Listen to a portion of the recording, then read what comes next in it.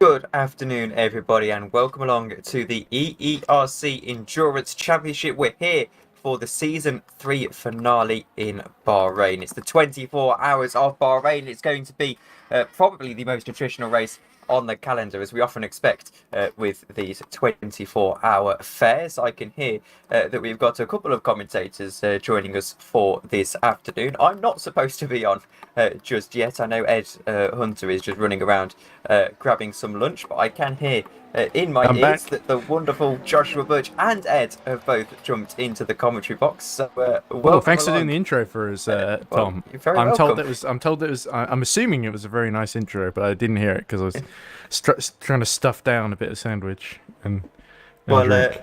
just before I hop off to go and be with David, let's have a quick look at the calendar. Not that it's too important, given that we're on the final race of the season, but you can see 10 rounds of 2022, and it all comes to a conclusion here with the 24 hours of Bahrain. But, well, I'll hop off. I'll be back on in a little bit to commentate with Josh before my stint. But Ed and Josh, take it away. I'll also give you actually the R Factor 2 TV panel because I know that's something that you quite like to use, Ed. Oh, But thanks. go for it. I assume you're in the parsec as well, just Yeah. to quickly ask. Okay. Awesome. I didn't want to press anything because I didn't want to contradict your inputs. Uh, not in commentary or on the screen sharing software we use to actually manage his stream, which is ridiculously complicated and no one at home really needs to know about it. But anyway, very Well, take it exciting away. times then, as we're finally here then for the finale, the big finale, the one that everyone wants to win. That's, of course, the 24 Hours of Bahrain here at the Sakir International Circuit. We will start in the night. I think when it's in the middle of the night, it'll be the day, and then we'll end in the night again. But at the moment, the warm-ups is taking place, and we see on screen the Aston Martin number 16 Team Imperium just going through the first corner, and this could be a big day for them.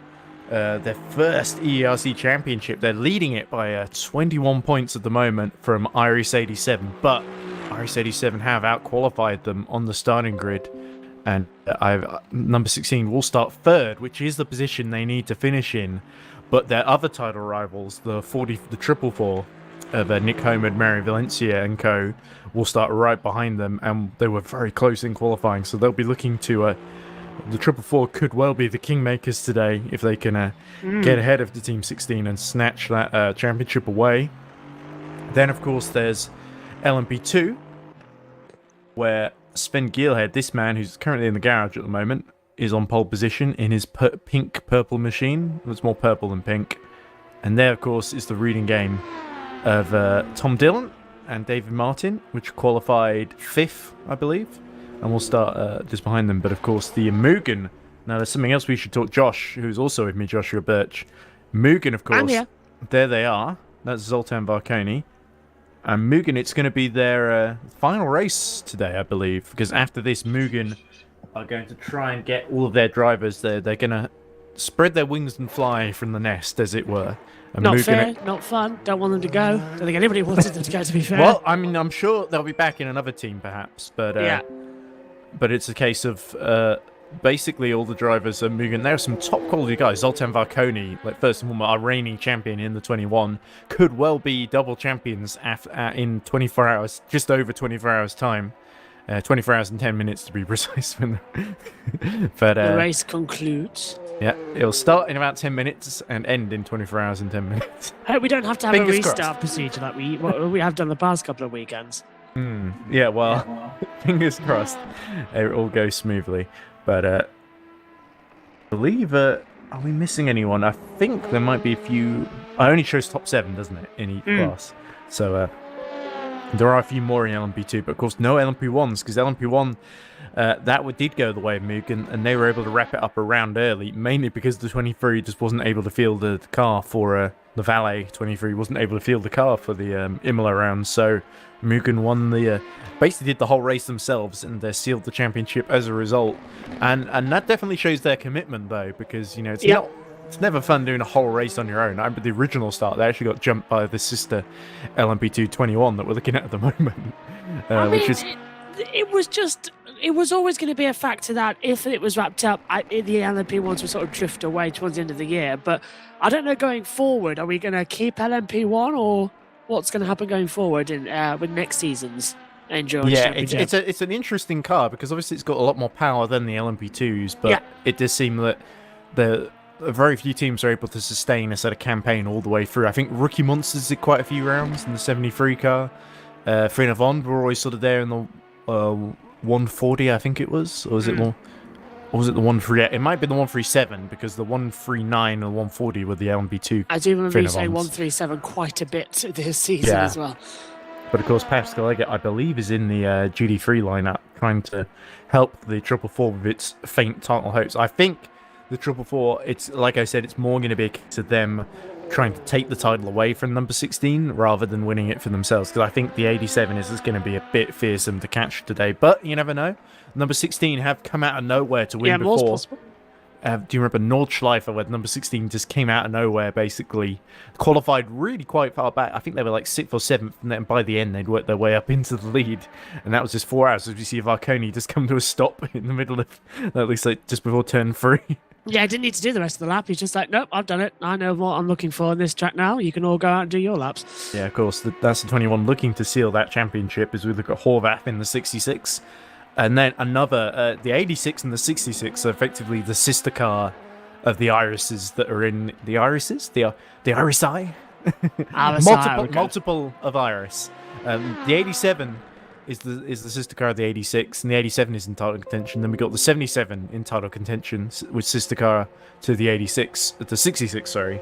So in both classes, Iris has got a backup buddy that's going to hope to get in between them and their title protagonists and make things that a little bit easier. I think the 86 actually had an amazing final lap in quali, was able to, just after the clock ran out on their final run, the 86 was able to get into second position and sort of push down the number 16 to third, which could prove very, very crucial.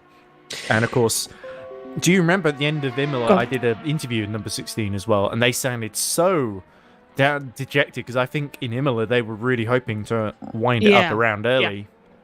I do. They were 36. They were like 36 points going in, but they dropped down to 5th. From they were on the podium for quite a lot of it, and then by the end they were down to 5th or 6th, and they were only, instead of being over 38 points ahead like they needed to be, they're now only 21 ahead. So certainly the 87 put the pressure. Yeah, but certainly number 16, there's a lot of strength in that team, and they've got their big guns out. They've got Tibor Kiss, they've got Timur Benchik, and whenever they've not been able to beat the 87, they have finished runners-up, like Interlagos comes to mind, and they have Benchik in the car for that. So they've got some really, really good drivers there.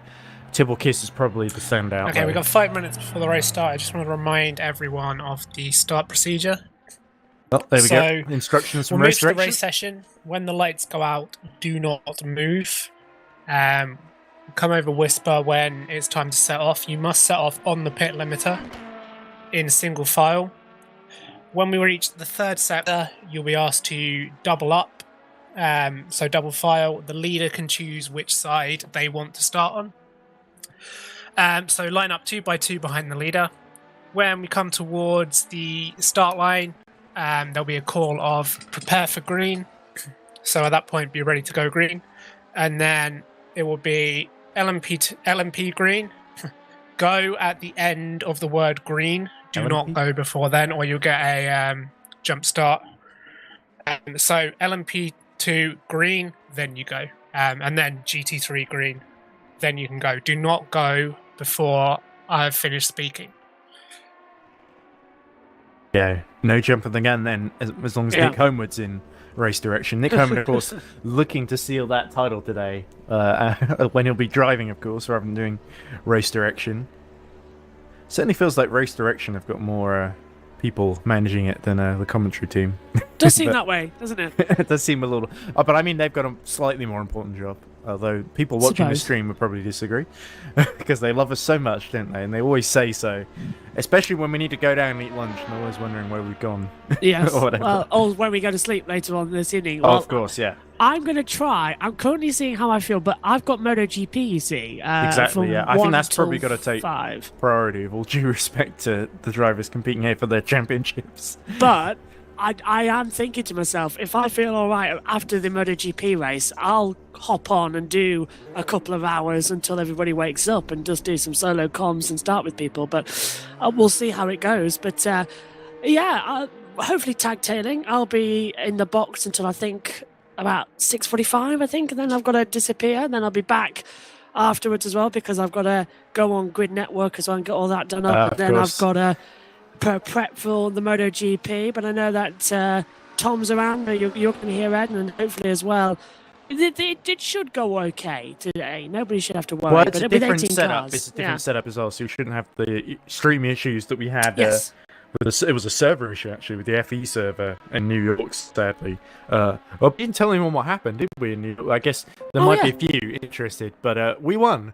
We did. Simulation. James Duber was able to seal it, and hopefully, if Jack can hold out long enough, because unfortunately James was going to do the start and he's had to sort of pull out because something else has come up. Yeah. But James was going to be in action in the it's number 3 on stream, but it's actually the of the 480.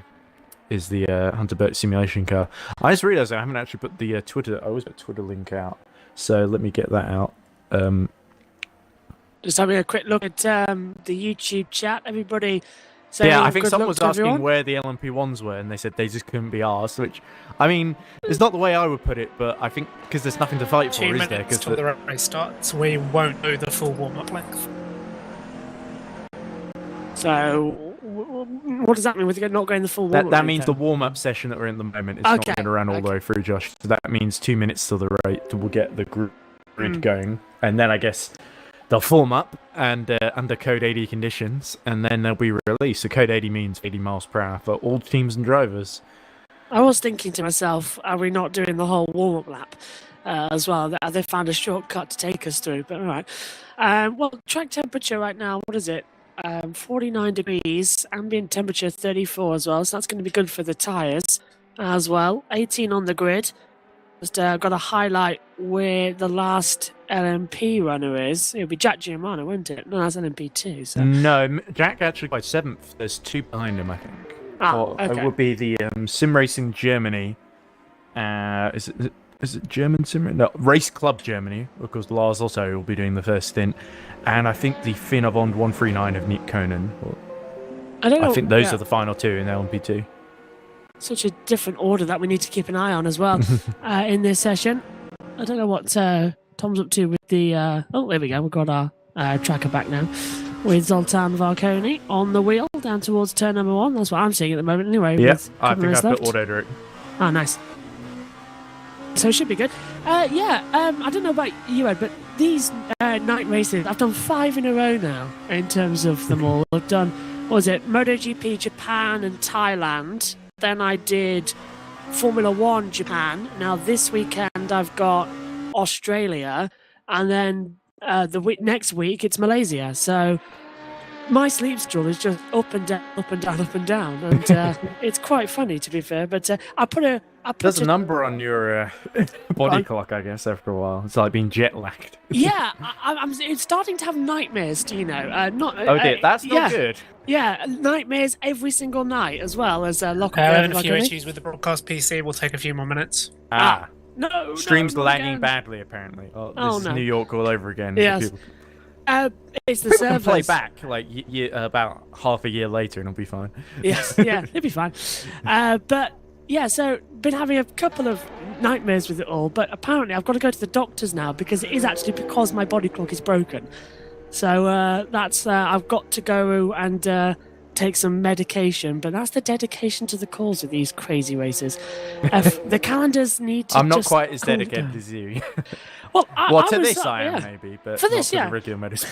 But oh god, I'm looking forward to the break. I'm now counting down the end of the season. It's 5 weeks today until the season ends, and I literally cannot wait. I'm literally counting it down because I need a break as well. I'll probably just collapse in December and wake up about Christmas Eve.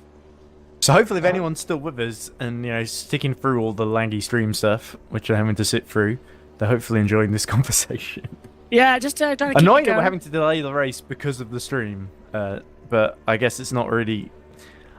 Neither wasn't my fault there, but I am kind of the one commentating. But I guess I didn't set the bit rate or anything. That was Tom really hurriedly before he had to go off and get David Martin ready for the start of the race.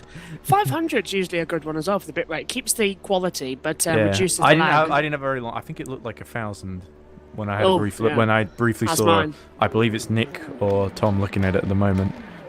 That's what I usually end up with mine as well, about 1,000. But sometimes if the internet's really bad, I just drop it down to 500 as well, just to sort of go, yep, relax now, everything will work.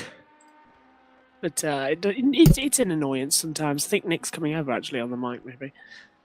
Don't want to interrupt him, our race director. I think him and Tom are having very heated discussions about what have you done. Yeah, Well, that- I imagine. I like yeah. to imagine conversations rather than actually knowing them. It's probably like that that Christmas song where the guy is rigging up all the Christmas lights, and it's getting worse and worse and worse. At the end, he just snaps and says, "Fine, you rig up the lights." I was thinking well. you were about to say Fairy Tale in New York there. Anyway, where's Home Alone 2? I was doing.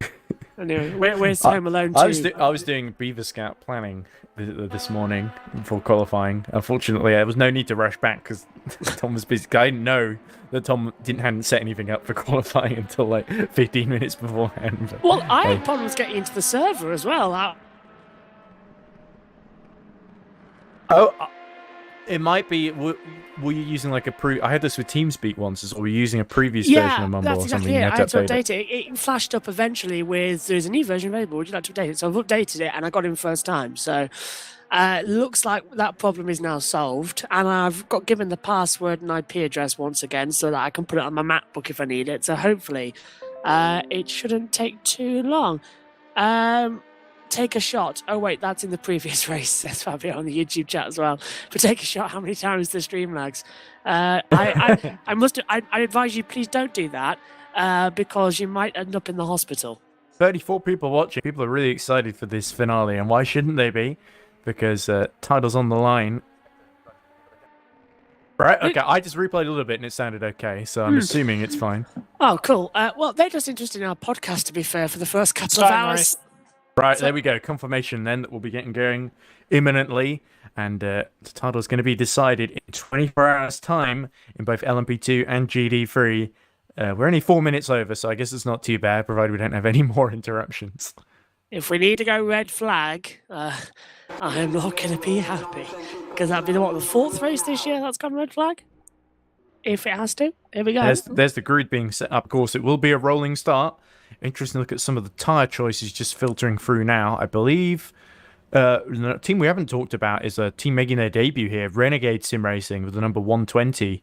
Their driver starting the race will be Antonis Paparinopoulos. Antonis Paparinopoulos. There we go. I've been struggling with that last name. Don't move. Okay. MP2s start off pit limiter, single file.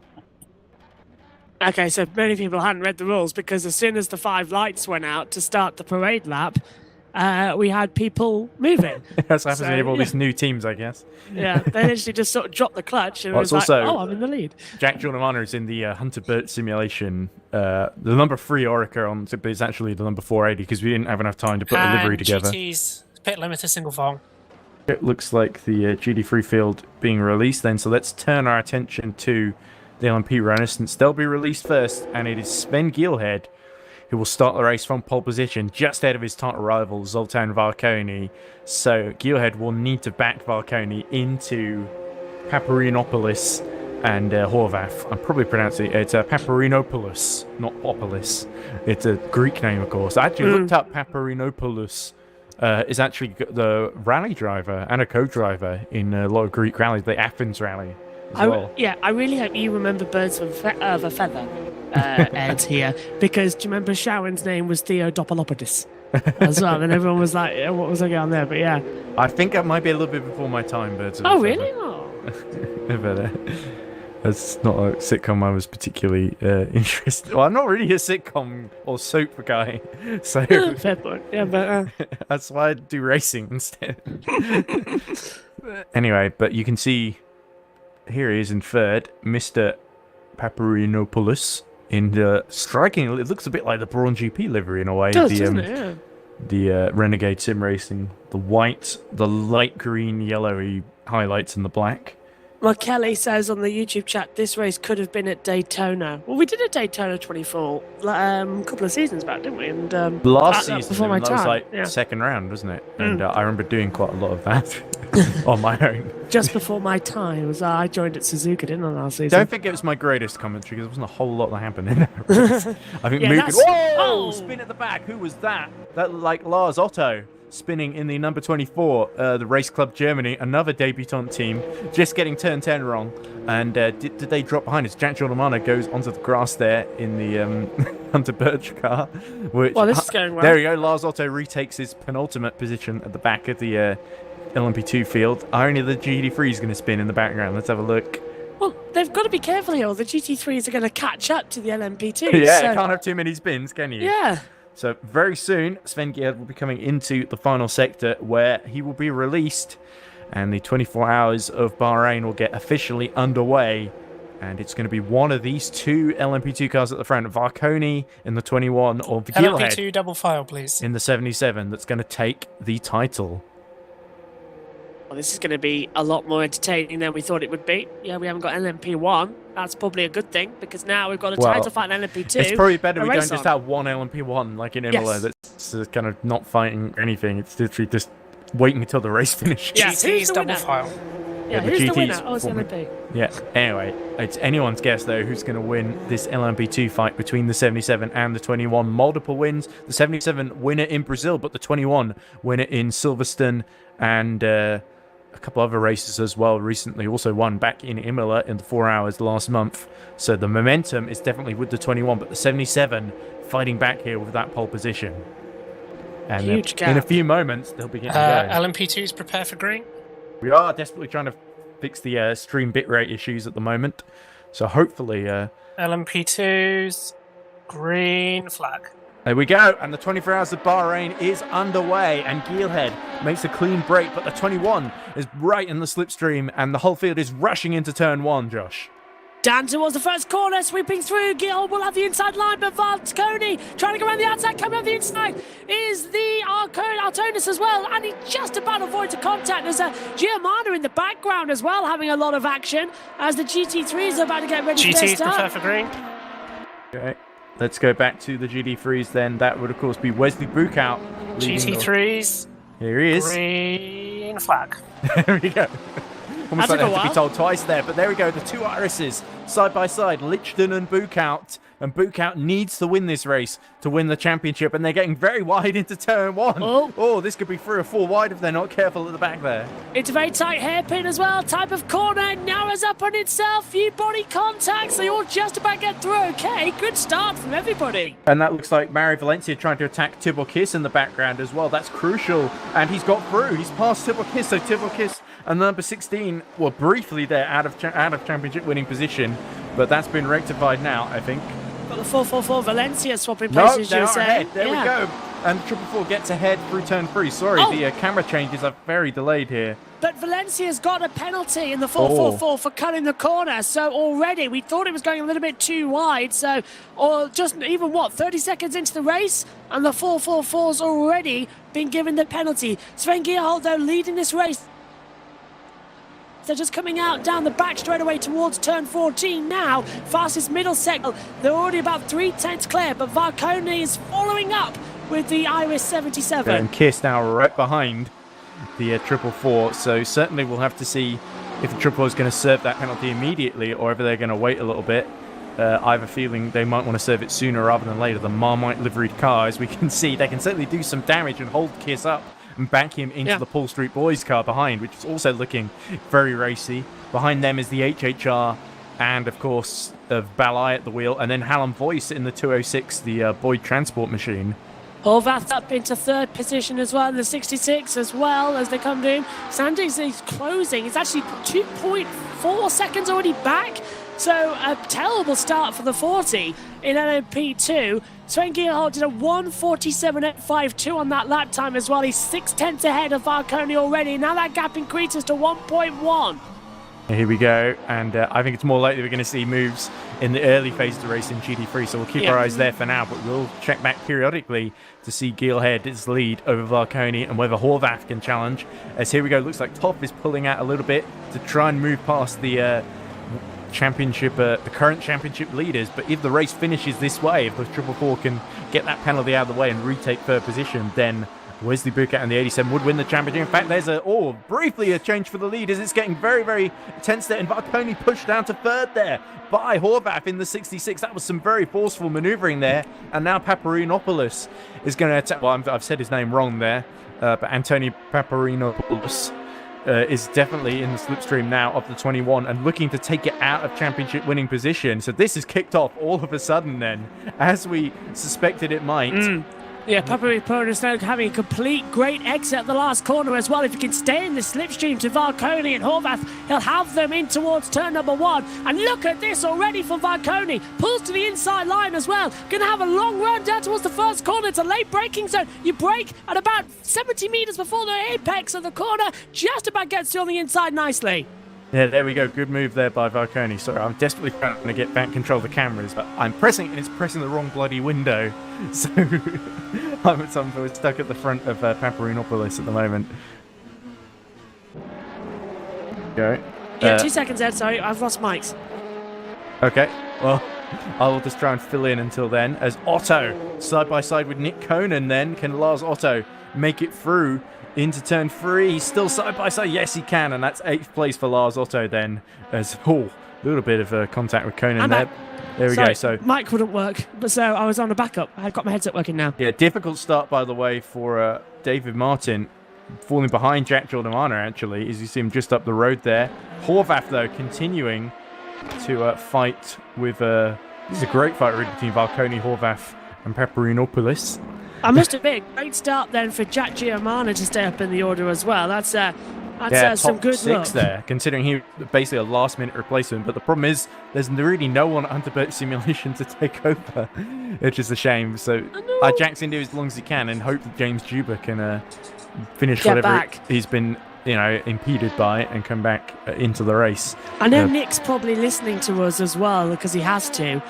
Nick, what if one of us hop in the seat instead? I mean, I don't have R Factor 2, but I can install it and see how good I do, but it'd probably be really terrible. Yeah, I think we might still be having stream issues because I still get... they don't tell me what they're doing, but somebody is also on the screen sharing thing and trying to get Task Manager out and sort some stuff out. So unfortunately, I can't really mess about with the cameras while he's doing that. So we'll just have to watch this battle then. As, fingers crossed, get it sorted. Bucat continues to lead Lichtenstein by a second. Valencia yet to go into the pit lane, so either they're leaving it very late or that penalty might be being protested. We'll have to see. But it looked like an in-game penalty. Yeah, it was. I think what Valencia might argue is that Kiss pushed them off track there. Hopefully. We'll see. Go ahead, Josh. Have fun, Nick says. Ha! Right, where's my seat? Okay, right. Does that mean I can... I don't know why they've got Task Manager out. Does that mean I can mess about with the cameras now and, change who we're looking at? Or shall we just keep watching this battle then between Horvath and Varconi? Maybe they're starting to gradually drop Paparinopoulos. I keep pronouncing his name differently each time I say it. I've just gone for the 120 car at the moment. I get to talk to him later. Paparinopoulos then struggling to keep up, but he's actually starting to fall into the clutches of Sandak. Message Sandak in the number 40, who's starting to recover a bit. Giordamano looks like Martin is caught up to him as well in the background. So big battles in the LMP2 order. But overall, as Valencia finally serves that penalty, which puts Tibor Kiss back into title-winning position then, with Toff right behind him, looking to get him back off the podium. So Chris is trying to fix the streaming PC, we've been told. So if you're watching us, you can hear us clearly, but you can't see the pictures clearly. Don't worry, it is being fixed by Chris. I've just been told by Nick in the YouTube chat, and that means everyone watching has been told. If by fixed, he's just got Task Manager out, then okay. Well, he might be doing something else that I can't see, but hopefully that doesn't impede too much at all. I'm not sure whether I should press anything at all because there's no real signal for me to do so. But anyway, Varconi sets the fastest lap of LMP2 class so far in this race, which is as he's trying to catch back up to Geelhead, which is crucial. So Horvath starting to lose touch a little bit here. Okay, so the stream will briefly be taken down. Don't go anywhere. It will be back shortly. I've just read on the YouTube chat that I've got up on the monitor. Okay. We'll be back soon, but it's Spookout and Geelhead leading for Iris at the moment.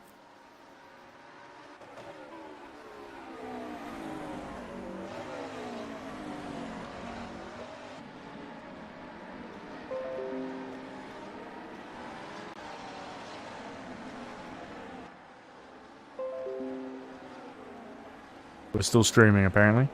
Oh, so we'll keep talking then. Yeah, I don't know. Nothing? I don't know what they're doing because they're not. Hello and welcome back to Bahrain. Sorry about the delay there, but we are back streaming again, and for our 24-hour event to end the season. 23 hours, 22 minutes left to go, and it's Sven Geelhead leading in LMP2 from Zoltan Valconi. So Valconi in second is doing more than enough to seal the title at the moment. In GD3. It is Bukout, Wesley Bukout leading his teammate Lucas Lichtenstein. Tibor Kiss holding on to third, 3 seconds ahead of, oh, who's that? It's Toff. Is it David? Coming in, yeah. I forget what Toff's first name is, just because there's another Joseph Toff is Joseph, 13th, Joseph. yeah, according to Joseph. this monitor. Because there is two. There's Laszlo Toff and there's Joseph Toff as well. Yeah, I haven't had enough coffee, so I can't. We've still got a long way to go, so I need to drink more coffee to remember people's names. I realised it's only showing the top 5, so I will need to briefly refresh so it shows the top 7, because that way we can just about see Jack Jordan in the Hunter Birch car. And he says he's probably going to retire because it doesn't sound like James Juber is around. Oh no! So the problem is he's going to go for his battle as long as he feels okay with, and then he may as well just retire the car because he's got no one to hand over to. So. Come on, Jack, you can do it. I don't think it's worth making him drive for like 6 hours consecutively just on the off chance that Jansen Bintz might show up at that point. Yeah, it's sort of you sort of just get who you show up. Really, Yeah. It's a shame. Go on. Eric Kamedi was really enthusiastic about this like a month ago, and I've not heard from him in like a couple of weeks. So, Well, I haven't got TV if you're listening to pictures, this, by the way, if you're listening to this, Eric, then please. Good point. I better actually set that up for you, Josh. Don't worry. Right. Oh, have I done it? Turn on camera. Share your screen. There you go. And I want to share OBS. If he's here somewhere. Let's see if that'll do it. Good start to the race, though. 21 laps in at the There you moment. go. How's that? I've got it. Yay! I have pictures. 21 laps into the race at the moment as well. But I think we both have to agree the biggest, best start we've seen at the moment has to come from Ben Hoff as well. Horvath, who's in third position. But as we've been looking at the driver track, hasn't he, Ed? He's stayed in contention of the top 3 throughout this entire race. Yeah, he has. And Horvath, I think, has been quite impressive. I think he did help a lot in Imola as well with the LMP2 squad. Even though they did end up being beaten by the 21, he did play quite a big factor early on. And in previous races, the 66 has sort of been there or thereabouts. But we've never seen them... I don't think they finished on the podium yet this season as we look at Voice shadowing the HHR of Gergo Balai. And can the Boyd transport car get through? He's very close, actually, closer than he's been for a few laps. So let's actually turn off the auto director now and actually focus on this battle as Voice goes up the inside into the final corner. And is Gergo Balai going to defend this? Or no, he doesn't actually have to. As dear.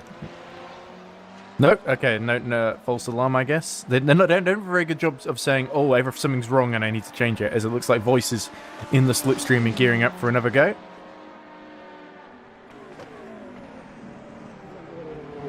Here we go up the inside, Josh, into turn 1, and if Voice looks like he's got him, and bloody auto director gets in the way.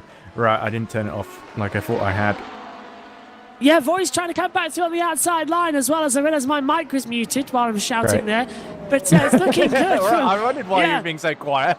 I was talking, and I was saying, no, look, Ed, it hasn't gone and he's through, coming it's back gone up the inside as Gergo Balai into turn 3. And he's going to force the Ferrari wide, is he? No, not quite. They're still side by side as they go into the little Snake S section.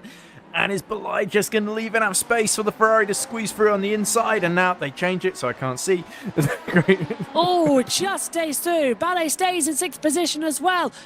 Voice stays 5th at the moment, but Ballet's got a fantastic run coming through into turns 9 and 10. The tricky braking section as well, keeping through on the inside line, but I think he's backed out of it, sadly enough. Ferrari He's on the pass. to the hairpin, and that's going to allow Gergo Balai to get a great run down the back straight here.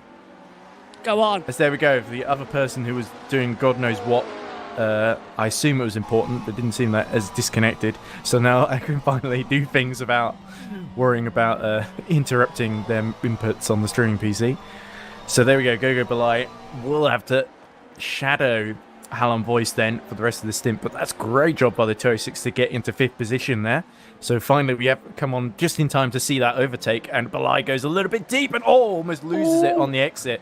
So that is going to give a bit of breathing space to Halon Voice, and now he can set off after Joseph Toff in the Paul Street Boys 753, who's about 10 seconds down the road and fading from the back of Tibor Kiss. So it's looking like Kiss is doing enough at the moment to keep the 16 in that title-winning position, but it's very narrow. If one thing goes wrong for Team Imperium, it could be the 87 that steals the title here. Oh, there's a car way wide in the background. I think that's Valencia, who's dropped down to 7th after his penalty. Just cutting back on the track now as well, ahead of Modell. Oh. Yeah, and that's the sister Finnavond that's lapping them as well, so I hope they didn't delay them at all. But don't think there was too much of a problem coming to that part of the track as well. So Mario Valencia in the 444 Finnavond, and the other Finnavond nearly has another moment that's coming Nick out turn Conan. 1. Oh, Nick. First stop for Varconi as Otto's coming in as well. It's all 3 leaders in LMP2 are in the pit lane, with Otto having just, I think, completed his stop. So there's Varconi in there as well. And the top 4 in. So this is the first one then for LMP2. Looks like Horvath is going to take the lead of this race, but only because he's further down the pit lane. Yeah. Watch out for Varconi. He's left his pit stop. 21.5 seconds Yeah, stop. Sandak takes the lead then as Martin pits as well. So they're going to do an extra run. Away goes the other Iris. That was close. That was very close. Almost thought he was going to take Horvath out there. But that was very good driving there. So Martin now waiting. So there comes Varconi at the exit of the pit lane. So what's the gap to Geelhead? There's Geelhead just sprinting away then. But how long are Boyd Transport number 40 going to stretch out this stint for Sandak then? I think maybe only a lap longer than the LMP2s. And remember, the GD3s have probably got better fuel economy, so they'll be able to go a few more laps before we see Bukout, Lichten and Kiss in. Sad that the pit stops as well. We were sort of anticipating that it'll be a big change around in the order, and it's pretty much stayed the same as we see Jack Giamano in there as well. there was a threat of a change there as we look. There's Sandak in the lead. Yeah. I was going to see if Jack is going to send me any message of like, I want to stop now messages. I'll tell you what, Jack, just keep going as much as you like. Okay. Well, keep he's in the going. chat, so maybe he might be able to hear me. I'll see if I can respond to anything he might have to say. Is he in our Any chat? news from anyone about getting in the car? Nope. It's all been a bit quiet, unfortunately. I could send a message to Juba, see if he's around. Because I think it's literally only Juba, because Ernest Lappin's dropped out on the morning of the race. Eric Kamadi I've not heard anything at all from. So it's basically Bintz, who isn't available until about 6 hours into the race. James, who was going to do the beginning of the race, and then something came up, and then only leaves Jack really. So Well, I'll tell you what. unfortunate, because I just couldn't find any more drivers. Do you want to hop in his voice channel and I'll keep the commentary on while you go talk to him? I don't know. I don't think, because he's looking for someone to take over, so I don't think I can say much that will be reassuring to him. Oh, right, I see. And Sandak's into the pit lane, by the way. There we go. So Geelhead will retake the lead, and Sandak will have maybe a little bit fresher time. He might be able to. He's going to come out about where Martin is, isn't he? Just behind Martin, isn't he? And Jack Giamano's left the pit lane, so he has decided to keep going. Yeah. But I may as well let's see if Juba is. And Santak's going to rejoin the pit lane now. He's dropped down to that 5th position as well. And he's got quite a clear gap as Wesley Boycott is the next one that's in the GT3 battle coming out onto the circuit as well. So Santak's going to drop right back down as well as they come back through. Yeah, so Sandak has come out ahead of Martin now, which is not what Reading Game wanted at all, by the tune of just 2 or 3 seconds. There he is, stuck behind the Finnavond of Mario Valencia. Oh, it's just getting a bit worse and worse and worse, isn't it, as well, as they come back through. There we go, Martin finally through then, yeah. and now free to chase the Boyd Transport machine. But the problem is the Boyd Transport machine's got fresher tyres now, but at least by a lap. So Martin has really got his work cut out if he wants to retake that 5th position. And Sven Geerhold's lap times as well, by the way. He's 3 seconds exactly quicker than Zoltan Varcone, but on the previous lap, Varcone was quicker. So he is closing in that gap ever since the first pit stop, as we predicted. This is the closest battle on track at the moment. It's Belai versus Voice for that 5th position in GD3 class. And it's really the kind of the only battle that's remotely close on track at the moment. So Belai's pace has sort of been pretty promising. He might be able to get his own back on the Ferrari here, but I hope that that looked like one of the that looked like Lars Otto about to take him out in the race club Germany number 24, but thankfully avoided disaster so far. Let's see if the middle sector is kinder to the both of them. Here comes Lars. No, Lars decides to wait for the straight, I guess. Yeah, we were almost saying that's going to be a good run, but... And I think that's Lars who's running last in class as well. So there we go. Belai lets him through, and surely the Boyd Transport will have to do the same. So Lars running 8th. Jack Giordano is down in 9th, a lap down on the field. Actually, no, he's not a lap down, Jack Giordano. He is 101 seconds back from Sven Gierhold as well. So he's just on the lead lap. Look at the driver just been tracker. a long pit stop for Jack then, because he was hoping someone else would take over at this point about an hour in. It's still quite early, though, for a 24-hour race to have a driver change. Look at the driver tracker. Sven Gierhold is just closing up on Jack Giordano now, just through the sand dune section at turns 4 and 5. So he is closing up to him again. Yeah, it'd be a miracle if we finish this race, to be honest, even now. I don't want to criticize our drivers too much, but given how unavailable they all seem to be, which is annoying because I did sign them all up, and all that effort, I filled in that sheet and everything. I mean, I'm the real victim here. Never mind. But anyway, Martin continuing to push and put Sandak under pressure. That's the other big battle here, I think. Otherwise, I really think it's kind of the waiting game. We'll wait. I think Iris are really waiting for Mugen. Oh, look at Sparks at the bottom of that reading game, LMP2 as well for the hairpin. As I think really Iris are waiting for the 21 and the 16 to hit trouble here. And I think it's, with all due respect to Team Imperium, we've done a brilliant job this year. I think Team Imperium are the more likely to hit trouble here, especially because they've got the 66 in between them. And the 87 is, Horvath spins! And we're just talking about what a great job Horvath had been doing until recently. Now Papaparinopoulos is going to get a great run. Oh, he might just be too far back, but he's been carrying a lot more speed down towards turn number 1. So let's see if he can take Belai him. also closing on Voice significantly as well. But that's really going to hurt Horvath's tyres now, and that's early in this stint as well. Not what he needed, and he's going to take them another 20-odd minutes until the next pit stop as well. So you're right, completely not good at all. We went, 40 minutes in the first stop as well. So we're on that 27 now. They've been out there for about 6 minutes. That's 3 laps they've done on those tyres. That's an awful long time to take them into the rest of the stint. Indeed, and all a bit of dust being kicked up as well as Belai continuing to close on that Boyd Transport of Voice. So Voice is really not had the pace he did earlier in the stint. It looks like maybe the tyres are starting to fade away a little bit. Fade to grey? Is that, can we make that joke yet? Yeah, well, let's see if his visage will hold, as looks like a terrible run at the penultimate corner for the Boyd Transport car. And Belai is going to go side by side then down the penultimate straight. And he cuts across, kicks up a little bit of dust, and he's back through into 5th in class. And that's not what Hallam Voice wanted at all. Can he fight back here down the main straight as Martin continues to put Sandak under pressure up ahead? Can he make a move? Yeah, Come that on, Ferrari has got one. good straight line speed, so that's really Voice's best chance here if he dives one up the inside. And indeed, he's going to give it a go. What will Gogo Belai do here? Is he going to... Oh, he's going to shut him off. Oh, and they make contact there. But thankfully, they're both able to separate again without too much issue. No harm done there, but that was a little bit optimistic from Voice, in my opinion. Or I think maybe Belai didn't really see him. I hope he didn't see him, because that was a big lunge on the inside, quite late, yes, but the Ferrari was entitled to a bit more room as well. Voice was well up there. Well, full credit to these two. They put on the most entertaining show in this stint. Unfortunately, we did miss some of the early action because of the... I think we missed the reading game fighting with Boyd Transport number 40 because of the stream issues, unfortunately. But that was really the only big piece of contention that we missed. As it looks like Paparinopoulos, as once again Horvath goes wide, so it looks like Horvath really being held up here by the back markers. And to go all around the outside, and Oh, no! they spin! They both come together, and Paparinos has to go well wide to avoid both of them. But that looks like Smaggersgale. Oh no, it wasn't Smaggersgale, it was Modal.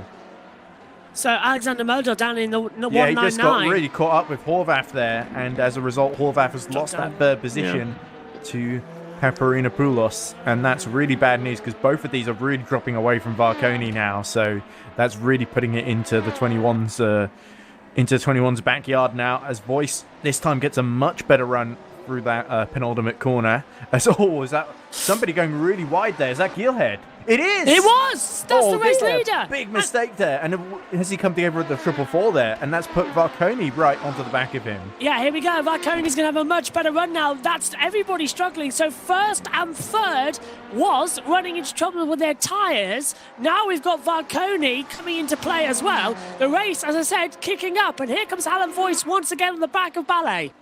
Yeah, here we go. Now, can the Ferrari get the upper hand into the braking zone? He's a little bit further back this time, so I don't think he's going to go for it. Indeed, he doesn't. And there's Geelhead with now Varconi flashing his lights wildly behind him. And the two are going to come upon Voice, so I guess we better just watch what happens in front of them. There's that red Ferrari right behind the black and grey HHR machine just ahead of them.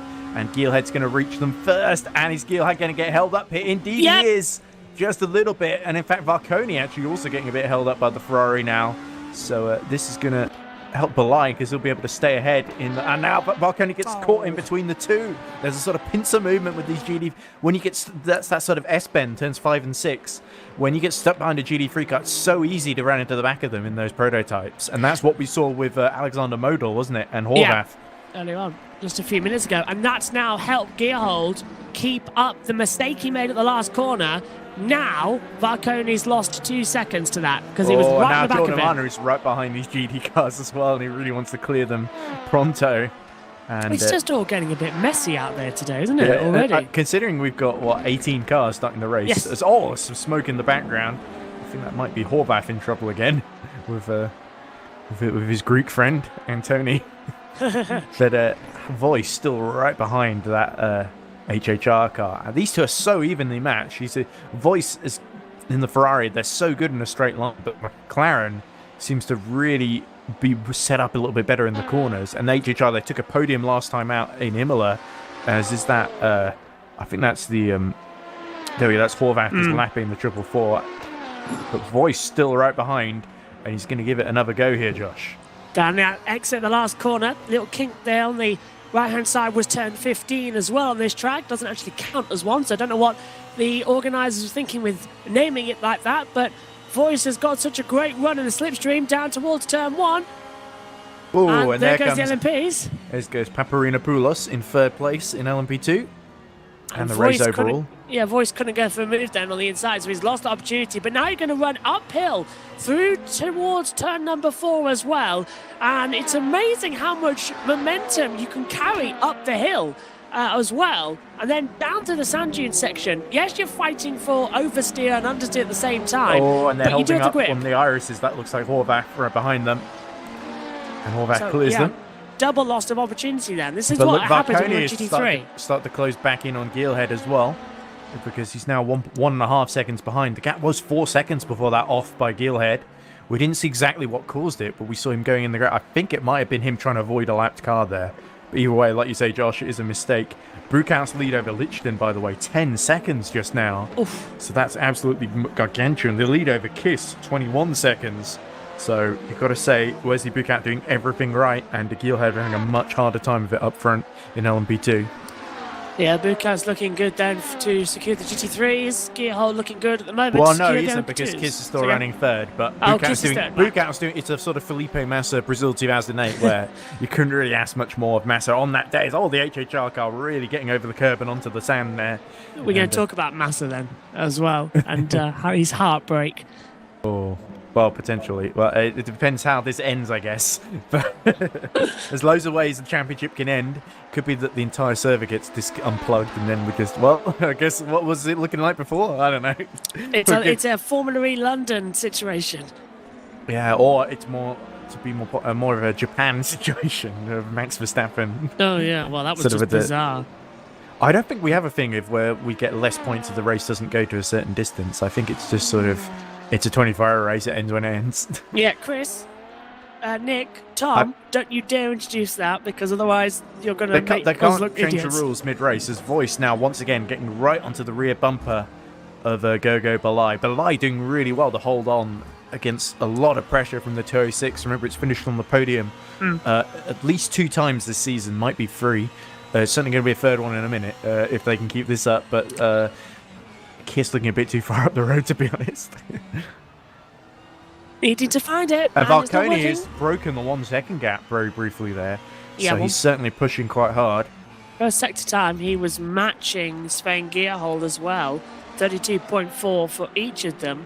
On the tracker as well, it's looking quite close, and I think they're just about to hit traffic. Trying to spot them on the driver Yeah, tracker. the thing about on these this two one is as well. Valencia is catching both of them as well in Yeah. the triple four, so this could turn into a 2-way fight. This could turn into Voice and Valencia, the 2 Vs fighting Balai.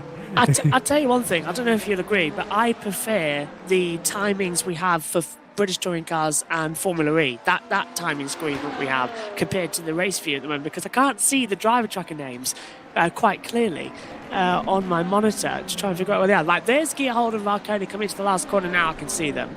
And the gap is 1.5, and they've got Lucas Litchin just in front of them down towards turn 1. There he is on your screen now. Since you were And talking spoke about it, we ahead. may as well watch this. Oh, Yes. big smoke being kicked up by Paparinopoulos in third. Your new favourite name of the day. Possibly of the day, quite literally, because this is going to last a whole day now, isn't it? Yes. We're getting to almost to the end of the first hour, and I think Jack Shonamano's already had enough of this race. Oh, Jack. By the sounds of things. Oh, look at this. Voice getting a really good run now on the back of the HHR of Balai, because he got held up a little bit by the Boy Transport number 40.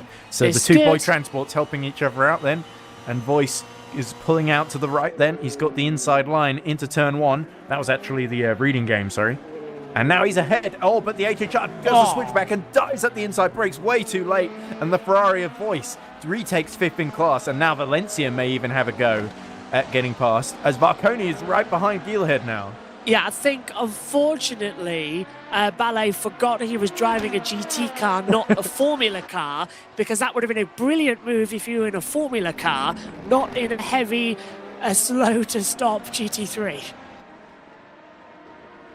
Indeed, yeah, and once more, it seems that's part of the racing line, because they want to get on the outside and turn in as soon as they can. Now Valencia right behind Gogo Balai. Is he going to dive up the inside into turn 7?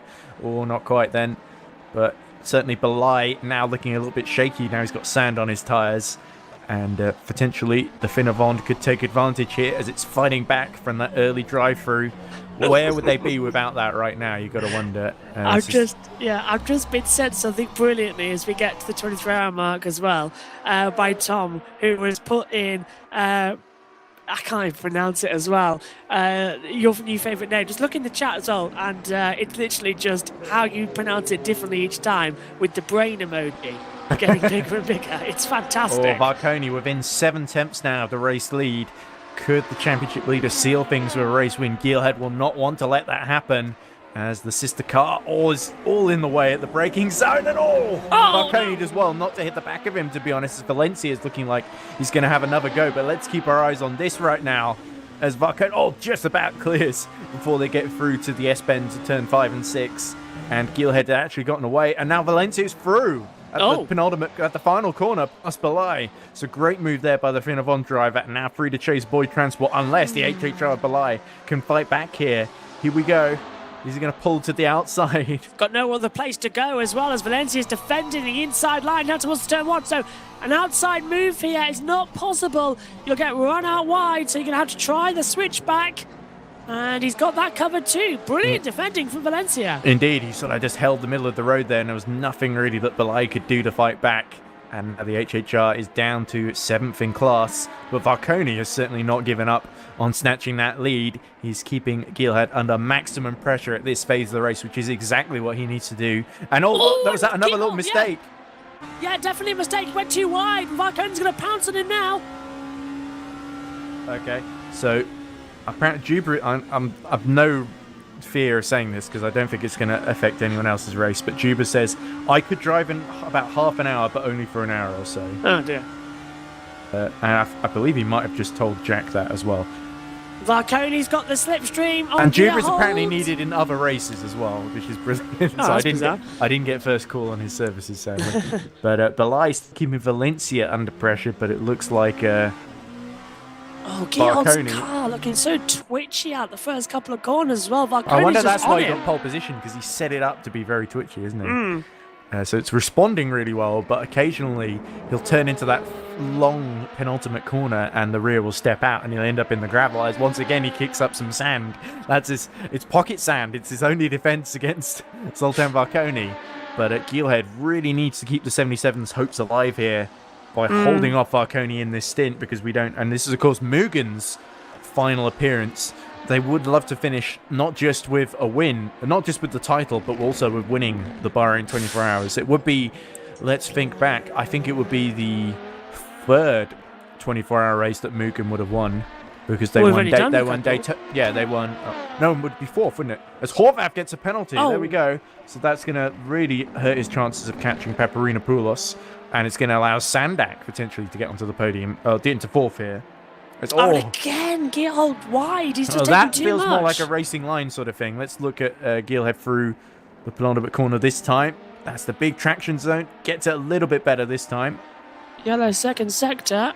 I think it was Zoltan Toth who just went a little bit wide there as well, because he lost a little bit of time to Kiss. Yeah, Valencia starting to close on the Boy Transport 206 of Voice now as well. But looks like Belai hasn't given up either. That incident for Modal earlier, by the way, has allowed Smagersgale to lift himself into 8th in class, so not last. By the way, 444 of Prinavond, driven by Valencia, needs to win with the number 16 in 9th, I believe. There are only 9 cars left in GD3, so basically they need the number 16 to retire to steal a shock championship victory here. But it could happen, you never know. Anything can happen in the next half hour or the next 23 hours. Yeah, certainly. Certainly there's plenty of time for it to happen as we see yellow in the... Oh, no! That's Jack John Amana. He's had enough. And that's him out of the race then. So I guess he couldn't wait long enough for James Juba to do that half-hour stint then. So it looks like that's Hunter Birch Simulations Day done quite early. So all the endurance races we've entered, we've not been able to finish any of them. So that's a shame, but certainly Jack John Amanda did okay in his stint. Not quite as good as Mia Rose in the LMP1 and GD3 classes, but still, I think... That's a good stint. Yeah, good opportunity there for Jack. I finished my coffee, so it makes sense that Jack's finished his as well. And he's like, right, that's it, I'm bored, I'm done. So that's one out then. So that promotes. First retirement then, Hunter Birch Simulation. Well, didn't really expect any different. Yeah, that's a disappointment, but good looking here at the moment for Sven Geerhold. He's pulled out a 1.6 second gap then. Now that's dropped to a 1.1 to Varconi, and he's got traffic just ahead of him then of... Is that Modal? Yes, it is. Just getting through him now. So nicely sorted out there. In this very, very long endurance championship race we've got Jack, coming up. Here we go. We've got a message from Jack. He says, okay, it's okay. I've DNF'd the car now. I had some pace but was killing the tyres. So there we go. So that would explain the maybe part of the long pit stop. So he needed tyre change. Well, that's actually, not very no. good. Well, I think he was killing the tyres, so he had to pit earlier than those around him. So he basically got kind of overcut, I guess. And he had a long pit stop because he was waiting to see if James would get in the car. It wasn't around. As Horvath comes in to serve that penalty then, so this is going to promote Sandak and Martin into the top 5. As there we go, look like Gearhill once again being held up a little bit. There's Horvath. How much time Here comes Sandak. So Sandak will come through. It might be close actually at the exit here between him and Sandak, as there's the GD3 in the way. So actually, Horvath holds on to that 4th position, but Sandak now has got him 2.5 seconds ahead. So he's certainly cut the gap, but it wouldn't be ideal, that's for sure. Nope, never is. As there's some side-by-side somewhere on the track as well between the LMPs, as we see. There's Valencia really pushing to catch up to that Boy Transport GD3, isn't he? This is really the closest battle on track. There's Valencia gaining. He's sort of out of position because of that early drive-through and gaining positions all the time. well, the early drive-through on lap 1, that we've got zero idea why it happened. We understand Well, he we might have got we forced saw him, off. yeah, I think we saw him and the Imperium. It was an in-game one, certainly, because it happened instantly that he just got that he was trying to go around the. I think it might have been overtaking off track, on the out. It was a sort of Lewis Hamilton, Max Verstappen 2021 situation. That makes sense. Yeah. Because he was off the track at the time as well. And so we know they did protest it because it did Yes. show up in the stewards' decision chat, and they said no further action, so they agreed with the in-game penalty. So, I've just looked up from one part of the monitor to where the YouTube chat is, and Tom says, introducing brand new rules now, Josh. Thank you very much, Tom, to make us look like idiots. Jack Giamana says, yeah, I knew I would be retiring the car, but changed tyres because I locked up and had a massive lock-up brake bias was not right. Oh, so car wasn't that great that must have either. been the setup that Jansen Bintz put in. Sort of like one that Jansen can drive, but no one else can. Well, Jack It's- Giamana certainly struggled with. Yeah, the To be fair, he did pretty Marquez well. approach. Like, Yes, he he's did. only 2 seconds off the pace, considering he pretty much had never driven the car before qualifying and a couple of laps in warm-up. You're welcome to hop in the comms box, Jack, and then me and Ed will just disappear and leave you. for I a wouldn't while. say that's the sort of thing that would make people not want to come in the comms box, Josh. All That's right, kind no. of a self-defeating sentence there. Yeah, good point. All right, Jack, come in, and then we'll stay with you. Yeah, the only people up here seem to be people who are driving at the moment. Although there's Team Iris have got some extra drivers, but Moinier and Moscato, I think, are trying to race engineer Spain Oh. in this. Yellow sector 1. Can't tell why on the driver tracker. Oh, I think it's Cohen. Nick Conan in trouble then. Yeah, he's darting around the timing screen like mad. So I There think, he yeah, is. there he is. Had a spin. Yeah. There we go. He's got going again though. Got the lights on quite early as well. Or we're starting in the day, going to night, then starting in the day again, right? Or is it night to day? Starting to the night? day, yeah, it's the same as our time except in Bahrain. Okay, so Right. so basically, if you look outside and it's sunny, then it'll be sunny here. But if it's dark, it'll be dark. And in comes Valencia, so it looks like he might actually be the first. Or Toff is in as well. So Valencia and Toff, the first to pit then in GD3 class. Balai's coming in too. 37 laps they've done then on those 38 now they've done, so we'll keep an eye on what they can do in the race. Yeah, stint length is going to be especially crucial in GD3, but it's also going to be important in LMP2 as well. We know that Sandak went a lap longer than everyone else in the number 40 Boyd transport car, and they are behind. That's going to help in that battle with Horvath as well. The Horvath has to extend the gap again. I think his pace is just that bit better. So Horvath, if he has a clean race, might be able to catch back up to the back of Paparinopoulos. I said That's it a right that scary time. looking pit lane. Don't know what it is. It just doesn't look quite inviting, does it? It looks quite scary. They all just sort There's of. those late evening shadows as well. Looks like you're Yeah. about to have a shootout in here. There's Toff being serviced. They're also perpendicular as well. It's unnerving. It's like watching. It's like what was those things where they could suddenly just spring to life in a second? I can't remember the name of them. Oh, race leader pits in GD3 as well, so Bucat was only able to go an extra lap. There he is. Juggernauts, that's it. Yeah, it's like a juggernaut that can just come alive at I a was thinking second's of notice. gargoyles, but you know. Oh, gargoyles too, yeah.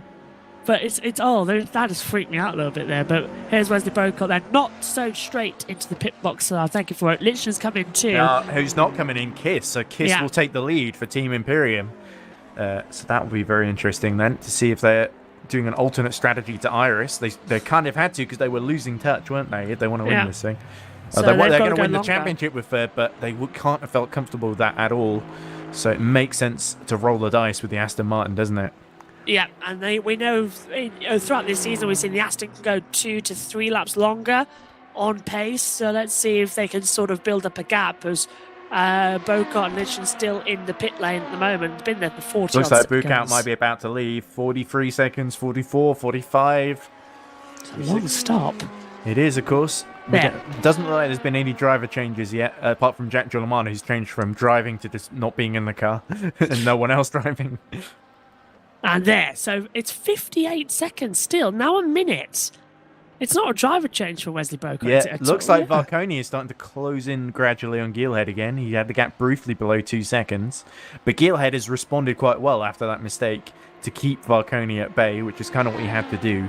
I wonder if Gil had... There we go. Oh. 75 seconds. That was the time for Buka. In the end, Voice has gotten up to second now. So it's Kiss and Voice that sort of out of sequence. As all Smaggersgale and Modal are now in the pits. And Smaggersgale at a very sort of diagonal angle in his Tell pit you box. what, look at the gap. Wesley Bocart is only 5 seconds inside Kiss's pit window. Kiss has a small stop as well. Might just get inside Depends. that time. I'm not sure who'll want to double stint the tyres, though. It makes sense Yeah. to swap them. As there we go. Looks like Belai has got back in front then of Modal and Smaggersgale. Modal and Smaggersgale actually having a pretty decent... As Belai goes really, really deep into turn 1, actually. Unfortunately for him. Okay, there's the race leaders.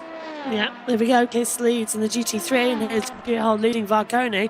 I got back now to 2.7 seconds now and Kiss into in. the pits. Yeah, so that's a good stop for him. What can Wesley do then? 64 seconds back. Oh, but 9 Wesley being seconds held up a inside. bit, actually, by the... that looked like reading game of Martin. There's Voice. So Voice could take the lead here unless he's really low on fuel as well, as I imagine he is. So let's see. Because remember, Voice still in that battle with Belai and Valencia as well. So Valencia could potentially undercut him here. Here we go. Is Voice going in? Nope, No. he's staying out. So the Ferrari really risking it on the fuel economy here. Maybe that's why Voice was kept being caught by Belai, Yeah, because he was early on in saving the fuel race, in yeah. the corners. But now Kiss will lose that second position. There's Chris Tompkins and Nick Homewood just standing at the side of the track. Yeah, he will. Yeah, there you go. Oh, no, I think actually... yeah, he will. Kiss has lost the lead to Voice. Yeah. Sorry, I'm getting confused there. Just keeping a look at where Wesley Bocart is as well, coming out the last couple of corners. Bocart's coming out it now. Here he is. He's going to get past Kiss. I think comfortably 60 because the gap seconds. was 20 seconds before the pit stops. Yeah. So there we go, on board with Bukat into the first corner. Unless he goes really, really deep, that's going to be second place and the net lead back in his core. Kiss might just get ahead of Lichten actually, because Lichten's been holed up coming out the last corner. There's Seabug is now. And I don't think it's possible. No. No, but he's much closer to Lichten, of course, than to Bukat. And Voice, of course, will come out behind all of them. Potentially, Voice will come out just ahead of Belai. Valencia's had a really bad stop because Toff actually had a really awful stop because he was ahead of Belai and sort of behind Kiss. So he's lost one position. Could be a long stop for Toff. And Valencia has also lost. He was right with Belai. So Belai has actually really gained in this. So it's not a bad run, actually, compared to what we were expecting. LMP2's pit stop sort of neutralised everything for a few minutes. Never gave us anything exciting. The GT3 battle is actually changing strategies a lot better. So Although that's the you one to say watch. that, but Varcone keeps closing little by little on Sven Gielhed and keeping that pressure on, which is very impressive to watch. I have a feeling this is going to run and run between those two. And there's no traffic between them because Sven Geerhard's got... Next one is... Joseph Toth in 14th position, just ahead of them as well in the GT3. So they've got completely clear road at the moment. If you're Gielhed, what are you thinking now? Because your only chance of winning the championship is really to force Varcone into a mistake here. So as Voice now pits from the lead, so it'll be interesting to see where he comes out. But what's the 77 strategy here? Is it just to... Because the 66, realistically, it's going to have a hard time getting back into play here. So the best chance they've got is really to... I don't want to say back up the 21 into the 120, but they've kind of got to hope that the 21 makes a mistake pushing too hard to catch up. Oh! And that's not going to help them either because Paparinopoulos has completely spun it on the exit turn 7 and 8. To see where the tyre tracks are coming into the wall as well. So looking not to do any wing damage there. I think for the 77, they've just got to stay out front. They've got to sort of get into the rhythm and not get phased about Varcone being just behind them. It's too early in the race to start thinking about your championship. Yeah. It's the whole season in a day. So they've really have got to... Oh, there goes the bollard.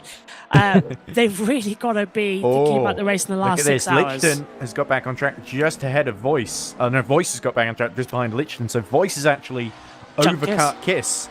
And that's absolutely crucial because that puts Tibble Kiss out of championship winning position now. Boy, Transport, Hallam Voice doing an excellent job there. Maybe with a slightly quicker pit stop, but still put the pressure on the number 16 now. And now Team Imperium, it's panic stations. They've got to get past that 206, which we saw with Belai having so much trouble with it earlier. Is not the easiest thing in the world to do. must have not taken tyres then, because they were about a similar pit stop time, so they should have not taken tyres in that instance and just gone for it again. But it's a brave call by the 206 because it's really jumped them ahead, given them track position ahead of the Balai and Toff and Valencia, which is where they were before. So potentially they can pull away. It could help really play into their hands later on when they need to actually change tyres. But we'll have to see. We can look on the chart to see if they actually did change tyres. Hallam Voice, 36 laps on that same set of tyres yet. So it's showing Kiss, Lichten, Bukow all changed. And Voice is on the green tyre, which I believe is the harder compound. So he's going to go. So he has gone longer on this stint than good. So that's going to be good then for Voice. As at the moment, there's Nick Conan in 8th position. Now Wesley Bocott, the race leader. He's holding him up ever so slightly in the GT3 category. And Sven Gearhold leads LMP2. And again, they've got clear roads in front of them. Just about. I'm trying to find them on the timing screen now. There we go. Nope, correction. They've got traffic just ahead them of... Well, Sven Gearhold's now got ahead of the GT3 McLaren. The HHR Team 56, I think, is just separating them at the moment. There we go. There's Gearhold. Yeah, but he's got the Team Imperium in front of him. So there we go. There's it's Iris versus Imperium, except different classes. So I think pretty easy for Iris there to lap Imperium down the straight. And now this is the really crucial battle now that Gearhead's got himself into. So what Tibble Kiss will be hoping is that basically Gearhead, the Voice has to slow down a lot to let Gearhead through enough to let Kiss catch up a little bit. But the problem is now that Coney's also going to lap Kiss now in a few seconds. So bang, bang, bang. Here we go. Once again.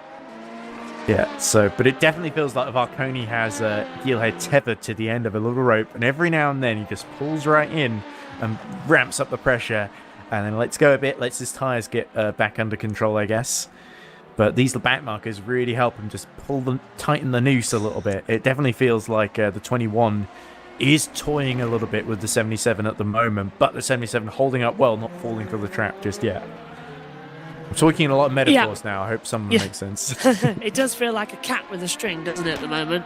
Yeah, it's a bit cat and mouse. All right, that's better. I was like dangling something in front of him as well. Like you see those scenes, cat and stick. Well, there's in mine as well. If I go on the treadmill as well, one of my friends, she just hangs a donut in front of me as well. That gets me sort of running after it as well. Let's change to the intervals now, because that's a more exciting way. It makes the race seem more exciting than it actually is. But anyway, there you go.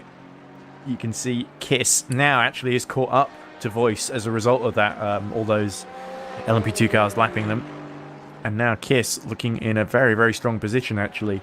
Sandak is actually right behind Horvath, so he's caught up a little bit in the last couple of laps. So Horvath having a bit of trouble, but here we go. The championship leaders in GT3 are now going to show their qualities, because that 206 on old tyres is going to be pretty vulnerable here, and it's absolutely critical. Number 16 doesn't lose too much time here, because Balai is only about 9 seconds down the road. It's got to be so careful now, aren't they, as well? Yeah, I think Voice's real battle realistically is going to be with Balai, Toff and Valencia.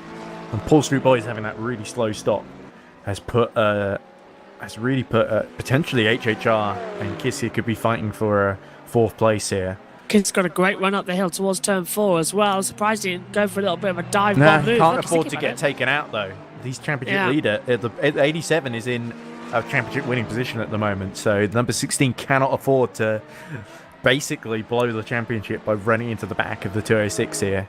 You see how much it's diluting the racing as well, with it being a 24-hour race as well, because this great little battle we're watching, there's nothing Chris can do. He can't risk a move. He's got to do it on a straight, not into a corner. But I don't think I've got the mentality not to do that, because I would just send it. Oh, there we like go. Mistake there. The tyres really just could not hold on, but somehow he's got an exit. And now they're going to go side by side into turn 11 then, and the Ferrari will use its straight line speed to just snip ahead of the Aston Martin. And there we go. Kiss couldn't quite finish that one, but heart in mouth moment there for Hallam Voice. He's just somehow got to keep those tyres alive, but surely they're decaying rapidly by the second. They've done nearly 40 laps now, Yeah, and surely Kiss Kiss is is going to not- slide he up the goes. inside. Here we go. And crucially, he's ahead before the LMP2 comes through to lap them. And there we go. He Here thought comes... about that. That was a planned move in that part of the track. Yeah, there we go. That's a key traction zone, that penultimate corner then. And Voice, in the end, powerless to stop the number 16 getting back into title-winning position. But here comes Poulos to lap and get in between the two of them and wiggle at the last corner a little bit under traction as he's chasing down, trying to lap Otto, I think, in the German car. But it would be. What's it called? The Race Club Germany, not the German Yes. car. I'm sure he is German, but that's not the point. Actually, I may have misread earlier. It is saying Voice 3-lap old tyres, actually. So he I has believe. changed over. So he did change. It's just the graphic didn't update, and when I checked earlier, because he's just come out of the pits. So there we go. That makes Kiss's move there even more impressive on the Ferrari. Big lock up ahead from Otto, I think. Yep. I've just got that message actually about from Jack Giamana saying he's killing the tyres and he's DNF the car. That was ages ago. Depends how much my phone's being in tune today with the internet. Yeah. So do you want to? I'm sure that's not Jack's fault. It's just your phone like getting the message because I saw it much earlier. Yellow in sector 3. Oh, it's Conan. He's lost it at the penultimate corner, which is the gravel corner. Remember, this is where the Finavons in the touring car race were stuck together. How's the steering looking like on that Finavon? Looking okay, actually. Straight as a die. Yep, there we go. So, what is there really to look out for? Varconi has lost a little bit of ground to Geelhead, so Geelhead's fought back a bit here. Oh, it's and Horvath Horvath really struggling into that hairpin. So Horvath, his race is kind of if he's not careful, he's going to fall into the clutches of Sandak. So Boyd Transport will be licking their lips at this. They fancy a top 4 finish here. And potentially, if Poulos, if his teammates aren't as quick, then the 120 could be vulnerable, and it could be another podium for the 40 here. Those tyres are just destroyed. Absolutely destroyed. So that needs to be replaced ASAP. They're not due for a pit stop soon, though. Yeah, the problem is the 66 pit quite recently, so they don't want to put themselves strategically in a vulnerable position where the 40 can just outpace them. As Poulos, this is an unscheduled stop. It's certainly early. Otto coming in as well. So, is the steering okay? The steering looks all right. Is it for just tyres? Is it Possibly. because the temperature's at 42 degrees? They're not working correctly? It says he's only done a lap on the previous set, or is that the graphic preempting a tyre change here? He's putting on the purple tyres. So Poulos not happy with the harder he's going for the softs, it seems. So this is an unusual strategy by Renegade Sim Racing. Puts Horvath back into the top 3, and again puts the 140 in a position to potentially get on the podium here. Only 2 seconds away from it. So here we go then. All action now. Yep, Svagersgale in the middle of a LMP2 sandwich here as they all try and lap him. This is getting, I don't want to say intense, but it's getting a bit confusing to try and work out the orders. Yeah, here we go. Here's now. an interesting battle then. Toff battling Belay for a top 5 finish here. We're quite away from the finish. We're 22 and a half hours away from the finish. But Toff, after losing a lot of time in that pit stop, is caught back up to the back of the HHR machine. And Belay, who'd fought so well with Voice earlier, is going to find, instead of catching up to Voice, he's battling with Toff now. And Toff looking very, very menacing indeed. He goes to the outside and he lets him through there. Wow. So the HHR deciding discretion, the better part of valor there, is the leaders in LMP2 pit as well. So it looks like the LMP2 does that. We just got surprised by that shorter fuel economy. They're just running out of fuel and having to pit then. Giel and Varconi pitting at the same time. So absolutely crucial, tense moment there between those two. So just keeping calm and carrying on is the motto we've been having today as we try and work out the orders. Get hold of Varconi pit. Gets the gap to Horvath below 2 seconds. So it certainly looks like Boyd Transport are pushing the last couple of laps. And Horvath now going to come in the pit lane. Yeah, Sandak was 6 Sandak was 6 tenths faster. 4 tenths faster, actually. No, because slower. Because Sandak set a 149, Horvath set a 148. Although Sandak has now just set a 140. Oh, both come into the pit, so it's irrelevant now. Yes, sorry, Sandak takes the lead. On. Yeah. There we go. So once again, Boyd Transport going 1 lap longer. Or are they maintaining the lap longer advantage they had already? They might be able to go 2 laps longer this time.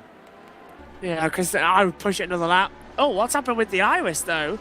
That's this is Geelhead, and that's Horvath just pitting in the pit box in front of him. Right. because like I say, he moved and then stopped. The didn't he? I gearhead thought, should get going just before Varconi appears down on the side there. Here's that Varconi appearing now. Here we go. Very close indeed between the two. And thankfully for Iris, they just maintain the lead there. But this is going to be very close indeed, and the pressure will not be higher than any point as it has been now. This is it. I think this is the opportunity as well. Varconi needs to get the punch up the hill towards turn 4. Gearhold's still got no tyres. Varconi's going to push hard and hard. Here we go. So full defence then for the 77 as the 21 looking to win the race and win the championship. And wide goes Gearhead. And Varconi, is he going to take the net lead?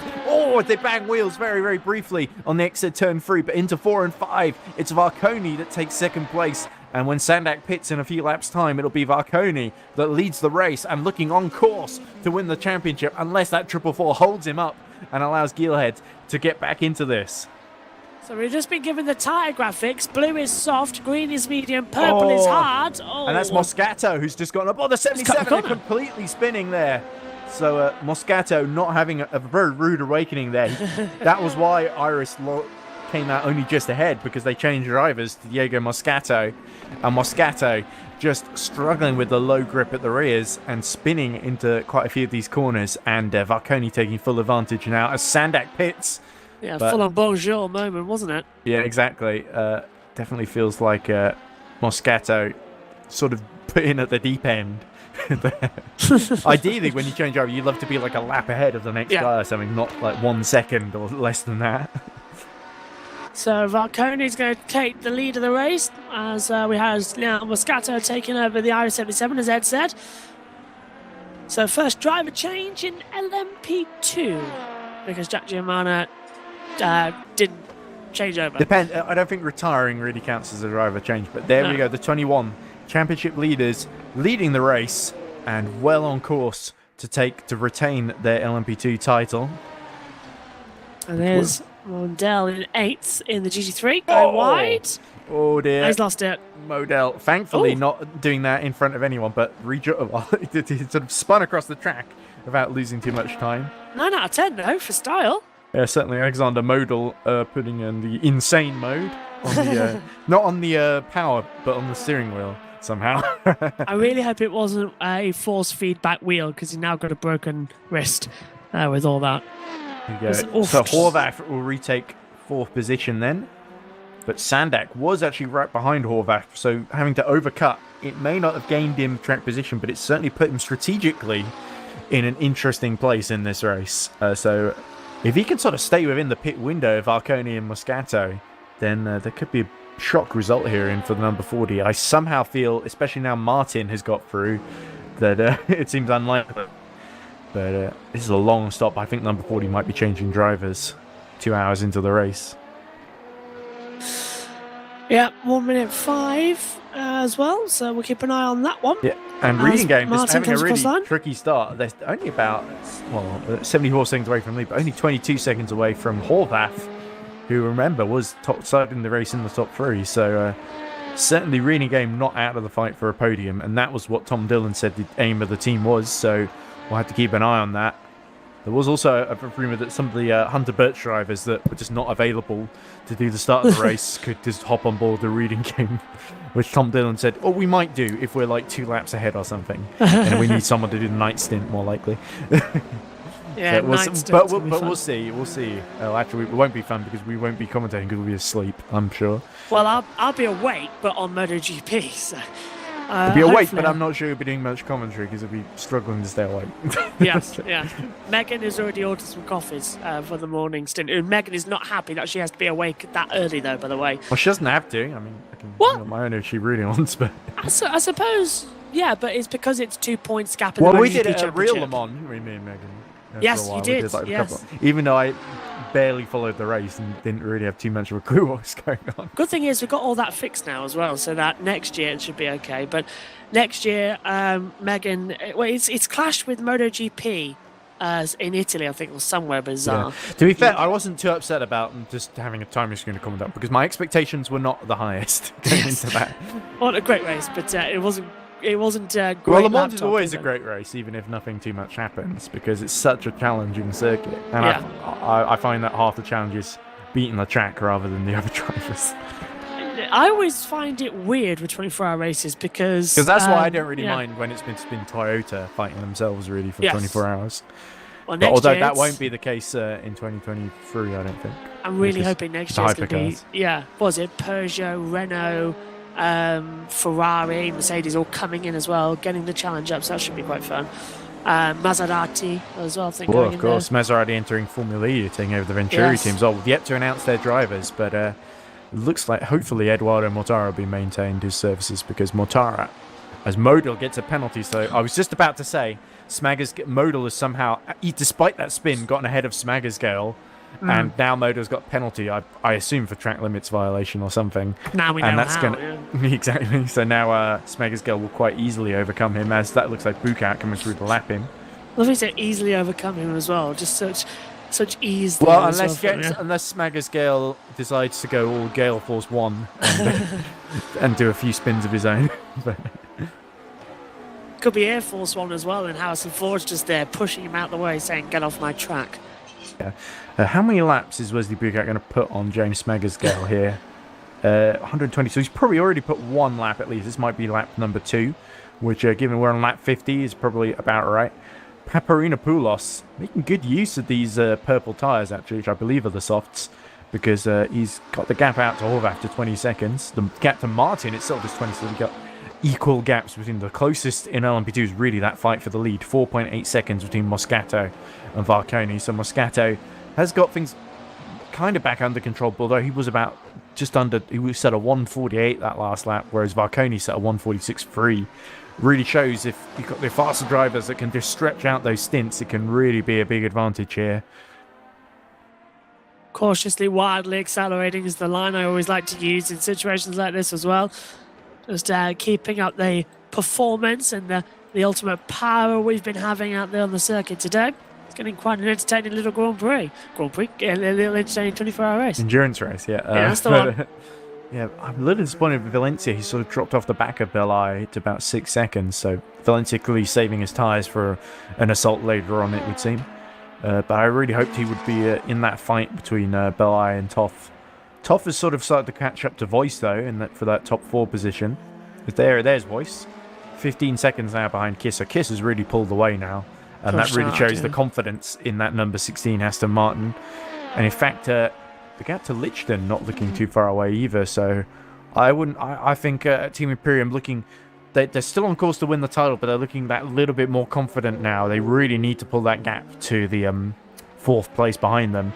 If Toff can catch up and start putting pressure on, it could really change the picture though in a couple hours' time. I'm looking forward to the end of this one. Looks like it's going to be absolutely dramatic stuff. Yeah, I really hope it doesn't end with maybe someone being one of the top contenders being disconnected and it being decided in the pit lane. That could be quite something if, say, the 21 leading the race gets disconnected with like 10 minutes to go and has to suddenly reconnect and make sure it doesn't lose too much time. That could be quite... fits with this bizarre year we've been having now. It certainly has, but we've had some amazing fights, certainly. Oh, God, yeah. Even though some of the championships haven't gone all the way, we've had some great fights. Silverstone was an amazing LMP1 race, you'd have to say, that fight for the lead. And there have been a few others. Certainly LMP2, there's been some really close strategic races where it's been right up until like the final couple of hours, you're never quite sure which way it's going to go.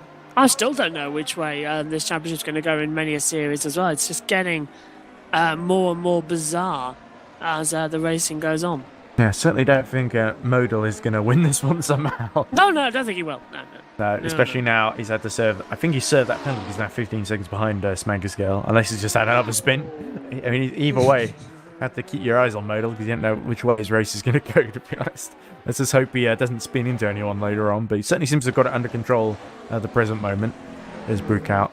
Certainly the gap, 25 seconds now between Bukat and his teammate Lichton, so you got to say Bukat looking more and more imperious, but it's Team Imperium he's got to worry about. It's completely out of the 87's hands, really, at this phase. You've got to say the 87 joining halfway through the season, if it wasn't for that crash and that retirement while on course for a podium at Road Atlanta, wasn't it? Yes, the race that got stopped and restarted again. Yeah. Indeed, yeah. They were in the final couple of hours, they binned it in the S's and really allowed Team Imperium to sort of walk away with it. win that time. And you got to say, if that had, because their momentum up until that point, and it was very similar in LMP1 with the 23 Valet as well, their momentum up to that point, they just kept winning. And as we see a battle about to emerge now, Toff is caught right up to the back of Voice. So Voice really struggling in this stint. Let's look at Voice's lap times. 2 minute 01. That was a very slow lap, but the other GT3s in the 158s, 159s, Toff in the 159.5 bracket, so 2 seconds faster on this. That's a big mistake made by the 206. So certainly it definitely took a different strategy, or got out of the pits a lot quicker, and certainly was sort of able to kind of overcut the other teams, weren't they? And now we see the folly of that. Another wide line through turn 10. And the McLaren looking to take advantage, but it's not quite got the straight line speed of the Ferrari. That's the thing that's really been saving it. So you can definitely tell that Roy Ton and the Boyd Transport team have set up the car so they can go a little bit longer. They did that in LMP2 as well, because they've been getting the number 40 to go a lap longer than everyone else at each pit stop. So definitely the feeling is and they've been doing that every round, to be fair as well. We just go a bit longer, get the fuel to last, we can maybe get a lucky code 80 and get ourselves back in the mix. We haven't had one code 80 at the moment either. That's been well, quite surprising. We've only got 17 cars driving, and 18 started the race. So Valencia's catching up to Belay as well. So 2 little fights here, and we see it on screen as well. But I think Top is about to make the move then into turn 1. What, if anything, can that 206 Ferrari of Hallam Voice do? He's done really well to hold on to 4th for as long as he has. But the pace of that Paul Street Boys car, it's going to be fearsome to contend with. And Joseph Toff knows he could really play a part in deciding this title if he can clear the 206 quickly. But, as he gets all over the curb there, he had to sort of adjust his line, didn't he? Just so correct. Mario Valencia appearing as well behind that HHR of Belay. So 2 great little GT3 battles as Conan pits. Must be an unscheduled stop there. Yeah, because he only stopped about 5-10 minutes ago, so he's out of it. Here comes Valencia. Is he going to have to go for the outside into turn 4 here? Not going to work. Surely, unless he brakes really, really late. The HHR car controls the inside and forces the 444, to go the long way around. Toff, meanwhile, continues to put the pressure on. Now, surely, is this a case of Top wiggles around in the mirrors and waits for the Voice to make a mistake here, really? Now, this time Voice gets the hairpin. Oh, well done. And Top really clattering over those curbs. He must be confident on the suspension, as it looks like Belay has had to let Valencia through. Wow. But he's going to try and dive up inside then, so Valencia must have gone for a dive bomb at their hairpin. Don't think you're allowed to make the move straight after you give it back, though, as well, at the next corner. I don't think that's allowed. It looks like Belay, because he let Toff through pretty easily, so it looks like he kind of knows he's not got the pace here to really fight for that podium position. But Toff, I think he fancies a go here now. Will it be second time the charm then, as we see Modal being lapped? Yeah, I can't remember if you said it or not, but Sandik's having a game issue, we're being told. Whoa, and Belay goes off. Yeah, so Sandik's having a game issue, we're being told, as well on the YouTube chat as well. And Fabio, that might be why Martin's got. Has he been disconnected or something? As we see Mario Valencia still fighting with Sandak somehow. Oh no, he isn't. He's actually ahead, so that must be a miscalculation. Here comes Toff once again, though, on Voice. That Ferrari again showing how much power it's got down the straights. Here we go. The Boyd Transport car almost. I just held it. That was really confident actually from Voice, because he just held his line on the outside, and Joseph Toff was a little too tentative to dive on at the inside, because we saw with Belay earlier, you can just easily go way too long into turn 1 and find yourself going off track. It's that coffee, it's preventing me doing commentary. As Belay has gone into the pits then, so that is an out of sequence stop for him. There is Sandak, so recovering. He's 3 laps down now on the next car, so he's sort of in the middle of the GT3 pack because of that issue. It's Top. Wow! Once again, gets really, really close. And he's really being held up now, and he really dives into turn 6. And around the outside goes the front, and then pushes Top into the gravel. That was just a miscalculation there. Toff tried to push him out wide, and the Ferrari just couldn't react and get out of the way in time, it looked like. The wheels lock together and through they go straight I tell you, lining. he'll be loving hearing that Tibble kiss because Yes, that's allowing him just to hit pull a them. 24-second gap to Joseph Toff now. He was pulling it sort of 15-second now. He's gained about 10 seconds through basically a voice holding Toff up as through goes to number 40. For position, actually, but it is nonetheless a much faster car, so An trying to annoying regain ground in the situation. race. Yeah. Well, So this is going to get tense. That's a big coming shame up. for the number 40 because they won't really be able to take advantage of that later pit stop now because they've just lost so much ground through, I assume, being disconnected. Belai has come out right behind Modal. Oh no, Modal's got through. That's what's happened here. As now Belai, as Jaeger gets on board. So really it was a driver change. It looked like Gogo Belai just had enough. Certainly looks like it was a disconnect. Not sure why else he wouldn't have had the time to do it, really. So now the only real hope for Voice is if he can use the straight line speed of that Ferrari to make a sort of demon dive bomb move on the McLaren, but I think he's too far back. He's getting, the gap now over a second, just over it. So it looks like Toff has done enough then to get through, even though they made contact. That may be investigated afterwards because it certainly wasn't a clean move. But I think what Toff will argue is he was through and the Ferrari just didn't get out of the way when he tried to sort of go back onto the racing line. Yeah, I had nowhere to go, this, that, and the other as well. They'll argue it as well. I'm just having a look in the chat, actually, with race control to see if it's being investigated at the moment. Oh, here we go. Decision We've got chats. Boyd Transport number 4. He's been DQ'd and unDQ'd due to a game issue of a 2-lap penalty. So they Right. did lose time. They've been let back into the race, though. So I think they must have been a lap down already because they've shown them 3 laps down on the lead, I think. Yeah, a couple of things as well, just warnings as well, and final warning for the Iris 66 car as well, so they're not going to go with Horvath as well for contact with Paul Street Boys. But anyway, if you are indeed watching, because I haven't got the chat on, blue is soft, green is medium, purple is hard. So actually that was, I misread it completely. It was Parapinopoulos going for the, Paparinopoulos going for the purple hard tyres rather than the soft tyres, as I said earlier. It's all the other LMP2s that are on the greens, which are the mediums, apart from David Martin, who's on the blues, which are the hards. It's getting so tricky to work out who's who out there at the moment. Well, no, and even what they're wearing. in And terms of yes, tyres. exactly, yeah. And sometimes even with new liveries we've got for this last race as well with some drivers, so that gets a bit harder to spot who's Apart wearing from us, what. we didn't have a livery ready for our LMP2 car because we didn't realise there weren't going to be any LMP1s apart from us until way too late.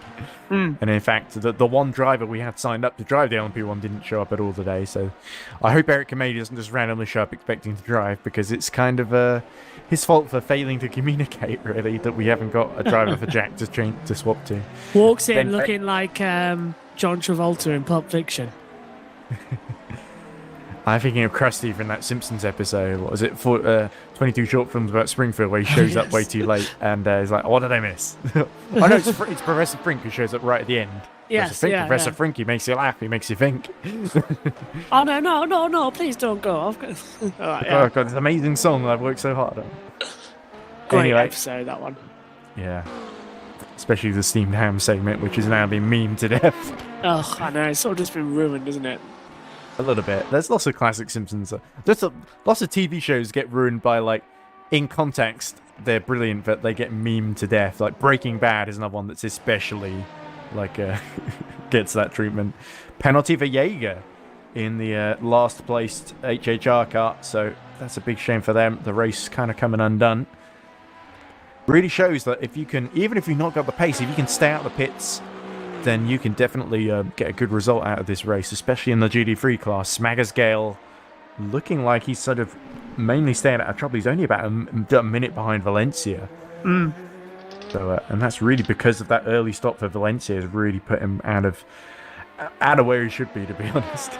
But he's certainly not really had to pace the challenge. Well, he's catching up to Voice slowly but surely as Toff pulls away from Voice, but he's not closing on Kiss, that's for sure. The gap's still 26 seconds, isn't it? At the moment, that's what's showing on the monitor. 29.1. I'm seeing 26 on race view, so I'll go with race view then. Paparinopoulos actually really working those soft tyres with good effect. He's closed about 2 seconds on Moscato in the past couple laps. So Irish 77 did have the lead. They're looking a bit vulnerable. That's Conan having to bizarrely let the Irish through. Or did he just fail to lap the Irish in time before the corner?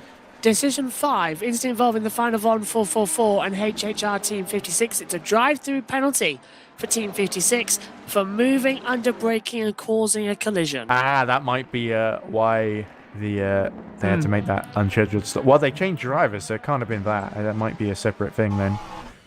Valencia's steering looks alright, so it doesn't look like he had too much damage from the incident then, if there was contact between the two.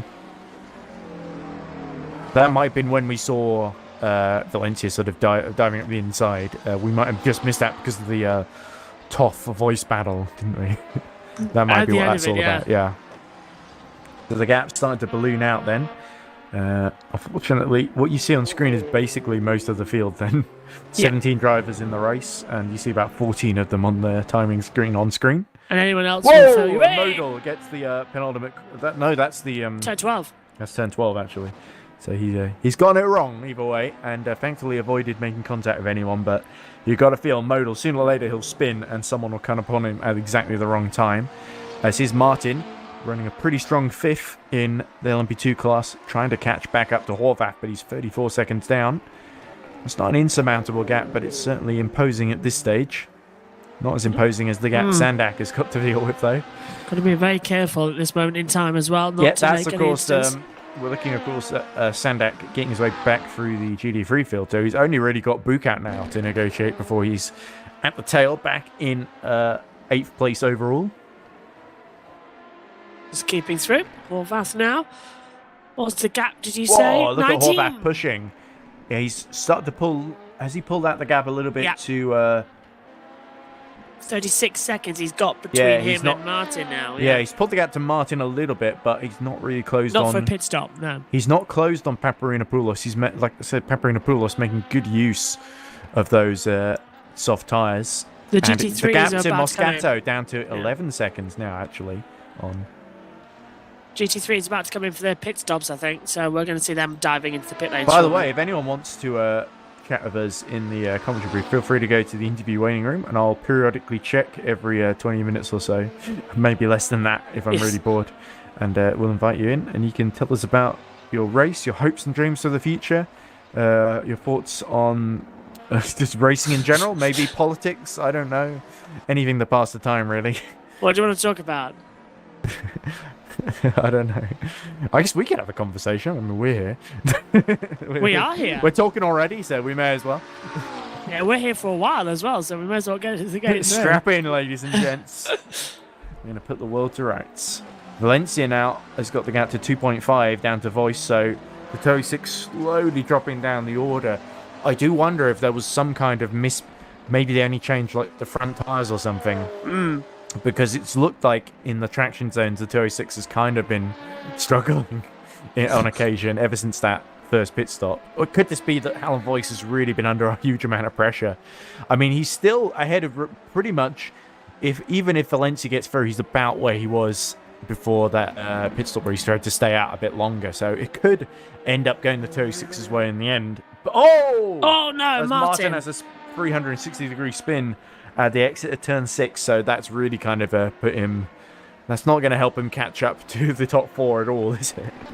Well, it's getting worse out there, isn't it, now, in terms of how we're having this constant little battle between everybody, so hopefully it remains smooth. Luckily for Martin, big gap to Otto, though, so no real threat from behind at the present moment, so really game, they can kind of afford to make these silly mistakes at the moment, but the more they do it, the less likely it's going to look.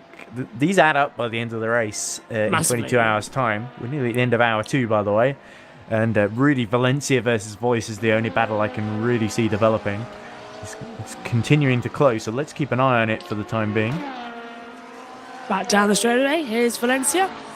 1.4 as he rides uphill towards turn number 4. Yeah, look at that. Over a second faster on the previous lap then for Mario Valencia. That's a new graphic. Like well, that graphic. I pressed the last lap time thing, but there we go, back to the live gap then. Coming up close as well, actually, between the two of them. 0.8 of a second. So the Ferrari slow in the corners, but quick in the straight. We've seen that before.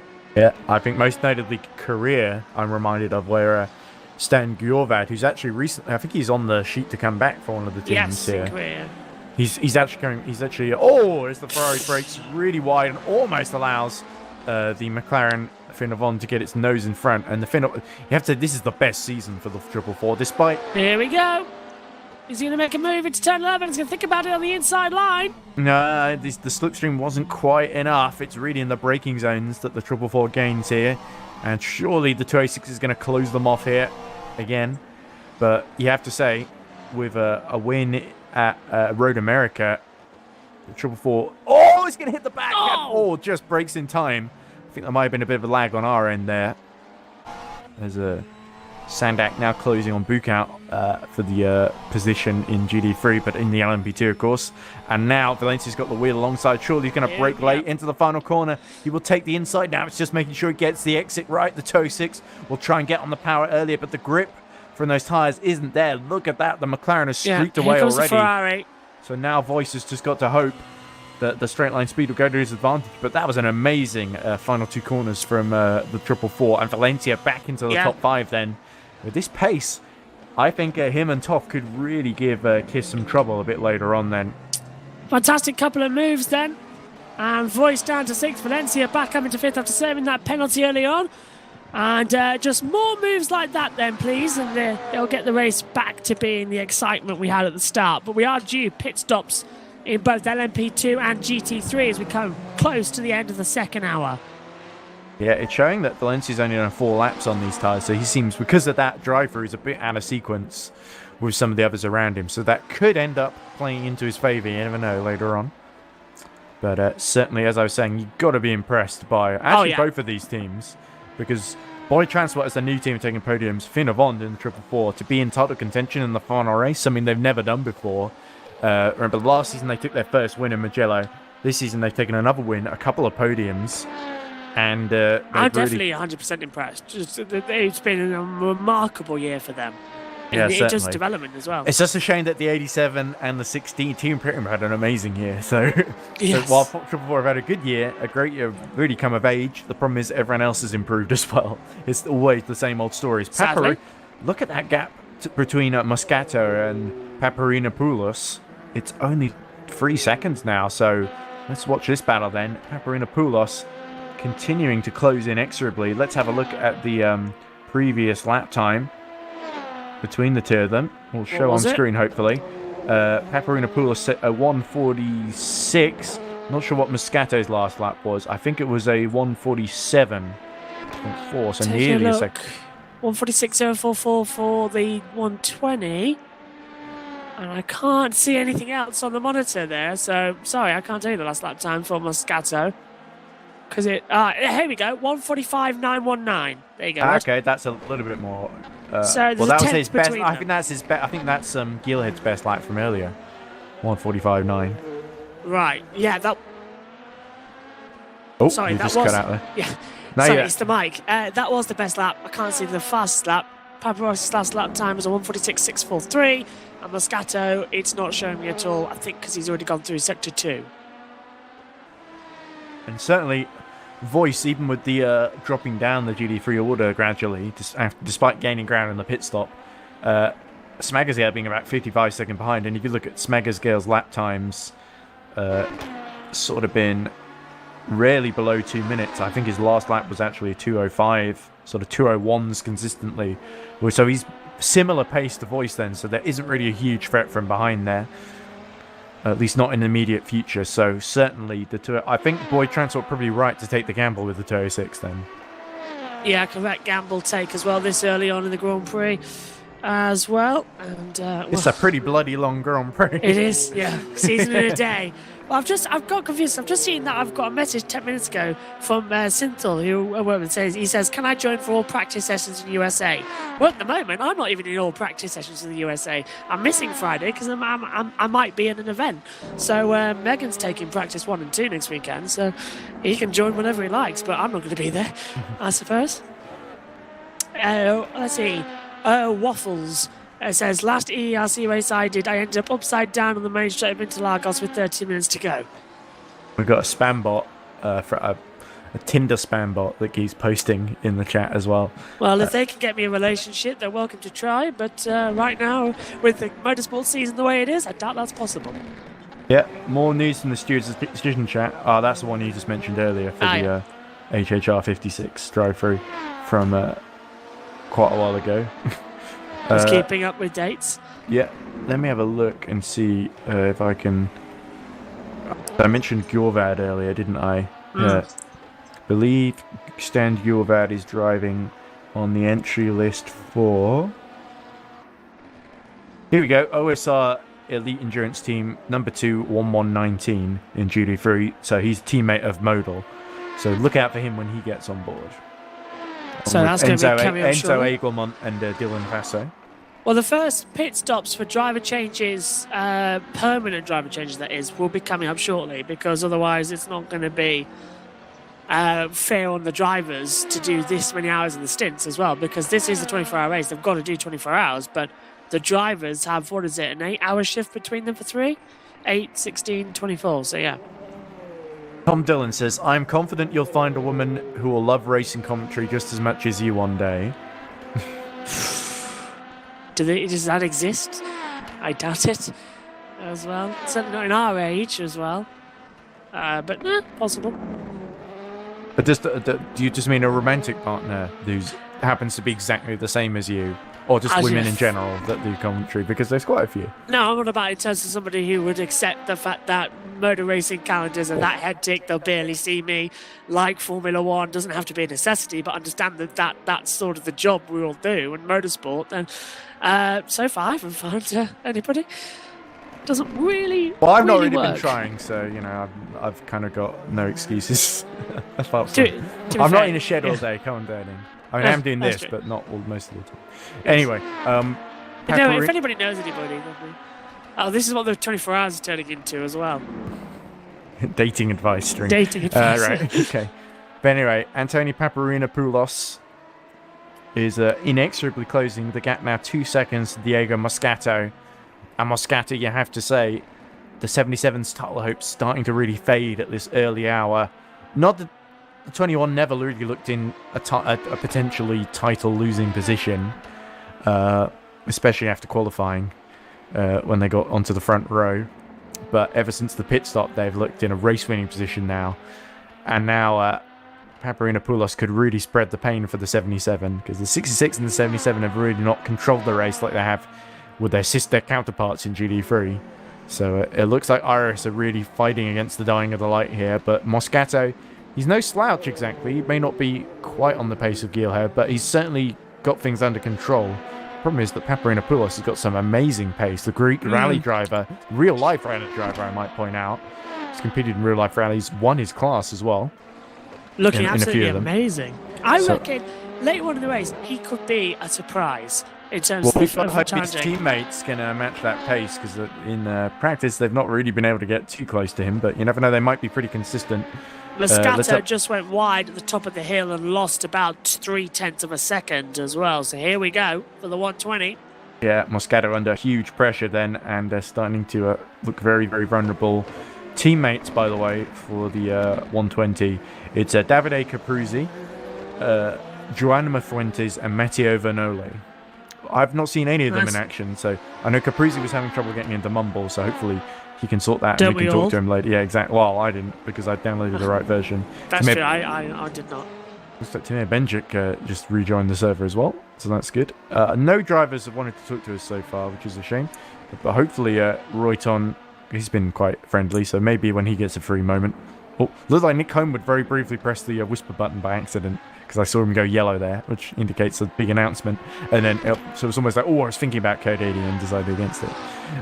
Either that or he's just going to talk to us in our ears, because that's an option that he can just talk to us as well. I think Tom Dillon was telling me about the racing career one year. Oh, look at Paparinopoulos just pushing it out of the final corner, where he basically pressed mumble to do a code 80 and no one heard him because he was pressing the wrong button or something, and he hadn't mapped his keys properly. But I've done that before, to be fair, like earlier on, commentating without my microphone on. yeah, exactly. Being really excited over something that didn't happen. Ryan Mazunda is trying to tag Sophie Jones for some reason. Jajol Mana says, no, it does not exist, lol. He's talking about romantic interest. There we go. So it looks like we're not the only ones who are alone and unlucky in love.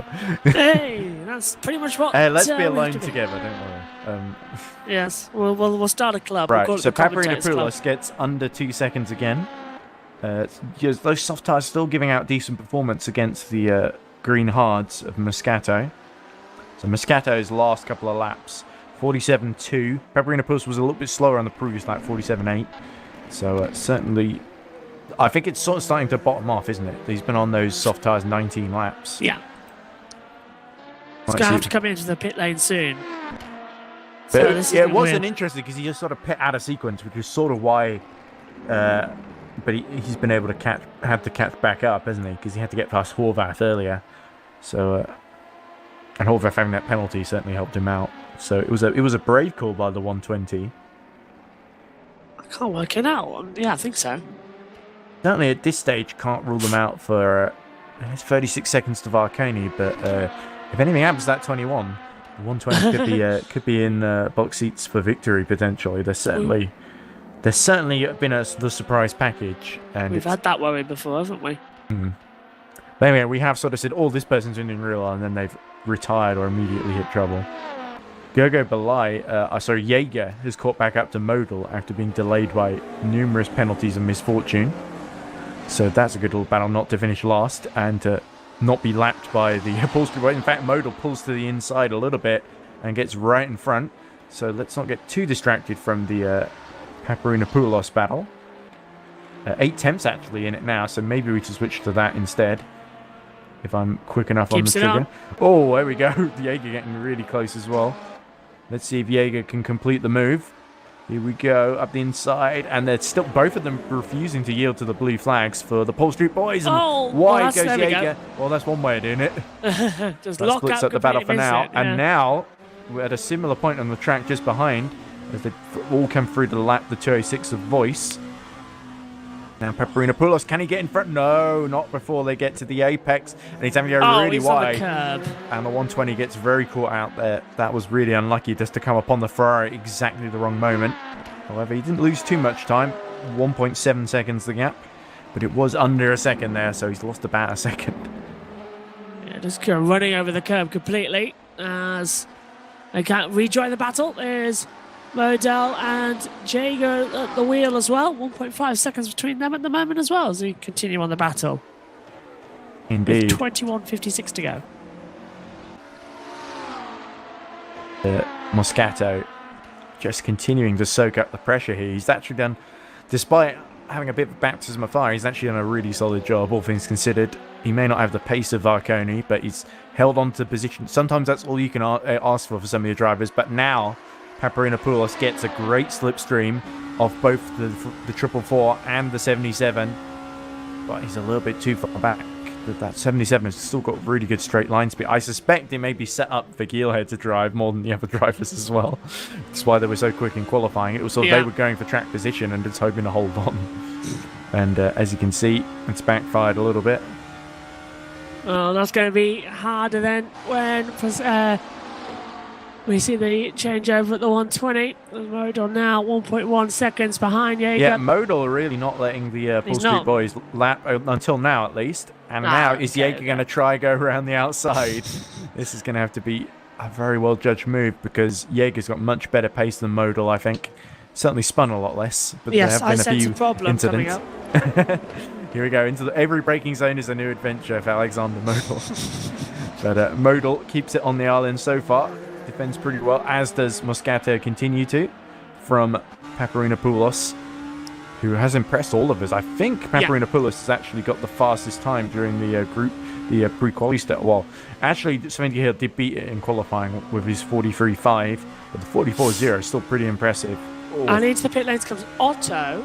So is this starting to see the pit stops on MP2 Oh, change look over? at this. The two battles converging then. And is this going to be the opportunity? Paparinopoulos goes for it and almost spins himself around there. That was lucky. That didn't end in more disastrous circumstances there.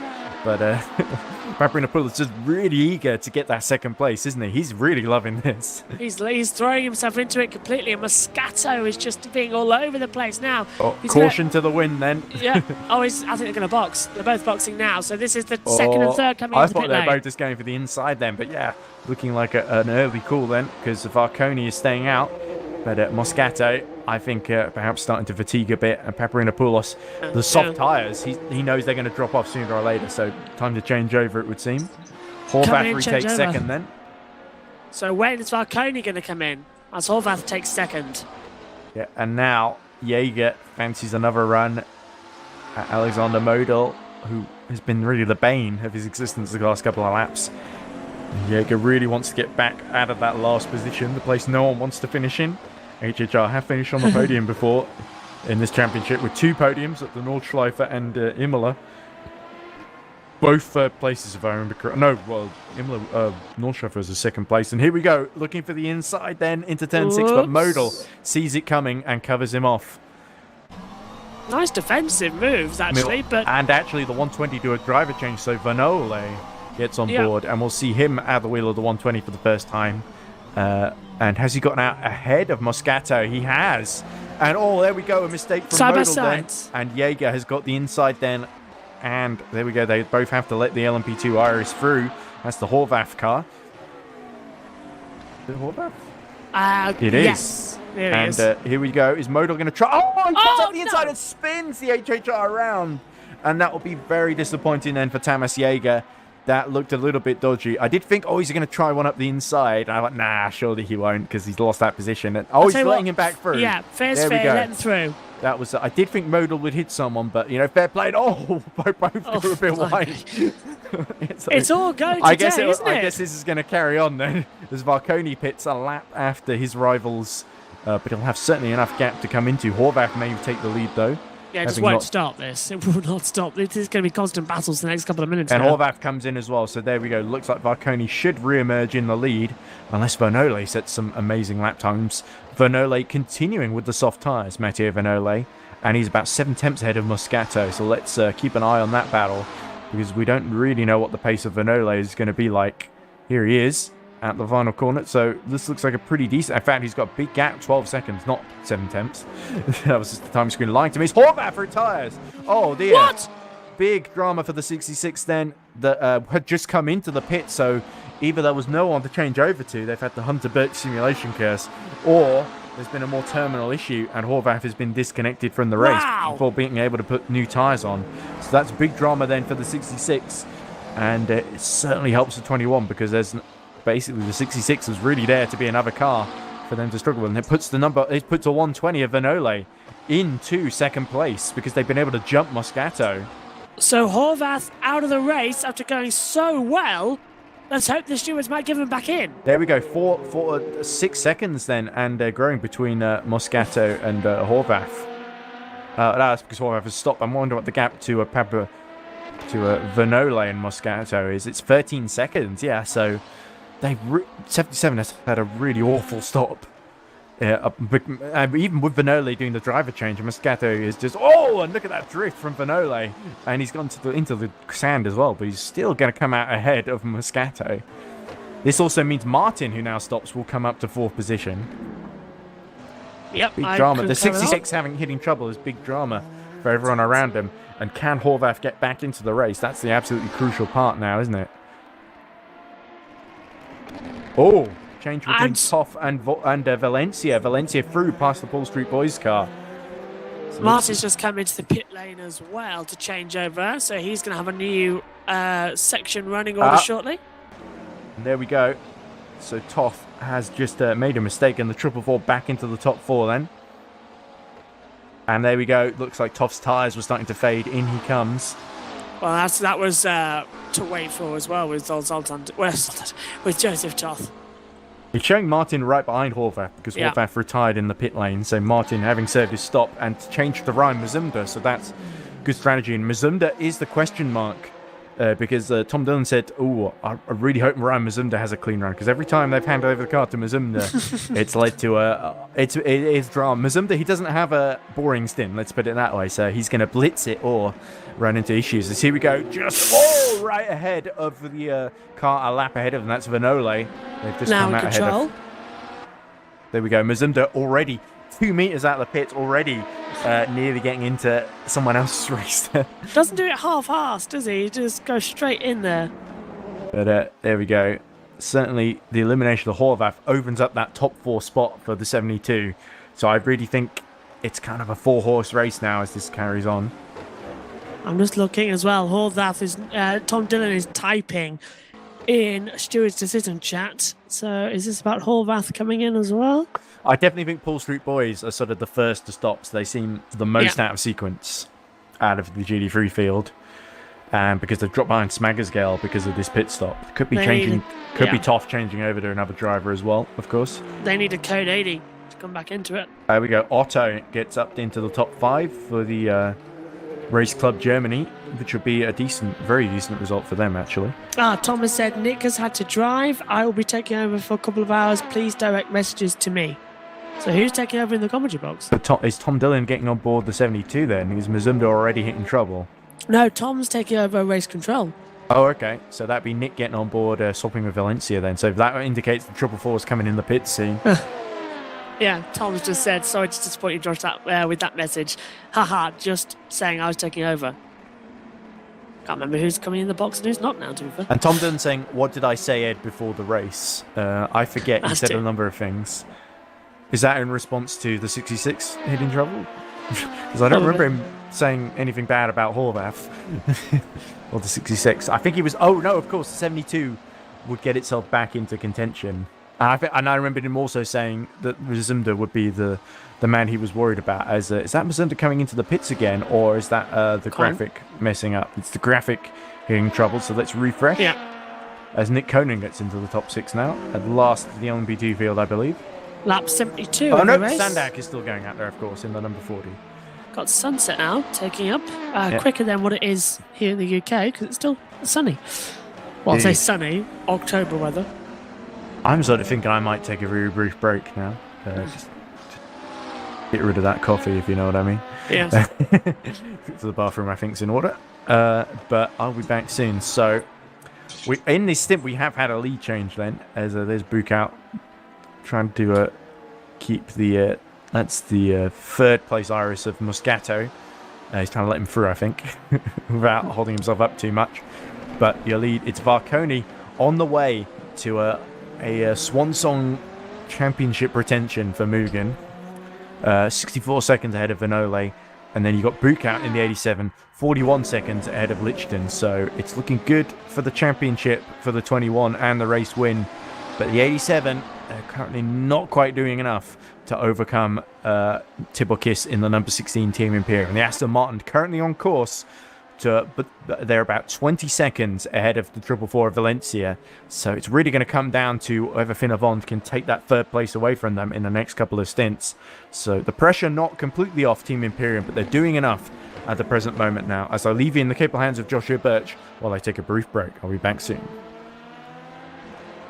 No worries, Ed. As the racing continues then. And there's Mario Valencia in the pit lane as well, running 4th in class, so Voice will move up as well. Smasher Gasgale might also come back through to take a position. And Jager actually might get through as well. So that could be Valencia running to the back as the GT3s start to take their pit stops as well. We're anticipating LMP2 again in. Varconi hasn't stopped just yet. Tom says, in terms of commentary, since Josh looks like you and Ed are on until 6, then I hop in for a couple of hours for my stint. Okay. Well, that'll be me on from, again, 5:30 till 6 then, because at whatever time it was, 5, I'm on the Grid Network for 25 minutes. But don't worry, that'll only be a little bit of a change later. So it looks good, Tom, as it comes through. And then the dreaded MotoGP starts to take effect. As well, and all that lot. Hopefully, though, I'll rank up some hours during the night because hopefully, straight after MotoGP's being finished, I think I'll hop back on here and take over from 5 a.m. Until whatever time people wake up. Then I'll get relieved as well. I know I'm not here at the end. If I go AFK 1 minute and Iris DNF, what happened? For Ben Horvath came into the pit lane as well and just retired the car. We have yet unsure what has happened to the Team Iris 66 with Ben Horvath at the wheel, whether it was a disconnect in the pit lane or not. We've heard nothing, and neither was Tom Dillon, who's now taken over as race director at the moment. So we'll keep an eye on. There's Lars Otto, 5th in class at the moment.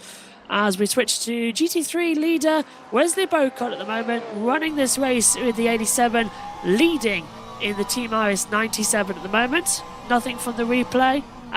Well, we haven't got a replay. It literally just came into the pit lane and the car retired. As there's Sandic into the pit lane as well, 8th in class as well. Just going to overtake Horvath in a lap or so. Just Horvath came into the pit lane, the car immediately retired. So don't know if it's a glitch or not at that point. We watched it happen as well. So Lucas Lichten then second at the moment in the GT3s, 43 seconds back from Wesley Bocott as well. But we are expecting the GT3s to have their pit stops coming soon out here as the racing continues. Marconi's pulled out 57 seconds now, according to my race view, but according to the ident there, it's 68 seconds to Vanole, who's in second position, has taken over the 120 car after he passed Moscato in a few laps ago. But the intervals are the place to watch. Makes the race, as Ed said, look a bit more exciting and a bit more dramatic than what we've been anticipating in the past couple. As Wesley Bocott now comes up behind one of the Ferraris. That would be Voice, I believe. Surely not a lap already. Taking a look at the driver tracker where Wesley Bocott is. So I'm looking for P9 on the tracker. Here he is. And yeah, it's Voice just ahead of him. So and the 206 Voice is about to be lapped in class as well. So that's a new feature coming through. As Lars Otto fitting at the moment in LMP2. Trying to catch up as well. 68 seconds to Mazmunda in the 72 squad. We're on lap 75 at the moment though. Sun is beginning to set here at the Shakir International Circuit, or the Bahrain International Circuit. It's got two different names as well. We're not on the endurance layout, although I said why not, would have made it a bit more entertaining. We're on the Grand Prix version of the track as well. Two retirements. Jack Giamana retired from the LMP2 category because no one else was able to take over him in the Hunter Birch simulation squad. So me and Ed were disappointed with that one, but nobody else could take over him. But Jack did a really, really impressive stint. So well done, Jack.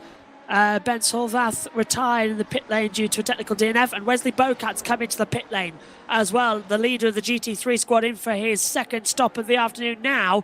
That would put Lucas Lichten, here he is, 31 seconds back. He, unless he decides to come into the pit lane, should take the lead of the race. There's Wesley now coming through, as you can see.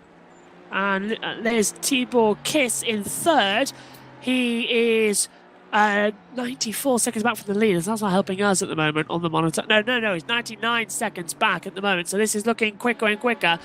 So here we go. Lucas Lichten, don't think he's into the pit lane. Will take the lead then in the GT3 squad. There we go. It's changed over. Tibor Kiss, will he come in for a stop now? Or is he going to stay through? That's James Smashgale as well coming in, 5th in class. Tibor Kiss is going down the start-finish straight, and he's passed. So Tibor Kiss takes second. Bocott jumps down into third position then in the pit stops. Here's Nick Conan, 6th at the moment, as the graphic resets itself. Yeah, that's just me, sorry. That's you. Hi, Ed. That's my way of saying I'm back. Lovely. So we've got a lead change in the GT3 with pit stop for Wesley Bocott. Royton says, you can invite me, I assume invite me as in into the commentary box. After my first stints, I gotta drive. I gonna drive, is what he says. Oh, when's his stint? No idea. Might help when I have to vanish from the box a little bit as well. Yep. Although relieved to hear that we're being relieved at 6. No, I have to stop because of dinner, so... Yes. And then I have to yes. stop because after midnight I kind of got to go to sleep because the rest of the family's going to sleep. Yeah, as I said, I think I'll take over as soon as MotoGP finishes at 5 a.m. for a couple. So leave everything on and I'll take over as well on Mumble, start commentating, and go from there, see what happens. And yeah. So Then Nicola Pastor takes charge of the 87. So the Pastore siblings, I think, are on the 87 roster for this race, which is good news for them. swapping over once again then. Oh, as Whoops. Moscato has a spin. I do think, it looks like the gap to Vinole is just expanding, and that would be why.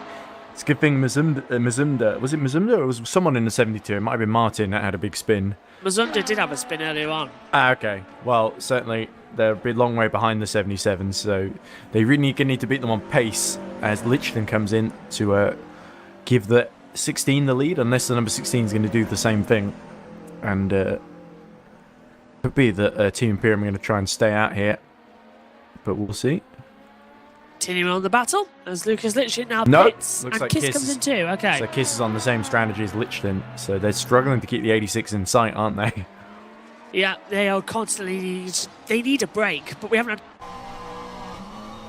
Oh, They're struggling to have a break, and they haven't had a code 80 at all in this race, so they haven't been able to get lucky with an alternate strategy call. here we go. This is a battle for position then between Salzbolzer Delhi and the Paul Street boys. After having pit, they've sort of fallen down the order with that out of sequence pit stop right behind, and then now caught back up to the back of the Smaggersgale 490, which is Smaggersgale 490. That sounds like a Smaggersgale. great TV name, doesn't it? it does, yeah. Instead of Joe 90, there's James. Dun, dun, dun, dun, dun, dun, James dun, dun, dun. 490, yeah. Delhi, I think, should comfortably be able to find a way past Smaggersgale as Homeward is, I notice, on board. Delhi has to really get off track to get out of the way. Nicky's back. Always nice to see him. There's his left control. Somebody get the Michael Mazzy jokes ready, please. Anyway, Hallam Voice has got the Toe 6 back up into second now of his out of sequence because he's pitting a lap later than everyone else consistently. So, even though he's 32 seconds behind the lead, sort of just on merit, he's still sort of in a net second place, about 12 seconds ahead of the 86. So, as Tamir Benzik now gets on board the number 16 Team Imperium, so that's absolutely crucial for her. And what again, after we had Mia Rose win the Touring Car Drivers' Championship, what a great story it'd be for Tamir Benzik to be part of the winning GD3 team. That'd be a great story for women in sim racing. I think that'd be fantastic, especially here in the EERC as well, to have that developmentation, especially with the cancellation of the W Series and many people criticising the fact that the journalists haven't been talking enough about the W Series. They've just been blankly reporting on its seasonal demise at the moment. But it's nice to see that we've still got women in esports and women in racing as well doing absolutely fantastic jobs as well. And to be part of the championship winning team, if it can be, in the ERC, I think was a big statement going forward. Yeah, hopefully it will encourage a few more to give it a go if they so wish to do so. Because certainly, whenever we've had female drivers, the likes of Emily Callison as well as Mia Rose and Tamir Benzik, I think they've always done brilliantly, and they're always really good fun to talk to as well. So Always, yeah. Absolutely, and part of me, even though I'm supposed to be impartial, part of me is always cheering them on.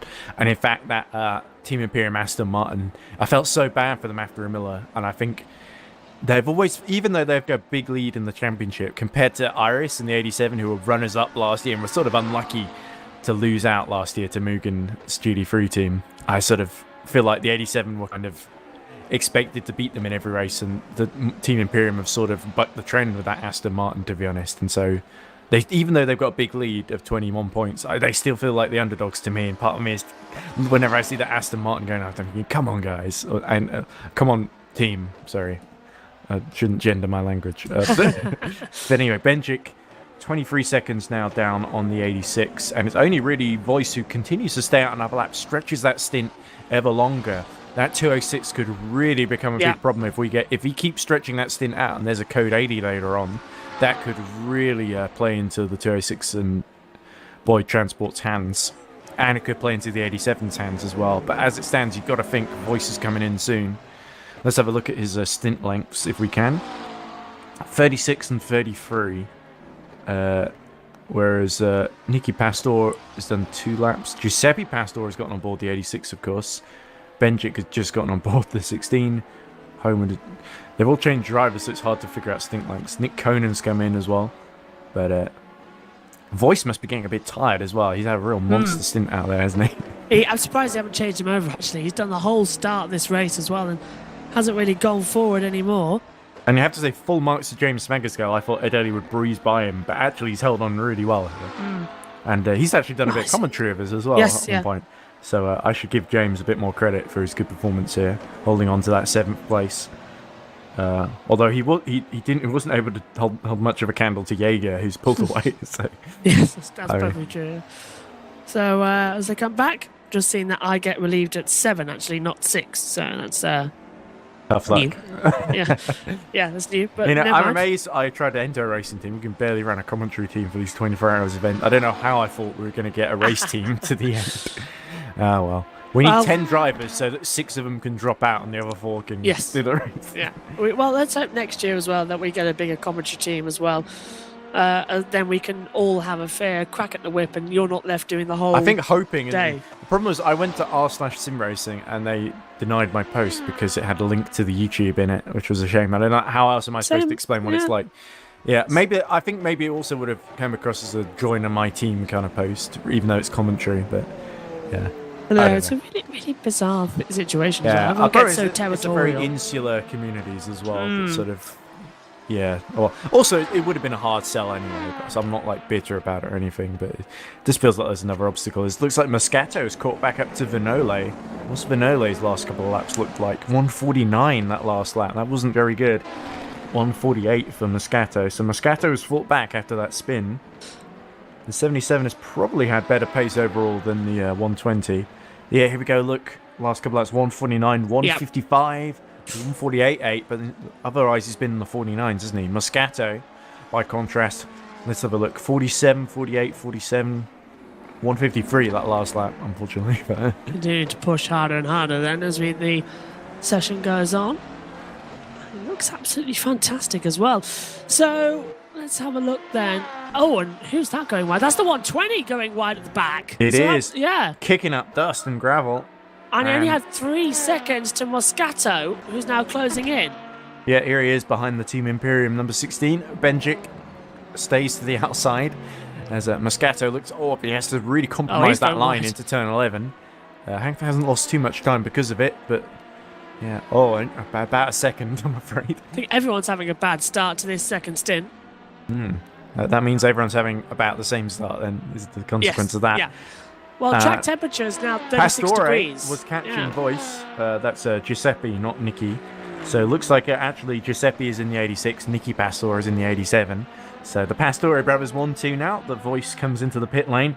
And crucially, for Timea Benchik, she's going to come through back into that title-winning position. There she is, just in the background of this shot now as Moscato continues pursuit of Vinole to try and get the 77 back into second position. But there we go, Benjic retakes the podium position and the 16 are back in the place they need to be to win the championship. So already we've got to start thinking title permutations and we're only a couple of hours in. So this is getting good. I don't think in title permutations are basically the month since Imola. Yes, working everything out. 444 need to gain, they need to win basically. That's the only way they're going to win the championship, and it's not looking good so far. But Nick Homewood, of course, will get back in front of Voice with his pit stop as Moscato really risks it around the outside of Smagasgale. Is Smagasgale going to turn in? Just about left enough room there, didn't he, James? Yeah, I should have a bit more faith in him. He should have actually, but I don't think I actually saw him till the last second as well, because it's kind of blind downhill corner. And that's a really late turn in from Vinola. He's struggling with that turn 9 hairpin, isn't he? Car set up for the other driver. Yeah, could be. Yes, not good. Yeah, it's the D'Antoni setup, isn't it?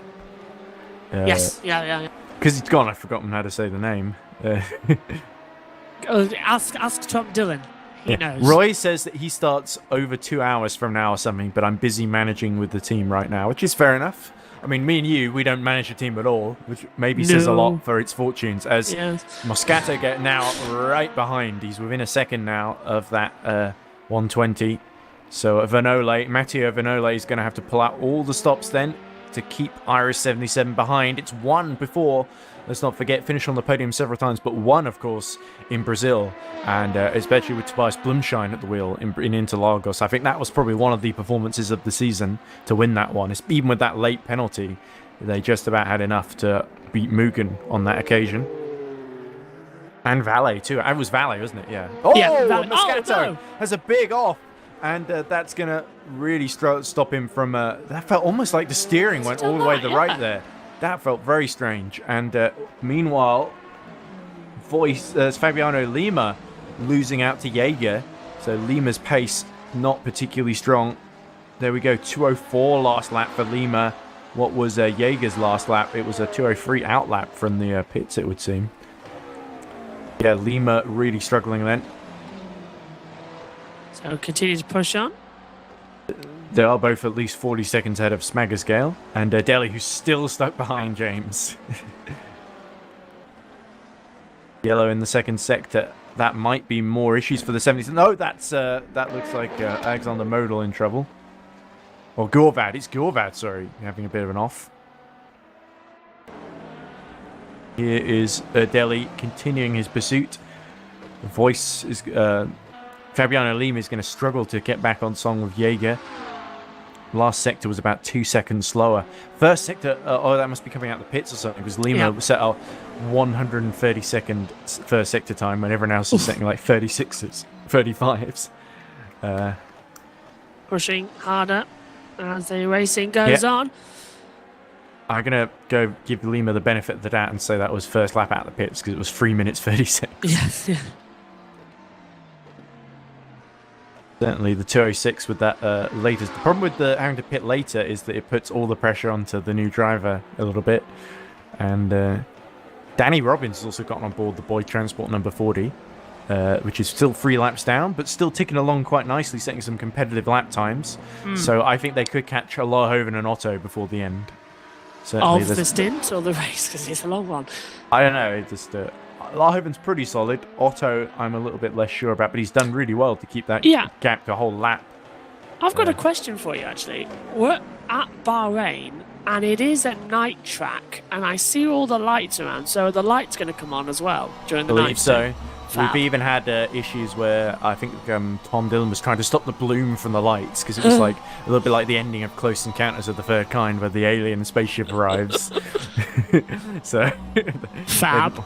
They didn't want that, apparently. But anyway, Delhi continuing to put pressure on. Vanole was actually falling behind Moscato at some point, so I don't know how that's happened, because we saw Moscato randomly drift off to the right, and it looks like Vanole's hit trouble as well. What was his last lap time? 2 minutes. 0. That's almost GT3 level. Yeah, that's way off the pace. Even GT has been going 1:58. Yeah, he lost 7 seconds that last lap, I think. Or, well, at least 5 seconds, actually.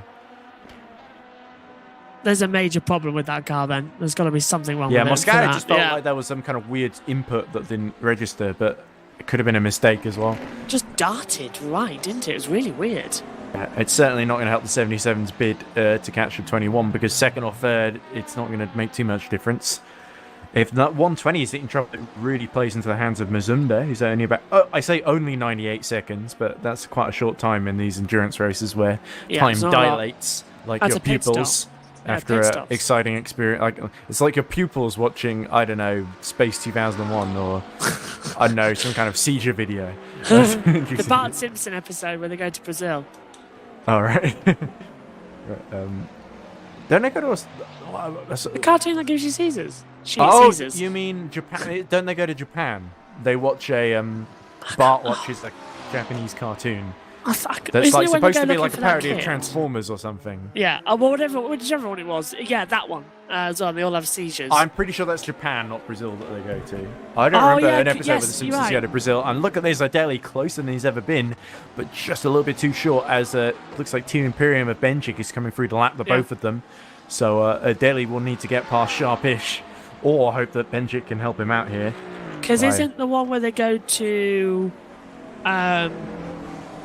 Brazil the one with the cartoon that's meant for? I don't know. Some of the middle later era Simpsons is very hard for me to keep track of because because it's the point where they start running out of plots and they start doing quite similar ones to ones from before. It had a plot. Sometimes, yeah. It's interesting. There's a lot of people who said that the latest season of The Simpsons, season 33, they got a bit more experimental. And there are some people that say it was a bit more of a return to form. It looks like Smaggersgale keeps sort of cutting to the inside, and Adeli can't really get the run out of these corners that he needs, and it's allowing the Aston Martin to capture both of them.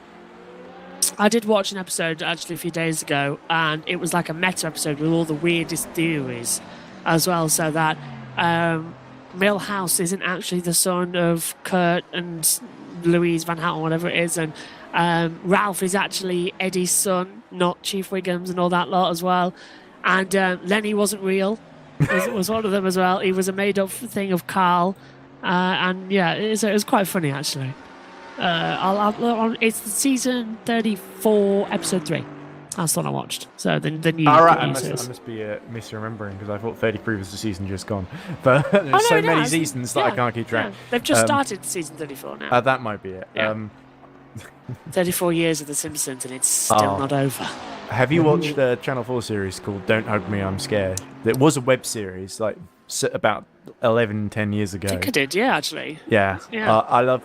There's the final episode of that has one of the characters be given a book of a sort of a strange book that will supposedly has all the answers, and unfortunately the character who gets the book, for most of the memory he's had, for the rest of the episode he's been given, because he runs on batteries apparently, and he's been put new batteries in him, and he suddenly remembers everything, and then the other friends take out his batteries and swap them out with the old rotting batteries, so he goes back to his normal dumb self. And he doesn't understand the book, and it's like, what do you want to tell us? Oh, this book. Oh, it's something. And then he looks at one of the other characters who has like his personal shredder that he's got bought for the house. It's something shreddable, and he shreds the book to pieces. And I love that because it almost felt like they were. Because the thing about Don't Hug Me, I'm Scared is there are all these YouTube theories about it, like or what is it about? It's some kind of are they in purgatory, or is it some kind of metaphor for capitalism, or sort of weird things like that? They verge from like intellectual theories to kind of random, strange conspiracy theories. And big spin! Oh, that looks that's the 77 of Moscato, just sideways on the straight, and then and that could be the end of the LMP2 championship. That could hand it to the 21 of Varconi and company. Well, that's not what needed to be happening for Moscato and the 77 to go out this early. Well, just as I was rambling on about something else, and the 77 just spins in the middle of the straight. That could be a repeat of the issue before. I wonder if the wheel has just started locking to the right at points. So, if it's his error, I want Xander. Can we say that again? We'll have to rewind because unfortunately we haven't got a replay function. Well, we do, but I don't really know how to use it. We did. Yeah, the problem is, I think I remember somebody told me that the replay function crashed the machine. I could try now, but I don't know. That's not. We've had 2 hours of peacefulness. The problem is that I have to sort of immediately when something happens, I have to timestamp it, and it's a little bit tricky. So is Moscato completely out of the race? But if it's a driver error, can we get somebody else back in the 77? I don't know. I'm amazed we had a code 80 because But anyway, that certainly puts the 72 on the podium for sure, if it didn't already. So it looks like the title could go 21, correct? Correct, yeah, because the 77 was the only one that was in contention. So, and the Valet 33 isn't here, so. So the 21's won it. If the 77 can't get going again, and the 26 of Lima has lost it at the penultimate corner there, and in the barrier almost. Luckily, they've been able to avoid it, but now we're going into the night, and it looks like everyone is starting to drop it as the sun goes down. Ugh. Could be getting in their eyes, I suppose. But, That's what I was thinking, yeah. But certainly, Moscato's issue was that his wheel. It was just locking almost certainly to the right. Let's see if anyone has posted anything in the chat about it. No, nothing on the Discord server. I'm seeing nothing as well on my side. So we'll keep an eye on that one. As Benzik I would try and do a replay of it, but it's just too risky in all honesty. Because don't want to lose the entire stream. Well, I did do that once for Sebring, and I didn't recognize. I thought, oh, he's gone off again, and I didn't realize. And I actually got the replay to work. I forget what year that was, but I think it might have been last season in 2021. The 12 hours of Sebring near the beginning when I think the 88 went off. Or was it the 888? I can't remember. I think you told me about that in Japan actually last year. Yeah, I think the 44 was the Mugen entry that was supposed to do the GD3 race, and then they dropped out for some reason. So it's literally only the 21 that's doing this race. It's going to be enough to take the championship at the moment. There as Otto moves the German racing machine into the top 4. So here we go then. This is getting a little bit... I think at this stage we can officially crown the 21 the champions, unless Moscato can either fix the wheel or get someone else to take over from him. That's why I want Tom. Even if he gets going now, it's looking pretty unlikely that he'd be able to catch up unless something very catastrophic happened to the 21. But that you got to feel for the 77 there. It's come down to the last race, and the Iris has lost it due to a technical error.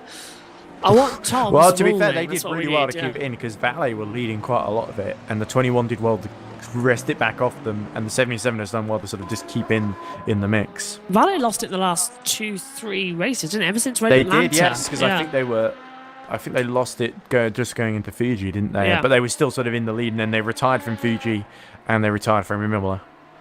So just more and more bad luck. Yeah, it was a big shame because Vagapov, I think Vagapov fancied a title there, and it just didn't go his way. And Vagapov was sort of riding on the crest of the wave because he won in FSR Academy like the last 3 races in a row, and sort of I think he even got himself up to 2nd or 3rd in the overall points.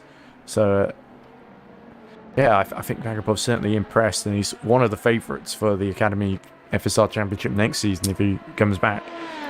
Oh but no, anyway. Tom Dillon, my ruling on what I went to get a drink. Don't tell Nick, he might shoot me. Tom, Moscato's out of the race. He was sideways on the track, and he manually DNF'd to the pit lane, but he was having wheel problems beforehand. So we don't know whether that car's I'm almost allowed certain back in. it was wheel problems because the way he was just sort of randomly crawling to the right, and it just wouldn't surprise me. I could go back on the stream and see if we can find a replay of it. Yeah, I have to mute my audio. Go on, I'll take over. So there's Nicola Pat. Oh, hang on. Oh, we've got another one off the 72. Mazunda. Oh, dear. And it's almost like they're trying to hand Otto a place on the podium here. Yes, they are, aren't they? More after the other.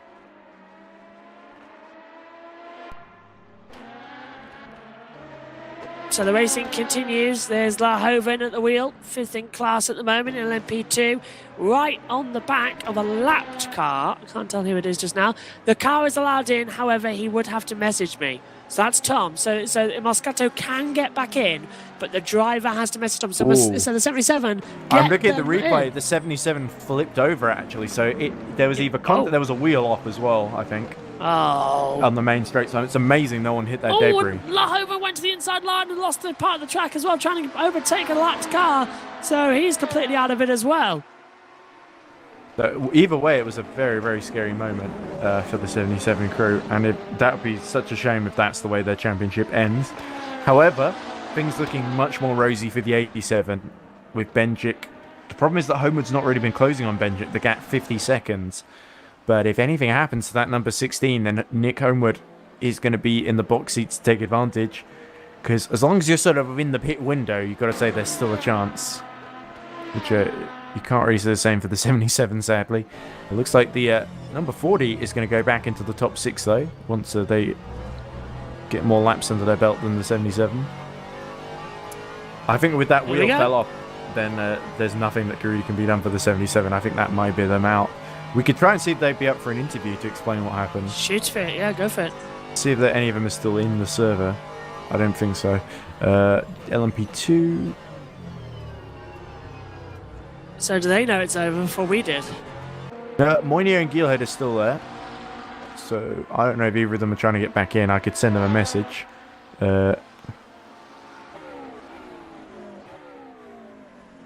Certainly want to see if we can have them in to interview them. As Pastor finishes in second position at the moment, Marconi leads it at the moment as well with the 129 P2 as well with Vanoli at the wheel. So it's looking the way that the 21 might the championship. If it was a wheel off, as Ed said, for the 77 squad, then the LMP2 championship has been decided. It was a heavy hit as Gorvad goes very wide there at turn 11. So it was a heavy hit into the wall. Did it go right again? Sorry, I'm just sending messages. Sorry, I said, did it go right again and into the wall?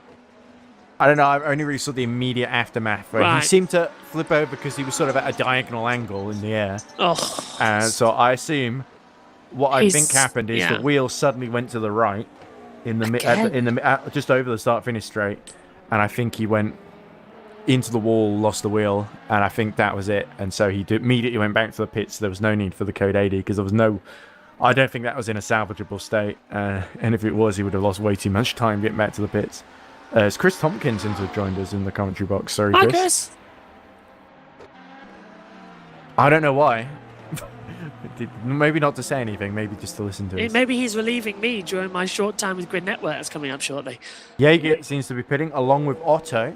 So right, I think Otto's got a big gap to Larhoven. Oh, the lights are on. Yeah, the lights have just flashed on now. Well, you notice a bit now. Like I said, very close encounters of the bloom. Mostly gone, but still a little bit there. You can just about make out some of these cars. Adeli still stuck behind Smaggersgale. What an amazing defensive drive that James Smaggersgale has put together for us. And he's only about 18 seconds behind Lima, who's been struggling in that 206. So, you never know. ATR Falcons could be on for a top 5 here. If they just keep going. But can they keep going? All right, they've not done it so far. So I've gone a bit Damon Hill, Adelaide 94, haven't I? Yeah.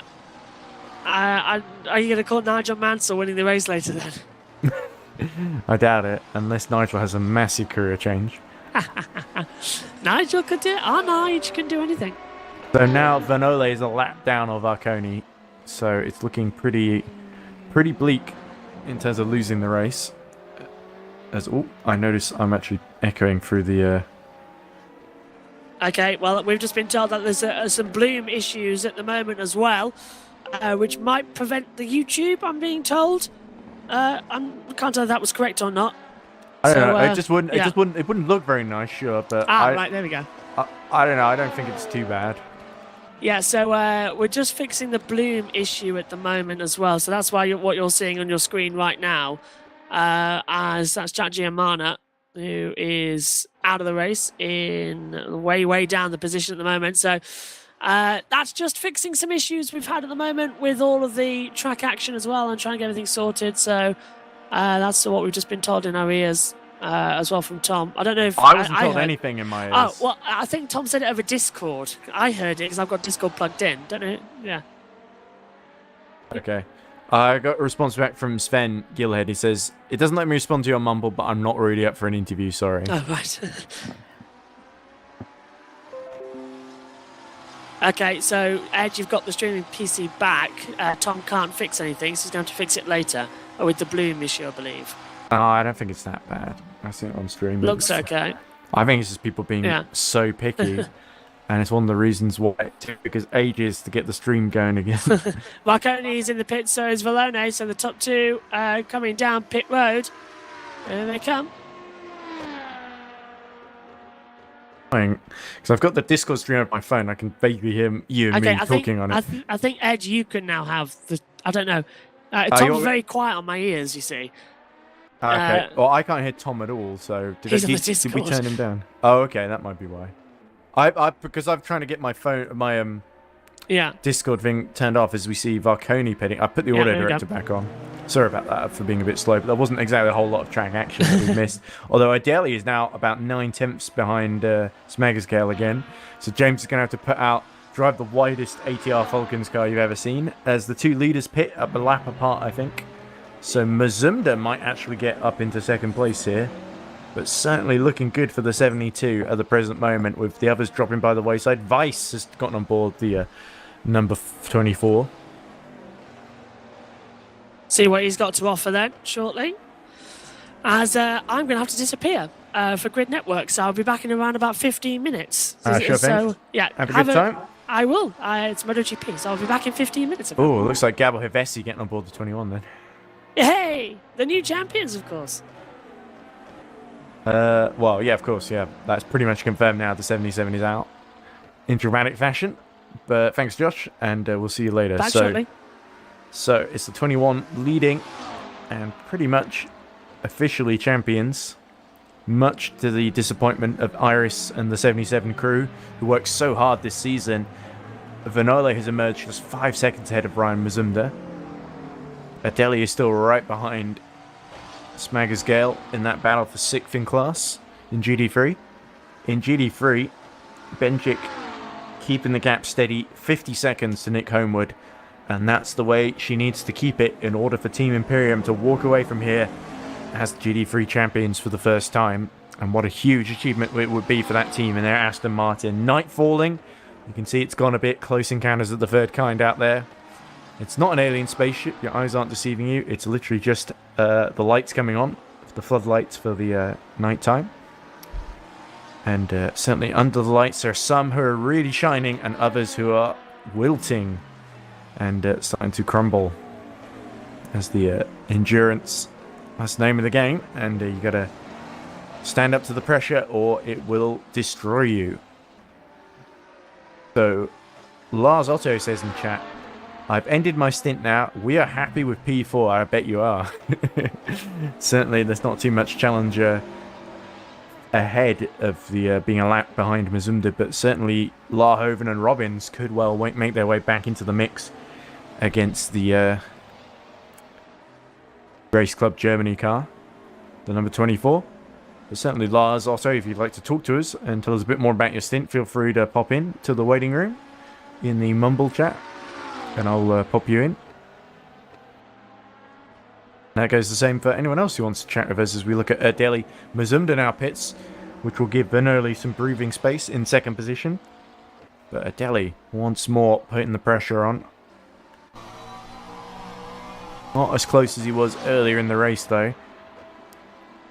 Certainly Smagger's got a big gap to the number 16 Team Imperium ahead of them. Be a while before they get lapped at least. There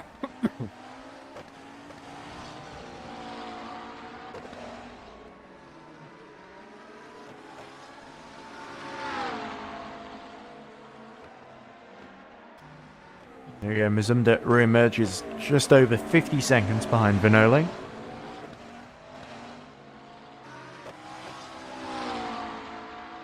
And Matteo Vinole crucially going back onto the green harder tyres, I believe. Or is it the mediums? Either way. Back on the same tyres as all the other LMP2 runners.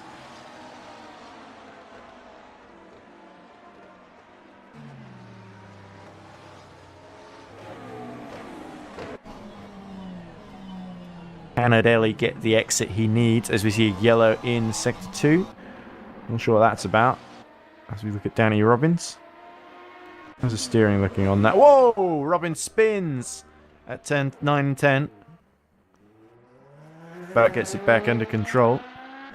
But that was a scary moment for the boy transport number 40. There's Vinole. Oh, big crash for Vinole. Into the gravel he goes. And that does not look like a healthy car at all. And that could be the 72 taking second position then. With Vinole in big trouble and losing time because of that. Meanwhile, Toff continues to challenge Smagerscale for that 6th position in class. Number 40 about to lap them. Oh, and just cutting to the inside very, very early there. Go, and Adeli very close, closer than he's ever been before as a result of that. On the right-hand side. And can Smaggersgale defend from the outside? I don't think it's going to be possible. I think Adeli's going to come through, but Smaggersgale almost makes contact there, but they just avoid disaster, but they do hit through turn 2 there. And Smaggersgale very, very forceful and firm, but Adeli could not find a way through. So good defending once again from James Smaggersgale. That's why Paul Street Boys have been stuck behind for so long. This alternate strategy really not paying off.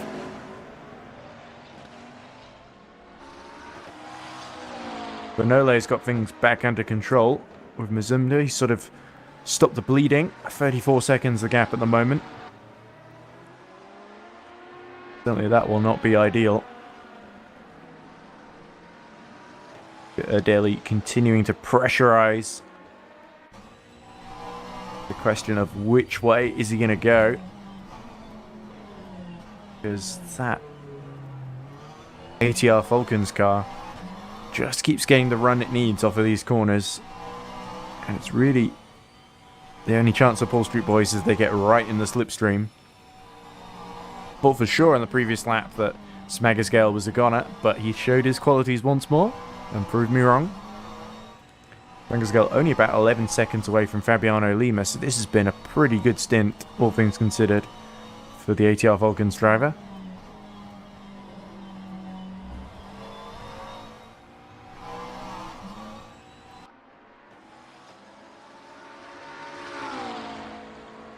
Coming to the end of hour 3, I think. But already the LMP2 title is done. Let's be honest. Even if the 21 retires, it will still be in the championship lead. So now Adeli looks to attack Smaggersgale. They both cut to the inside. Who is going to come ahead out of turn 1? Will Adeli dive up the inside with a late move? No, he thinks better of it. And, Smaggersgale a little bit wide though.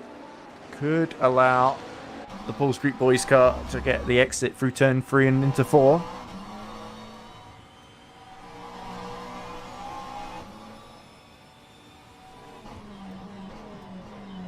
Amazed that the 120 didn't take more damage as here we go. Adeli cuts to the inside.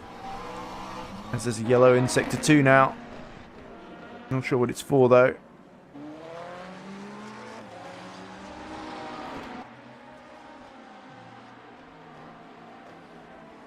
There's Adeli now right behind Smaggersgale. Fancy a dive up the inside into the hairpin, but here comes the reading game LMP2 to lap the pair of them, and all Smaggersgale cuts across in front. And in fact, my stream just seemed to be lagging behind a bit there. Here comes Adeli into the first corner, so I should really check the actual live stream, not my computer with Parsec. And Smaggersgale were really struggling here. As there's Lima not far up the road ahead of them. And Lima spinning, that looked like. There he is. Fabiano Lima spinning in the gravel. And Smaggersgale will come through surely. Unless Lima can get going very, very quickly. And indeed he does. And now it's a freeway fight then. For 5th position in class is Robbins Pitts. From 6th and last in LMP2.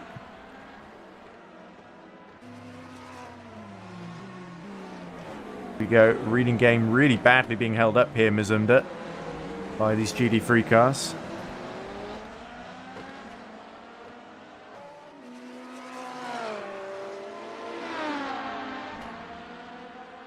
Adeli doesn't get great run actually out of that one. So now Smaggersgale may fancy a go at Lima, who made a very silly, unforced error there, you have to say. Now, Mazumda tries to go around the outside, but he's lost a good 7 seconds to Vanole, being stuck in this GD3 train.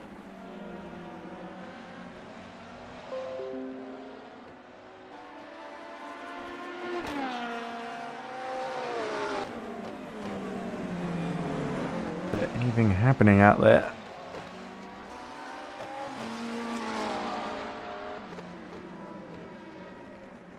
Whoa, look at this, the 3 of them right together now. And Smaggersgale, will he have a go at Lima, who's really struggling? He tries for the outside into turn 6. Lima defends the inside.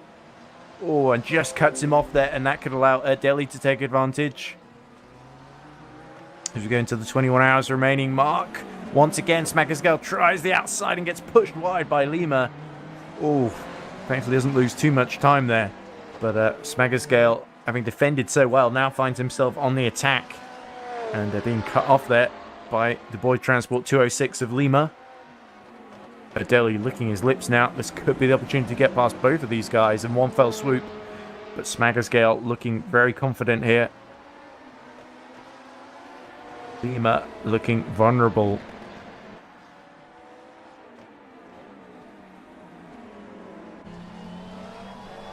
See if he can get the run he needs onto the back straight then.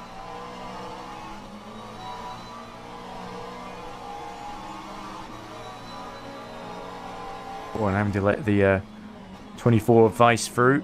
And Lima always going to get a little bit held up on the exit there. And that could allow Smaggersgale into the slipstream. Here we go.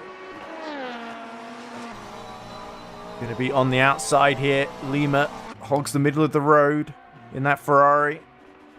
Smaggersgale will have to be late on the brakes. They let the number 40 through. And Smaggersgale turns in. Wow, that was really brave and confident. And he's just completed the move on the exit there. Nothing that Fabiano Lima could do. Smaggersgale through to 5th. And now looks like, oh, Adeli fancies a go. As that was a late move to the inside from Lima there in the middle of the straight. And here comes the Paul Street Boys cut on the outside. Is there anything that the 206 can do? He tries to force him wide.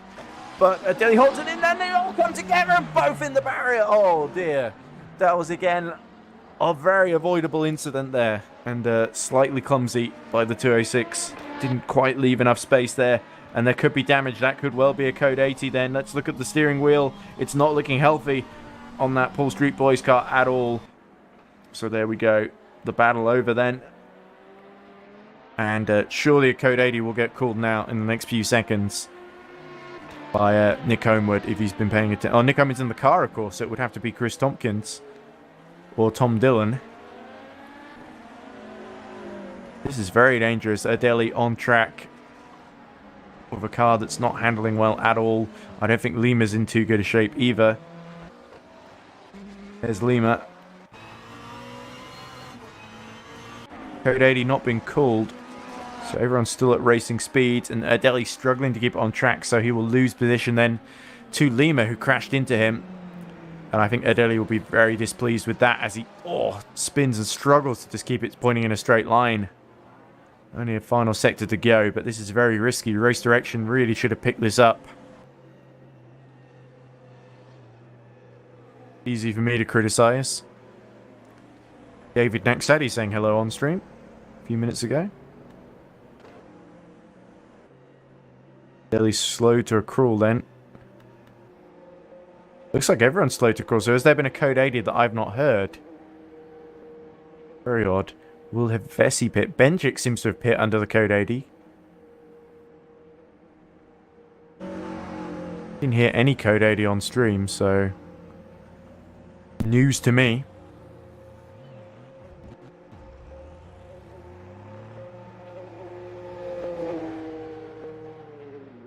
Has Tom done the code 80 through Discord?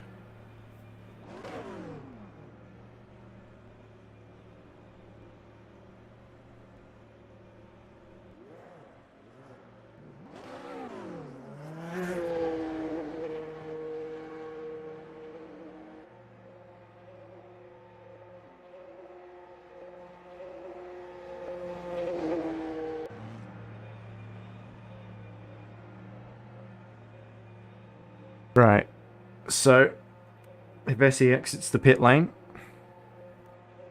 And so it looks like number 16 and the Paul Street Boys have made it back to the pits. So I don't know when the code 80 will end because I think Tom Dillon is doing race direction at the moment. I can't hear anything that Tom is saying through Whisper.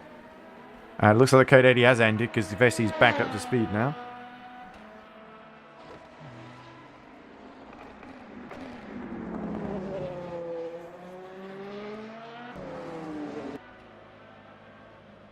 Daily being serviced.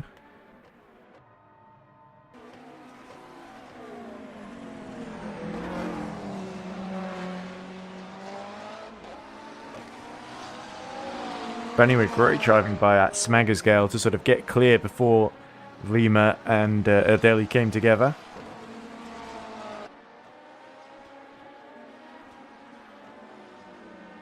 I would be very surprised if Lima didn't take any damage at all in that collision.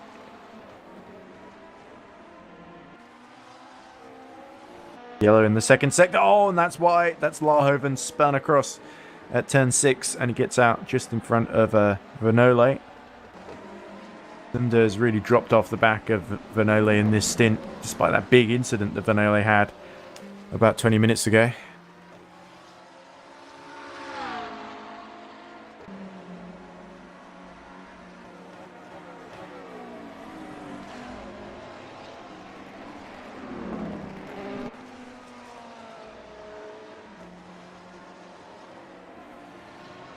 So, Nicky Pastore leads Giuseppe Pastore by 33 seconds now. So I think the 86 has closed a little bit on the 87. Benjic, after that extra pit stop, has emerged 32 seconds ahead after pitting under code 80 from Nick Homewood. So it's a risky one, but strategically that could really play into the hands of Team Imperium.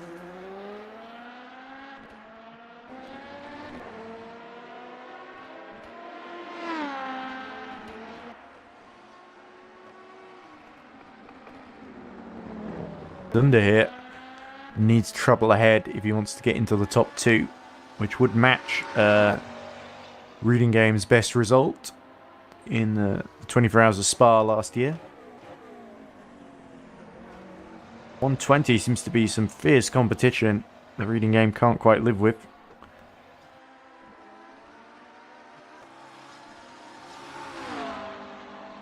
So I need to do something with Tom Dillon to make sure that I can hear his whisper calls or something.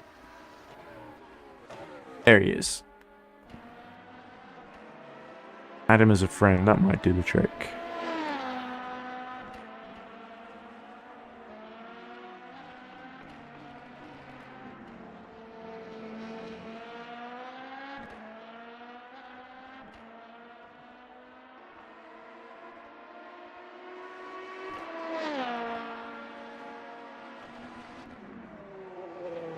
Well, anyway.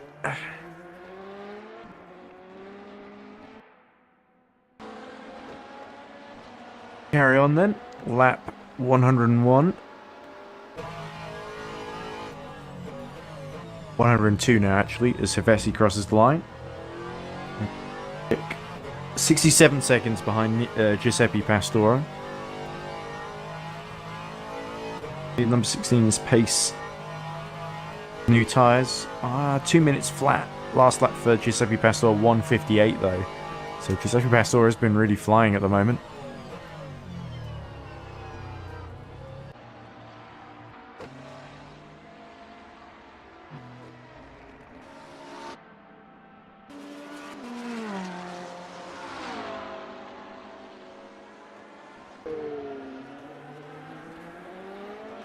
Yeah, things start to quieten down then. Really in a battle, there's Erdely having to let the leaders lap him, and Lima as well, much to his chagrin. He's amazed if Lima does not come in for a penalty for that one, but it was pretty controversial.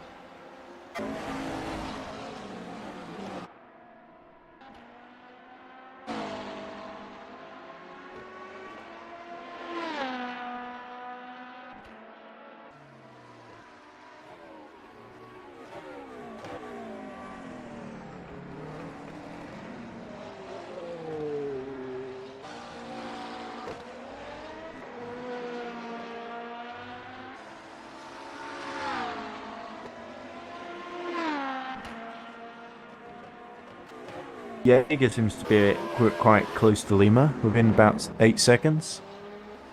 That could be a battle that happens fairly soon.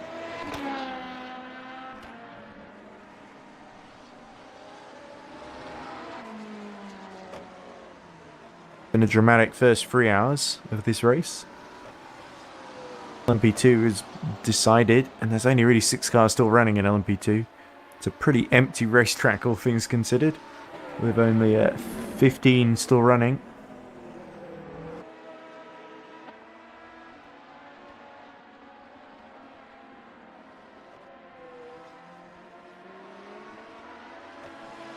Hull Street boys bring up the rear behind Modal, but I'm sure they'll catch back up again.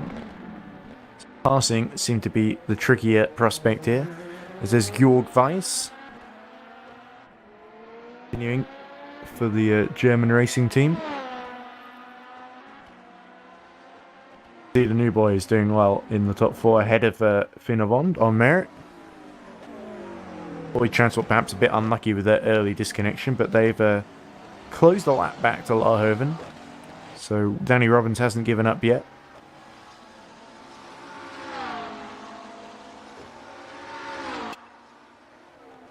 Gilvad quite a way behind Jaeger. Work for the OSR 119 team to do. But great to see Stan Gilvad, who I don't think has raced since Korea last year, where he did pretty well in the Ferrari. And it's good to see what you can do in the McLaren, of course. And Gilvad had like military service that took him out of action, if I remember correctly. I even offered him a seat in one of my teams, could have used him, but OSR got his services before I did. Fair enough. Jaeger continuing to catch the 206, so let's keep an eye on that battle.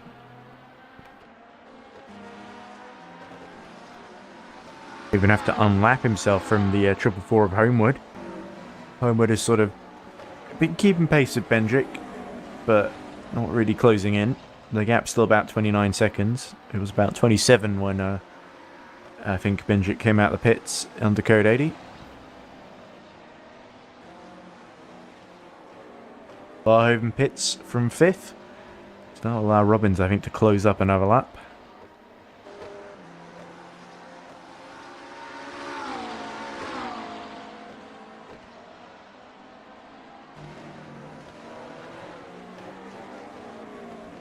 Lima really struggling, 28 seconds now behind Smaggersgale. Smaggersgale looking good for a 5th position here, which would be a great result for ATR Falcons.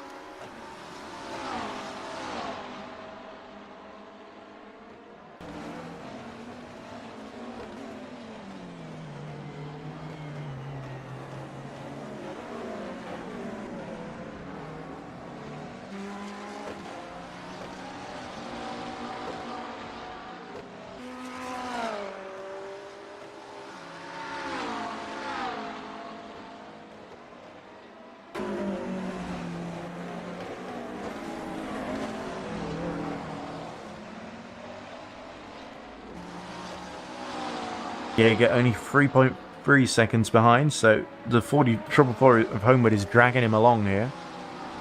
Larhoven looks like he's still in the pits, is he?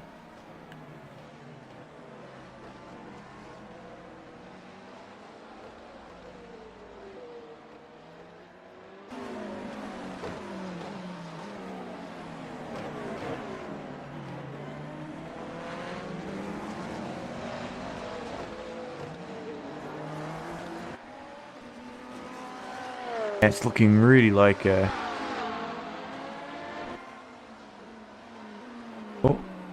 I seem to have messed up the overlay ever so slightly.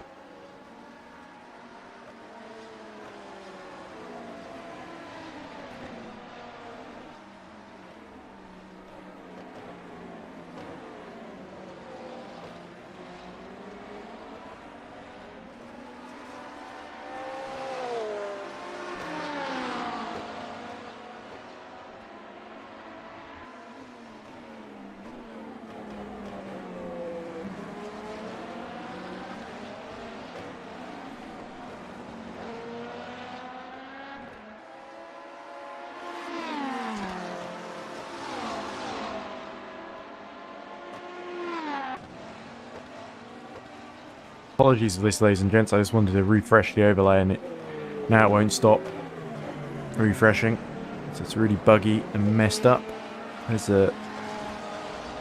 Jaeger continues to challenge Fabiano Lima and Nick Homewood a lap ahead.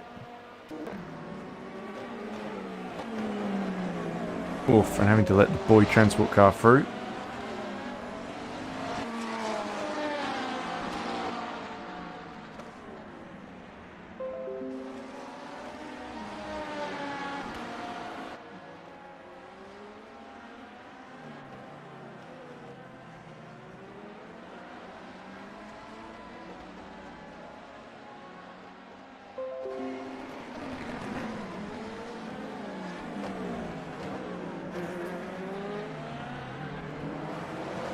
Here we go. Comment from Hawk78.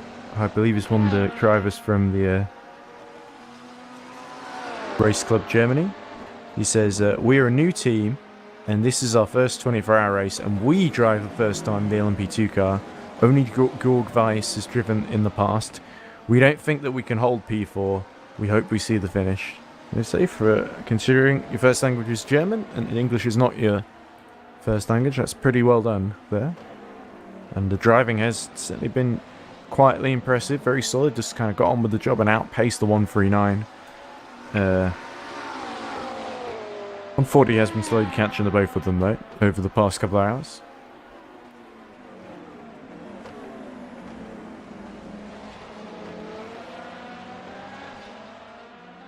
It looks like Jaeger's going to try and unlap himself then from Homewood.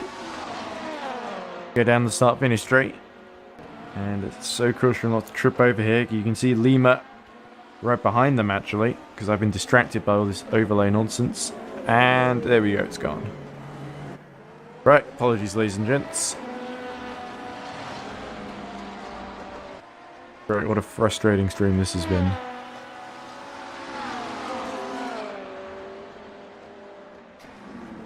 Ahead of Lima. Maybe you can see or not, but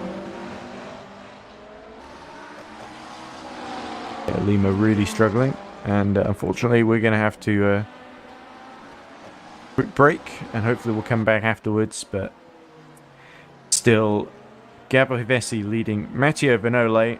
I know this is a really crappy stream, I'm sorry guys. And then it is Nicky Pastor leading Giuseppe Pastor and Tamer Benjic in GD3. Bye for now.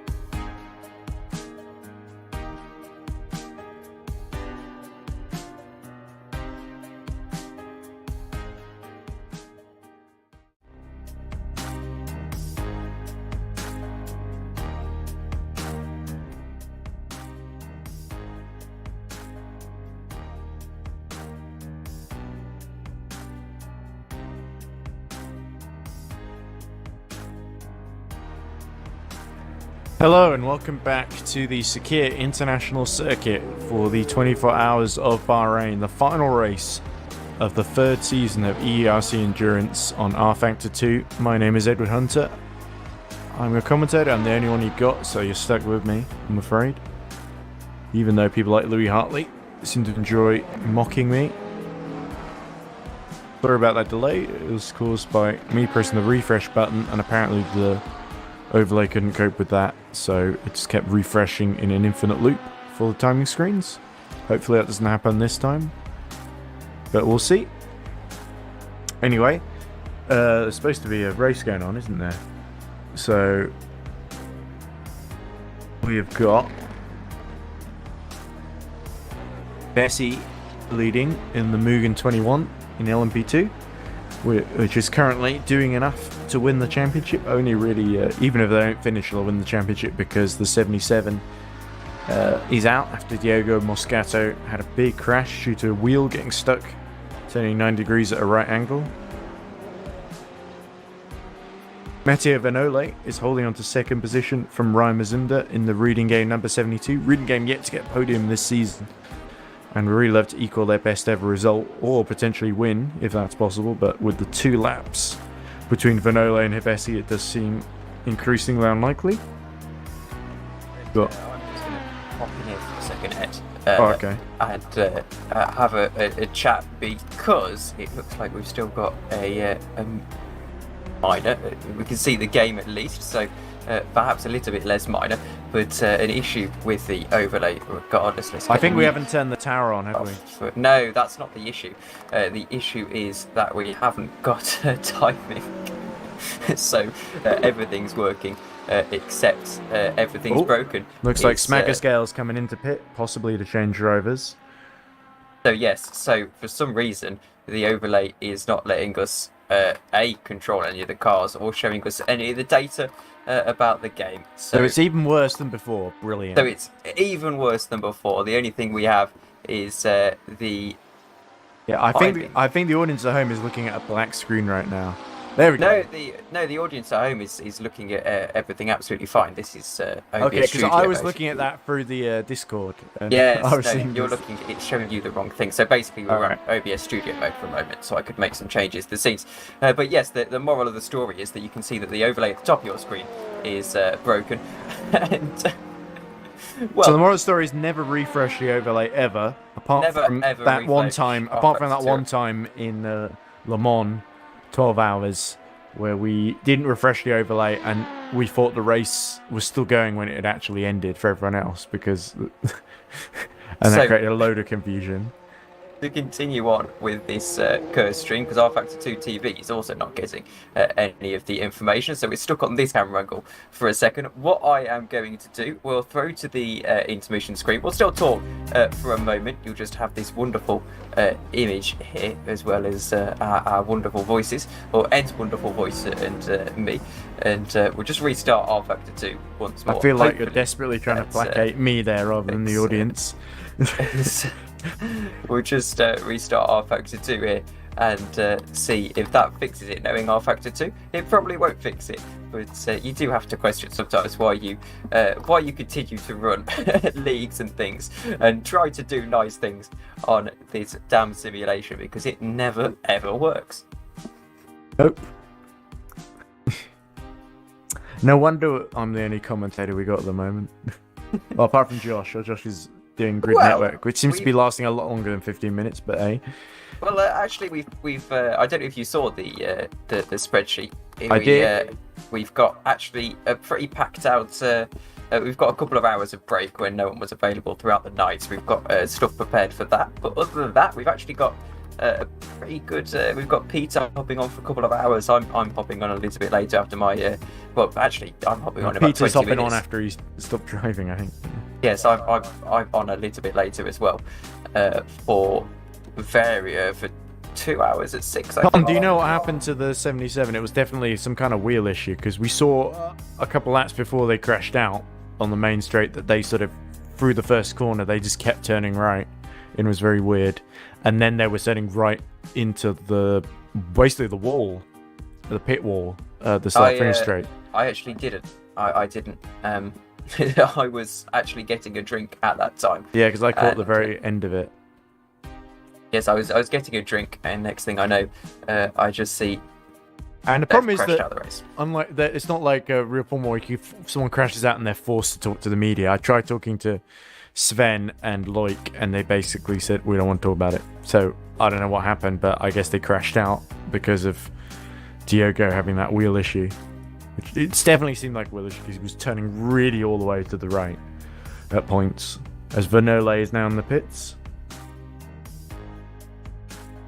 Yeah, assuming so too. Ed able to give you a bit of a radio commentary. It sounds here using the race view live timing. I don't. Well, what want else? You haven't given me anything else, so. Well, yes, I know. Incredible. We don't have anything else at the moment. So Absolute clown show. Absolute clown show. and none of it's our fault. It's hilarious. It's always the way of things, isn't it? It's never. Convenient. There's no one I can strangle and murder because of this. It's all Well, I just think that would be a technological bit. I think that would be a bit extreme, eh? issue. Be a bit of an overreaction. It might make me feel better, at least for like 2 seconds. Yes, I think it would be the end of your commentary career. In Oh, fact, I think it what would be the end of career? most of your careers. What career? It's, oh dear. I'm. Oh, wonderful! I've got some encouraging news for you all. What? Actually, maybe I should not say I've got encouraging news for you all, because Oh. I'm starting to think that I don't have encouraging news for you all. But Has the Tory government resigned? Is that the good news? no, not yet. Give us a few Has weeks. Liz Truss but, given up yet? But I'm about to resign from this because Stream has crashed faster than the pound, and Oh. we still do not have a we still do not have live timing.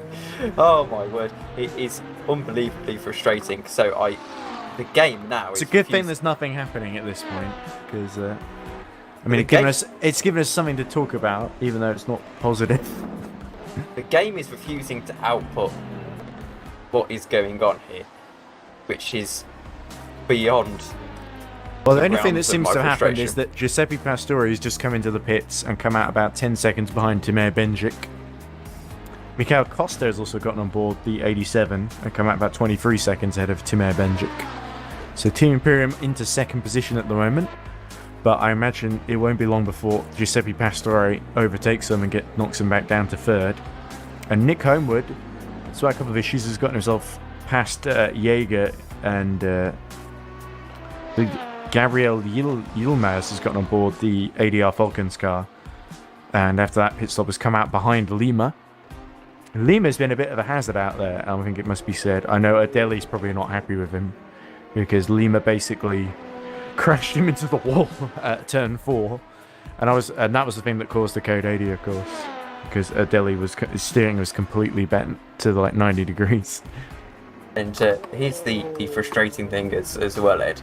It looks like R Factor 2 TV isn't working. Is there something with the game refusing to output its data to our various things? So I'm a little bit stumped as to what to do here, because the issue as well is I don't have ability to. Well, I mean, we can always give up. That's what we did with New York Formula E when we could only get about 10 seconds in the server before being booted out.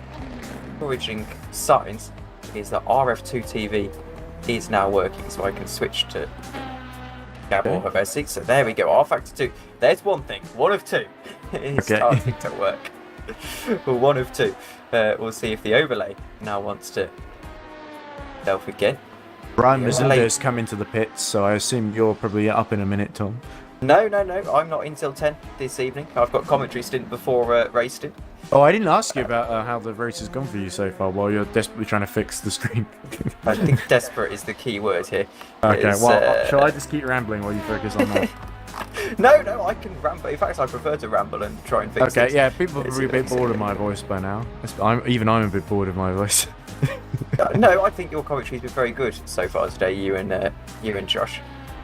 Well, me and Josh being the operative word there. And I think on my own I've been a bit struggling. It's yes. Well, still 15 guys still in the race, although Mazunda finally coming back out the pits. Now a lap down on Vinole, although I think he's now a bit out of sequence because Vinole... Oh no, Vinole has pit recently, 2 laps in, so yeah. We basically got the top 3 in LMP2 all a lap apart from one another, and then we got Jorg Weiss is about 90 seconds behind Mazunda. So everyone pretty much a lap apart, although Danny Robbins has really closed the gap to Larhoven over the past couple of hours. So And 3 laps to 1 lap. We have got the viewers what we can get them at this stage, which is the encouraging thing. I'm going to experiment, see if our only choice is to actually physically hard link in a race view. Because if that's the only way we're going to get live timing here, then unfortunately, so be it until we can get to I feel like Nick coming back and restarting the stream. I feel like maybe if I just not refreshed it, we wouldn't be in this mess. Because I think it's literally I may have double clicked and it just went a bit haywire on me. But Giuseppe Pastore has closed the gap to Benjic after his pit stop, 5.4 seconds. Less than that now. Benjic, I think, is going to become under pressure within a very short period of time. Pastore's been lapping in the 57s.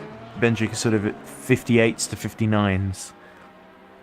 Mostly 59s. Second place in GD3 is going to be quite a battle then. Homewood, 111 seconds down. It's looking like the triple fours. Personal hopes for glory are starting to fade, and it's starting to disappear from that podium battle a little bit. But they are 32 seconds ahead of Jaeger. Jaeger's had a pretty good stint, actually, all things considered.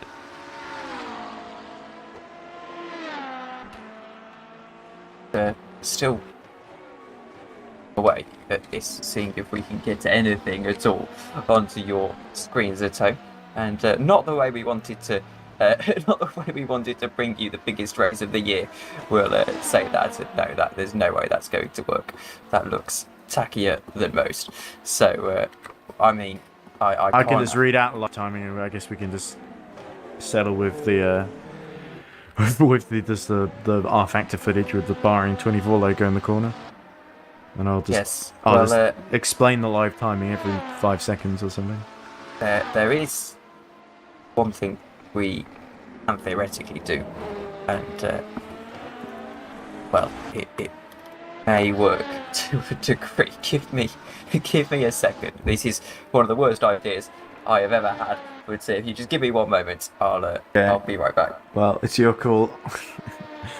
Anyway, I'll see if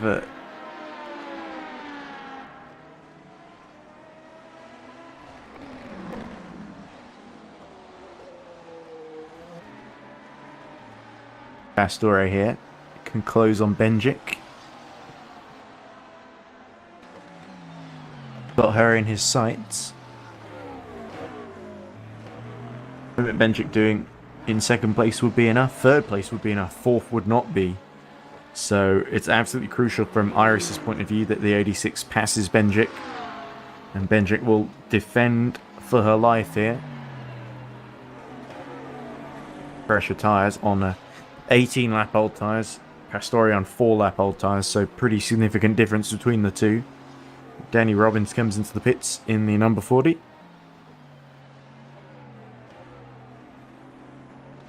Really in the night in Bahrain.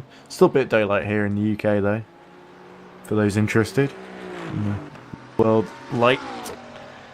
Hello for the second time at Tom Dillon. P1 LMS, 23rd of July, P2 driver for a certain team.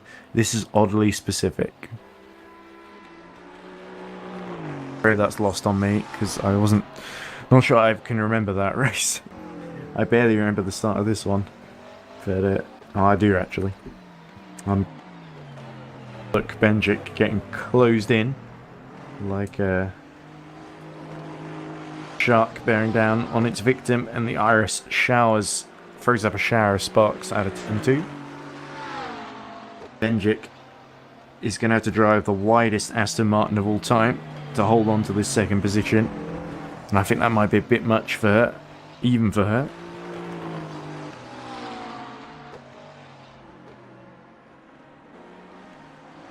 My suggestion here is a final sort of throw at this dice. We'll try and restart one more time. Yeah, well, we're just about to see the 86 make a pass on the number 16 for second in GD3 class. which has pretty important title implications either way. Well, we'll let this battle, we'll give it a couple of laps then before we restart once more. But it is inevitable, I warn the viewer. It is coming. Yeah, well, Benchik has defended pretty well so far. I think pitting under that Code 80 was a smart move by Team Imperium. He opened up, and it's really allowed them to pull the gap to homeward as well in the 444. The 86 of Giuseppe Pastor, right in the wheel tracks of the Aston Martin Team Imperium. And this is a crucial move then for the championship, getting right behind on the straight.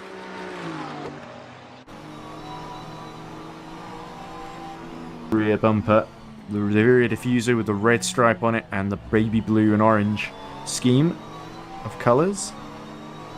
This Team Imperium under pressure then are going to be knocked down to the bottom step of the podium if Giuseppe Pastor can get the run he needs on the Aston Martin. The McLaren has got that little bit of extra straight line speed. He pulls out to the right then. And Timur Benchik is on the outside stranded. There's not much he can do against the Iris, and the purple machine cuts to the inside and takes back that second position. And Team Imperium back down to third, the place they must maintain if they want to hold on to the championship. So Iris doing everything they need, everything they can to hold Team Imperium at bay at the present moment. With that, we're going to go to a hopefully brief intermission whilst we try and get this R-Factor 2 thing sorted. We can continue to talk once more. Ed's got the timing screen up so he can tell you if there are any further developments here. However, unfortunately, visual pictures are going to have to go by the wayside for a moment. I have a slight suggestion to what might be going on here, so encouragement in that side of things. So Tom, who is Decare 2 in the YouTube app with the little Christmas hat on? Is it someone from the Boyd Transport team? No, it's the wonderful Alex Laho, who's right. he's from the old Team Valet team. P1 Le Mans over in July, I think it was July 23rd, he said, which sounds about right. And we were teammates for that event. It was Looks like Gabo Vessi's picking from the lead. Sorry, Tom, to interrupt briefly. It was the last 24-hour I actually did. So it's good to see Alex kicking around the EERC. I don't know if you're racing today, Alex. I do hope you are. And I don't think he is. Not here, anyway. If you are, then I hope we can bring you the pictures of that. But at the moment, clearly not quite able to do so. You're supposed to hop off in 10 minutes, Ed. It's supposed to be me back on to go with Josh for 3 hours. I didn't anticipate it quite going like this. But, well, hopefully... Well, I'm happy to stay until dinner if that's easier for you guys, but... Or just at least until Josh gets up. I mean, you are well deserving of a break if you do feel the need to go any time, I've had a couple. I've not been here all the whole time, but most of the time, yeah.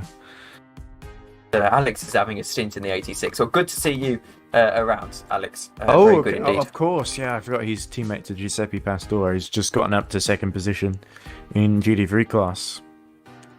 They stole our number, of course. Team Iris 86. It was our number in season 1. And then, it was? Okay, I wasn't around at that point, so I don't remember. 72 used to actually be running the 86, of course, but oh well, not anymore. 72 is a cooler number. 72 is cooler, definitely. So how do you reckon things have gone so far, Tom? Because I've not really got a chance to ask. The 72, 10 times better than as what I said to you in the build up to this stream. I said Reading Game are either going to DNF today or get to podium, and I think that is continuing on here, that sort of sentiment. So you don't think you can catch Renegade Sim Racing then? Because they've seen Vanola had a big moment where he was in the gravel at one stage and the gap was like down to 30 seconds or something like that, and then they've just pulled away. I'm not bothered by whether we finish second or third. For me, second and third is essentially the same sort of position. For me, I only care if we finish on the podium or a win. You know, second and third is an equivalent achievement in my opinion. So 21 doesn't even really need to win this one to win the championship because it's over already with the 77 out of action. Well, if they can give us one back for last year, that would be nice. I doubt they'll be that generous, especially with there being 2 laps and another car in between you. I don't know, maybe we'll just have to call some... maybe the Code 80 gods will smile on us today. I mean, you are kind of partly responsible for the Code 80s, although Well, I couldn't hear them in this chat for some reason, so I guess you can't leave now in case there's another Code 80. Yes, I know, and I'm scared that if I am in here and we do need code 80, then the turn will be that the drivers won't be able to hear me, but we'll cross that bridge when we get to it. And, I did make you a priority speaker because I wondered if that was the issue, but I'm sorry, yes, I apologise. that was actually quite funny because that just meant that now I talk over everyone in my channel. I had to turn it straight back off. Sorry about that. That's a server side thing. That's not a you side thing. But that was quite funny. I think is that Fabiano Lima catching up to Stian Gurvad? Yeah, I think because Lima's just pit, hasn't he? A lap or so ago. 1.5 seconds between those two. How do you see the GD3 title battle going? Because it looks like Team Imperium, 114 second gap to Homeward. It looks like Benjik and Team Imperium are doing enough at the moment, and the 87 are going to fall just short here. I think if Team Imperium 16 take third, won't it be like 2 or 3 points they will win it by? Because they are 21 ahead going in, and the difference between first and third is pretty stark, I think. I'm trying to remember what the actual points. It's less than 21, but not by much. 19, isn't it? Yes, I haven't seen the various permutations. So I'm not too sure, to be honest with you. But yeah, 38 yes. points for the win, 23 for third. So that would be 38 minus 23 is 15, wouldn't it? Boy, I am not taking A-level maths, but I'm going to take your word for it. If Yeah, that is 8 the minus. case. I think 8 minus 3 is 5. 30 minus 20 is 10. So that'd be 15 points. Okay, maybe I am actually and you get 18 points for fourth, so that would be a sort of 20-point gap. And they are how many points behind, aren't they? Is it 21 or? Oh, my brain stopped working at this point. Right, GD3, Team Imperium number 16, 134 points. Team Iris 113, so it would be 21. So the good news to the viewers, whilst the overlay is not working, I can get us back into having at least standings. I forgot R Factor 2 now has an inbuilt banner thing that isn't one of the overlays, but it's banner at least, so I can sort that for us, which is the encouraging thing. At least I've then completely messed that up, by the way. A 38 minus 13 is not. Is it? Did I say 38 minus 23? Sorry, not 13. There we go. It is 15, so I did get it right. Even though I did A-level maths even less recently than you, so. well, I took one look at that course and said, I'm not taking that. I didn't do A-level maths. That's the other thing. I did GCSE maths is what I was thinking of. All right. So no real change on track. Benjik has dropped about 6 seconds behind Pastore. Giuseppe Pastore has actually had some pretty decent pace. Like, he's only about 30 seconds behind Costa now. Gurvad has dropped to 14 seconds behind Lima. Go on. As we get back into this, we will have pictures returning for you in a moment. Unfortunately, the only thing we won't have is a timer, but I think at this stage we'll just be glad to get any pictures with driver positions on the thing. And we'll go back to old style Le Mans, where they used to have that banner going trawling across the top, and it was really annoying because you couldn't actually see where everyone was. You had to wait 15 minutes just to see who was in the lead of the race. But that's just me being little bit frustrated. It's how they used to run that. I think the annoying thing about this is the gap between Team Imperium number 16 and Team Iris 87. I'm pretty sure is 21, and the difference between third and first is 20 points. Yeah, I'm just trying to check I've actually got the points right. Oh, no, that's first and fourth I'm thinking of, because you get 38 points for a win, 18 for fourth, so that would be a sort of 20-point difference. So actually, I got the points completely wrong. Team Imperium would have to finish fifth to lose the championship, wouldn't they? Because you only get 15 points for 5th. And 38 minus 15 would be 23. So at the moment, they're actually doing more than enough in 3rd. They'll comfortably take it in 3rd then. So it's really down to if Homewood and Jaeger can get through. Doesn't look particularly on the cards at the moment. Well, unfortunately, I will show you as we get back to live. Yeah, pictures. I saw that just a little bit. My little workaround was lagging us intensely, so unfortunately, we're just going to have to make do. Was that because you had the without in-game an overlay on? No, that wasn't that at all, unfortunately. It was a little bit of a different thing. But regardless, unfortunately, we're out of luck on this occasion. I bet you Louis Hartley's going to blame me for this. Again. He was making fun of me, and I got a bit pissed off at him, and I said, I hope you get stabbed by a deer in the Scottish Highlands or something, because then at least he'll take you down a peg or two. Equally as extreme as the whole strangling Chris Tompkins to death. This is a very well, just whoever, isn't it? whoever. It doesn't matter if they're responsible or not. But it's just a bit stressful, this job, you know. Very stressful indeed. Well, so to update the viewers on what's going on here. I want everyone will blame when things go wrong. We physically, unfortunately, it either was caused by the refresh of the overlay or it just coincided with the refresh of the overlay. One of the two. We've essentially just had a total meltdown of our overlay. That is the wrong button. I forgot I wasn't on studio mode here. That's a nested scene. Let me one more attempt. I am going that to Jaeger's coming in bits. In refresh the refresh the old overlay page. See if I can refresh the OBS dock as well. And, well, Josh is going to have a fun time when he comes back because he won't have any idea what's going on. Josh is going to love this because this has gone from pretty bad to pretty worse, I would argue, in the space of 15 minutes. It's to say it's not ideal is well, probably a bit of an understatement. But regardless, here we are at the moment, and we've got pictures for you, and I think that is the one thing that we can say. And we're just going to have to deal with it, aren't we, Ed? And keep you updated via the race view. If you do want to go to the race view yourself, just go to raceview.com with a dash in between race and view /home, and then you just scroll down to EERC Endurance, and you can see everything that's going on, including a nice little track map. And obviously, if you want to see what's going on here as well, you can do. Let's tick auto camera back on so we can actually see the action that's going on in this race. Yeah, well, we won't have any fancy graphics to do with it, unfortunately, but we at least have this for the moment. Blahoven coming in the pits now. At least a couple of seconds behind Yilmaz in the ATR Falcon, so there is a bit of action actually. About 5 seconds between the two.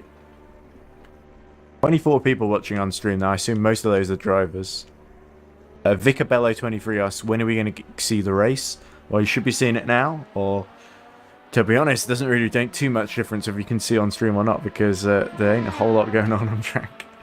But it's certainly early days yet. We're nearly to the end of the. We're nearly at the end of the 4 hours mark. Oh, that looks like Stan Gjorvad spinning that. In fact, it is.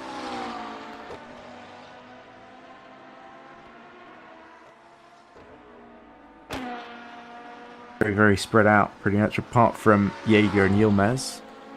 Jaeger and Yilmaz. Sounds like a buddy cop duo, doesn't it? Here is Thomas Jaeger, with Yilmaz a couple of seconds up the road ahead of him. In between them is Team Imperium number 16, driven by Tamer Benchik, on their way to the championship for that Team Imperium, along with Tibor Kirsten and the rest. Big night stint to go there, of course. Only 3 retirements so far out of the 18 starters, or was it 19? Because I think someone may have dropped off there. It was 19 starters, I believe. Yeah, so someone has left the server at some point after falling off the race. Yes, and can't keep track of who though. I don't think the poor viewers could keep track of anything at the moment with what's going on. But no live timing, as we mentioned. So you've got my lovely little Bahrain24 hashtag. You know, not much we can complain That's the about. one thing that hasn't completely failed, so. Well, I think we'd do well for that to completely fail. A good text. It would be quite dramatic. I'm going to hop out the parsec now, so you can deal with that. And well, it looks like it's the start of my commentary stint anyway, so I'll keep you company for a little bit. Dude, I thought that was your prelude to I'm going to bugger off now and see how David's doing in the reading game chat. Oh, not David, Marion. I think we can relieve you of your duties as well. Let's go and get a well-earned break as the wonderful Joshua Birch Hello. is with us. Yes, hello. I've seen we've had difficulties. Because I've had the screen on. Yeah, unfortunately, I tried to refresh at one point because I thought someone was in the pit lane, and unfortunately, I double-clicked it, which apparently made the overlay completely melt down because it just kept constantly looping and refreshing itself. I saw that. Yeah, I thought. Which was annoying. Right, that okay. wasn't intentional by me. I didn't sabotage the stream like some people seem to accuse me of. But anyway. That's disappointing. I'm getting a bit angry and annoyed. But, well, you're going to have some food. You're going to get relieved. Turns out I got the title implications completely wrong, Josh, because I thought that fourth would be enough for if the 87 won and the number 16 finished fourth in class, that would be enough for the 87 to steal the title. But no, that would be fourth would mean the 87 would gain 20 points when they're actually 21 points behind. So the 87 would have to win with the number fifth to steal the GD3 championship. So actually, Team Imperium are actually looking even more secure than I actually thought they were in third. Fab. So yeah, looking like the Aston Martin really just has to keep going and hope that Paul Street Boys and Finn Avon don't get by them. Well, I think it's Costa at the wheel right now, running in 7th position. Is the lead GT3 car? That's what that would be in the 87, Michael Costa. Yeah. Just and working he's out slowly been caught by Giuseppe Pastore, I think, over the past couple of laps. The gap. Oh no, the gap's still about 33 seconds, so it's not changed a huge amount. Jaeger, we're looking at the moment, is catching Yilmaz for 11th overall and 5th in class, I believe. This is going to be a lot of fun. Without the timings, it's going to be interesting. Let's see how quick it's like at Wimbledon once again. Gonna have to rely on race speed. Yeah, sorry about that. I should have just not refreshed, but it's one of those things that can't be helped, I guess. Not your fault, Ed. It shouldn't have happened. But anyway, thank you very much for joining us. For Big Capelli 23 us. Is it possible to do a little resume of the race? Okay. This is what I was actually going to segue into as we came up to. You want me to do it? Oh, okay. But, we can do it. Well, okay. Well, we started at just 5 minutes past 2 in the afternoon on the 15th of October 2022 for the final race, 24 hours of Bahrain of the EERC Season 3 of the Endurance Championship. And it was the 77 with Sven Gielhed on pole position in LMP2 and the 87 of, was it Wesley Buchow who took pole position? It was, I think, yes, in the 87. So both Irish cars on pole. But the 21 quickly overcame the 77 when they did a driver change, came out just behind in the pit lane, was able to overcome the 77. The 77 hit trouble with a steering issue, we believe, where they just kept steering all the way. It was Diogo Moscato, at the wheel, kept steering all the way to the right, had a big crash on the start-finish line that took them out of the race, which was handed second to Matteo Vanole and the Renegade Sim Racing 120 team, who were a lap ahead of Reimersumde and Reading Game number 72, looking for their first or second podium of the season. I think they finished fourth in Silverstone, so they nearly got on the podium at Silverstone, but not yet this season. So that's what's going on there. They're about 113 seconds over Georg Weiss, who is looking for a top 4 finish for Race Club Germany, who are doing really well in their first appearance. Then GD3, the title battle, it's really been controlled by Iris, Michael Costa and Giuseppe Pastore, the 87 and 86. They were briefly side by side at the very start of the race. The 87s pulled the gap over the 86, which has stayed pretty constant. Timur Benchik pit under a code 80 to try and catch up, but has just been passed quite recently by Giuseppe Pastore. Meanwhile, all sorts of things going on behind. With there was the code 80 was caused by Fabiano Lima in the Boyd Transport battling with Skazbolx Erdelli and pushing Erdelli into the wall, damaging the steering. James Smagasgal did an amazing defensive job, actually got past Lima just before that happened. And now Yilmaz is holding off Jaeger, which is the battle we're looking at on screen at the moment. A 10th between the two as they battle over 5th in class. And that is the race so far, unless I've missed anything. João Mana gave up really early, and he's not in the race. And Horvath, the 66, got disconnected, I think. Yeah, pretty much the entire race is what's happened so far, isn't it? There you go. So I think Go that's get pretty some food. concise. Oh, boy, Transport number 40 got disconnected early on. They've been catching up slowly to the back of it. Well, there's no food downstairs available at the moment. Oh. There's biscuits and just random bits. There's no dinner yet, but I have to wait another half hour, but 20 minutes or so. But I could probably just take a break and listen to you guys while you feeling for me, because I've probably done enough. There's no pressure to carry on. I've got nothing to prove. But anyway, go. I'll make up the time that I missed with that, and then I'll disappear. Okay, I guess I'll come back after dinner, because my throat is starting to go just a little bit. Go get some drink. Go get some soothers. Go take a little break, and then I'll fill out my time here. Then I'll disappear, and then reappear in the middle of the night after MotoGP. Everybody, not a bad as plan. well. That's going to be a lot of fun. 5 a.m. back in the control deck as well. Tommy used to be awake at 5. Oh no! Dear. And that looks like the ATR Falcons car of Yilmaz hitting the side just after Jaeger got through of Hevesi. That was the race leading 21, wasn't it? Mugen, because it's the only Mugen in the race.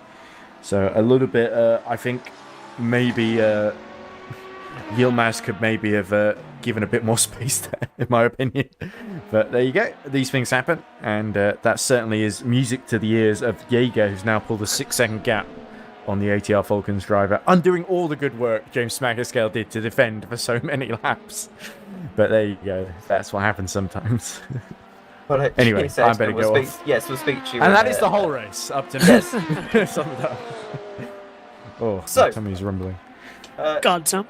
Quickly going to just basically give a bit of a summary, not unlike Ed's, but just slightly different. So it is Gabor Pavesi who leads overall, and then I believe it's Giuseppe Pastore who leads in the GT3 category. That is incorrect, actually. It's Michael Costa of the Team Iris 87. There is a Mugen car. That is actually the race leader.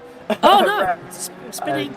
And, well, a lap gap, not a major drama, I don't think, for Mugen. They'll just keep going here. If they could have a bit of a bigger crash, that would be nice, and get us into the lead of the race at some point. But, well, at the moment, not too bothered, and able to get back going here. So I also have a slight belief that our stream is ever so slightly behind. But anyway, we press on. It's not important at the moment. It will all catch up when we click back on. Well, we've got 19 hours and 54 minutes remaining as well, because I've now started my phone on a timer to 5 minutes past 5 when the race started. So at least we have some form of clock. We know what minute we're in at the moment as they come through. Yeah, Mugen having a spin further back. And yeah, I don't know when I'm disappearing. Oh, that's a big spin once again. Further back, it's one of the Ferraris in the GT3. I think it's Lima again having a bit of a problem, who is running down in 13th position at the moment, because the other Ferrari is quite high up in the field. Running. Where's the second Ferrari that we're looking at? Oh, only one Ferrari. So the Ferrari was red earlier. That's a blue Ferrari, so it must be one of the McLarens coming through. That's the OSR McLaren. Thank you, David, for telling us that as well. See how pointless it is, because the monitor's got a bit smaller while Tom does some work as well. So it shouldn't have done. On the Discord, it's gone a bit smaller for me. Yeah. Yet another thing going wrong in this cursed race. It's one of those things, isn't it? We try and do 24 hours.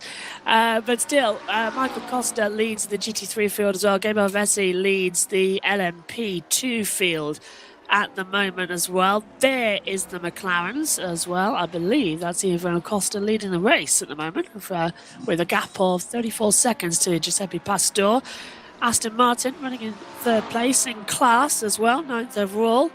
Continuing their best run. There is the Aston Martin running with 4th in class. I think that's George West in 4th, just behind him going through. Unless that is Hevesi, I can't tell on the side. Number 6 in class, it's Danny Robbins as well in the Bond Transport Racing number 40. See, the side panels do come in handy when we haven't got any graphics out on the track as well.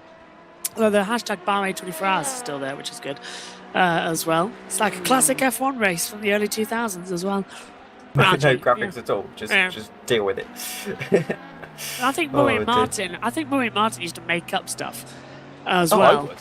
I Yeah, absolutely would. because it's easier. Because I honestly do think Murray Martin, if it was a bit of a boring race, they'll probably look at the timing screen, see something like it's like 10-second gap, and they'll go, well, that's the thing.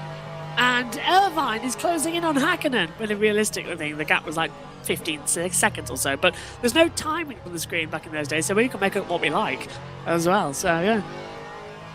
So one thing we can update the viewers on is how the commentary is going to run. So right now, hour 5 is me and Josh. It is now hour 5, would you believe it or not? After a pretty scuffed hour 4, I think is the only thing we can say. Then Josh heads out. He gets a nice 3-hour break. He's back on for 3 hours with Peter Schunneman, hour 9. If I'm here, I don't think I'm here. You're not here? No, I don't think I'm here. It's because the sleep for MotoGP. Oh, right. I think you must have changed your availability. No, what was it? 10 till 1. 10 till I'm 1. Oh, yes, off. fair enough. Fair enough. Yeah, because at 1, the Moto3 race starts. Well, okay. Peter is... Peter's doing 3 hours on his own, everyone. That should be fun. My bad, Josh. No, it's not. Well, poor Peter. I'll see if... No, I'm back after the MotoGP ends at 5. At 5? Then I'm taking some of the night shift away from people. I will be on... There is no night shift actually here from 1 until 5 now. There won't be any commentary, unfortunately, which is slightly frustrating. But what can you do? We need to grab some people off the street and just give them a microphone. Thing is, I would have taken it if it wasn't for MotoGP. So blame Phillip Island. Fair enough. I mean, well, I'm sure there are plenty of people you can grab in Grimsby that aren't doing much. Yeah, to be fair, I think next door neighbours aren't doing anything, and they always awake when I'm commentating. So I'm pretty sure they can do something if I go bang on the door. But I don't think we want to hear from them too much. I don't think the term there is awake when I'm commentating. I think the term is awake because I'm commentating. Yeah. I was trying to be nice. Not really the best situation as well with them as well. Although they've been quite nice this past 5 weeks. I haven't heard anything, so that's nice. They've been considerate. I can tell you that that I will only unfortunately be able to join you 6 until 8 at best because I'm out of the car after my night 6 hours of driving throughout the night. I've got a 2-hour break and then a 2. I'll tell you what. We should have a method where we can put team chat over instead, so that for the hours that we're not commentating, the viewers can listen to some of the team's conversations as well, like the radio. We should have that built in. That'd be fab. We could, to be fair. I could put it on for us with reading game, but I swear a little bit too much when I'm talking to the team. So yeah, we'll just say what something like put the race leader on or something or other with the Mugen Sim 21 or the battle in the GTs and that lot. Just leave their radio open and every now and then you'll hear some radio with some nice track feed. Well, the issue that then unfortunately develops is A, swear words, and B, it can create drama essentially, because I mean we've all been driving, called someone a nasty word, not actually meant it personally, but still called them a horrific word, and if people were hearing on the live stream that someone called someone else a really nasty word, then it wouldn't end very well. Yeah. Even though it's not personal at all. I mean, I think everyone's called everyone an arsehole at some point. I think Ed had that covered in the past 20 minutes or so as well. What's that? I think, to be honest, we could record some generic commentary that ignores the race entirely like a podcast and instead commentate overnight. We just played that on a loop. To be fair, that's not a bad idea from Ed there as well. Get a commentary fill. What can we shove on? Who wants to take the 2 hours that we covered at Japan last weekend and get that on instead and talk about that and F1 and all that lot? In fact, actually, we should do that. Somebody get the commentary, just replay it as well. That would be fun. That's what we should do. I've worked it out, Tom. We should have the live graphic on one side of the screen, and on the other, we will replay the race. So for all the bits from the race so far, we'll replay it, and then that'll be fun. That is actually entirely possible, but I can get that set up. Yeah, because then we'll replay the race while we're off air, and then you've got one side of the screen is showing your live coverage, and the other side of the screen showing the race that went before, and that way nobody has to rewind and miss it, and then we just tell her what happens when we come back. See, I'm cooking with gas this evening, ladies and gentlemen. I'm thinking of things as well while we're off air. I'm actually going. I was going to say I'm going to implement it, but I actually will be driving by the time it gets to a point where it has to be implemented. We have got an interview coming up, and I can't actually drag poor old James Smagazale into the chat because it's too far down. So let me figure out a way to do this. He's a GT, I believe, and well, this is probably one of the worst broadcasts I have ever done. Oh, don't. You didn't see Japan last weekend. At least we've got TV pictures. Japan last weekend, we missed the start and the red flag period. For the first 5 minutes of the race, we lost it. We were still on USRN, so we got it back, and I put it together as highlights later on in the day. But for YouTube, we had to fake the start again. So the whole red flag period, we had to fake it. It was unbelievable. It's fine. I was on USRN and totally missed the start of the cricket at one point, so I just decided to pause Sky. There's the 5th position car off of the track. I paused Sky and then sneakily, not so sneakily, caught up when one of the overs was done, and no one would know. We have got James Smagazale in the chat, and you can hear us, James. Yeah, I have. It works this time. Yeah. Hey. Well, you can feel free to talk us through your race while I start to tinker with this live stream and figure out if there's anything I can do to sort out some timing. Yeah, so what happened in your race then, James? It was quite an interesting run for what we saw in the timing graphics. Yeah, it was alright. Start and quali was not ideal, but it was good fun. I mean, yeah, later in the stint, found a bit more pace, and then had a really good fight, which I'm told was on stream. So. Yes. That was good fun. But yeah, I actually felt quite quick for once, which was good. I think all this season so far, I think I've not really felt at the right pace. But yeah, no, today I feel alright. It looks like you've been doing some fantastic runs so far as well, and we've got not that many drivers left in the race now as well, so it's a comfortable run outside there. When are you next in the car? When are you next taking a stint? Is it night shift or just before midnight tonight? Currently the plan is not till tomorrow morning. Oh, nice. So, yeah. Because I'm about to get into EES at Virginia. Yeah. But yeah, no, because of that and doing a decently long stint at the beginning, I'm probably not till about 7 a.m. tomorrow. Sounds like you've got a fantastic run. Yeah, we've got a decent amount of drivers to cover. We were a bit ropey for the start, so I think Gabriel's now going for about 4 hours. But due to the stints being about an hour and 15, hour and 20 minutes in a GT3, it'd probably be a bit less than that. Probably only be 3 pit stops in the end before we have Louis back. Not a bad stop then for the afternoon. What have you made? Have you been able to catch up on what's been happening in the race so far as well, while you've been taken off there since you came back in? Not really. I mean, I saw a couple of DNFs, 2 Iris cars out, which I noticed, which is interesting. I don't know what happened to the lead Iris car. I don't know what happened to them. I saw the other one DNF. They got a bit too close to me a couple of times while lapping me, which was a bit sketch. I think a bit of contact to one of them, but yeah, all a bit of fun in it. Absolutely, and just coming to the pit lane, by the way, is the Sim Racing 120 with Ronole at the wheel, so he'll come in for a scheduled stop. Although according to the graphics, he did 1 lap as well on his tyres. So as Ed said earlier on, maybe it's just getting ready to take another changeover. It's lap 139. You can see actually he's in the pit lane because, well, I don't know if you can now at the moment or if we're watching it because Tom's putting some timings on the screen for you as well. So we now have a completely blank picture up here in the comms box. That's the same one as we have running up here in the comms box.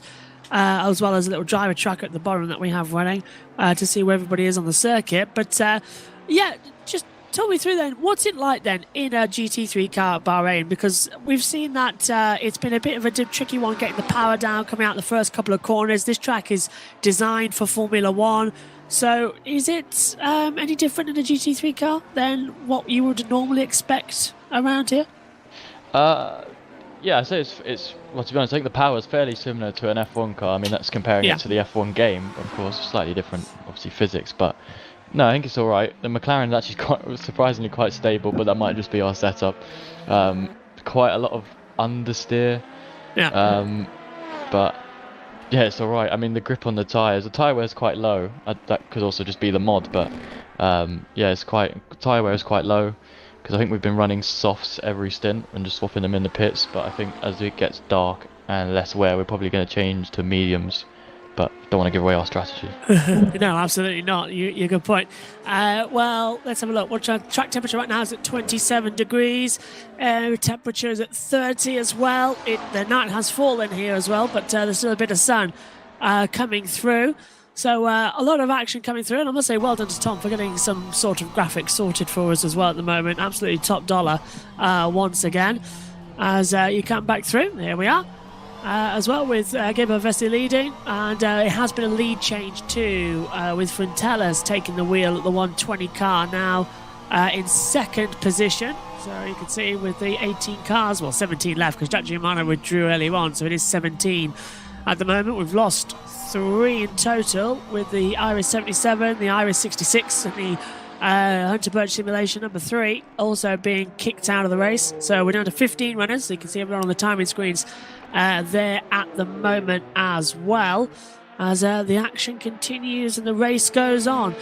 Tom, are you back with us? Some great stuff you've seen.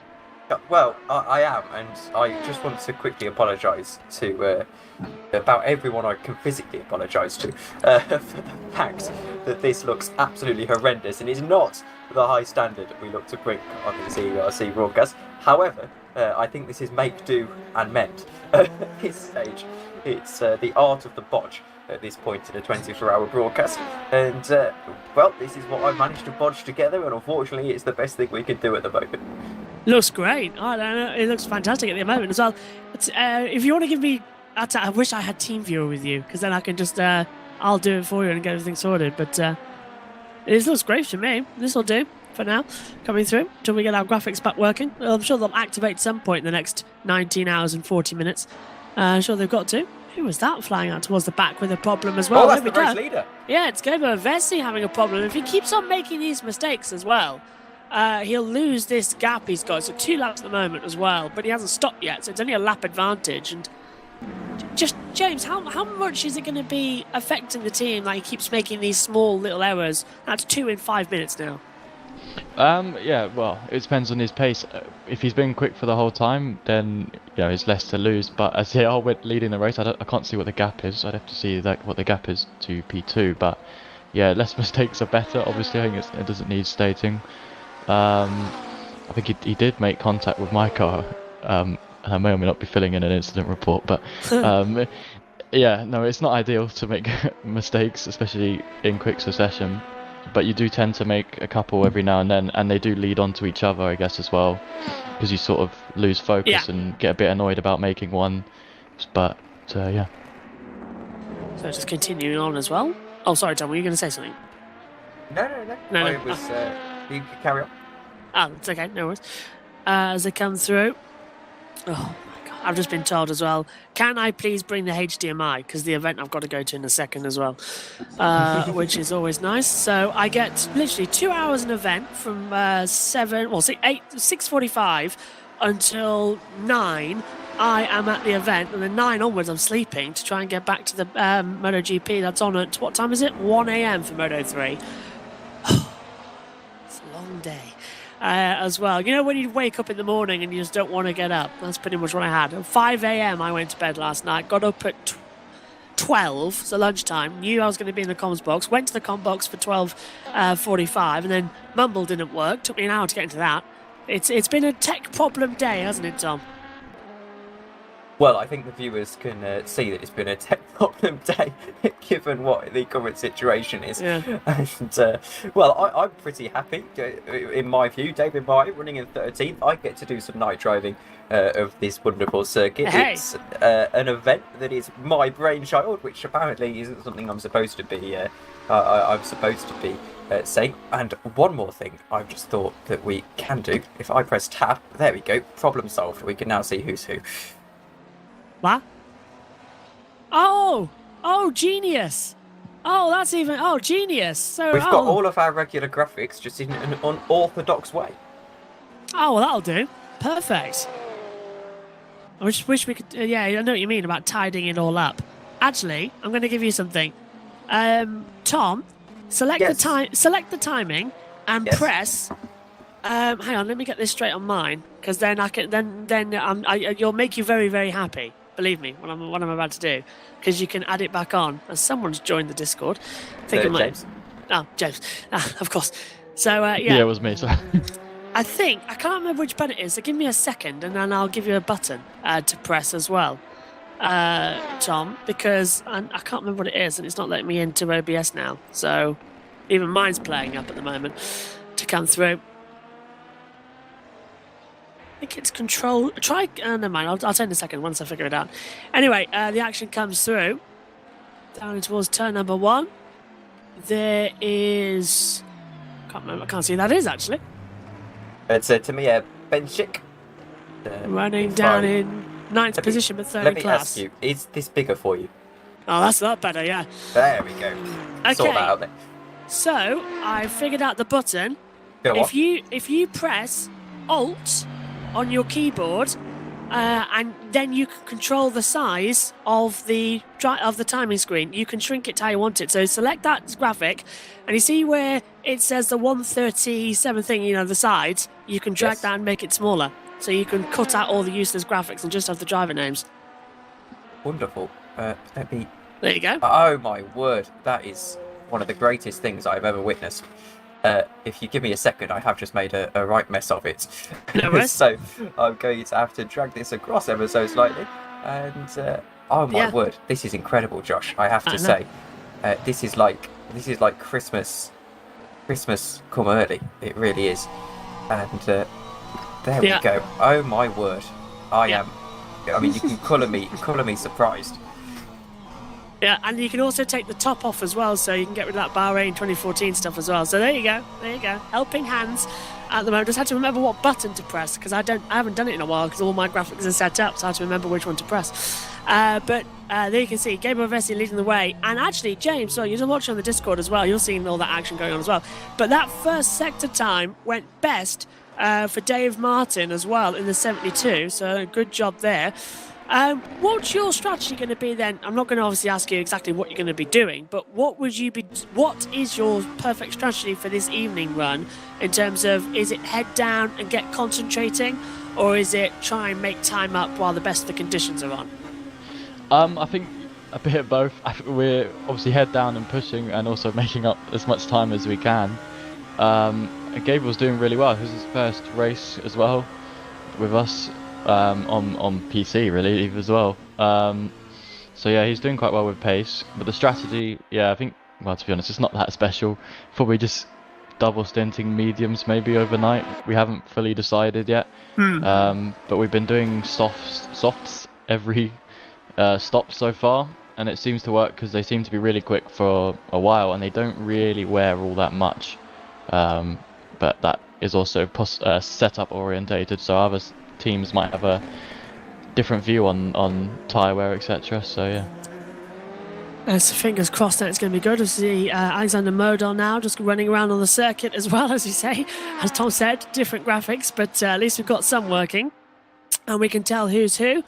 On the board, there's Costa at the wheel running 7th in class, but that's your leader in GT3 as well. So there's a load of good stuff going on there. So 7th down is the GT3 class as well. You can tell that by how many lap times they've got different. So it's 11 laps as well is the gap between the leader and 6th position in LMP2. And after that as well, it changed over a bit there. So you've got some good runs going forward shortly as well. And as I'm now, I can physically feel Tom smiling as well as he's editing these graphics as well. He's like a kid in a candy shop at the moment. That we've got good data for the time being, as well as there's Nick Homewood in 10th position as well. Of course, challenging in the title at the moment. But you want to take that away from him, don't you, James? Well, we're not exactly challenging for much at the moment. As far as, well, this race we would like to, but the next season, the title, yeah.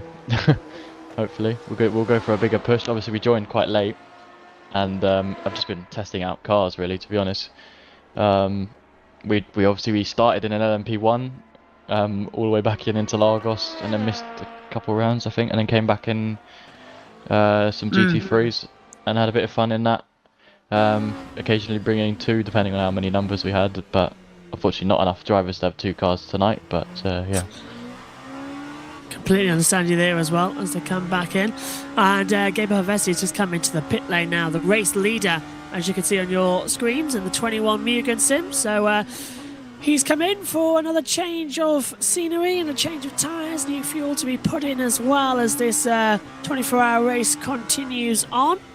As we ride on board with, at the moment, that was George Wells at the moment, 4th in class in the Germany 24 squad. And to be fair, Tom, I think we've done rather well there. I think you've done amazing, my friend, because we can tell who we're commentating on. We've got a timing screen as well, and I must say a round of applause, my friend. I don't think anyone's going to notice a difference. I think this is practically the same as the R-Factor 2 overlay. It's certainly a little bit more stable. Yeah. And it lights up when people are in the pit lane as well. It tells us everything. Actually, I think that works pretty well. I would say try and drag in the driver tracker, but that'll probably crash everything, so just leave it as well. This works perfectly as well as we ride on board now. 12 out of 18, so this is Gabriel Yilmaz as well at the wheel of the GT3 McLaren, the Falcon Racing as well. Ed's just paid you a compliment as well, James, saying, I will just say, James really impressed me. Fantastic move on Lehman, great defending from Bali as well. Would be great to see ATR Falcons finish the race as well. Yeah, well, thank you very much for that, first of all. But yeah, no, it'd be really good to see. It was good fun, the fight. But yeah, it was nice to feel quicker than someone for a while, as that was not necessarily the line from Gabriel there through that corner. But yeah, it was nice to feel up to pace. Making moves for once. I think this season it's mainly been me being overtaken, to be honest, but yeah, no, it was good fun. And Nick Homewood's back in the pit lane as well, as David says, modern problems require modern solutions. And Tom, you like that as well, don't you, Tom? Oh yes, that's essentially exactly what is going on here. It's very modern problems are being solved very modernly as well, which is just brilliant. Well, I'm surprised you didn't know. Oh, on where? I've got to disappear soon. What the hell's happening now? What do you mean, what's happening now? I think someone's outside my commentary box, and I don't know why. Hang on a minute. I need to go. I might have to disappear early if they've arrived 10 minutes early. So I will be back in a second. Well, starting to hope that Joshua Birch hasn't been booked at gunpoint through his commentary box. It would be less than ideal. James, I know you have been around EERC for quite a while. I have to say, not really following the championship outside of the LMP2. I haven't seen much of you race. I think we often are probably on track at a similar time. But were you around for the last couple of years, Spa and the other the sort of 24 hours that we've been running? No. Oh, no, not at all. No, I joined for Interlagos because I didn't have a PC, so I was all playing on Xbox before then. But yeah, no, recently joined. I mean, it's been good fun so far. Few less numbers for this one, but I think that's always to be expected. Latter end of the season, etc. 24-hour race, a few teams like mine or like ours, or whatever you want to say. With only one car instead of two. Just due to the length of the race and so on, and a couple of drivers of mine who could only make certain hours of the race. But yeah, no, it's good. It's good. It's been good fun the whole season. I think the fight at the front of GT3 has been really nice. Not that we've been a part of it. It's been good to watch though, and good to keep track of. But yeah, shame we're not part of it. But to be honest, if we were a part of it, I think that'd be more worrying on other people's end than ours. Did I mention, by the way, as we welcome Josh back, did I mention that Region Game finished second in Spa last year? I don't think I've quite made that point clear on this broadcast so far. I wish I could fade your mic down. Just on that. Yes, you've said it several times. Lima's spun around. It's spun around again. Right, well, that is me. Unfortunately, I'm being mugged, as I heard you say when I was leaving the commentary box. People are actually taking me away from the commentary box, which is really annoying, 20 minutes early. Don't you worry at all. So if you need Tom, just quickly as well, because I can't text you afterwards. If you need me for any more tips on how to do the OBS stuff, if everything fails, give me a shout. I'll hop on with you ASAP. I'll leave the Discord on because I'll be back in the comments box later anyway. Hopefully back soon. I'll cover like an hour. If I'm back at like midnight, I'll come in for the hour as well because I don't know what the hell's going to do. I might not sleep. So this should be fun. But have a great rest of the call, and I will see you all again soon. The graveyard shift after MotoGP. Thank you very much, Josh. And yes, we'll see him very soon. Indeed. And just to give the viewers a slight little update on what's going on at the moment. So in terms of commentary, hour 5 through to 7 is going to be me now, with Ed joining us a little bit. James Spagazell's alongside me for the next 20 minutes or so, I believe, or however long he has until he's until I need to go eat. Yes, so I need to eat and then drive, yeah. And then I might come back later, but I think it'll be a spur of the moment. I'll give a ping in the Discord. And then come. That'll be for a bit longer, I reckon. But then I would need sleep before I go again. But yeah, we'll work that out once I've driven. But yeah. And I just need to set you up on a quick tangent so I can message Ed if you don't mind. In terms of, I suppose going into next year, James, are you eyeing up a championship?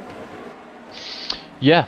Ideally, I mean, will probably still be in GT3. Of course, that's not decided. But of course, we used this season to test out. Oh dear, that's not ideal. I've just seen the guy in EES has just left my Discord server. That's not ideal. I reckon he's crashed. Anyway, so I might be here for a bit longer than we thought. It's just not ideal because he was leading. Oh dear. Yes, the championship next season. Yeah, ideally we should be in GT3, mainly because we were testing out cars and we seem to like the GT3 and we've stayed there. But yeah, that's quite worrying. Janssen Bins has left my server. Oh dear. Anyway, yeah. Now I've lost my train of thought. So we look at Costa in the pit lane. Oh, and now we no longer look at Costa. That is David Martin getting it all wrong out the last corner. That's not the line. Not the line, no, and that's your team as well, isn't it? So that's not slightly not ideal. A lot of cars coming down this main straight, so a bit of a group starting to form. So, well, considering as well, James, that me and Ryan are the liabilities in that team, David making it all wrong is not encouraging me. That's not a good sign. No, I raced with David last season in BC. I don't think he likes me too much because I did tend to crash quite easily, but I just couldn't get the hand of the LMP2. I just need to check my Discord over there real quick to see what's just gone on. But yeah, might be here longer than I thought. So you might have a friend, although my dinner is still cooking, so I will have to go for a bit anyway, either way. And I've been told that is now. Oh well. Oh right. But I won't leave, and I might leave because I might go say something to my drivers. That's okay. I will come back if my senses are telling me that he has in fact crashed, and that is the reason why he's left the server. Because I did join a call with him. I know it's not this race, but I'll mention it anyway. I did join a Discord call with him, and he was just shouting stuff in German, and I did not understand what he was saying, but he didn't seem happy. But yeah, we won't talk about that. But yeah, I'm gonna go have dinner, but I'll join you guys back afterwards. And so, in all of the flurry of commotion, as we thank James Spagazell once again, in all flurry of commotion, it looks like I've missed a couple of reports coming through on the incident report form. Unfortunately, whilst we've been having all of these issues as well with the stream PC, I've had the issues with my own PC and the game losing connection and things like that. So unfortunately, I'm going to have to set those last 3 reports aside to be investigated after the race. So I apologise for that. We've still got an eye on Code 80, though, in case anything comes in there, and may have to jump over to the... what's it called?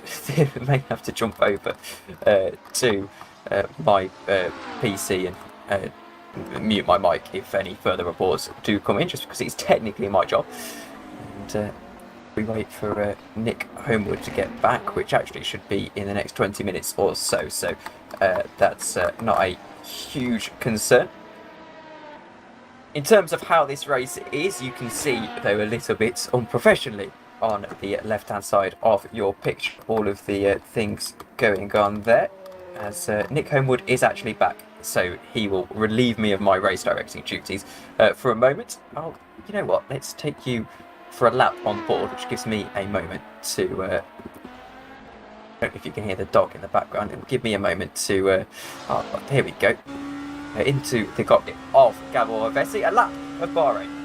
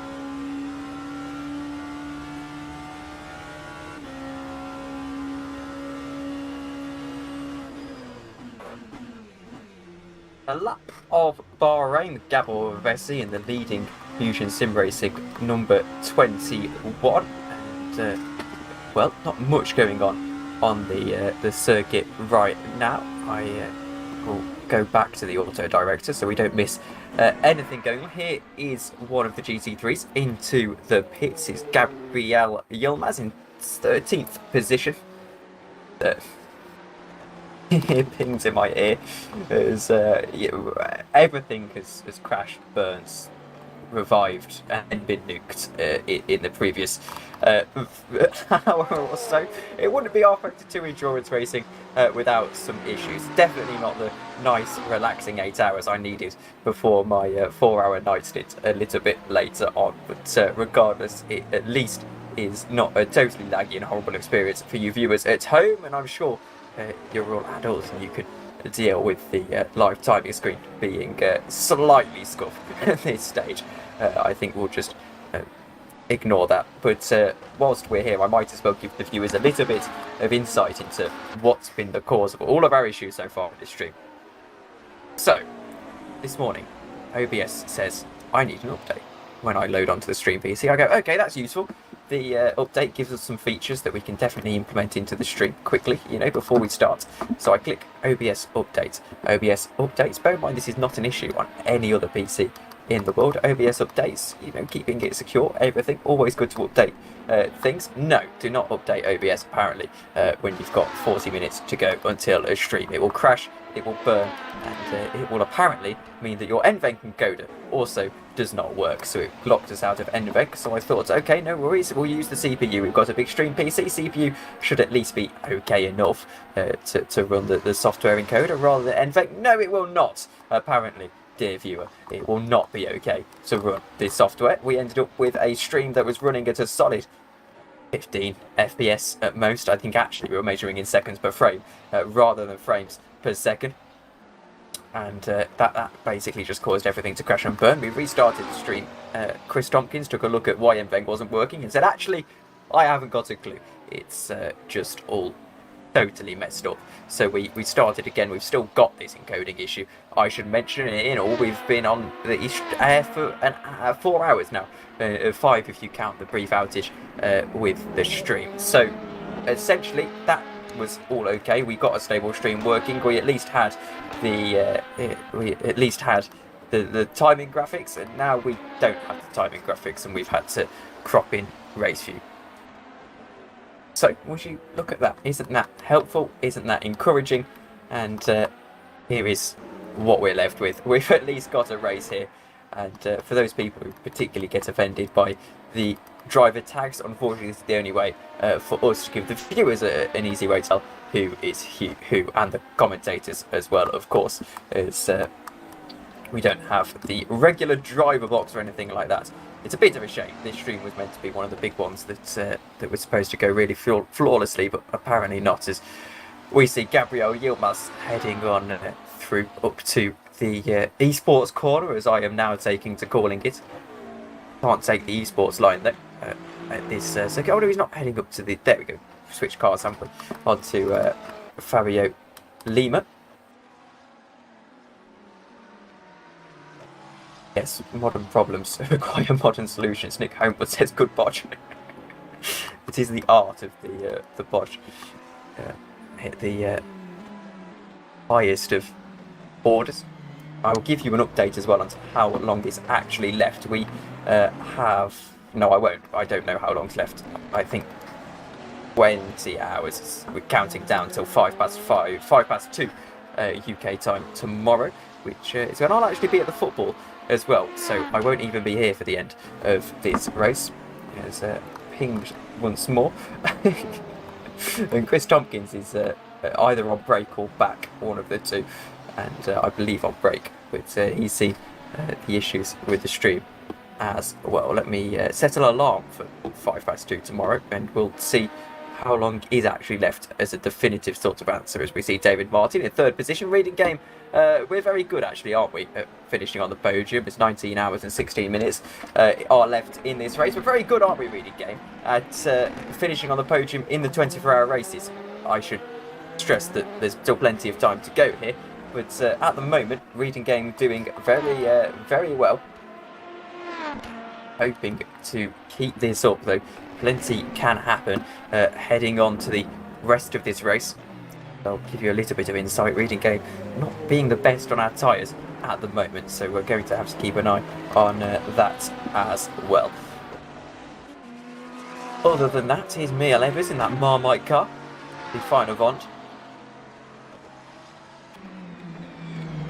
Currently sitting in 10th position overall, 4th in class, Mia Levers.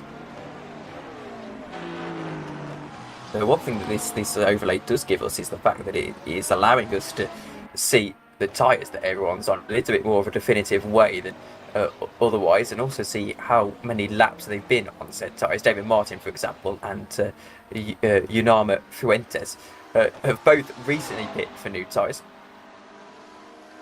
Mediums for both of those, and it also tells us that the entire LMP2 field at this stage are on medium tyres. Reading game is good at finishing and nothing else. That is still more than others. Thank you very much, Lucas, for the very flattering words and misspelling of our name as well. And we're not even particularly good at finishing this year. We do often get good finishes, though, I should say. Usually when we do finish a race, it's at least top 8. I don't think we finished down in 11th much this year, actually. Been lots of top 5s and things like that.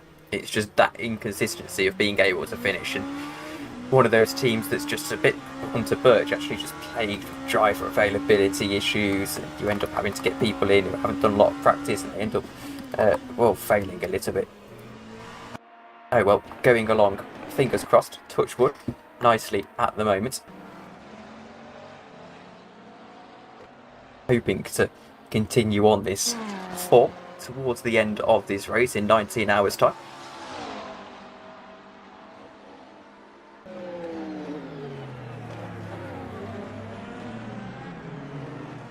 I am sitting at Villa Park at 2:05. I'm crashing out from the race. I hope isn't the second bit of bad news I hear. Presumably the first bit coming from the football team itself. Anyway, Team Benchik, not much going on at this stage of the race. This is always that awkward sort of phase where we don't see a lot going on. Let's do a decision.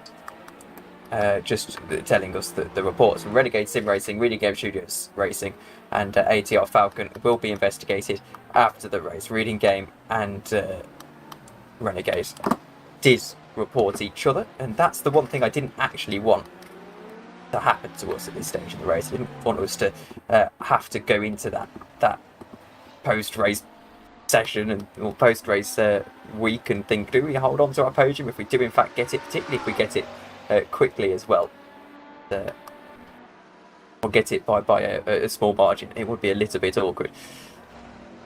That's enough about Reading Game. So I imagine sentiment shared by Renegade and of course James Smagazeo's team, ATR Falcon Racing 490. The thing as well is, my suggestion would be that it's probably a racing incident if Reading Game and Renegade have come together. I didn't see the incident myself. I mean, we've had a few issues to sort out on this stream that have taken my attention. Not that I'd actually be able to look at the Reading Game Renegade incident anyway. It's not something that I have the power to do as a steward due to my conflict of interest. Oh, there is Zoltan Kovacs having a slight issue. 15th overall, down in, well, last in class, isn't it? 9th position in the GT3 category. Not having a great day.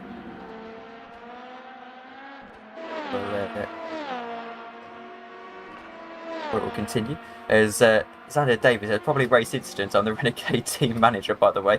As team manager to team manager, can we just agree to repeal the reports, call it off? No need to worry about it. Save both of our best interests. Oh, I get nervy when we're in podium position, even though we've got 19 hours to go. I was trying to remind Ryan that we've still got 19 hours to go. Stop trying to push. He was saying, I need to get that second place, and no, just stop it. Just drive the damn car. And well, he in the end did a very good job. And Sander says I'll be driving later as well, just watching the race at the moment. Same here. So maybe we can take each other out on track and make it double reports from Reading Game and Renegade. Share it out a little bit. But please don't drive into me. I won't drive into you to the best of my ability. Well, you're in the second position, aren't you? So we're having a bit of a battle here, aren't we? And that was for loud traffic as well. So it was for Reading Game trying to get that lap back. See what the result is after this race, but hopefully it doesn't give us any issues from behind.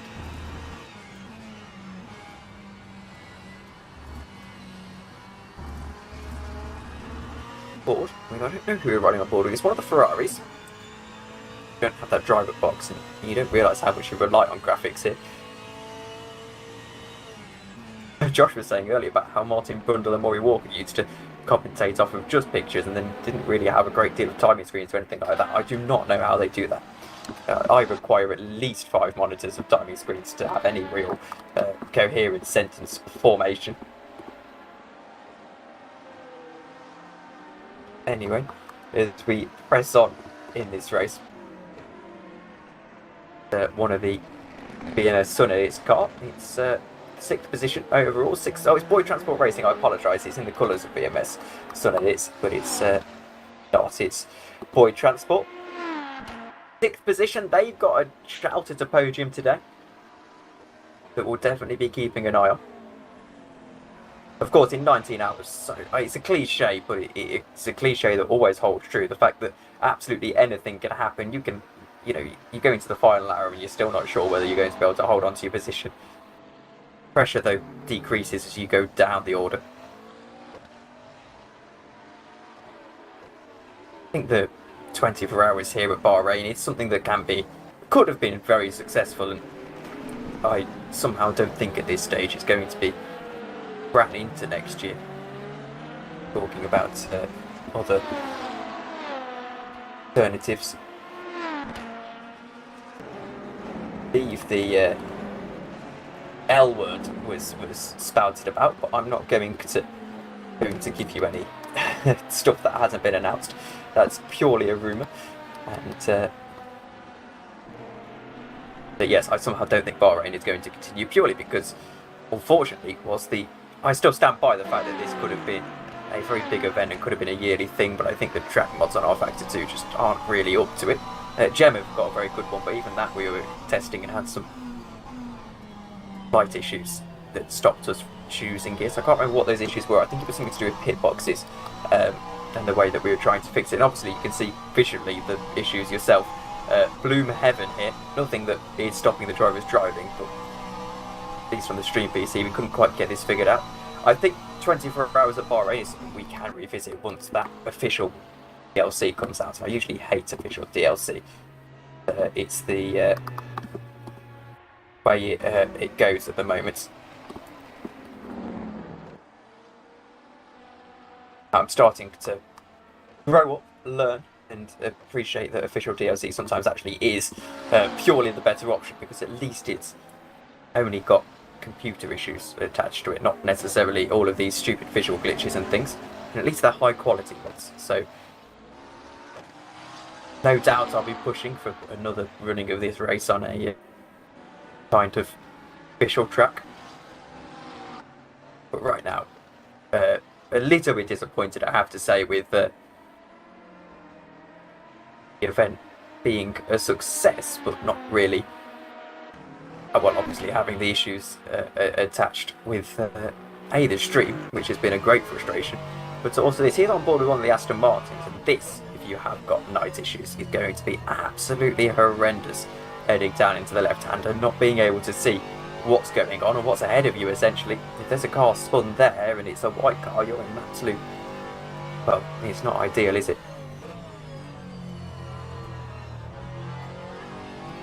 "24 hours of Bahrain" as well is something that I think will 100% be a thing that happens in real life very soon. One of those, it's got 24 hours series written all over it, essentially. It'd be nice to see a GT World Challenge or something go into it. Oh, there's Thomas Jaeger going around. Tamas Jaeger, I should say.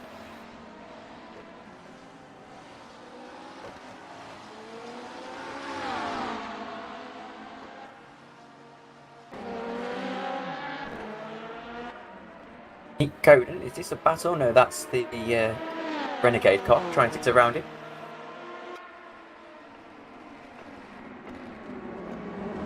Here's something interesting for you. If Mugen do end up retiring here, we could foreseeably have a reading game Renegade battle for the lead. The mouth water. Martin just following behind. They are close, just on different laps at the moment.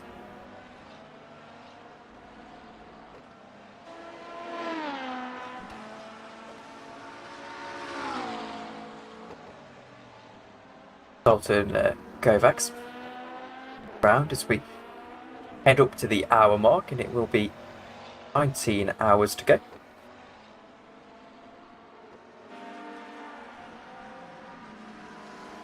Successful first 5 hours, arguably. No one having any major issues at this stage anyway. But we'll coverage everyone.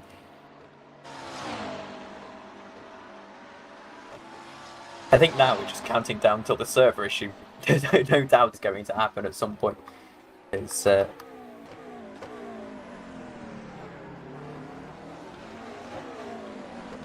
yes, I'm going to have to do the old quiet for a second, as well as I need to speak to Peter for a second.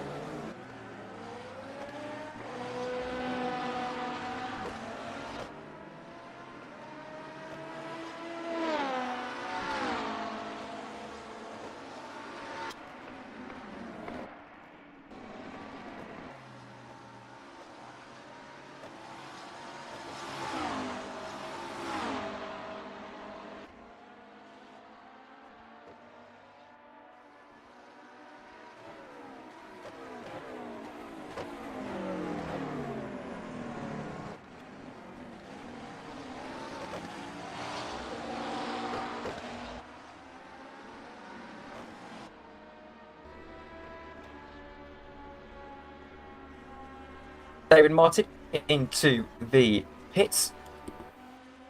Lovely camera shot as well. Bang on. The time of that second place car. This is going to be a battle that develops. I can feel that being a thing that goes on throughout this race. Reading Game versus Renegade, two very similar sounding teams, and two teams that continue on. Reading Game, I don't think I've mentioned it in this stream so far. I apologise if you can hear the that.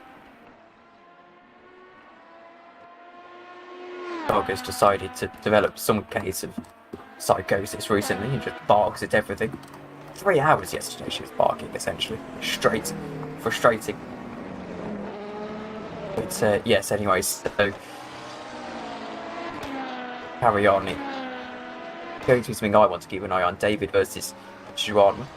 Perhaps even me versus Sander a little bit later on. That would be an interesting battle. Reading Game actually lost a lap to that 4th place car as well. The gap between the two now 121 seconds. It is 2 minutes, granted. That's enough to start to make the palms a little bit sweaty as we go on through this race. Trying desperately not to lose that position to George Rice in the Race Club Germany car. Also trying to gain that position to the 2nd place car ahead. It is a podium battle that is going to continue on here for a very long time. Plenty of time for everyone to try and get into this. Of course, Reading Game yet to cycle through the drivers. I'm still yet to get in the car. I get in at 10 o'clock UK, so about 2 hours and 55 minutes from now. That's for a 4-hour stint. Okay. Well, best of luck with that, Tom. Looks like that 3rd place is on its way. Hello again, by the way. Hello, Ed. Welcome back. And how are you? Good, thanks. Just eating some dinner. Had a bit of some wine. I think I had a lot of time to calm down after the issues earlier. Well, as you can see on the stream, we've not so much sorted the issues, but we've bodged together a solution.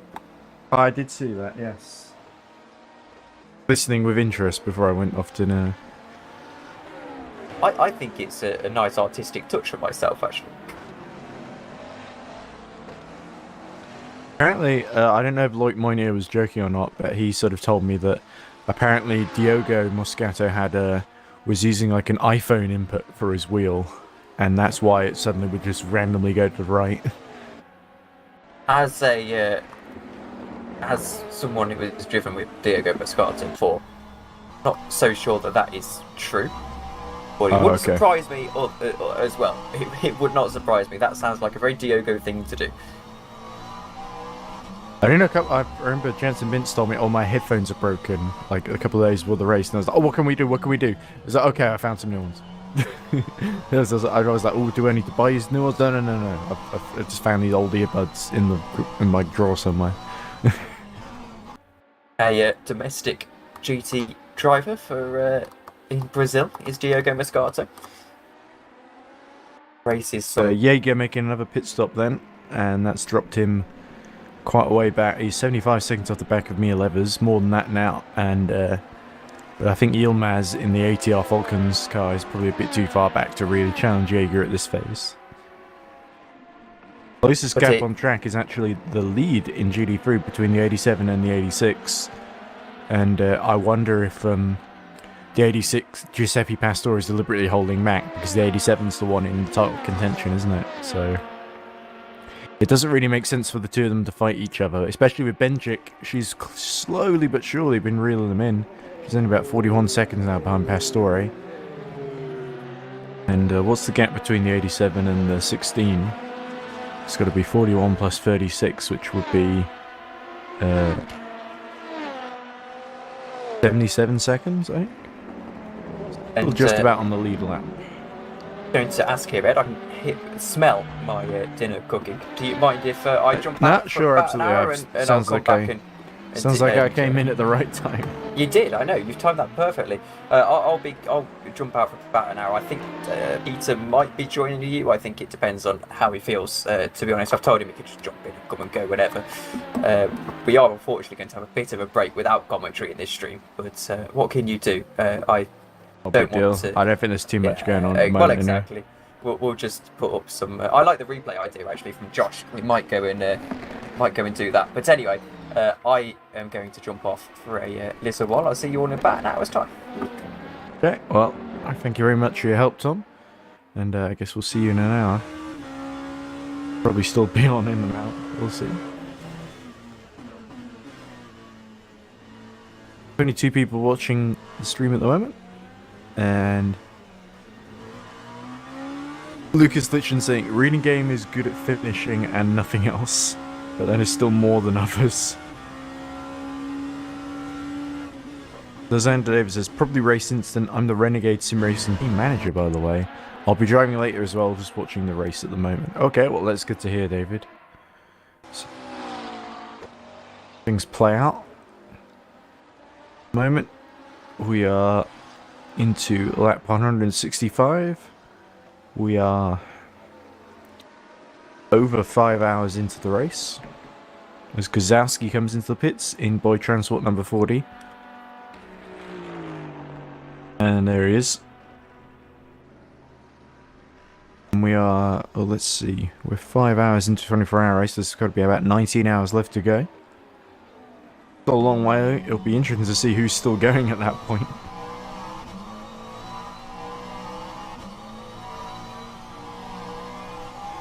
So the big question mark is in GD3 whether the number 16 can seal the championship. It's 16 or 87 at the moment. The 444 has been slowly played out of this one, being a lap down on the number 16.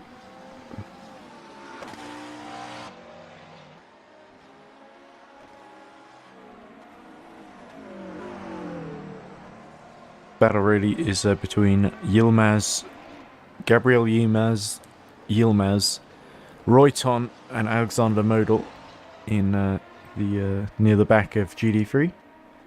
24 seconds each apart. Yilmaz just negotiating the penultimate corner.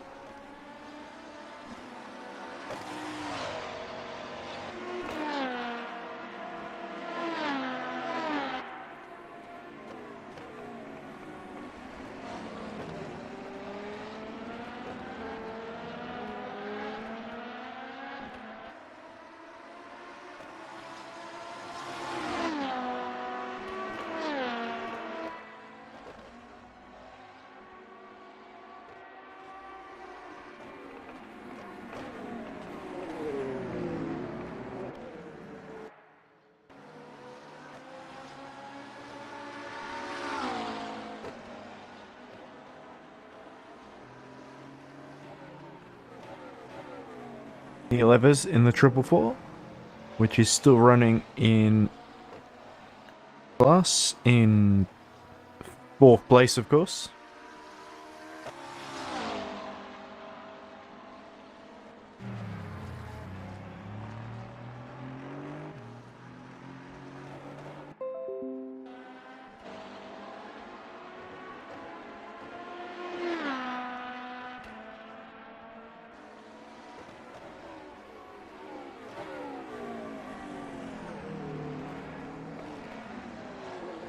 Boyd Transport number 40. Now, if there's any team that would be the most tenacious, I think I would have to say this team takes the biscuit for that one. Does the Boyd Transport have consistently pretty horrible luck in the beginning of races, and they just keep going and they keep racking up the positions. And number 40 doing pretty well in the championship. I think they're at sort of 5th or 6th overall in the LMP2. Well, they might be 6th or 7th, somewhere in the top 10, definitely, after their podiums. Certainly well earned. At the moment, I think 5th or 6th is about the best they can hope for, being 5 laps down on Neat Conan in the 139. LMP2 looks pretty static. It's really just for pride there at the moment. Pastore and Costa. 37 seconds between the two.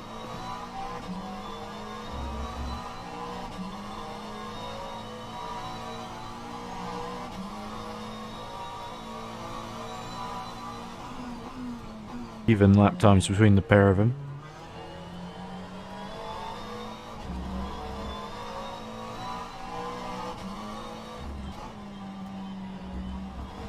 Royton has got the gap to Yilmaz to 22 seconds, so we'll keep an eye on that. As there's Giuseppe Pastore letting David Martin through to lap him. And there's Mikel Costa. Stretching out that lead to 38 seconds now. So Costa really putting the hammer down. If the 87 is pipped at the post, it won't be by a whole lot at the end of the day. Third, doing a whole lap to me levers, so if anything happens to number 16, they've got that little buffer that they need, and that could prove crucial later on.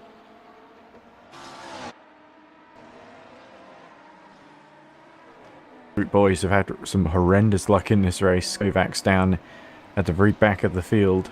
Some great pace by the Paul Street Boys, but they've not really been able to do much with it, sadly.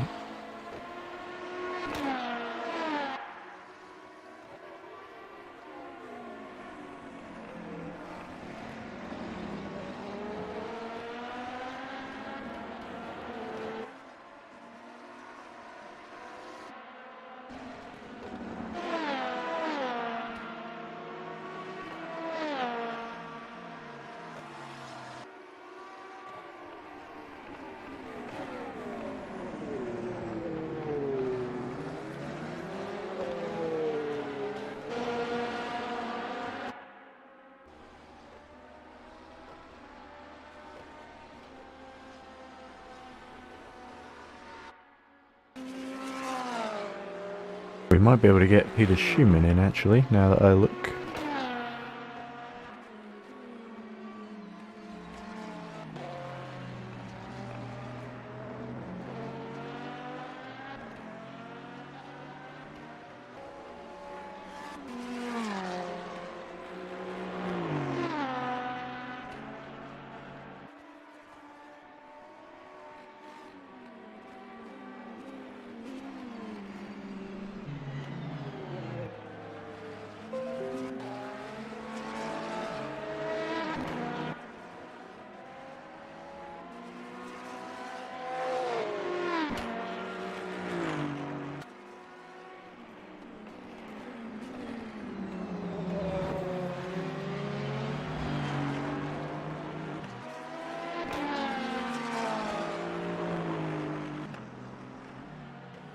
Race leader pits.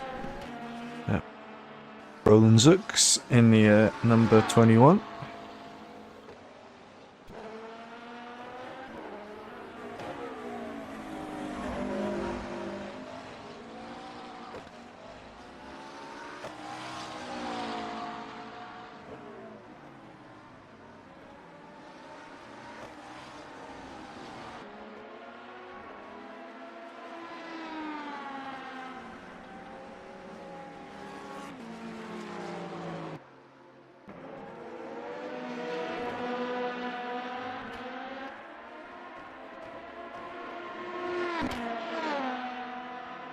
What that mess was that on my side? Right.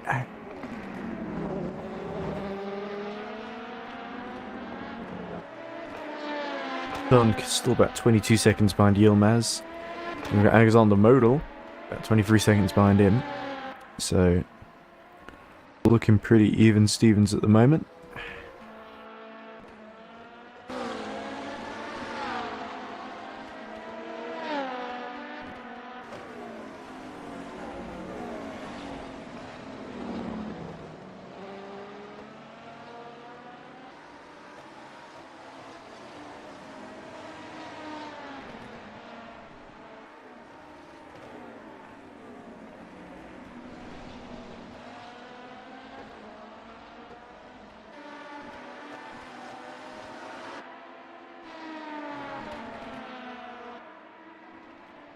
I think I'd have to say this isn't quite as exciting as the Season 1 finale with the big GT3 battle between Madness Racing and DDoS and Pimps Racing Hungary, which in the end was run by Madness Racing, of course, as you'll remember, with that dramatic final 4 hours shootout. A little bit artificial, but of course it was because the DDoS team had been kind of disadvantaged because their night driver basically collapsed in the night and had to go to hospital, and it wasn't really anything you could have done about that. apart from maybe just not do sim racing. But anyway, that was a long time ago now. 2 years at least.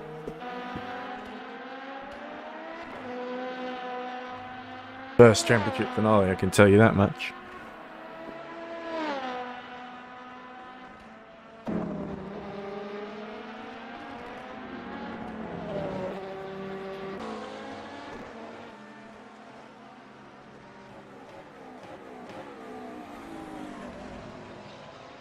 We've been joined by the one, the only, Peter Schumann. Hello. Peter, how you doing on this fine evening? I'm fine. Great to hear, my friend. How are you? Oh, good. I've had some dinner at least, so that's good. It'll help me get through this race. Unfortunately, I'm sorry about the timing on the screen. I tried to refresh the overlay, and it completely destroyed itself because it went on a refresh loop because I was using Parsec, sort of screen sharing software, and I double clicked on it, which made it just sort of think I was clicking on it infinitely. Nice. Which is not great. Or I don't know really what happened. I couldn't fix it on my own, so we had to. Thankfully, not much was going on track at the time, but it was a little bit frustrating because we had quite a few issues, especially at the beginning of this stream, and a bit of racing action. But the championship, LMP2 championship, unfortunately, sort of died with the 77. What I'm hearing is that Diogo Moscato tried to race with an iPhone cable connecting his wheel to his computer. And unsurprisingly, it kept drifting all the way to the right, and we saw it a couple of times on stream, the last of which ended up with Diogo in the wall, flipping over and losing a wheel, I think, and that was kind of all she wrote. Yeah, I saw that crash, yeah. It was a heavy one. Yeah, it's a shame. That's a shame, because the 77 had a very good season, to be honest. Oh, as we look at... Oh, is that Mikel Costa, the QB3 class leader? And it's slowing to a crawl, and that could be the 87's title hopes done then. Big drama here. So I don't know what on earth happened there, but... Can we get on board, or...? Hold on, there he is. Look at that. There's Looks nothing... like engine off, yeah.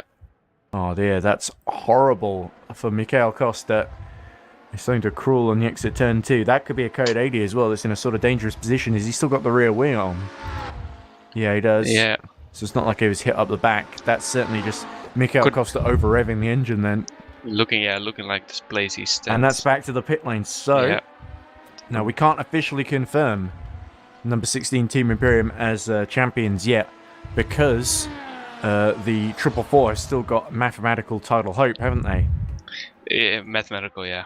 Yeah, they basically need number 16 to retire, and 444 needs to win, essentially. But wow, yeah. That is 2 title contenders gone by the wayside, and both of them Iris, sadly, and that's a big blow for the 87. But this is, I think, our chance to get P2 at least in championship. Yeah, certainly. Big opportunity then for Finovon 444 here that we see just about to let Roland Sux through, the race leader, coming to lap them. But this, of course, moves them up from 4th to 3rd. But it also moves Team Imperium up to 2nd and puts them in the box seats now. Team Imperium really just have to keep going here and get to the end of the race to become world champions. But the 444 will be there to punish them if there are any little slip-ups. Yeah, they are about a lap ahead, but still. Yeah, it's very, very small. You joined right in a big moment of drama there, Peter. The 87 seemed to have the race wrapped up. They were 30 or 40 seconds ahead of their sister car. They were doing everything right. Mikel Costa one little over the engine, and it completely died on them. I know how that feels like, because that's what it feels like with this stream sometimes. Not that it's the same stakes, obviously, but... No, yeah. Alright. Yeah, I think it just... I'm not sure if I should ask the 87 for an interview, because they're probably absolutely gutted. Yeah, I can imagine that. It's such painful moments when the car has to DNF, especially it's quite early in the race still, so... It is, yeah, we're not even halfway through, are we? No, not... We're only about 6 hours, almost 6 hours in, I think. Yeah. Quite a lot of cars already gone. Didn't expect so many to DNF so early. Well, there weren't too many starters as well. Yeah, that's true, that's true. Right, I'm trying to see if I can find the 80s. Yeah, okay, Costa and Stanislav Pachal, who I think was waiting to go on, will not even get to do a lap in this race. I feel like it would be a bit rude to ask for an interview because they're probably absolutely distraught because their title hopes looked so promising there, didn't they? If anything happened to the number 16, then they would have been in the box seats for the championship there. Yeah, maybe tomorrow after a night's sleep they can do an interview at the end of the race. That's true. Yeah, let's not pick at the wounds, because I felt a little bit like that with number 16 after Imola, because they could have sewn it up at Imola, and then the 87 won, and they were absolutely distraught by the end of it. That I dragged them into the interview, and they just immediately left. And the other one was like sounded very upset, and I was kind of. If you go back and listen to the end of Imola, I was like being extremely kind of apologetic. Like, oh, don't worry, you guys are. I know it didn't go to plan, but they're still Bahrain, and indeed, it looks like they've got some payback here at least with the. So far, Timur Benjic has kept it very, very under control and done everything she needed to do. And it's a type of race, and it is always the case of these 24-hour races, where you just got to keep going, and someone ahead of you will slip up and create that opportunity for you to come through. Yeah, it's about the less mistakes. Just stay on the track, and you would have a good race usually. So anyways, we look at Mia Levers now in 9th overall, a 3rd in the GD3 order. So I don't know, I'm not sure what to talk about, Peter. Do you want to talk about how the season's gone overall? Do you want to talk about... We talk about anything. Yeah, we could talk about that Imola race that you won, wasn't it? No, I was. Oh, the Imola PTCC race. Yes, exactly. Oh yeah, we can talk about it all that race too, yeah, where Louis Hartley crashed into the wall in front of you, and Mia Rose hit the back of you and spun. Yeah, I was like, I don't know what happened there, but there was some sort of spirit around my car that everyone died. Yeah, I actually sent the VOD of that race to a Dutch friend of mine, Half Blind Gamer, who's actually doing a stream tomorrow night. I won't be able to do it because I'm somewhere else on Sunday evening after the race finishes. But I sent it to him, and he was like, oh, wow, Louis Hartley was really quick. Wow, Mia Rose was really quick. Wow, Arda Erken did really well to hold off Mia Rose. The one person he didn't mention was you, bizarrely, even though you won in the big bright orange and black Dutch car. Yeah, no pace. But, yeah, you have to stay on track to win. But you were, well, I think that's... one of the very few non-Hunter Birch simulation victories. Yeah. Since Iris and Coach Eric left that series. Only Fine Avond. Oh no, Into the Points won in Bahrain not too long ago, didn't they? With Oliver Perkian as well. Yeah. But it was already. Was the title not decided there already? I think title was decided in the first race. Yeah, it was because Mia Rose won the first race, and that was enough to beat Chris Davis. Yeah. But anyway, there's BTCC Season 2 coming up. Are you looking to repeat any of those heroics? Do you think... Because the competition looks a lot tougher, doesn't it? We got like Kings Racing with Scott Mitchell.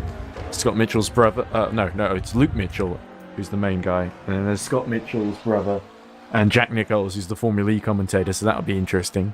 It's going to be really interesting upcoming season, British Touring Car Championship. And it's the most updated mod with the 4 cars, the Hyundai, the Infiniti, the Toyota. Ford Focus, and the, what's the other one? Toyota Corolla, of course. Of course I'm driving the one, so... Well, good luck. It'll be interesting to see how the Corolla goes. Kovac's in the pits, or is he retired from the race? Let's have a look. I think he might still be going. There he is. Yes. Should be the last running car. Paul Street Boys. I always feel like they're kind of... They've got some really good pace, but they always... In this race is a great example of the sort of the bad luck they've had this season, really. Because they were fighting in that sort of top 5 in class, top 4. And then after the pit stop, they did an early pit stop, went to the back, and then just couldn't overtake anyone. They just sort of got stuck behind, and then there was a crash between them and the 206, the Boyd Transport car. Which basically, Boyd Transport kind of put Fabiano Lima kind of put them in the wall. If I'm being honest, we did see it on stream, but it was an entertaining little battle between them and the ATR Falcons. With Falcons coming out on top, bizarrely, real team's really come of age there, I think. In terms of they're still in the race, which is a big surprise to me because I was expecting them to drop out by now. But there we go. As well. Ben Sporos gets on board. Yeah, Louis was exceptional in Imola as well. He's gonna get in the car later. And he's a Finn Avond driver now. Yeah, not just in last race for ATR, I think this time, but Yes, and he's going to drive for them in the touring cars as well. Now that his contract with Live Speed's up. yeah, less speed, no contract. Sorry.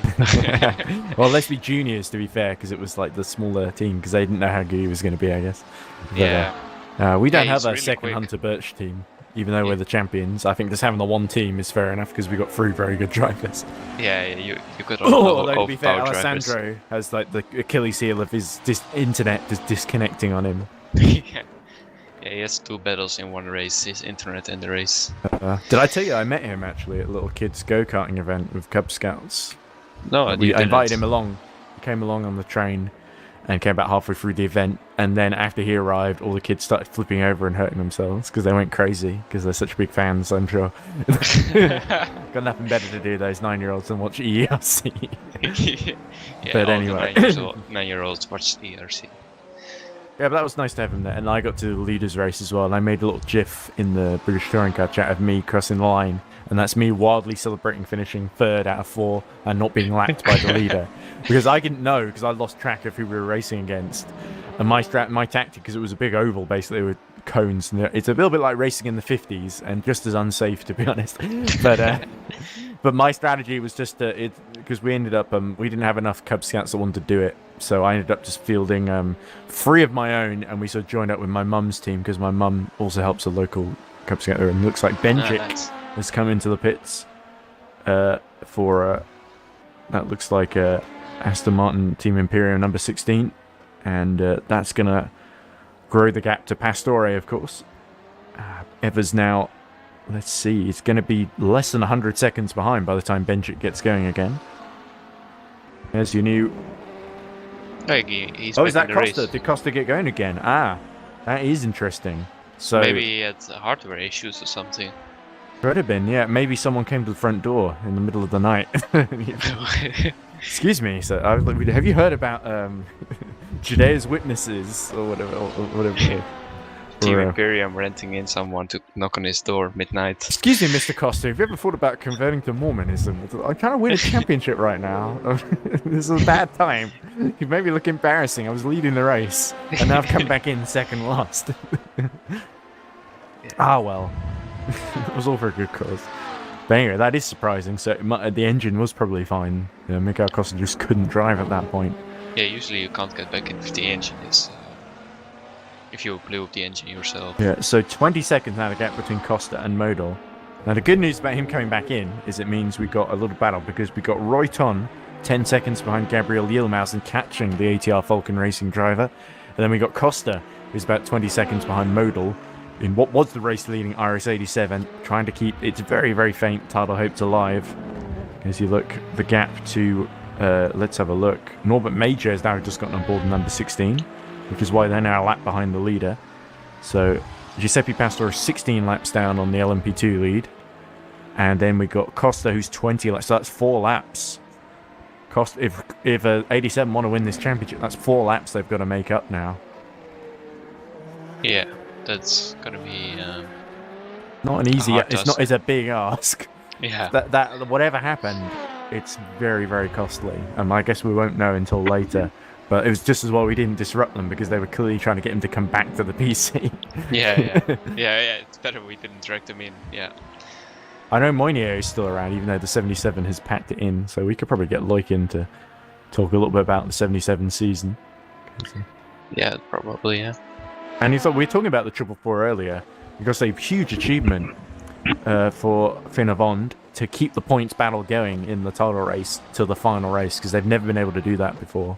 So No. you have to say Nick, Mario, Pascal, all the others that have driven for that team this season, and Meal, of course, who's in it at the moment. I can't forget about Meal.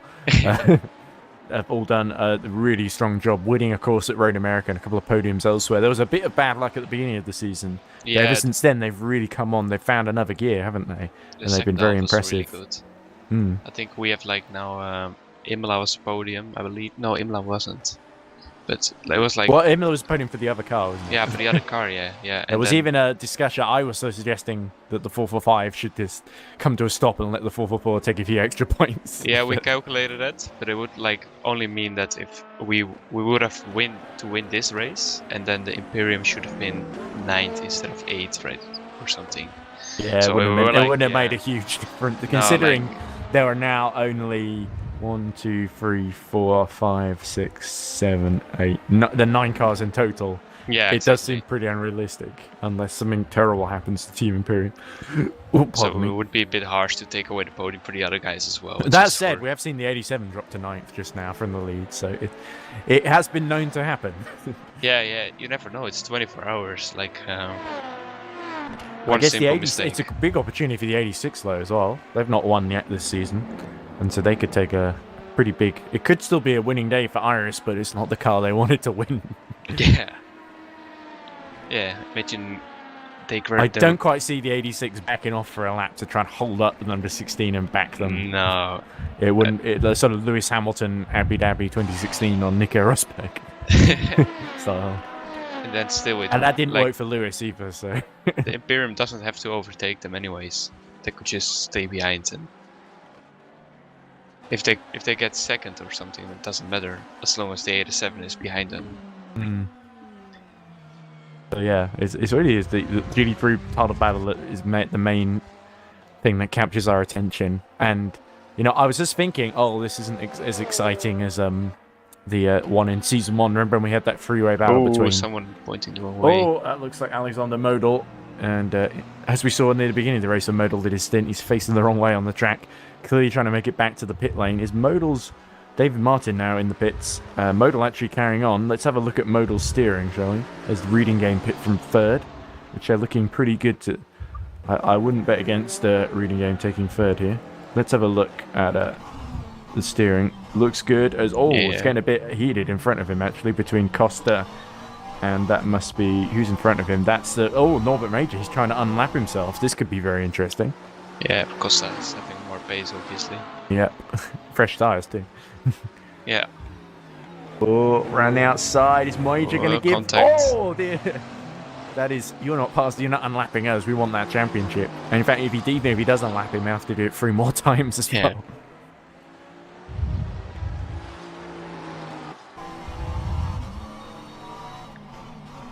Norbert Costa putting the anchors out. He was not going to be pushed around. I feel for Mikel Costa, but certainly he's not given up. That's for sure. Oh! I thought he was going to dive one up the inside into the hairpin at turn 9 and 10 there. But he's That's much too really smart for that. So, what's the differences then between the Aston Martin and the McLaren GT3 720S then, Peter? I think most... That was a dive bomb and a half by Mikel Costa. Yeah, and it worked. But it worked, yeah. And Norbert Major, I think it's thought, whoa, that came out of nowhere.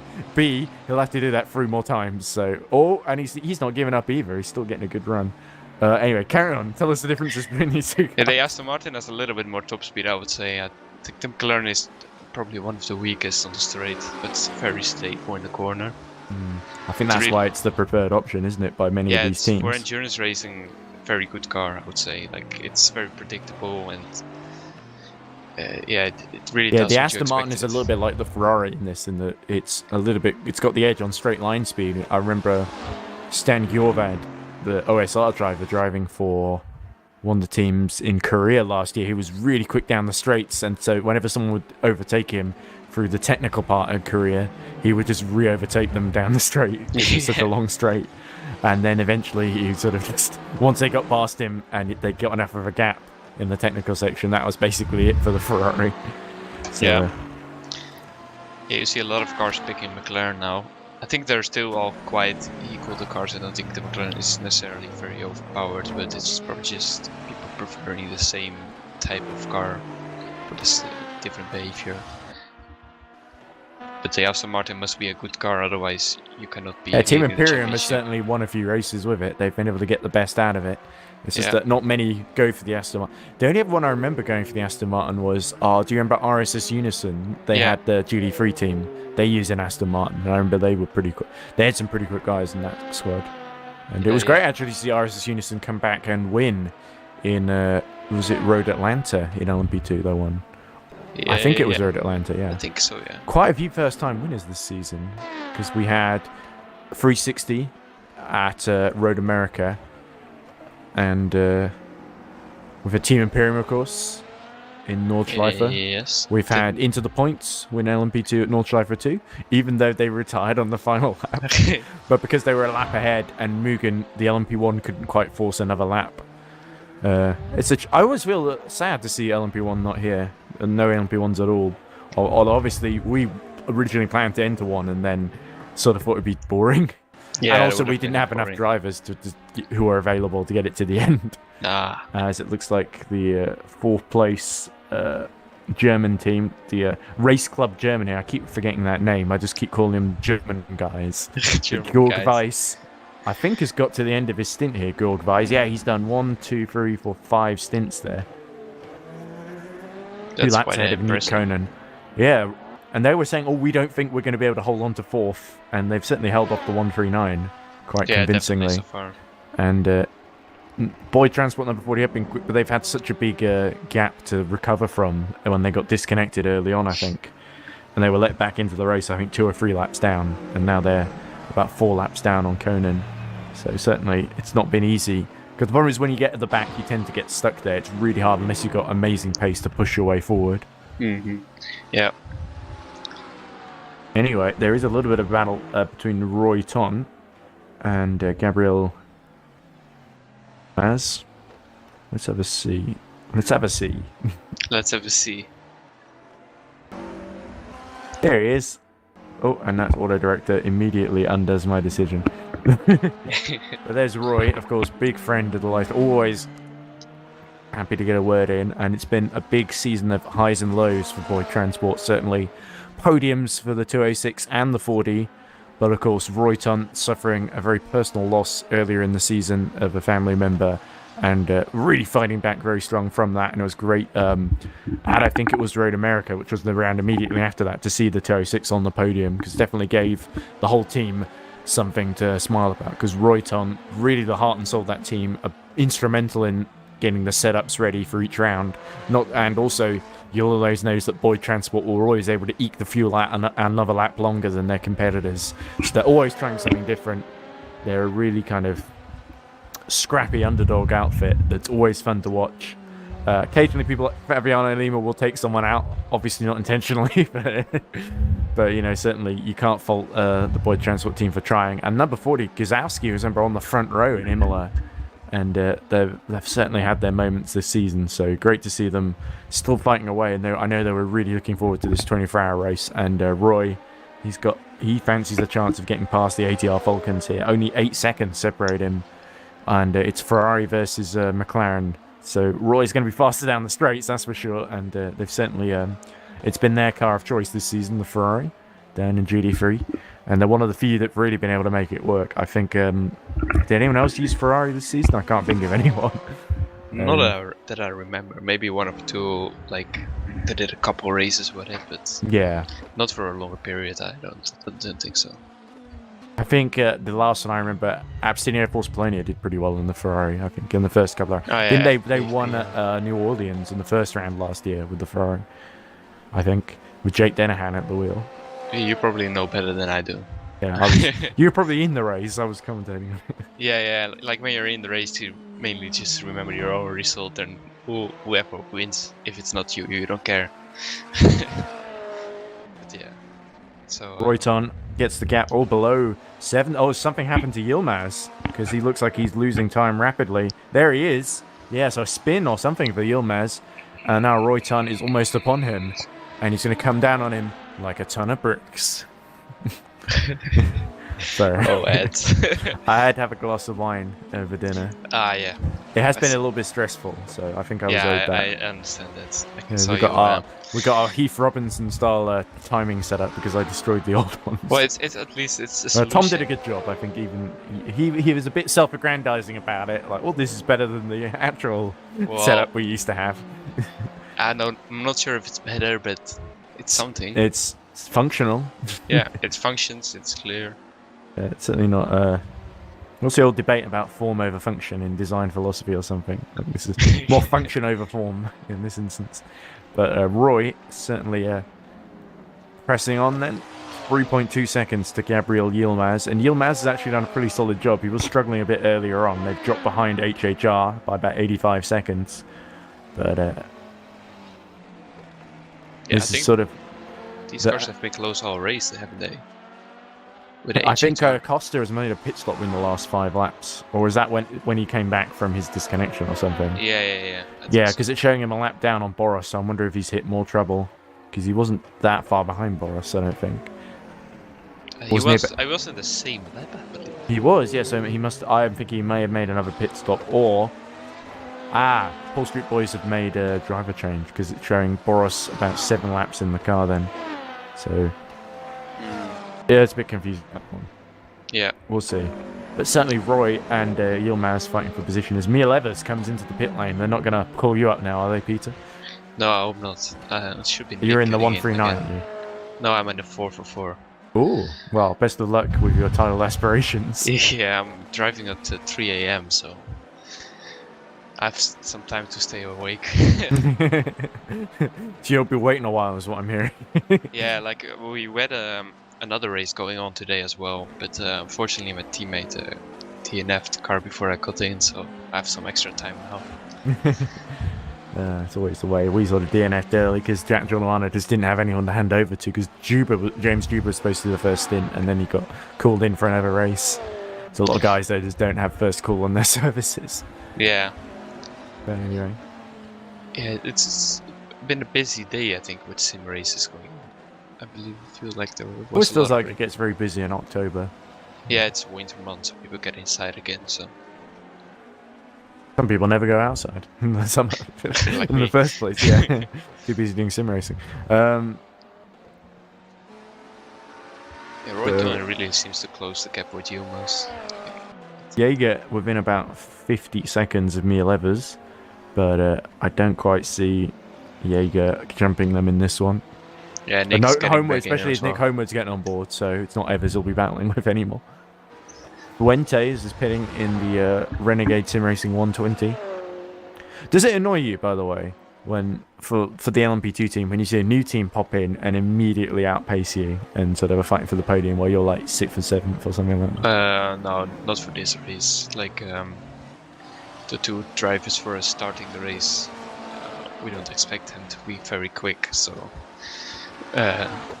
this was not a surprise or anything. Like, I think our faster drivers are yet to come in, but we just had some issues with availability at the start of the race.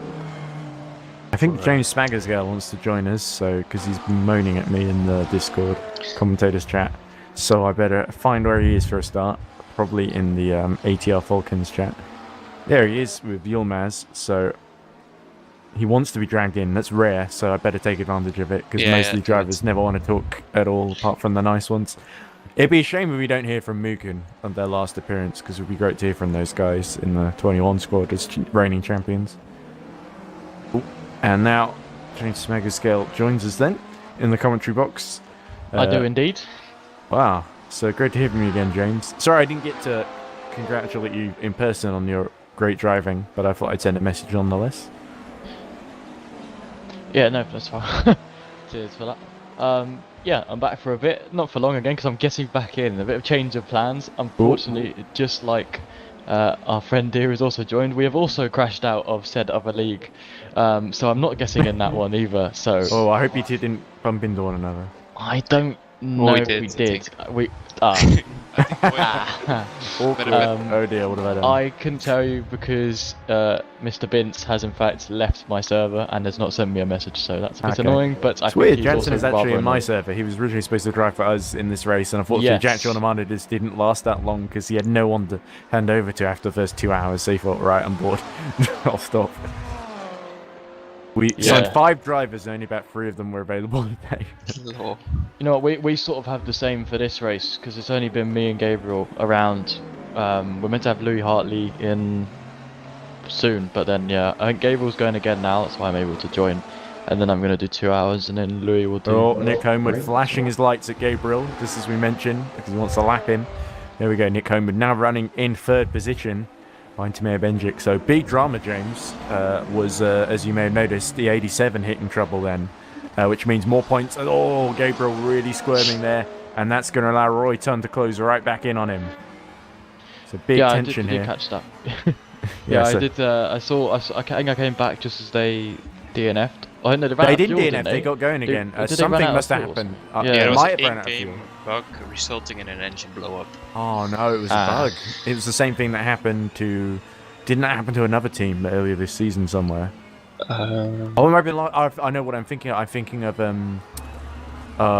which team was it? It was one of the LMP2 teams from Korea last year. They were leading by quite a long way, and then with like 2 hours to go, 2 or 3 hours to go, their engine just blew up because of a bug that wasn't really their fault. And oh, look at this! Yilmaz into turn 11, really under pressure here from Roy Ton and Boyd Transport number 206. And here we go, Ferrari versus McLaren then at Bahrain. And Roy Ton looking very, very quick in a straight line as well. Yilmaz will need a good launch for this penultimate corner to keep him at bay. And indeed he gets one. So James Smagerscale breathes a sigh of relief in the commentary box. Yeah, just a Fairly little audible. one. Just a little one. Yeah, this battle has not stopped, has it? I mean, they had a crash. Yeah, which Roy is pretty I didn't see the relentless, crash, isn't he? obviously, while I was in the car. Yeah, he has been. Was he in the car when I think fighting actually against you me, or got was it his through teammate? past it was Fabiano Lima, and are they both heading for yeah. the pits? Yilmaz coming in, so we might be saying goodbye to you, James, in a sec. No, he's going round again. He's doing one more, and then I'm getting in. Okay. But yeah, I'll stick around for a bit longer. There but, we go. Well, that ends the battle yeah. then. Yeah, but that battle I said would be going on for hours has come to an end for a little bit. But I'm sure when you're back hopefully in the it comes car, down for Roy will be looking in his rearview mirrors once more. or I'll Well, be it was looking in Lima the mine. first time. You got the moves on Lima, so you just got to do it on Roy Ton now. Yeah. They both look. Well, the car itself, all the drivers in that look pretty up for the fight. So yeah, it'll be good fun. Hopefully we can take the fight to him, or if not, go even You just further don't than want to that, end so- up like a Yes. Delhi in the Paul Street Boys that got taken out by the 286 because I think they just didn't give each other enough room, and Lima ended up forcing him into the wall and causing a code 80. The Yeah. single code 80 of the event so far, although perhaps with no LMP1s, with only 2 classes rather than the usual 3, and on a nice wide circuit, it's maybe not surprising that we didn't get as many code 80s as we did at, say, Imola or some of the other tight circuits we visited this season. Yeah, no, definitely. I think it's fairly hard to hit someone around here.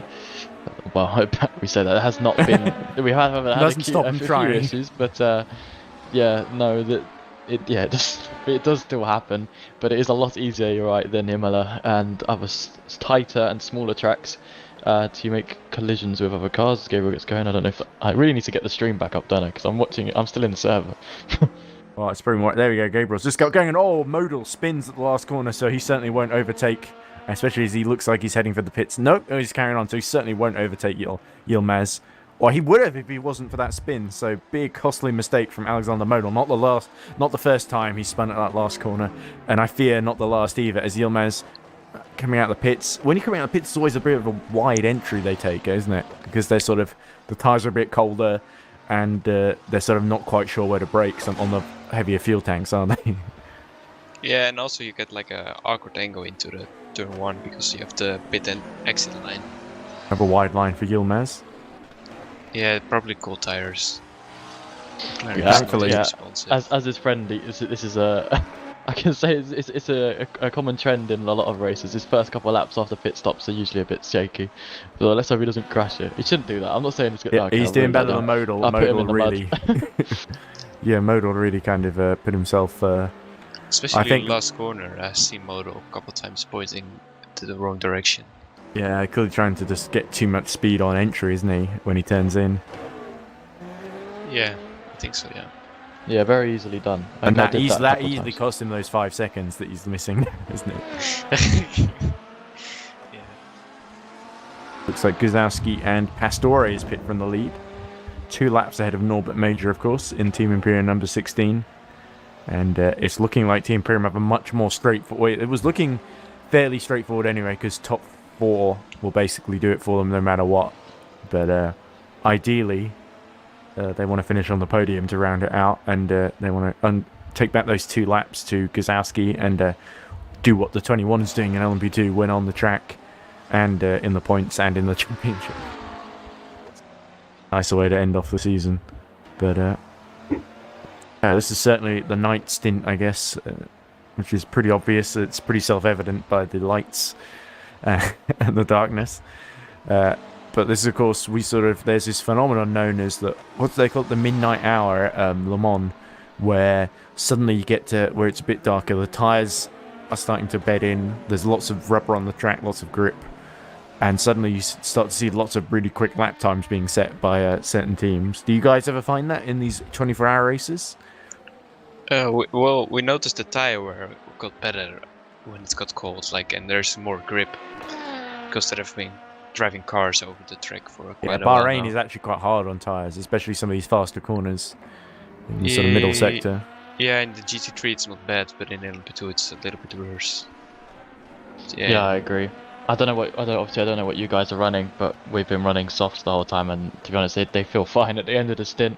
Not good enough to go again, but yeah, they're not scary. Although obviously I've just come from talking with Gabriel. He wasn't happy about the tyres at the end of that last stint, but yeah, the tyre wears, it could be worse. Yeah, it could be definitely worse. I think I don't know actually which track was the worst.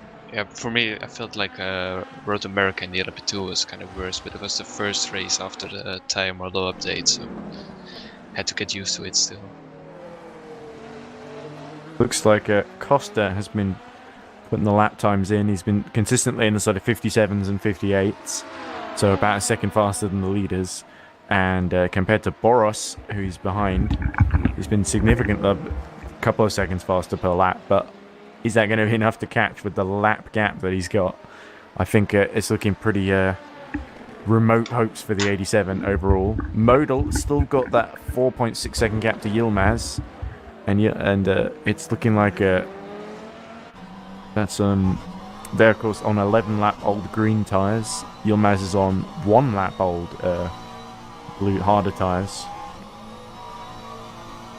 And that's going to be the battle to pay attention to, I guess, in this stint, because there's not an awful lot else going on. Here he is. We're just waiting for Royton to make his pit stop, basically. So he's getting back with Yilmaz. Oh. This car looks twitchy. It does. That's probably why I keep spinning the OSR machine. Although, to be fair, Gjorvad was having a bit of trouble in it as well. So it wasn't just Alexander. Yeah, you can see that a lot of people pick McLarens, but if you set him up not the correct way, he still turns into a spinning top. Car. Yeah. Yeah, back up to 5.5 seconds then, so not a great run for the first couple of corners. Modal will keep trying, and certainly compare the pace. The 2:06 on that last lap to Yilmaz 2:09. So it's not like As he spins again. Oh dear, yeah. A little bit. That's Yilmaz spinning. Sorry. So Yes, the two seem to be Yilmaz trading spinning. mistakes as they tend to in a journey. It's hard to tell because when you just hear it, you think it could be either one. Yeah. Yeah, no, it's because I'm in the server watching them on my stream. I've still got Yeah, I end up staring at the timing screen half the time, but okay. which is not always the most helpful. But anyway, Well, at least you know the lap times, because I can't see what laps each other is doing or how long they've been on time. I mean, obviously I can click on them on the server bit, but yeah. yeah, Roy has done 28 laps on this stint of tyres, I think, or is it 21? No, it's 28, isn't it? So he'll probably have to come in quite soon, I think. For me it says 21. Okay. Well, I looked at the tyre life and it shows me the green tyre with 28 on it. So Oh yeah, that says 28. Yeah, you're correct. 21 is his gap to the overall lead, I think. As Zux pits from that overall lead, funnily enough. And any information in the chat? Oh, this is James telling me to check Discord. Sorry about that, James. Fabiano Lima says, "Indeed, fight hard, never lift." Yeah, no, I was just trying to drive back because I only had an hour ahead. I think the stint's like 30 laps, so Royton should come in fairly soon. But Modal has lost a bit of ground to Yilmaz in this. Yeah, on the stints, I think it's 33, 32. I think that's what I did in mine. I don't remember. So around that. So Yeah, I looked at Jaeger and it was showing like 33s fairly consistently. 33s, 32s for those ahead as well. Although Lichten did a 34 in his first stint, actually. 34 laps on the blue tyres. Was that the start? At the start, or Start of his stint, but I think he wasn't okay. in at the beginning. Okay, yeah. Otherwise, it could be the formation lap that's extra. But maybe there was a code 80 or something. Could be as well. Not really sure what to talk about at this stage. Looking at the 87 and 86, do you guys ever have that thing where you've got two cars in a championship and all of a sudden you've got the wrong car leading? Yeah, it's always like that. It is a bit. We had it in Imola with the 445. Exactly, with the 445, yeah. It was not And, leading, but it was. Yeah, you don't want to sort of interrupt it too much because you could end up sort of, instead of finishing like second and fourth, end up finishing like fourth and fifth. Well, yeah, I wouldn't like change anything about it unless it makes a really big difference in the championship. Because I mean, the guys that drive in front deserve to drive in front. To be honest, they just did a better race. Yeah, and Team Imperium as well. I think I've had a very, very consistent season. Yeah, like, they won definitely. all phases. Like even, well, the only time where they felt a little bit kind of the first two where we had Mugen,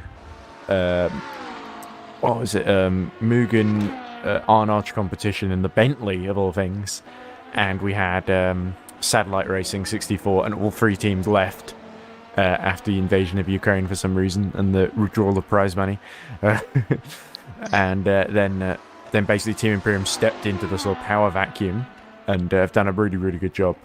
Yeah, the pace hasn't been impressive, but consistency has definitely been.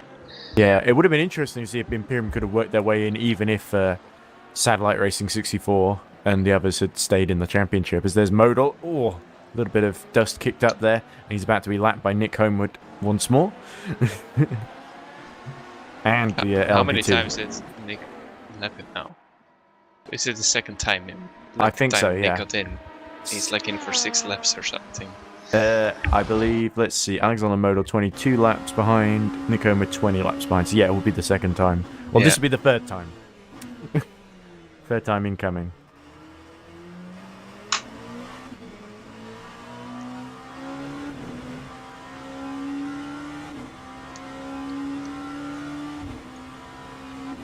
Got who we're on board with at the moment. Looks like one of the LMP2s. I was questioning myself as well. Yes. Yeah. Okay, who do we know? There's an easy way to check. There you go. It's Koenig. Okay. It's Nick Koenig. Having to put auto director on, and you don't have the bar. You don't have the regular streaming set up. There's a there we go. Little lapping maneuver going on for reading game, and David Martin doesn't gain a place. Just gets someone out of the way. That would be the fourth place man, of course. Whoa! It's David Martin. There's a little real spin at the rear as he desperately tries to get on the power a bit too early in that reading game. LMP2 is Lucas Lichten from the lead in GD3 spins, and that's a big thing. As the steering looked okay at the final corner, so he just got a wheel on the sand and spun probably, out. Yeah, It sand madness. For a moment, I thought he had no rear wing. I was like, oh no. Yeah, that could have really handed it to Team Imperium. Yeah, that But, was. Lichten, let's look at the steering. Looks fine. So there was no contact with the barriers.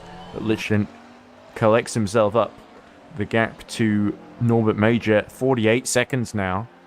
Won't help the tires, that's for sure. Norbert Major 15 laps into his stint. Lichten about 4 laps into his stint as well. So you got to say, Aston Martin slowly but surely, they look like they were going to have to settle for third. They might even fight for the win now. Yeah, it's a long race, very long, and so much happening already. Only 194 laps in to this a billion lap race at Bahrain. Well, it's going to be like 900 by the time we finish or something like that, isn't it? Knowing how these things... Well, maybe 600. I have no idea, actually. Depends, or probably not going to be too many Code 80s judging on previous evidence, because even when the 87 slowed to a crawl, there was no Code 80. Yeah, it's not really a Code 80 track, and there's not enough people to cause a lot of Code 80s. No as well. LMP1s, crucially. That Yeah. fast and everything else. Yeah, the LMP1s, they're just... When you're alone on the track in LMP1, it's hard enough. Imagine it Indeed. being other cars around you. No, I miss having 3 classes, though. But, you know, this feels very old school, this race. Feels like we're back to Season 2 with the just the GDs and the LMP2s. You miss them and don't miss them at the same time with the faster classes. Like, I think GT3 drivers are always complaining about LMP2s, but when there are no LMP2s, the GT3 drivers won't drive because it's boring. Yeah, so We've got no one to take out my immediate rival. yeah, no one to blame if I have a shit race. Indeed. Well, apologies for the language. Oh, sorry, yeah. That's all right. All the kids are probably gone to bed by now. So Otherwise, it's 8 kids, p.m. in go UK. to sleep. It's time. Dude, that sounded quite menacing, Peter. Time for you to go to sleep and never wake up. Well, apart from like in the morning to see how the race turns out. Yeah, you have to check it Yeah, and then later. back to sleep again. Back to sleep again. Straight after. Yeah. Just check what position you're in, and that's it. Yeah, the morning every time I before said the a bad race- word, just pretend you were sleeping, so you didn't hear it. You didn't hear that. You're gonna just gaslight everyone on stream. Profanity police incoming. Oh boy. Nope. Well, I'm in the Gotta keep it Netherlands, PG. It's allowed here to swear on TV. Never get our TV deal now for EERC. I mean, we're so professional. It's actually Yeah. how things have gone so far. Especially the first hour of the stream was it was amazing. Oh, Yeah. did he just? Oh no, he didn't. I thought he disappeared from the screen. Who? Major? Martin, Oh, Martin, okay. but he was just. No, if he dragging did, out I of the think screen. Tom Dillon would have an aneurysm.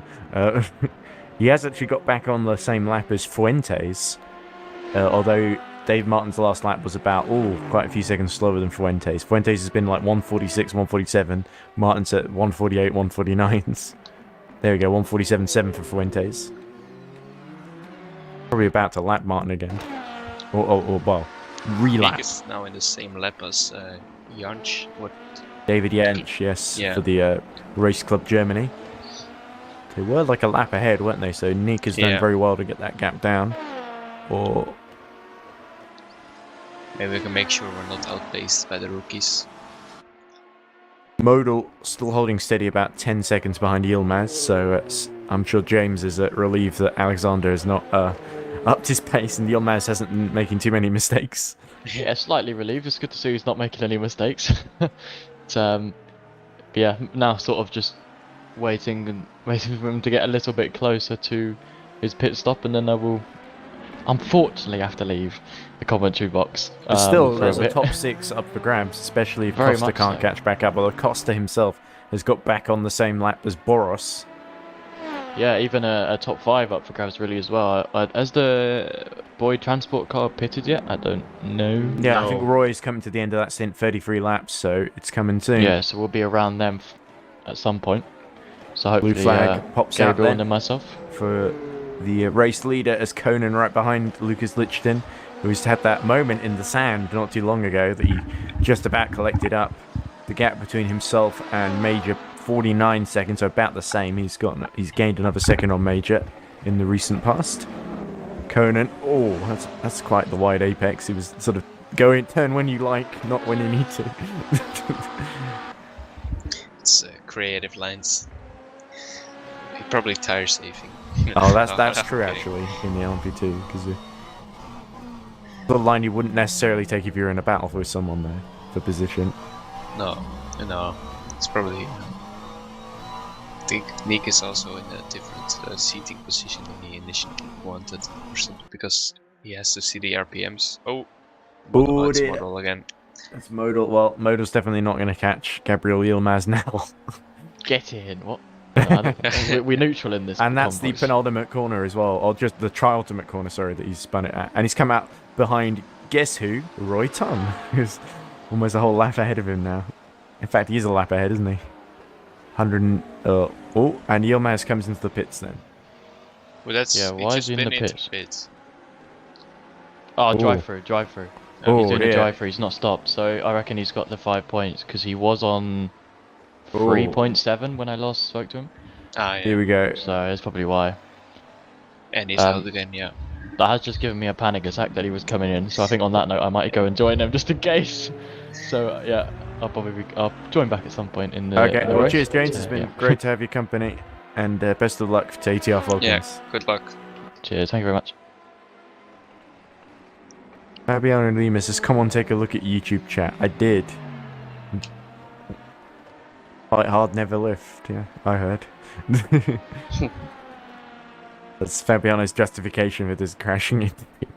I'm sure not intentionally, of course. He just there. Oh, look at this. Yilmaz now under attack from Modal for position then. So luckily, Yilmaz has got the dulcet tones of James Smagersgale to comfort him in his ear. So they're all fighting for position, but Royton is a lap ahead, I believe. Ah, okay, yeah. But yet to stop. Oh, and is Modal just going to slam into the back of Gabriel Yilmaz? You must just has to stay in front for a couple corners, and then I expect Model to be spinning around again. I like your confidence there. James Smagersgale will be hoping that's how this plays out as well. But Modal, he just braked way too deep into turn 11 there. Yeah. I was like, he saw him in front of him and he got way too excited. I think Axel and Modal is not... He is fairly experienced, actually, because he's done a lot of LMP2 races as well in this championship. So, I think it's one of his first GD3 races, though, for OSR. Yeah, and the car doesn't look like a car you want to drive in a 24-hour race. The rear seems quite all over the place every now and then. I'm not sure who exactly it's set up for. Maybe they all tried to compromise, because it seems like none of the OSR elite drivers have been able to get the number 19 to work the way they want it to. 119, sorry. So, yeah, it's probably a combination of a couple And in of comes things. Royton. A lap ahead of these two, so... Yeah, I guess it would have put Yilmaz in the box seats if they hadn't had that penalty. Probably, yeah. That's the way it goes, and Roy will certainly be overjoyed with that. Gap to Jaeger, though, now it's increased to 113 seconds, of course. But Nick got another 10 seconds. Done on Jansch. It's now 64. yeah, Conan hasn't given up on that fourth position. 63 seconds the gap then, so we'll keep an eye on that as Modal starts to drift away from the back of Yilmaz. He's not as close as he was earlier to the sister McLaren. But flying off there as he goes through a turn 8.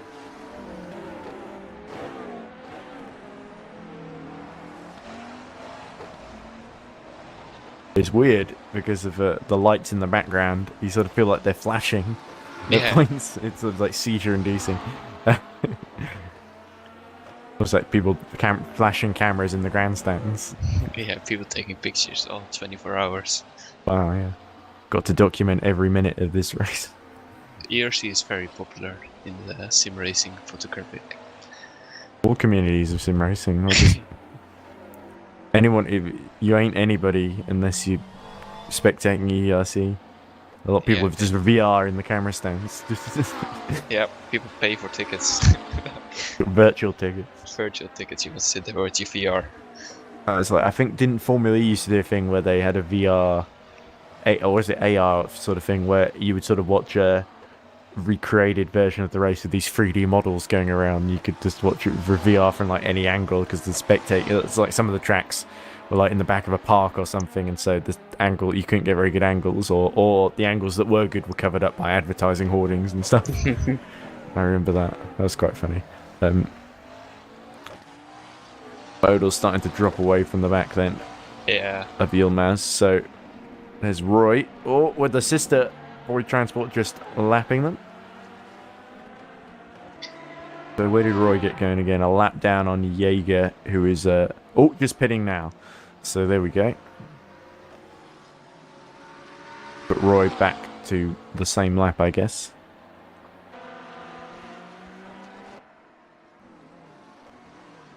Opponent 60 seconds now behind David Yench.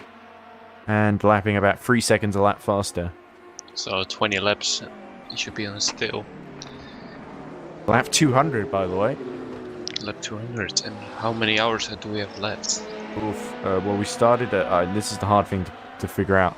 So we started at 5 minutes past 2. It's now 13 minutes past 8. So we're about 6 and a bit hours in. 6 hours and about 10 minutes in. It's okay, yeah. So we have like 18 hours and... No, 17 hours and something left, right? Yeah, exactly. Yeah, it would be 24 minus 6 then. The So if you do- 1750, yeah, I think. So we do basically 200 laps every 6 hours. Roughly. About thereabouts, yeah. So it's 800 laps at the end then. Well, it'd probably be slightly less than 800. It might be more Yeah, like yeah. 850 or something like that. I'm gonna guess for 775. A lot of laps, though. I said 1 billion at one point. I may have been slightly overstating it. Slightly. Just marginal. It feels that way when you're in these things. As we look at I mean, major. Red Bull would say it's minor. Minor difference.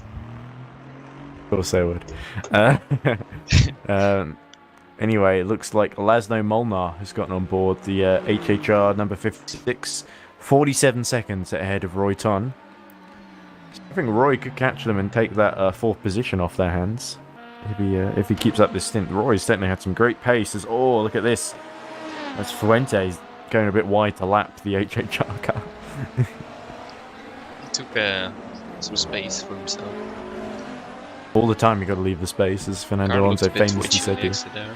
He is, yes, the Renegade Sim Racing. Going for the Renegade setup, it would seem, as Zux goes for the pit lane. Zux was earlier today racing in the ES race as well. And his modal caught right back up to Yilmaz, because Yilmaz has been lapped by some of the LMP2s and GD3s. Here we go. So modal just 2 seconds down. And will have to let this LMP2 through on the straight, of course. It's a good place to get LMP2s by.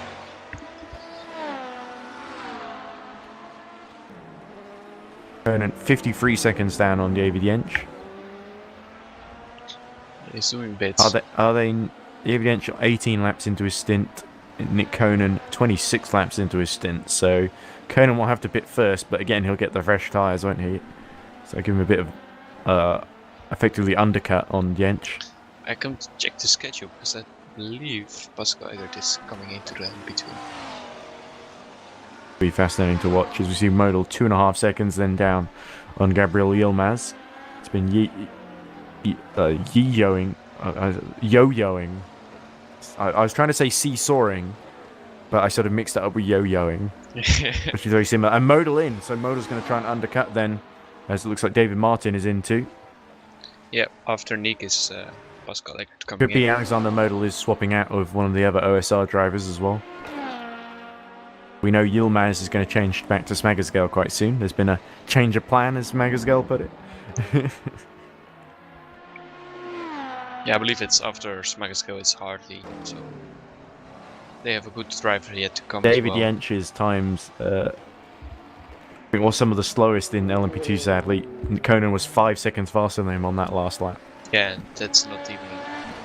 Although he did set a 151 just now. Oh yeah, he's improving now. So David Yench finally getting to grips. They are probably the least experienced team, Race Club Germany in EERC, or just endurance racing in general. I think yeah, from the credits there. I think they're definitely excelling compared to what they expected. I mean, they're still driving compared to 3 other Oricas, so that's, I think, already a win. I think Conan's experience might just win out here. It's all Modal going so much for the undercut. Those cold That's a tires. different kind of cut. Yeah, exactly. Let's hope he doesn't get penalised for that one. Drive through instantly after getting out of the pits. Be Sneak comes brutal. in. He's 25 seconds down on Yilmaz, bizarrely, which doesn't sound right because I don't think Yilmaz has pit yet. There he is. Well, he did pit before his drive-through. That's not too long ago. Modal had just come in though, so finished a 34 lap stint, gone back to the green tyres. Did he? Yeah, he's gone back. Whereas Yilmaz is Yilmaz is sort of, because he had that drive through, he did 8 laps and then 4 laps on this stint. Conan's also in, so he's going to try and undercut to catch up to Jench a little bit. Yeah, it should be Pascal getting in then. Good stint from Conan then, because he's gone from like a lap down to just about 50 seconds or so behind. Yeah. Didn't see him make a lot of mistakes. Didn't see him make any, to be honest. Maybe he just got away with it, but... Oh, Jens is making it himself a little bit harder. He's gonna get his Yates lap under a back, lot though. of pressure though. Or even though Nick Conan's stationary in the pits, to change over to Pascal at this moment. David Yench there just about manages to lap, or relap the Finnevond, 139. The immediate place behind it.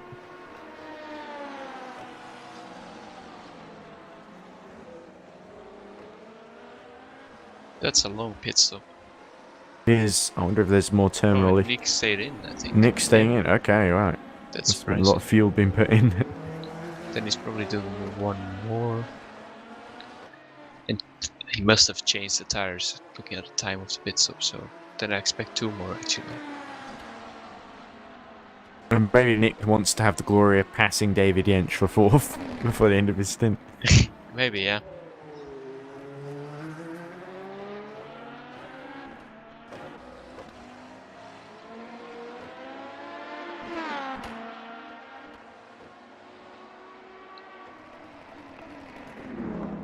Anyway, Yeah, in nearly the 6.5 Discord hours into the race then.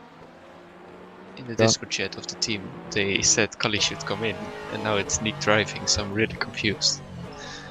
Change their mind. Yeah. Oof. Fabiano Lima sent me a message to go look at the YouTube chat. I thought, oh, I'll add him as a friend. And then I get the message, Fabiano Lima is not accepting friend requests. They'll have to add you to become friends. Okay, we'll be like that though. And we'll be friends with you anyway. It was a mistake. I just misclicked the button.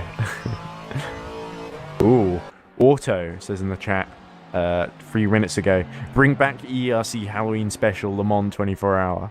I did enjoy that, even though barely anyone got to the finish. Yeah, they could bring it back for me, but I doubt they will. It was good fun just to see if we could do it. I think there was even I kind of got bored when there was like 4 drivers left in the race, and one of them was like only like, I think it was 2 GT3s and 2 LMP2s in the end. Yeah, I think it was like a lot of people asking for that race, and once it was there, not a lot of people were signing up. The thing about Le Mans is like, oh, 24 hours Le Mans, amazing, amazing, amazing. And they get to it, it's like, nah, it's kind of boring doing the same thing around in circles like for 24 hours. No. I would say that at any track though, not just Le Mans. Yeah, I mean, Le Mans is quite a good track for 24 hours in my opinion. Kind of designed for it. Yeah. Since like almost the birth of motor racing. But the it 1920s.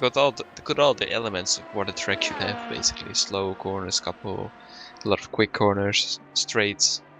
So it makes it really hard to set up a car that works like all over the A little track. bit like the old Hockenheim ring, isn't it? Yeah, basically, yeah.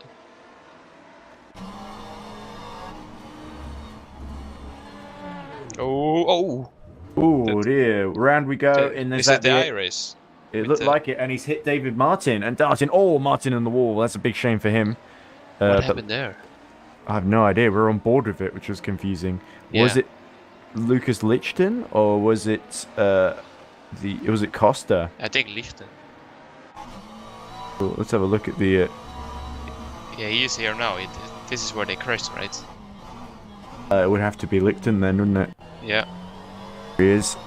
The steering looks alright on the straight, so it didn't take too much damage, I don't think. Oh, there's a little bit to the left. It's a little bit to the left. Oh, well, that's going to be... That is really... Norman Major only 46 seconds down, so I think he'll fancy if he sees Lucas Lichten crawling a bit, he'll think, right, I can catch him now. How was Martin's car looking? Because he made some contact with the barrier as well. He hit the barrier quite slowly. Let's have a look. Here he is. But it's hard on the straight. Ooh. It doesn't look straight either. Or is it? Ooh, Well, there could be some repairs as Nick Conan has come back into the pits. Maybe they are handing over to Pascal after all. As the race leader goes way too deep, and Martin really wrestling against that car, and he's going to have to let the race leader through as he laps David Yench. Or unlaps David Yench, isn't he? no, he's lapping David Yench. Yeah. I forget how far ahead he is. 2 laps ahead of 4th. Now Pascal in the car, so we'll have to see what he can do. There's Lichten. Maybe he'll get through cleaner this time, the two of them. That was a bit of a weird one, wasn't it? Almost like Lichten, because we were riding on board with Lichten. This was he didn't see Martin coming, did he? Yeah, well, I thought he was like having oversteer, and then I saw the... he's going to squeeze him off! Oh, no love lost there. Man.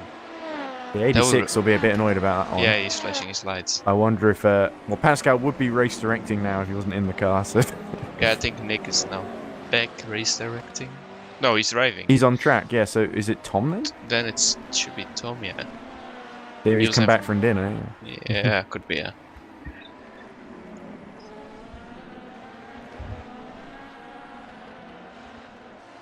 Well, that was exciting for a few seconds.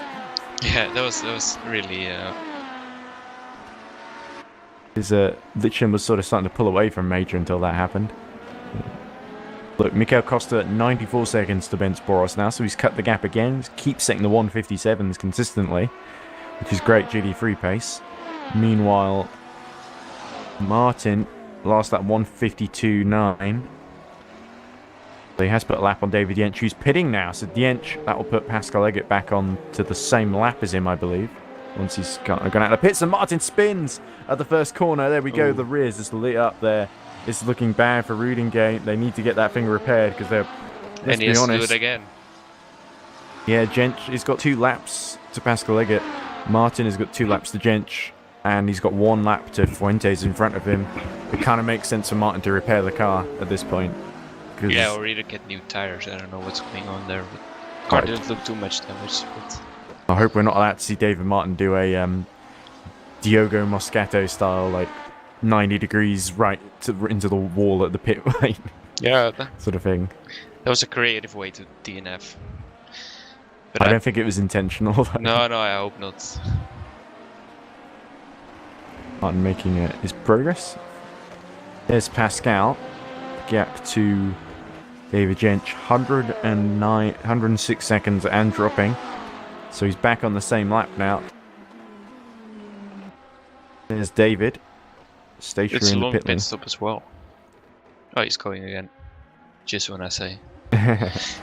Not that long, sadly. And in fact now Royton right exactly where Pascal doesn't want to come upon him. Although he clears him quite quickly and efficiently. So Pascal got his wits about him and he'll need it to get through this night stint, won't he? Yeah. Luckily not that much cars on the track to pass. Traffic shouldn't be a big problem here. It's only Sunday morning that all the Sunday drivers will show up and, Yeah. and get in the car. Yeah, sometimes there are not many cars on track, but it's still the sections where you don't want them in front of you is where you get them in front of you. Tom Dillon says of the EERC Halloween Special Le Mans, the 24 Hours of Terror, I think was what I called it. Tom Dillon says, did I ever mention that we got a podium in that race? Auto, who I still don't know who that is, says, that was my first RF2 endurance race. We crashed out. Depressing story. Can it be your first RF2 race without crashing? I think everyone crashes out on his first race. David Martin has gone into the pits for repairs now. As we see, Gazowski's actually set a purple first sector. That's pretty strong considering he's 18 laps into this stint as well. And it's quite late. He's been doing quite a few stints as well. Yeah, I mean, it looks like he's been driving like... And Modal has gone into the pits, which has allowed Boros through.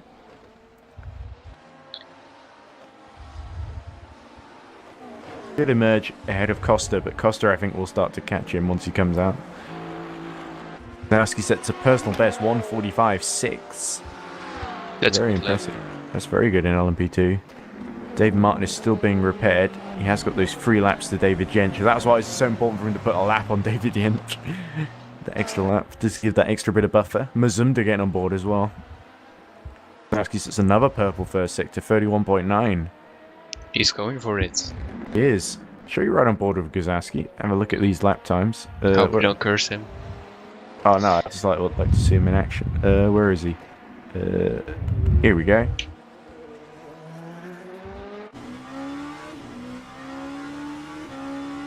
He suddenly finds like 2 to 3 seconds. That's enormous.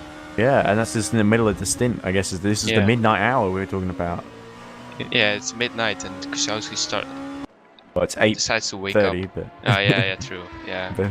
it's dark out there. It's midnight, dark. Midnight it's in dark and Bahrain, late. maybe. an evening, and Kusowski decides to wake up and starts doing He's a flying pretty quick laps. driver, yeah. Yeah, he definitely is. And he also needs to get the hurry on, because maybe he's realised, oh, I'm about 3 laps down, I'm last in LMP2, so I need to hurry up. Fuentes is pitting now as well, so that's a sort of brief respite for Mazumda, that he'll at least get a bit closer to Fuentes while he's stationary. Probably won't be as long a stop though. Kozowski, what lap time is this? 1:45.1. There we go. Very good lap times. Indeed. That's the quickest lap of the race. Yeah, and that's quicker than Eggert ahead of him. Eggert was setting 1:48.3s. It is the quickest lap time of the race, yeah. So he takes that off. I think Zooks had that before, didn't he? Yeah, 45.4. As Renegade as drive swap as well. Caprucci coming in. Bruzy, who I believe he's having trouble getting into Mumble, so we'll have to see if he actually getting in the end. He did. Okay, there we go. Well, that answers that.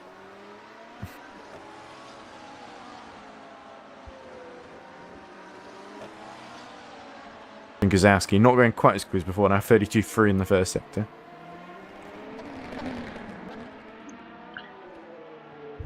Yeah, I would be surprised if he could like do 3:45 mid-stints in a row.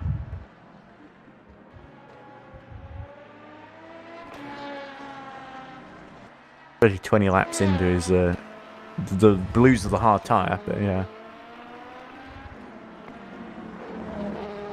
I suppose Gazowski, the boy transport, got no option but to run long and hope that it can sort of gain a lap back with fuel economy maybe by the end. Yeah, well, if they push like this, they're definitely gonna get the lap back. Certainly going to catch up to the 139 eventually, but... No, I hope not, to be honest. Well, but will that be before the 139 catches David Jensch and I don't think so. Race Club Germany though? It's 7 Eggert now seconds again. 64 seconds, yeah. Oh, okay. Yeah. Last lap for Jensch 153, Pascal Eggert 148, 146.1 for Gazowski, so yeah, he couldn't set 3 145s in a row, but we got pretty close. Yeah, he got close. For lack of effort. It's really good lap times by Kusowski at this time. Like, the leader's doing 48. Pascal's not doing bad Well, lap Zooks times. has got 2 lap buffer, there's no real need to push. Yeah, true. But it also shows that 45 is not easy. Or 46, it's So- really... The OSR Elite Endurance 119 came back out 24 seconds ahead of Costa, so Gjorvad's at the wheel. So Costa might be able to catch Gjorvad by the end of this stint if he can close 25 seconds. Certainly, if he keeps setting 157s, they'll have a good chance of doing that. Definitely. Gjorvad's obviously just come in, so there was 2 minutes 16. But he's been doing like 159s, 2 minutes 02, 2 minute 01. Yeah. Oh, and that looks like Gjorvad in trouble. So yeah, Costa is definitely going to catch him if he keeps doing that. Going onto a different circuit. Looks like he's trying to join the endurance circuit. Yeah, he's doing the oval layouts, I don't know. The one, yeah. And Gjorvad looks like he's in real trouble here. Oh! That Zook's facing the wrong way. He's done a complete 180 at turn 3, or potentially hit someone. Wheel looks okay. Let's look and see if Gjorvad's going in. Nope, he's staying out. And he kind of has to, because if he goes in, Costa will get him. There's Michael Costa going through the... it's Mikhail, isn't it? I've been pronouncing it wrong. Costa going through the final corner. Yeah, it's Mikhail, because the A is before the E. So.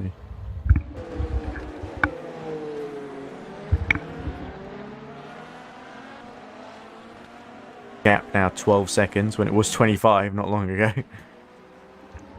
Yeah, but he definitely got the pace, the Irish. Eggert, by the way, was 7 seconds faster than David Jensch on that last lap. And he's got the gap down to 54, 55 seconds. So soon we could have a battle there. Good, yeah, but I think Costa's probably going to catch Gjorvad before that happens. Yeah, I think so, yeah. Well, I'm enjoying your company, Peter. It's been quality entertainment.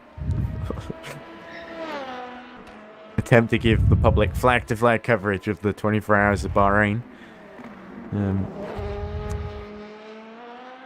you think the 19 people watching right now will want a recap of the race so far? Or the championship standings, at least? Well, we can look at the championship standing. We know LMP2 is done. So Roland Zux and the 21 Mugen are officially the 2022 EERC champions of LMP2. As Yilmaz slides a rear at the exit of turn 15, I think that is.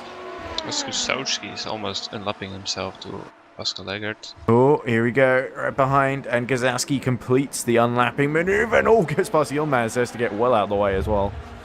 So, yeah, Pascal won't be too... Oh, is that Gazowski going in, and Eggert as well? Why is Eggert going in? No, he's not. Okay. Oh, no, it looked like there were... It's just Gazowski, sorry. I think Eggert was trying to get a bit of slipstream. Oh, yeah, almost. He did the same in Fuji when he was behind someone going in and ran into his back, so... Oh, I remember that. That was hilarious. So, I got a little bit of flashbacks there.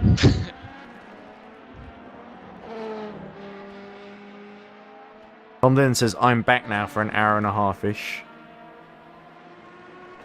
So, wasn't there something we said Tom should investigate? Like, the kind of collision, wasn't there? Oh, it was the 72 and the 86 hitting each other. It was Lucas Lichten and David Martin. Yeah.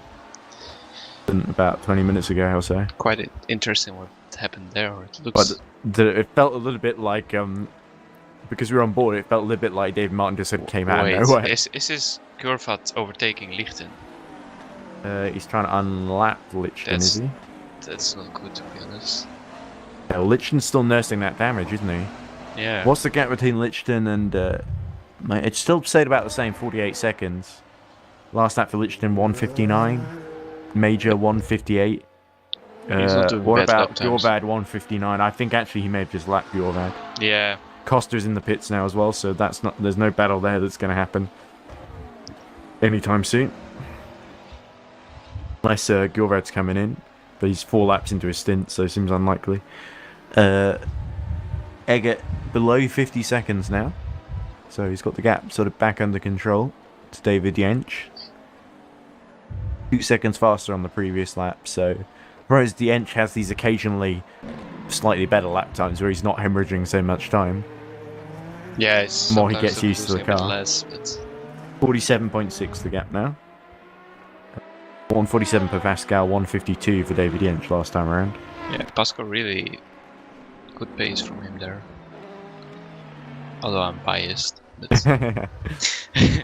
Oh, looks like Oliver Hargitay getting on board the 87. Oh, as we see, that looks like Pascal going through the grass. There's no grass here, it's sand. I'm not saying anything about his pace anymore. That's just through turn 2, clearly, so deciding to cut to the fast bit.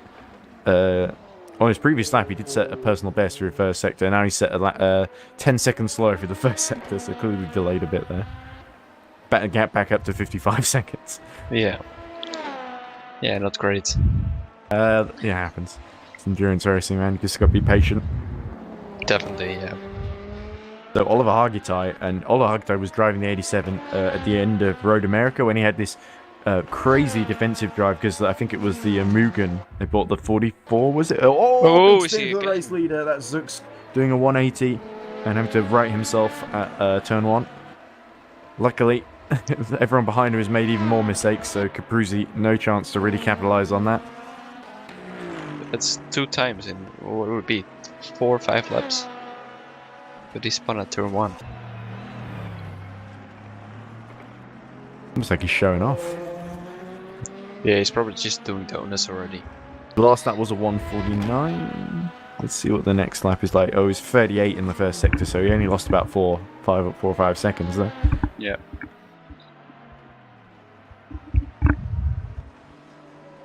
By the way, Peter, give me a shout if you have to go and be in the car soon or anything. Well, I have to be in the car at 3 AM. So okay. Basically, have time. Or if you want to have a nap before you get in the car, you know. I can't nap, I'm quite sure.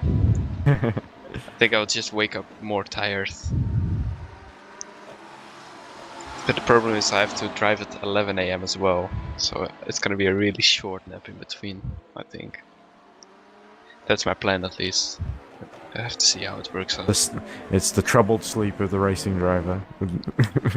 Yeah, like we got a little bit of problems with our schedule at the start, so that makes it messy towards the end. But Indeed, it always just takes one person to drop out, and it means everyone else has to do like 2 extra hours or something.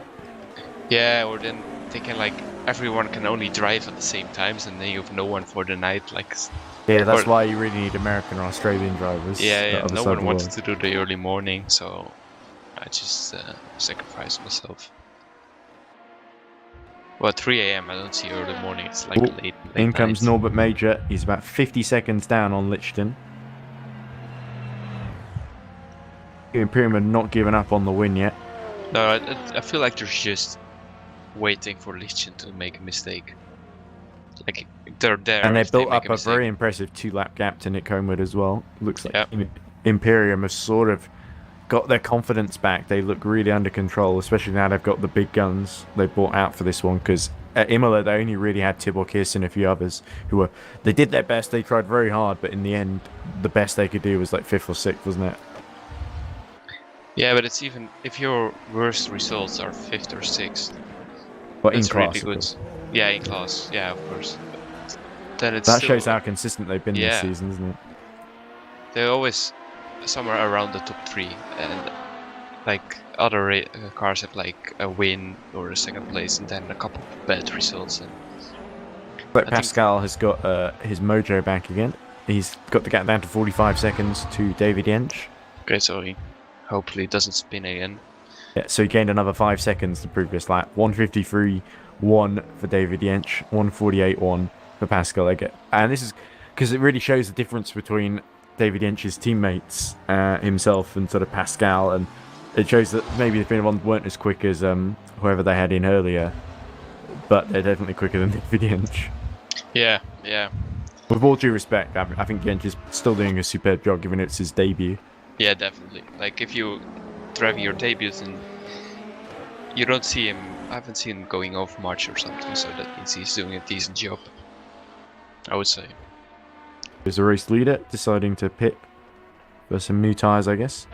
Yeah. I've seen a GIF Loic has made of what happened. He actually got 2 wheels on the grass, Diego Moscato, and that was what sent him into the little pit wall. And Loic has just put in impact font text, "Become ungovernable," and it's Moscato going towards the wall and flipping over. Quite a big crash. That was how the and Loic Monia says he's basically calling Moscato a slur. He says, apparently I'm driving with a mentally disabled person, he said. But he didn't say that. He said another word beginning with R.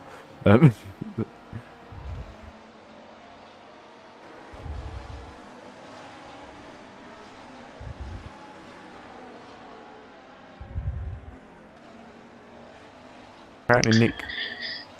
Oh, I think this must be an earlier conversation because Nick is saying, oh, I can't see what went on in the replay. You can come back with a +2 lap penalty. It's like to the 87, like, who retired 4 or 5 hours ago. Yeah.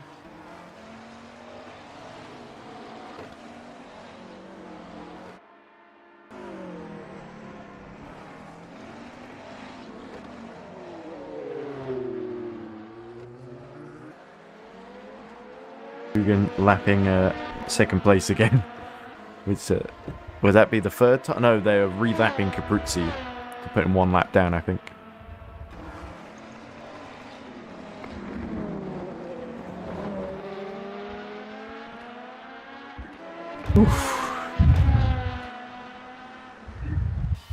We kind of run out of things to talk about now.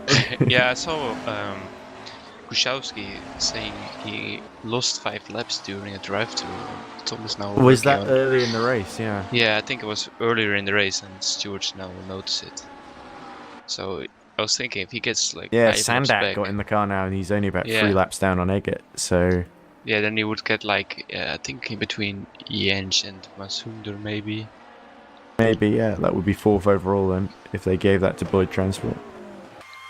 Yeah, if they give it, but Could be be also something. that they only lost 2 laps and he's saying that because he knows it doesn't sound too unreasonable, but it'll get me in a better position.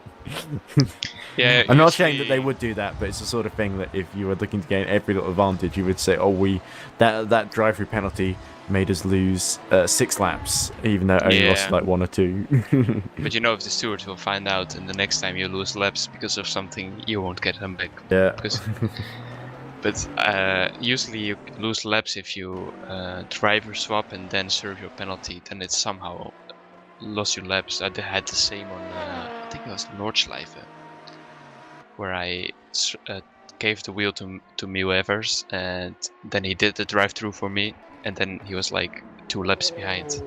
Well, 2 laps Nordschleife, that's quite a lot, so that was the race over basically. It was a pretty good result for Finnavond, but it was pretty brutal in the way that, especially Finnavond, if they'd won that race instead of Team Imperium, you've got to wonder how the season might have turned out. Is at one point Triple Four was leading by quite a lot until they basically hit the Paul Street Boys LMP2 and flipped it upside down. I think Mario Yeah. Valencia did, yeah. And it was One of quite the many ironically what-ifs the this car season. in front of me. I was driving the LP2 and I saw Mario going on the grass and overtaking me on the inside over the grass and ramming off the car in front of me. And I was like, oh no. It was pretty shocking, but also hilarious looking at. Yeah, like it was not purposely done, obviously, by Mario. Like he just went on the grass and completely lost control over the car. Yeah, just pushing a bit too hard to build a gap behind, I think. Yeah, I think the LP2 overtook him or something, and he just got caught off line. And it's the Nordschleife, so yeah, if you have one fraction of line, you can. Mind you, the Triple Four had some bad luck in Brazil, where they were on course for like probably about 3rd, and then one of the LMP2s took them out as well. While No, Nick it was was the driving. Iris 87 taking out, I think. Oh, believe. was it? Okay. Yeah, it was the leading GT3 was taking us out. So there was also a bit of pain. Well, most of the time it's been pretty clean in GT3. There's been the odd bit of controversy. Yeah. I think the GT3 cars like fighting each other has been really clean. It's mostly they get taken out by prototypes. I always find the GT3 class in like the opening laps are the most entertaining to watch. Sometimes in the closing as well. Yeah. Often I feel like towards the they're end they always just the throw closest everything to each other. Yeah. Like usually the LMP2s, you lose. It takes a lot of work to build a gap in GT3, whereas they come quite quickly in LMP2 often. Yeah, LMP2 there can be like a lap between everyone within an hour. So Major, after his stop about 2 laps ago, has been setting 58.8s. Lichten has been setting 59.1s. Probably due for a stop soon. He on 34 laps on this stint. No, 27, sorry. I misread it the other way around. 23 seconds now between Pascal and David Jens. Oh, that's a good point. Gained another 7. Yeah, it was the last 154 by David Jensch and a 147.8 by Pascal. So Pascal's just been really fairly consistent, despite that one where he lost 10 seconds earlier on, but we won't mention that. Yeah, we didn't see that. I think Hargitay has got into the pit window of Boros as well. He's about 73 seconds down on him. He was about 90 down earlier, wasn't he? There's Hargitay. I at the very back. haven't checked this, to be honest, but it could be very well. He keeps setting the 57s and 58s though, so Hargitay that's is good definitely pace. pushing. The Iris 87 definitely is quick. Leading for a reason as Gjorvad gets off track a little bit. Let's see if we can zone in on that battle for 4th place overall between Eggert and Diench.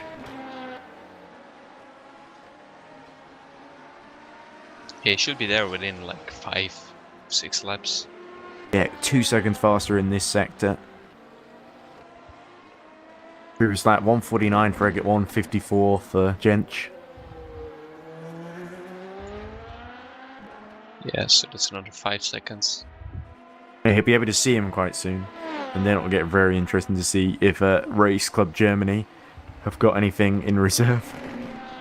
Yeah, 5 seconds could be easy pass or... Yeah, what's really going to make or break these races for these guys is how they manage the night stint, really, isn't it? I mean, you'll know that firsthand, won't you, Peter? But I mean, yeah, The night stints, it's always weird when you like drive in the day and you go to sleep and you wake up and the first thing you check is if the car is still driving. Because you never know. Something can happen. The weirdest thing is you do your night stint, you go to bed, you wake up, and you either hear people cheering because you won the race, or you wake up, it's like, oh, do you finish the race? Oh, no, after you went to sleep, there was no one else to take it over, so, oh, damn it. Yeah. I've had that happen. I had it in Daytona 24-hour. I gave the car away. Personal best lap for Pascal, 1:47.2. That's good. 17 seconds the gap to David Inch. Sorry. Yeah, I had it in Daytona. I gave the car over in P1. I went to sleep, and when I wake up, I had 3 missed calls from Mil Evers. And saying, and like questions if I could get into the car like 3 hours ago. I was like, oh shit. And then apparently his wheel died on him, but he could somehow drive without force feedback till the end of his stint. David Coloxai sits at purple final sector 25.8. Very quick. As Pascal started to get held up by the Paul Street boys of Bence Boros.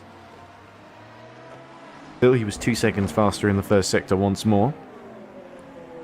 Ooh, that was a bit weird. It looked like the order sort of jumbled up a bit there. Was that Sandak getting the laps back? It's showing him 86 seconds behind Pascal Eggert. Yeah, I think he got put in the same lap now. That could make things very interesting. The way they said, then it's fair enough. Because it's nothing they could do. Because he was about 3 laps down, wasn't he? Now he's 87 seconds down. We didn't see him lap. We were focusing on Pascal, so Pascal takes another, what is it? 7 seconds on the last lap. But it's weird now, aren't Boy Transport going to be a bit out of sync because of that, in terms of the actual order? So when they catch them on the road, it won't actually be them. It'll be for position, but it won't look that way on the road, I don't think. Or have they been repositioned on the circuit? No, they're like... they are actually 87 seconds behind them on the road. Yeah. Okay. I think... A bit confusing how giving the laps back works that way, but I guess it does make sense. I think Tom just gave them laps back so they wouldn't overtake them, but would be in the same lap. Okay. So sometimes you have to wait a bit until they cross the finish line or the others cross the finish line. 10 seconds now, the gap between Eggert and Jench. Jench really struggling, 153.7 that last lap. Yeah, it should be an easy pass, but also if he can hold up Pascal for a bit, he could get frustrated and maybe... Oh, and there looks like the HHR was holding him up as well. There's David. Gotta hope the duty-free cars hold up Pascal for as long as possible, but it seems like it's only a matter of time then. But we can see Pascal come around the corner. No, we don't. There he is. Yeah, you just about see a flash of orange in the rear wing mirrors. Sneak home with a pit stop.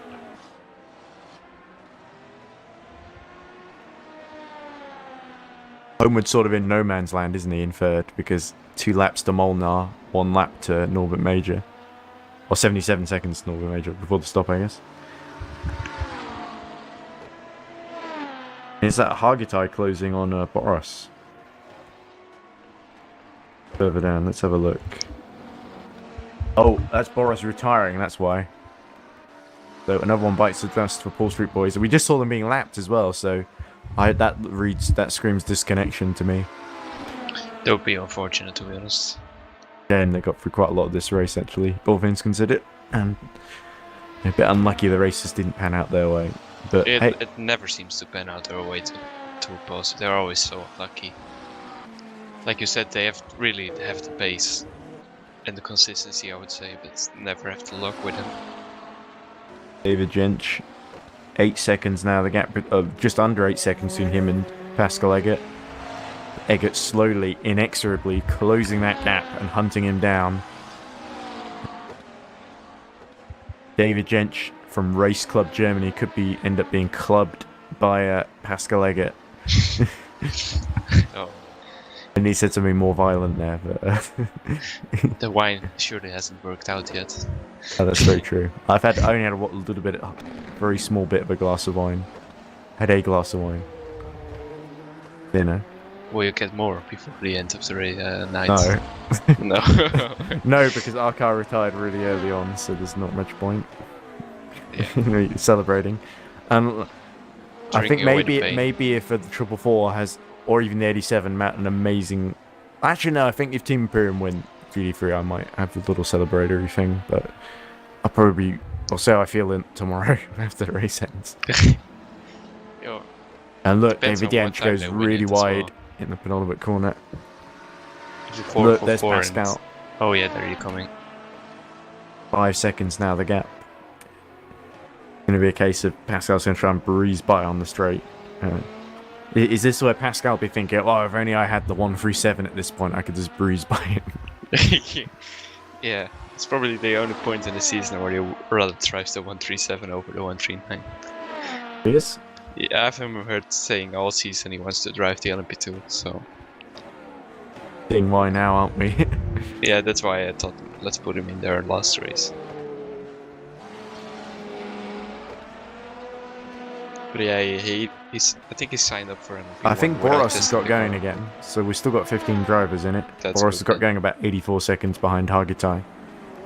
But that's one less car the 87 will have to pass on his way to try and regain some pride, if not the championship. Oh, is everyone slowing down all of a sudden? Is there a code 80? Yeah, I think Tom must have called the code 80 and I've not heard it. It might be to do I with didn't Boros. hear it as well. Yeah, me neither. It's just not working. That's. But, how I do can't. do In fact, I realised I can't actually put the code 80 graphic on because it died a while ago.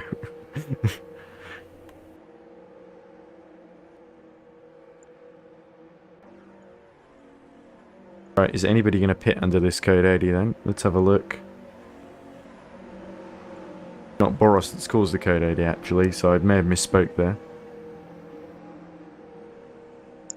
I he's don't know actually why I coming didn't in. hear it. Let's have Is a he- look at Boros' steering because it didn't look great there, did it? Oh, that's not him.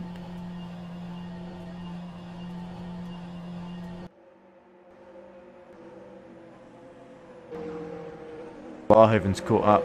Has something happened to Hench? Because he's slowed right down, hasn't he? And that's Eggert right behind him, just with that lapped car in the middle. Looks like Capruzzi's pitting from second. Smart pit stop then by Renegade Sim Racing. Doesn't look like many others are going for a pit stop at this phase though. But Pascal now 6 tenths just behind David Yench. Because Litchton in the middle said Litchton might want to get out of here quickly. Gonna get ugly very rapidly once the code 80 disappears, and indeed it does so now.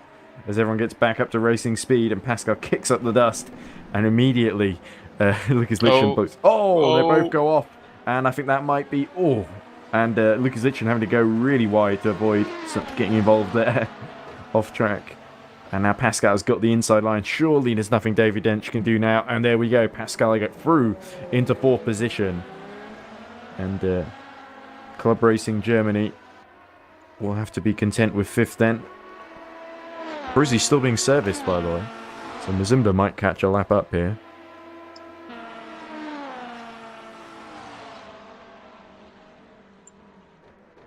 There we go. Finnevond into the top 4 in LMP2 and top 3 in GD3. I think if anyone's getting the glass of wine out, it's probably you guys. Might be a good chance of getting second in the championship if the 87 has can't cover too much ground. I wonder what they would have to do. What was the gap between 87? If I remember correctly. Can check it. Oh. There we go. Stewards' decision. Boyd Transfer Racing number 40 give him 3 laps back due to a clear game bug, putting them 10 laps down. So You want the GC3 standings? It's 13 points between Iris and. It is Fine 13, isn't it? So to beat them, they're 3rd against. It'd be like they're like 8th now, aren't they? 24-hour race. So 3rd is 23 points. 8 is Yes. 6. So I think 87 is doing enough at the moment.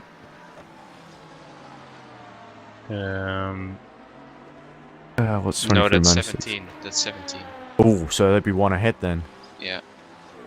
There would be a couple points difference. But if they get P7,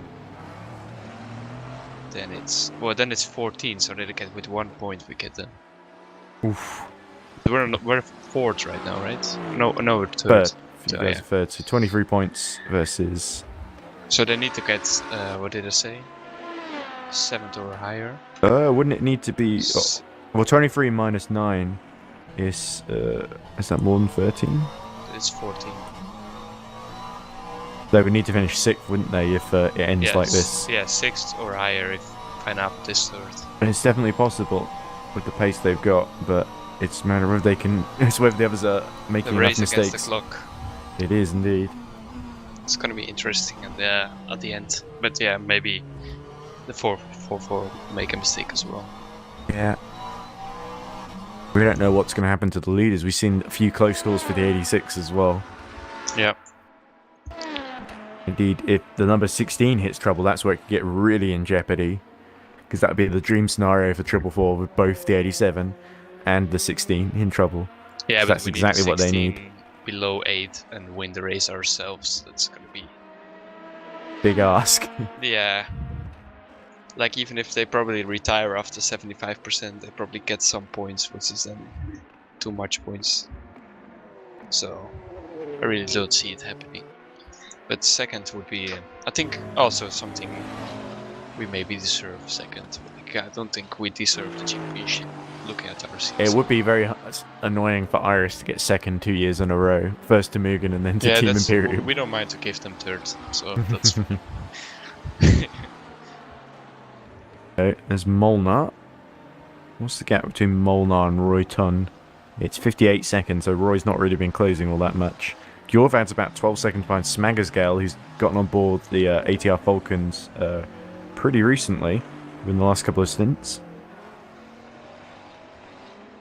Yeah. Ginch has dropped about 7 seconds behind Pascal Eggert now. Megascale. Farais. Gjorvad in the RSR. Gjorvad. Through the final corner they go. This isn't Alexander Modal, so he's not going to spin around, I don't think. There we go. Sorry, Alexander. Make an observation. Uema Fuente says, go Renegade. And he's got a big arm push-up emoji. Rafika says, Boros' game crashed. And then crying emoji. And Dylan Platt says, that's not the line. That could be at any point in the race, but he said that about... to anyone.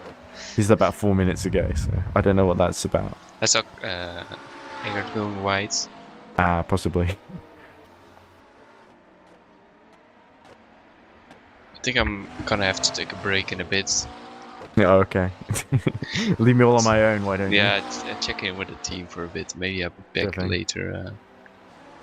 Going in 10 minutes or something. When did Josh say be back? I'll have a look at the Yeah, the schedule says there's no one coming back anymore until the morning. Oh, great. if I'm correct here. Let me check again just to make sure. It says Josh is there. Oh, Josh should come now for an hour. Alright, yeah. Josh has recently added in a little bit. Is it you? Oh yeah, I think so. The anonymous user.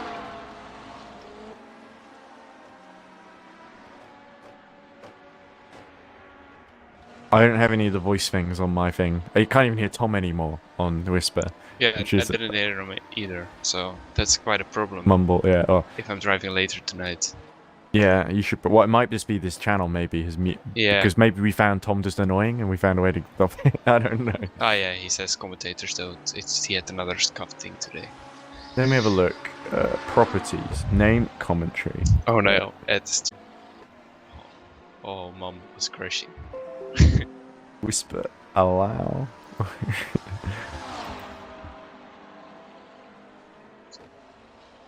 Well, the only one I have permission to change is EERC comms, and it says a tick next to whisper, allow. So I won't change it to deny, because that means I won't be able to hear any whispers at all. Ah, yeah. No, that doesn't look ideal. Probably best not to mess around with this, you know. We are doing a race here.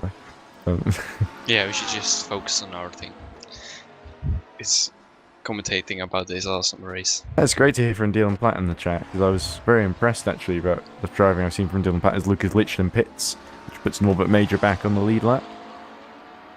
But Dylan Platt got a top 4 finish at the Academy FSR race at Le Mans, which I was very impressed by. Not really expecting. It was for the little TR Motorsports outfit as well. Nice. Kind of the underdogs of FSR. In the stock car championship. Oh, there is the stock car thing coming up. I've not been able to watch much of it because it's not been streamed, but I am doing the highlights, I believe, of the Daytona finale, whenever that is. Oh, okay. Cool. I'm gonna watch that then. I know Valente's been doing a bit of it. I've not been keeping track of the results, though. It might I not was have happened thinking yet, I about don't know. it, but there's much racing going on right now. You're too loyal to EERC to do that instead. Pascal Eggert pits, so that hands David Jench back 4th position. But Jench will be in fairly soon, I think. Hopefully, yeah. About 23 laps into this stint, 20 laps. I think it's... Eggert was about 21 laps in, so... Oh, then he stopped too early. He has. Unless there's been a more serious issue. Unless that he's tired and wants to change driver. Nope, it's a quick stop. There you go. Yeah, it's just fuel, probably.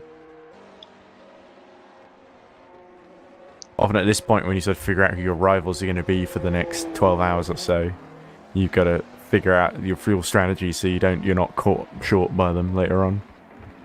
Wood is gonna be tight. No, it's not. No, not for position. Yeah, wait, I've seen. Yeah, no. But like, it's a, yeah, it's there's a about tricky pit 4 exit. laps, 4 or 5 laps between the two of them, I think. Yeah. 4 laps, yeah. Well, it would have been 3 if he'd got out in front, but you know. But it's a tricky pit exit. Yeah, Sandak, by the way, only about 24 seconds behind Eggert now. Now they've given their 3 laps back that they lost earlier. Yeah, I saw the 139 boys complaining about it. Although I think it's fair, but... Yeah, 3 seconds a lap faster now than Eggert, so... Yeah, I was on the same lap, so... That's Probably true. had some bit lane speed going on there. Jench sets a 1:51.4, so on just the normal flying lap, he's still about half a second slower than Eggert on his in lap, I guess. Yeah, I Supposedly. didn't want to say it, but... Yeah, Sandak there could be a really big fight for 4th then between Eggert, Sandak and Jench at this phase of the race. Yeah, Sendik is now doing 47, and I think Eggert was doing that as well in his last start. When you got a target to chase, it does give you that extra motivation you need. It definitely does, especially when you start seeing that. I mean, if you like see where they break, you can always break like a fraction later. The risky thing is that if they break too late, you're gonna be in the wall. And also you get all this GD3 traffic you need to clear, often clusters together a little bit. Yeah.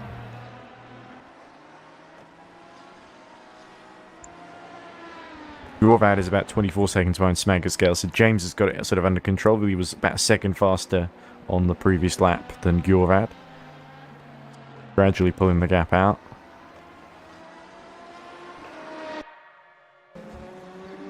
Fitting. Yeah.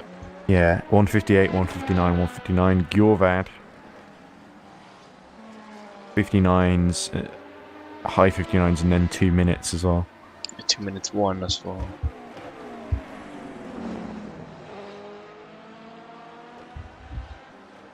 Gap between Eggert and Jench and Eggert and Sandak, 24 seconds either way. 3 cars within 40 seconds or something. Yeah, 60, 50 seconds. That's quite okay.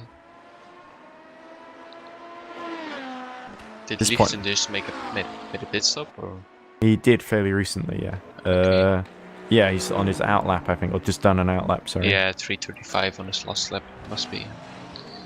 Gap to between Major, not Lichten and 50. Major, still, yeah, it's been about 50 seconds here and thereabouts for like a couple hours now, isn't it? So yeah, definitely not doing the Lewis Hamilton Abu Dhabi 2016 method of slowing up everyone. Well, actually, it wouldn't be because they're the teammates now, aren't they? So it would be. Are there anything where a teammate slows up the people behind him so their teammate can try and win the championship? I said it once or twice, but I don't think it's There's nothing memorable that comes to mind. It's sort of Sergio Perez, maybe? DTM. Sergio last Perez, year. maybe? Yeah, Abu Dhabi. Yeah, Sergio Perez. I think wasn't it DTM last year that in the the push him out thing, wasn't it? With yeah, Audi. all the Mercs went aside to make him champions. It was like one Merc had chance and they all just let him go. It was really cringe to watch. Yeah, it's sort of, you can understand it was maybe just one car that's your teammate, but everyone else, they maybe... Yeah, like there were not even... you know how the teams work in DTM? Like, they are both I think they're Merc trying to with cut different down teams. on them, because there's like 9 of each manufacturer, aren't there? And I think they're trying to cut it down to 6. And they were like, season. these separate teams were just letting each other through was like really cringe. Like, yeah. DTM is a little bit... There was even the thing with the trophy, wasn't there, that fell apart. Yeah, I mean, DTM hasn't been the same since it's GT3. It's not really It's a bit of a DTM. shame to see DTM go the way it has, but at least it's doing better than W Series. Yeah. It's got more reason to exist than W Series, in my opinion. But well, not that we don't need women drivers, because we absolutely do. But it's probably not the best way of going about doing it. And I was talking about it with Josh earlier, and one of the things Josh was sort of saying, the sentiment that you hear is sort of, Red Bull spent all that extra money on catering, and saying, why didn't it go towards W Series? And it's just like, the thing is, like, it's a business at the end of the day. You've got if W Series is not like a viable business option, there's no reason just to throw money at it when it's not really achieving anything in the grand scheme of it. It's, nice for those girls that they get to drive for free, whatever, but with the world being the way it is, you sort of need, even in junior forms, you need the odd pay driver here and there, as we see David Jench pitting now, so that's going to hand Pascal Egger and Sandak top 5 positions in LMP2. Yeah, I mean, Red Bull is a company, so they're not going to invest money in something they don't believe in. And yeah, I don't think W Series is the way to go, to be honest. Yeah, it would have made much more sense to maybe have especially because there just aren't enough drivers at that level that are competitive enough, to be honest. Yeah, and if it was an academy for training them up into being, giving them a bit more experience in sort of single-seater cars with that level of power, that would make more sense. But it's supposed to be an end in of itself, a championship, and I think it lacks credibility on that level. As we see Mazumda serviced in the pits and going away. Sandak gets Jens with a pit stop. That's how most overtakes work in this. Wait for someone to pit in front of you. Like, I think it would make more sense for W Series to get like the top 3 financial support to get into like a proper junior class where they have like real competition, and not Chadwick winning the season no matter what. Well, it kind of does her a disservice anyway, because people think, she's winning it all the time, it must be easy then, and people like Bietski Visser and IS Power are actually pretty decent. Yeah, they're really decent drivers. But I think because they're all there for free, it sort of gives that air of, these people wouldn't be racing otherwise. And people don't think, it's because they've not run out of money, it's because they're not good enough. And they sort of compare the lap times to what other regional series are setting, which isn't always fair, because it's either on different days and they don't always use the same tyres and stuff like that. And and the W Series car has this really awkward lack of power steering as well. Yeah, I think it's just not the way to go. Like, I would love to see Chadwick in Formula 3 or Formula 2, just see where it ends up, because... No, she's done well in some of the other series. She's done like Extreme E, she was very good at. Yeah, but Extreme E, it's not really... that lacks credibility as well, but yeah, for like different reasons. it's like another league which people don't take serious. Maybe well, also because the broadcasting of Extreme E is awful. Often it'll be like people spoil the result on social media and then they air highlights. It's like the old rally coverage in like the 80s and 90s, where they would do the whole rally and you'd watch highlights of it on like some channel like a week later or something. Put together. By then everyone kind of knows there is, and the whole idea of them trying to keep the result, and some people on the actual site actually spoiling it, and it's just a bit of a mess, really. Like, I don't know how you promote that, and the only thing it's really got going for it is things like, we got teams that Lewis Hamilton, Nico Rosberg, and Jenson Button own and stuff like that. But Yeah, but what does that mean? But that's literally all that matters. All that means is like you get a couple of people like Sebastian Loeb who are well known and stuff like that. But other than that, it's sort of like a logo on the car. I think the Race of Champions deserve more credibility than RX. What is it? Extreme E. Yeah. Well, also the thing that I don't like about Extreme E is the ridiculous races in Saudi Arabia and things like they had the Copper Reapery, where they built a sort of man-made lake next to the start line or something. It's like, why would you waste all that? It's supposed to be like not making a negative impact, and why are you building this artificial lake? Yeah, it's so cringe. It's like, yeah, it's Miami all over again. yeah, right. Miami was cringe as well. Yeah, but Miami's just always cringe no matter what's happening there. yeah, true. It's kind of It's Florida, isn't it? Exactly. Kind of a state that's just trapped in the 1980s in many ways. Yeah, it's just stuck there. It still thinks Miami it's cool Vice to be just there. constantly. They just play Yeah. like reruns of Miami Vice constantly. Mind you, Britain's no better. Constantly reruns of World War II. Yeah, I mean everyone gets stuck in their own successful period. Well, I don't know. World War II, a lot of people died, so I wouldn't call it a massive success. I mean, I guess we Yeah, won the but you- war, but Yeah, you you won the war. Well, Well. let's say that with a little bit of help from our allies, but you know. a little bit. Yeah, I don't know. but I just like no one will look back on COVID as a sort of, we triumph over adversity. That people look back at COVID and say, like, 100,000 people die because of government incompetence, and I don't know. There's just like I think people romanticize things they didn't live through, and I think that World War II is a classic case in point. yeah, Like the Americans especially come right. Well, not as much as Carusi. That's the second place LMP2 in the wall, and could that be a big issue there? oof.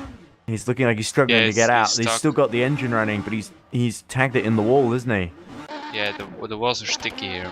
Oh, yeah, Has it's to find a phasing way. through the rear wing, isn't it? Has he got all four wheels as well? This is a big opportunity then for Ryan Mazumda, who's only a lap down in the reading game number 72. Now, is Capruzzi going to have to go back to the pit lane here? And if he does, can he even continue? I think Joop was stuck there as well and got out. He has to make sure he doesn't overheat the engine here and kill it. Yeah, this is not looking good then. An otherwise brilliant It's moving. performance by Renegade Sim Racing, and now it's looking in real jeopardy here. You see the And tire marks. Can Capruzzi get out of there? Yeah, it's a I shame hope we he only saw the does. exit. So what's happened here? He's so many of the GD3 runners. He's just lost it sort of mid corner there, hasn't he? Or maybe he's turned a bit too late on the AstroTurf. Yeah, or got white on the sand and maybe spun. It's a really Ooh, he's crawling forward. There's Norbert Major. He's coming through. Mazumda is probably pushing for his life. Oh, he's trying to seesaw the wheel to get out of there. Oh, this is really. Where's the marshal to give him a push? Come on, David Capruzzi. Davide Capruzzi. Oh, there's Hinge. Surely Mazumda is not far behind. Here he is. He's on the same lap now. Capruzzi stationary. 64 seconds to go then, until Mazumda can catch I think it. he's almost out. He's almost. Not a moment too soon. Oh, but it's crawling. Let's go back to the follow cam, shall we? Yeah, he's still got that. Is there a rear wheel missing that's hit the wall there? I think it's still on. Yeah, it's real wheel. Is like He's crashing a very completely odd way. Yeah, I remember Alessandro Valente did this once in the race that I saw, and he actually managed to get back in it and win it after it was restarted at like an oval at Apple Valley in like a USF 2000 race. Here's Mazumda then, he's coming up. he's Can close. Capruzzi get going again? I don't think he's going to be able to do it. Here comes Mazumda, and he can see second place waiting for him. Through goes the Reading Game Studios driver, and nothing Davide Capruzzi could do in the end. There he is, just still stationary. It says second next to him, now it says third. And that's big leap in the heart of Tom Dillon and the entire Reading Game Studios team, because they're now on course to match their best ever finish in the championship. Yeah, Caprucci got 2 laps to get out of there before he's out of the podium. Be a big moment for Eggert as well, or potentially Boyd Transport if they can get into this. Looks like Sandak has had to pit as well. But he's gone back to the pit lane. There we go. So is that retirement then for, it's saying DNF next to the Renegade Sim Racing 120. So big disappointment there. Maybe he can get back because it's basically a game issue, I would say.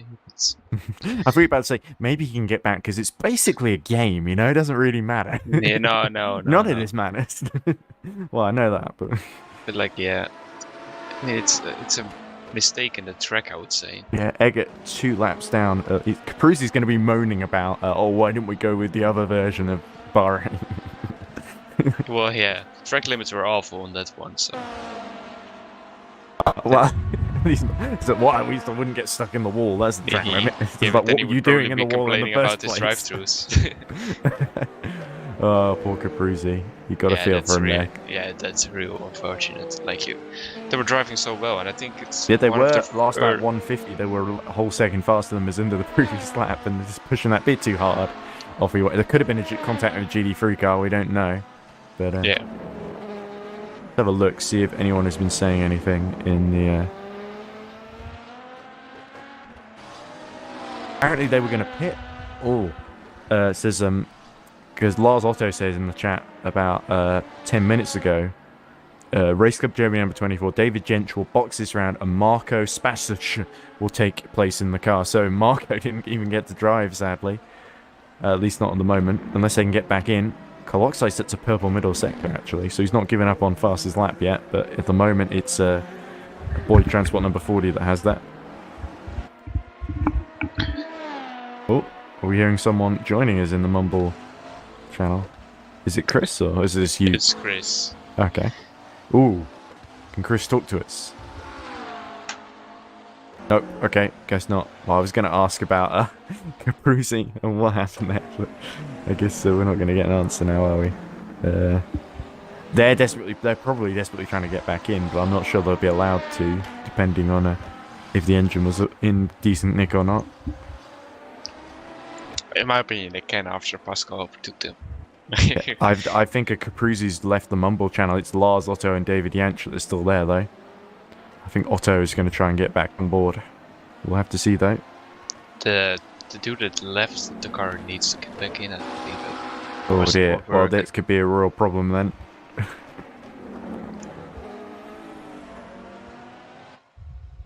David Caprucci says, "Is being stuck into the wall not considered a glitch? Can't we be admitted again into the race?" He says to Tom Dillon.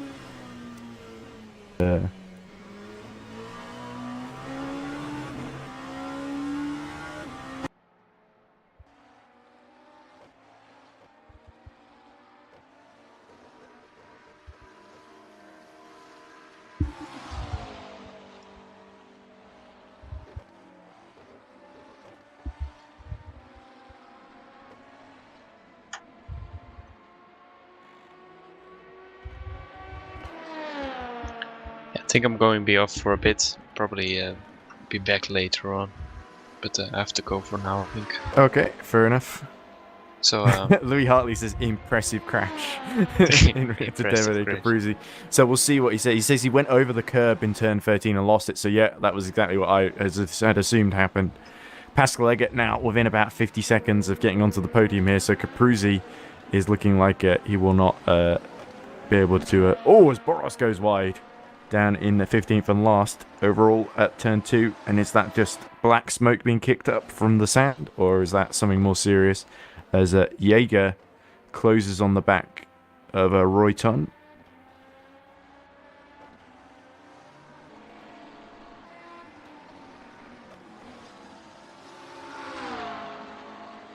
But anyway, thanks for your company, Peter, and see you soon. Actually, Laszlo Molnar, of course, and Roy Ton who've pit together, and Molnar gets away first. There's Nick Homewood. third in the GD3 class still, and continuing to set fairly competitive lap times. 2 laps down on Norbert Major, 1 lap ahead of Molnar. There is Norbert.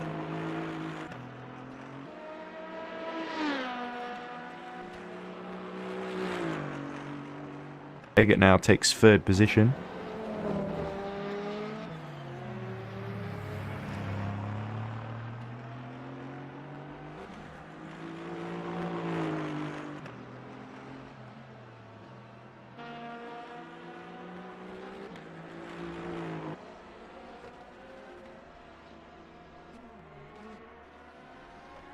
Oof.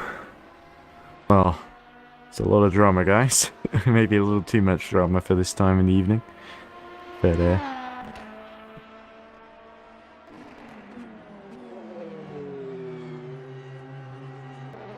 looks like,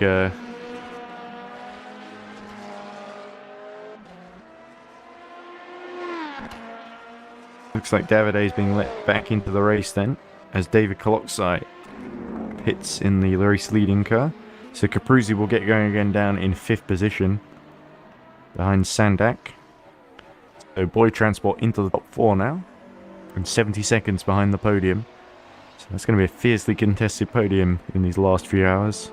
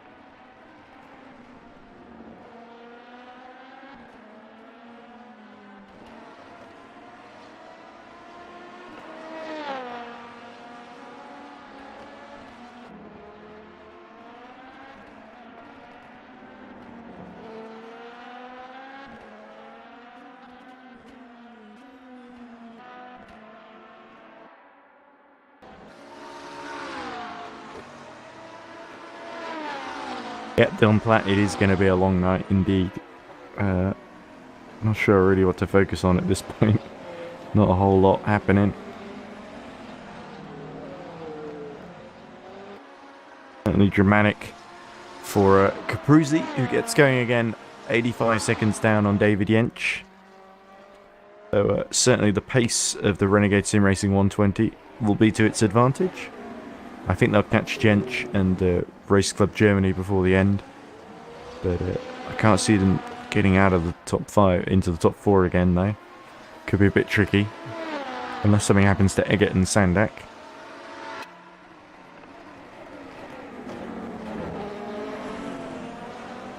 Bahrain, meanwhile, has cut the gap to Stan Gilvad to just under 50 seconds. Chipping away. Bruzy sets a purple middle sector. There we go. So he's pushing it out there.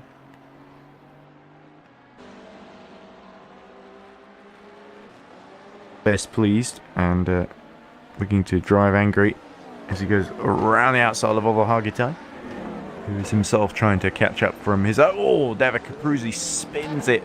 Does a little half spin at the hairpin then. That's going to destroy the rim tires if he does that too many times. Oh, don't forget how you got in this mess in the first place, David, eh? But just getting on the curb and spinning out.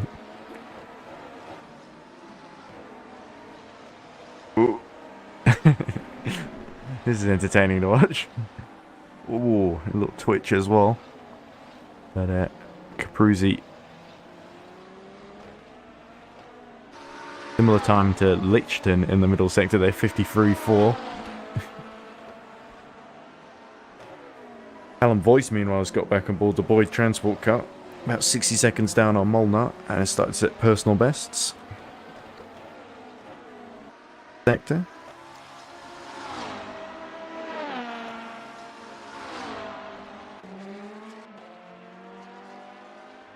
Platt says, I'm getting into the car in about 1 or 2 hours, so should be fun. Oh, which car would that be? Oh, would it be the Boy Transport? Of course.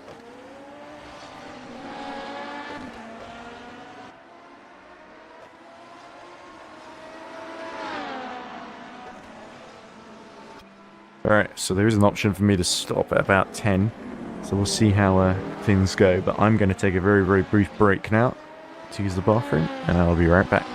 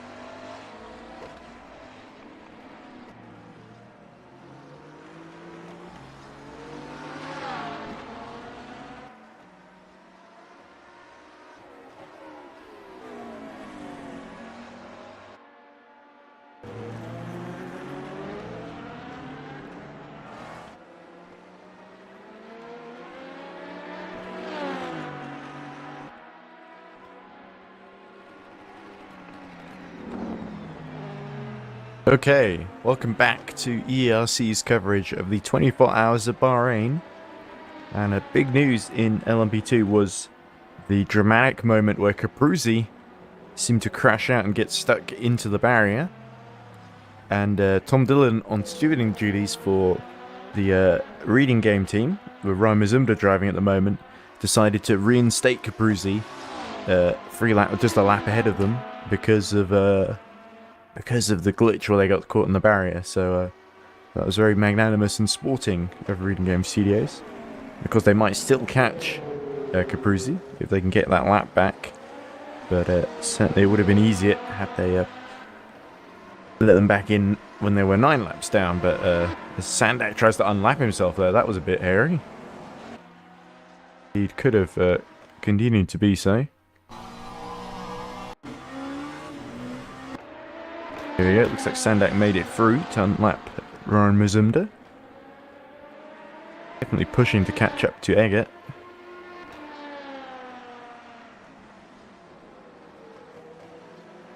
9 seconds ahead of him.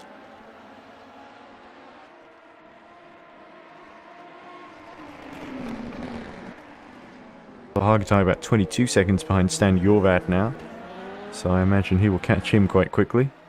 30 laps into this stint though.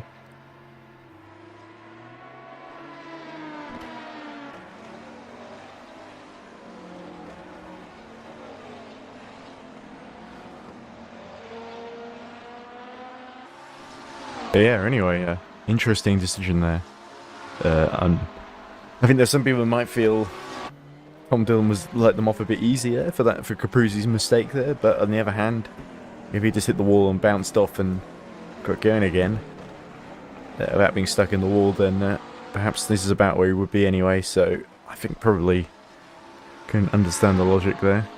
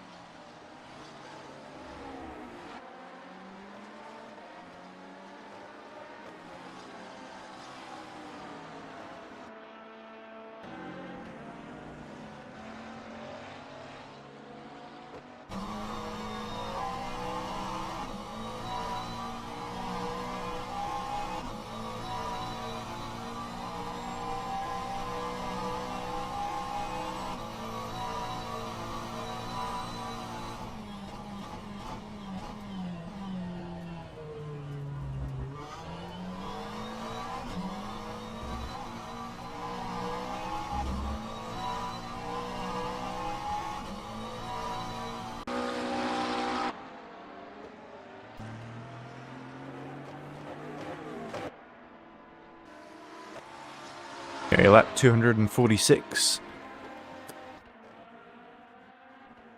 Coming up to what would be the 8th hour, I think, of the race. 7 hours 40 minutes in, roughly. Jorvad is pit now, so Hargitai will catch back up. In fact, he will overtake.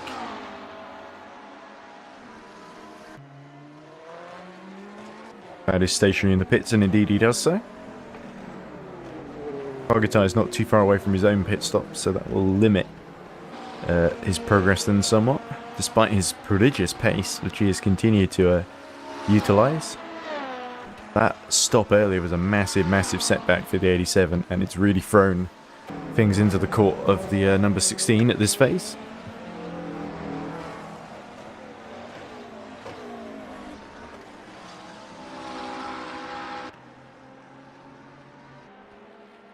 Of course, at the present moment, it would be, I think it would still be with 1, 2, 3, 4 places between them and the 44. It would be enough for Homewood and the 44 crew to overcome Hargitai and the 87 crew in the championship for second. Not enough to win though.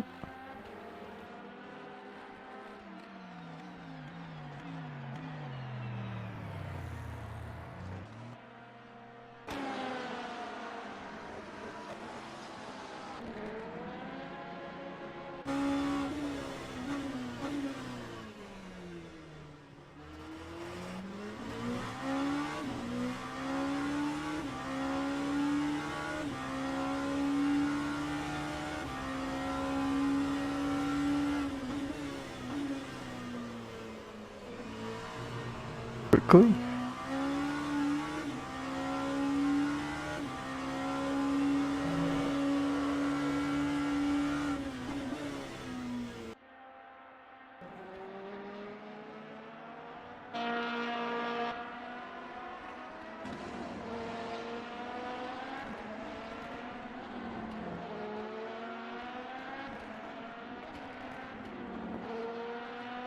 Yeah, so they would have to finish 6th in class, of course, as I said earlier, and they are at the moment.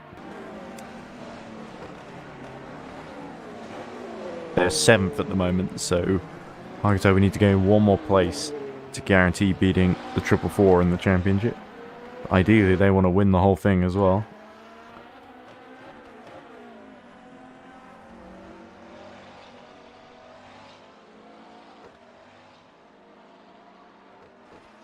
I think Harutai, when he pits soon, will probably come out round about ahead or possibly near where Gorvad is.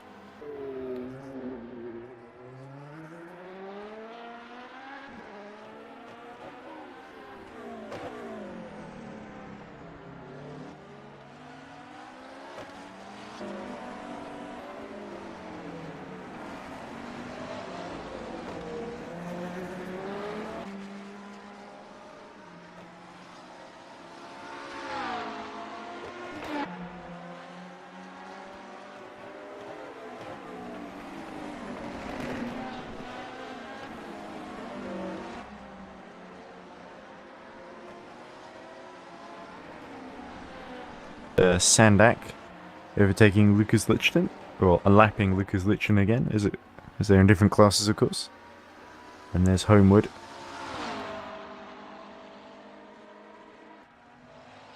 Chase down Norbert Major and catch back up.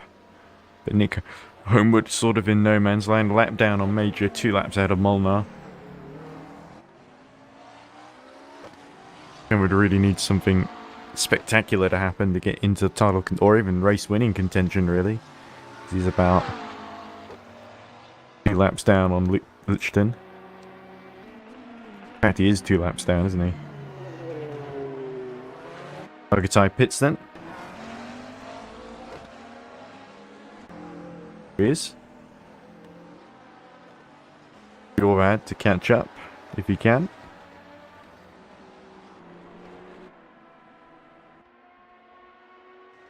I don't think he will, of course. The pace of Hargadai is such that I think he'll have a pretty comfortable overcut margin here.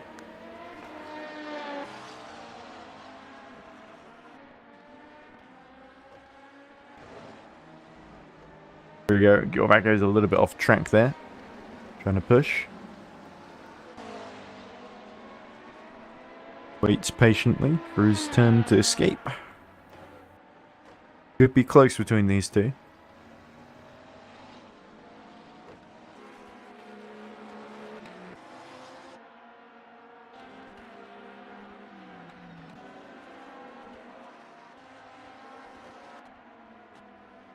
Let's go around through the last corner now. Does Hargatai get going? Like Gorvat actually might jump him here. In fact, he will. I was very wrong on that. I so clearly knew he was going to get jumped. Maybe they're even doing a driver change. Here comes Gorvad. Back up into 13th overall. Oh, there's an aggressive line there into turn 1. And now finally Hargatai gets going again. Nick Homewood ahead of him. As well as David Jench. Just going around the outside of him here. Oh, this is not what David Jench wanted. Take a really odd line here. And Hargatai sort of stays in front, actually. Which is surprising. Because Jench has got a much faster car underneath him.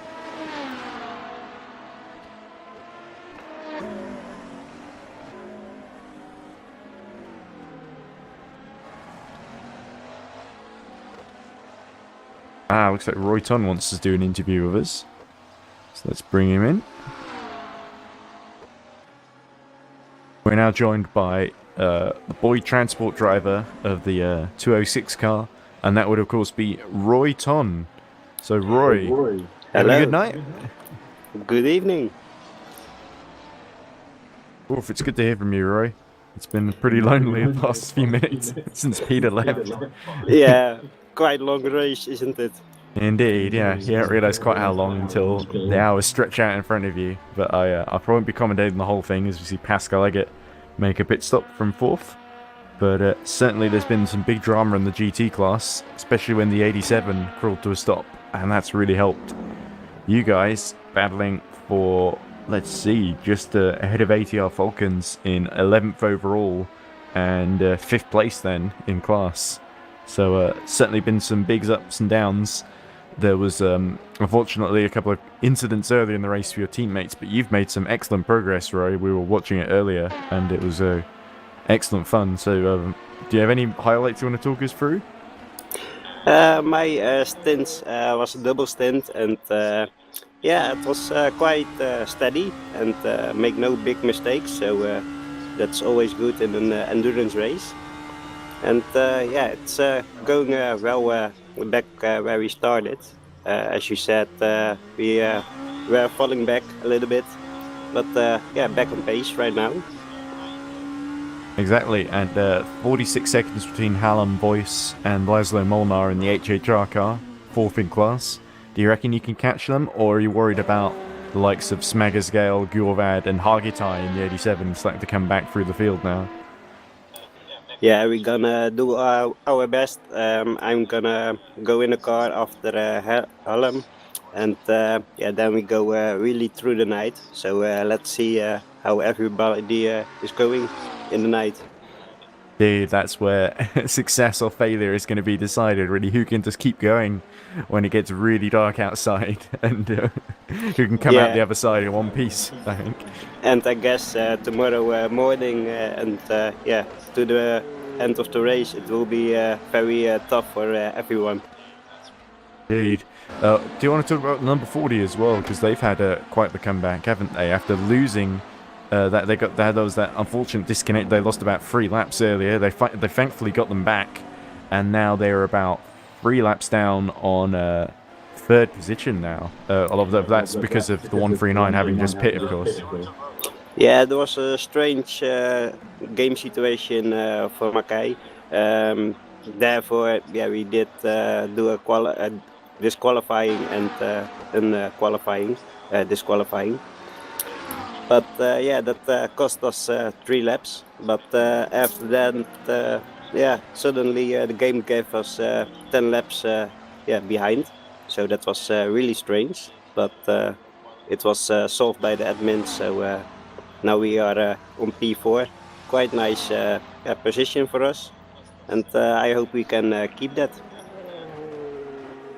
Indeed, it's a big gap to reading game on the podium. So it's looking like it may be difficult for number 40 to make too much progress, but Gazowski as well setting the fastest lap of the race earlier, 1:45.1. Certainly there's some very, very quick drivers in that car, and they've been very impressive. Because even after getting those laps back, there was still quite a lot of ground to make up to get back into the top 4, so that's no small feat. Yeah, that's indeed. You have to drive quickly, but also consistent. And yeah, all the drives in the LMP2 car are doing that. So absolutely. Well, I can't think of too many other questions, unfortunately. So, but did you want to add anything else? Given it's the final race of the season, we're probably going to end the broadcast in not too long because the race seems to have settled down. And I'm probably thinking about going to bed fairly soon, and then maybe waking up tomorrow morning and seeing who's still going. But yeah, that's for me the same. After my stints, I'm gonna sleep as well. I don't blame you. I'm gonna sleep as well, and we will see tomorrow. Yeah, how the standings are. Hey, you guys certainly lasted longer than we did because we did about 2 hours or so, and our guy had no one. We had one guy show up to do the start of the race, and he had no one to hand over to after a couple of hours, and he thought, well, if no one's coming, then I may as well retire, and so he did.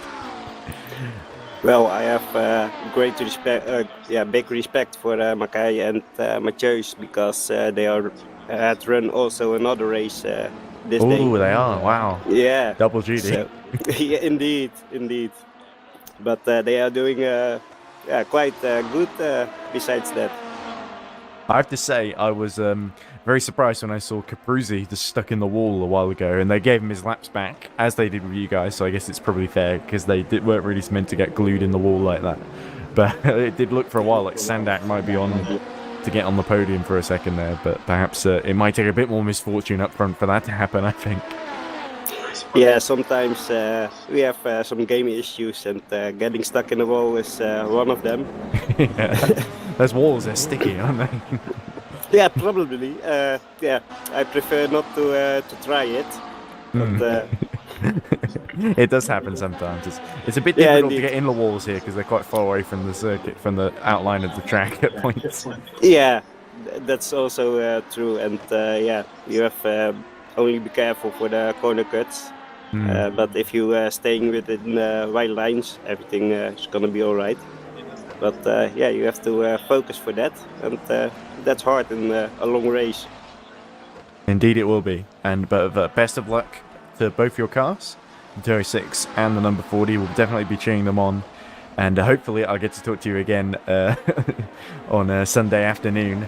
And we'll hopefully not only will both cars still be winning, but there'll be a couple of positions higher up the tally sheet at the end of the day. But anyway, thanks for talking to us, Rory, and I'll let you get back to preparing for your final stint and going to bed, I guess. And I hope you're not feeling too out of it by the time I talk to you tomorrow.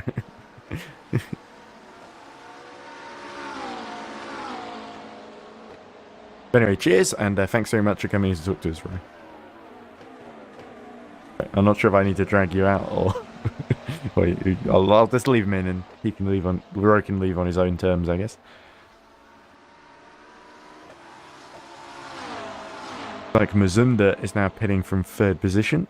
He's got 3 laps to Sandak behind him, as Eggert is about 33 seconds behind Sandak, so it doesn't look like number 40 will be challenged in the immediate future. Hargatai about 12 seconds meanwhile behind Gjorvad. Oh, pardon me.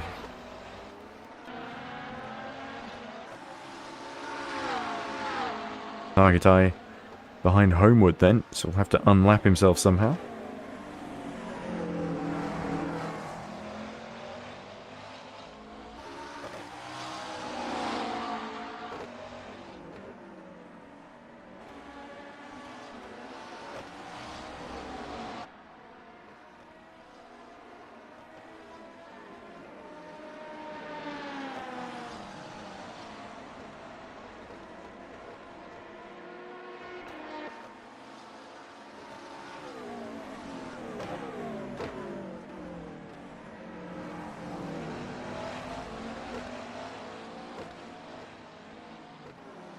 Alright, so Argitai consistently lapping about 2 seconds a lap quicker than Gjorvad in front of him. Oxai's still going for fastest laps because he's set a purple final sector there, but can't quite get into the 45s at the moment.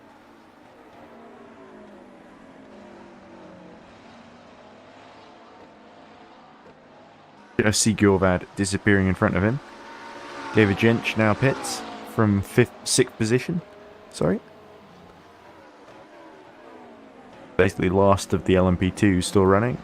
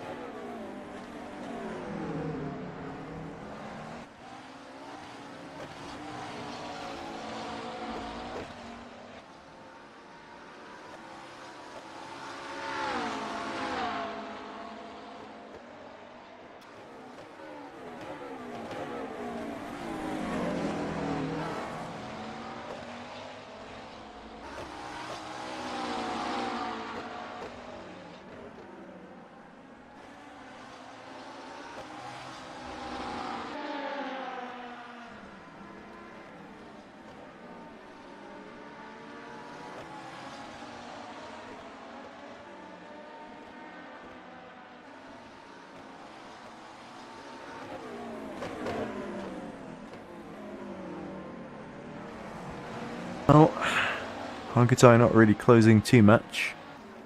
Last lap about a tenth faster than Gjorvad. The pace has stabilised somewhat.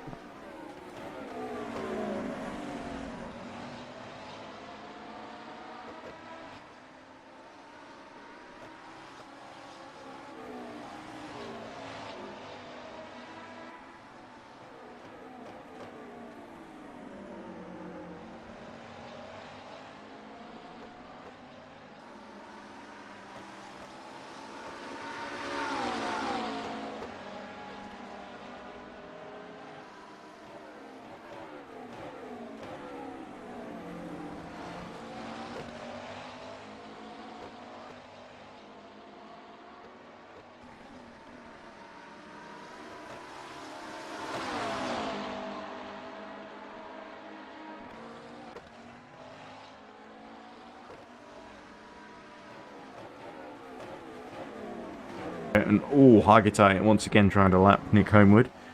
And Homewood sort of pulls across quite late there. This is a good little battle to not let the other car lap you, I guess. These two quite similarly matched.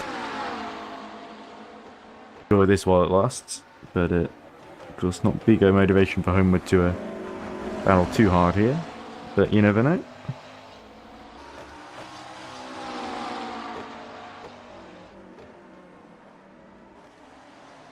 Personal best for Pascal Eggert, 147.1. So certainly pushing to try and catch Sandak back up for 4th overall.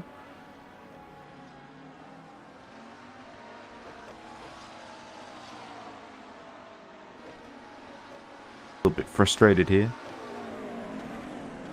Stuck a little bit behind Nick Homewood.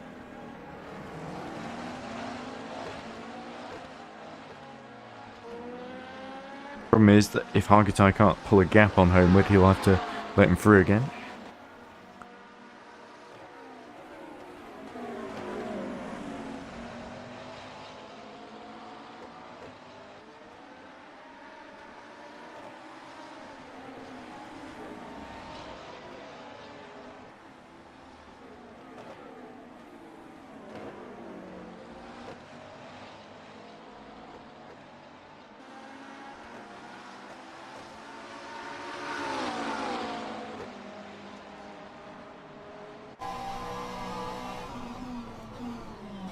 Down this main straight. Look how much he closes under braking. He's really risking it. I guess he's kind of got to, because otherwise the cars in front will just break away. And now Nick Homewood dies for the pits then. So Hargitai is released. Now Gjorvad may start to become a little bit more afraid. Off. Gets on board the Team Imperium. Way to what could be very, very famous first GD3 title. Certainly looking that way at the moment with their 2nd place. Score Coloxai gets a little bit of a wheel on the dirt. Retain the championship. Be the first team to do that, really, and one of the only team, I believe, so far. GD3, as things look at the moment, will have had a different winner. Now, GD3 will definitely have a different winner each season. LMP1 didn't exist until this season, so it's the first new category. LMP2 has had RSS Unison in the first season, and then Mugen 21 last season. So, Mugen 21 looking to be the first repeat champions ever. The first double champions.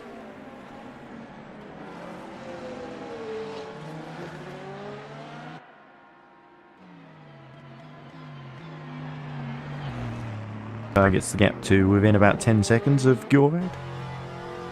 Andy. Homewood certainly did give a bit of trouble for a while there. With the Aston Martin of Team Imperium.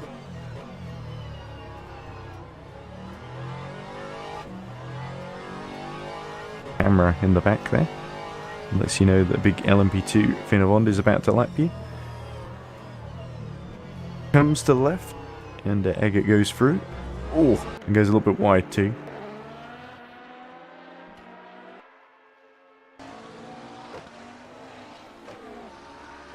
Nick Homewood back in the race.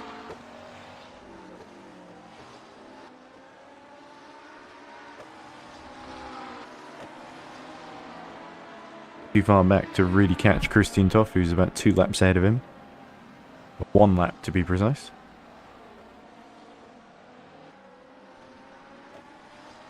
Sandak is about 15 seconds now behind Eggert after but no, I think lap.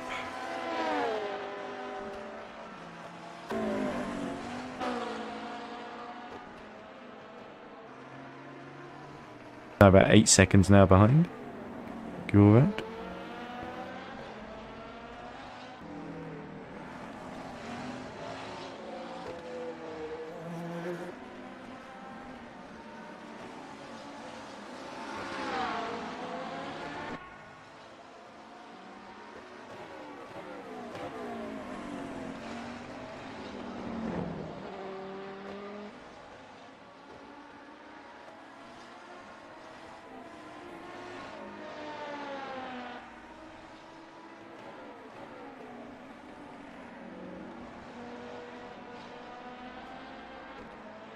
Six now behind Jorad.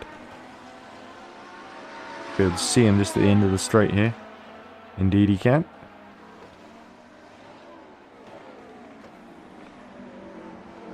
Sandak at a 2 minutes 29, so I think he definitely pit the final at the previous lap.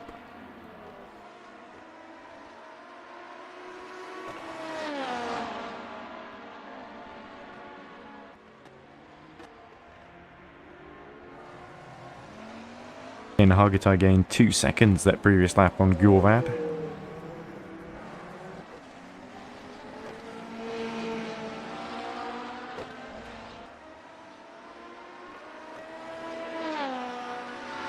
OSR might not hold that in class for too much longer. Or the 7th in class, sorry.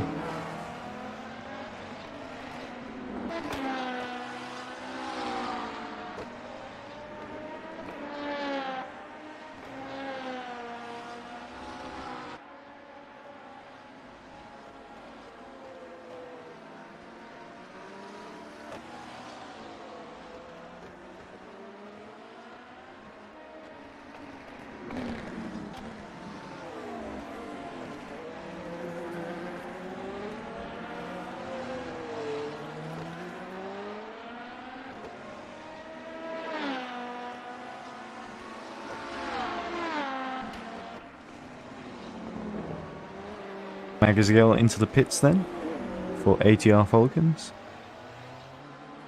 About a lap ahead of Gjorvad as well. Just over a lap.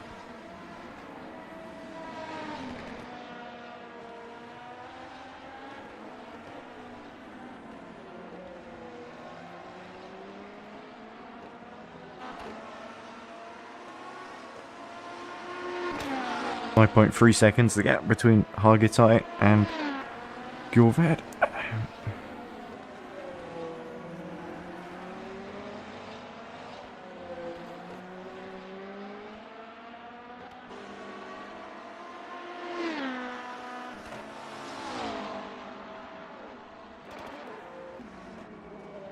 Sandak lapping about 2 seconds slower per lap than Pascal Leggett at the moment. Race leader is in again on lap 260. Beginning of lap 261 at least.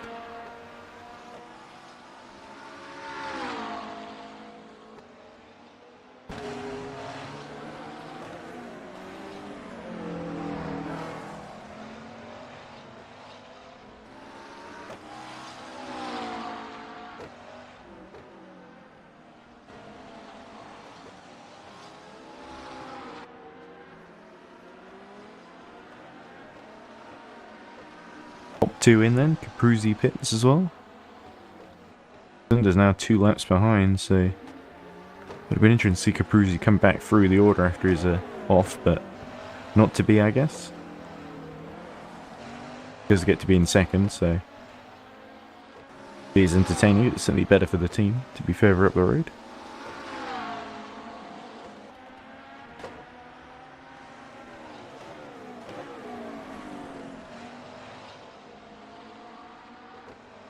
3.5 behind.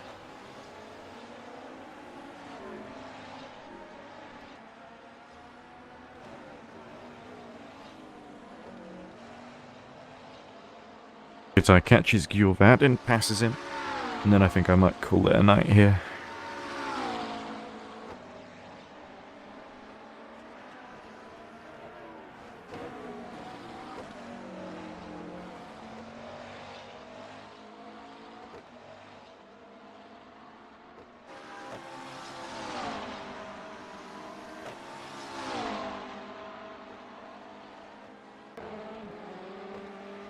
.8 the gap now between Hargitai and Gjorvad. You can see for yourselves the situation then.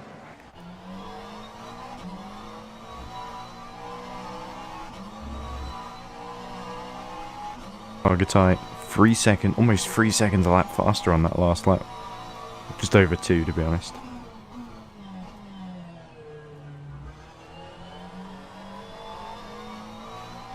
Consistently faster as well. You have too much to defend with, I fear.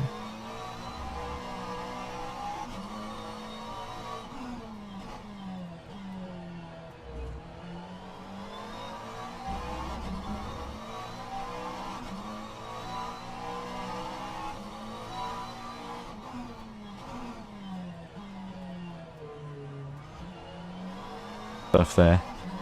Completely collected that apex there.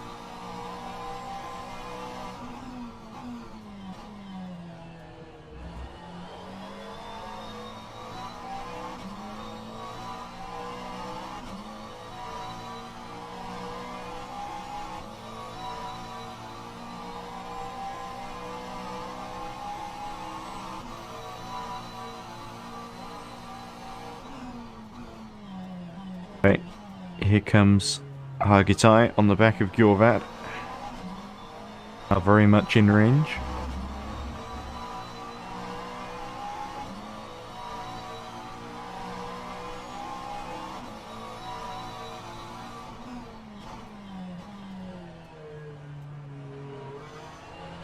And Gjorvad sort of holding the inside there. Nowhere really for to go. 7th position is taking it from Gjorvad before in the pits, and now will have to come through on track. Still going to get a better exit here. Get out of the hairpin perhaps.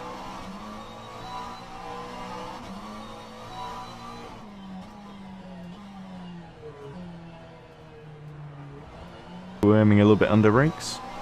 Just about gets the exit he needs. 5 in the morning. Seems a bit early.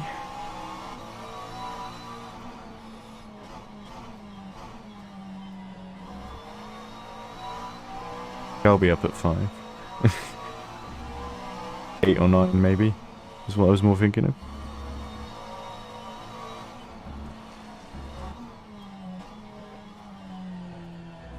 All wide from Gjorvad.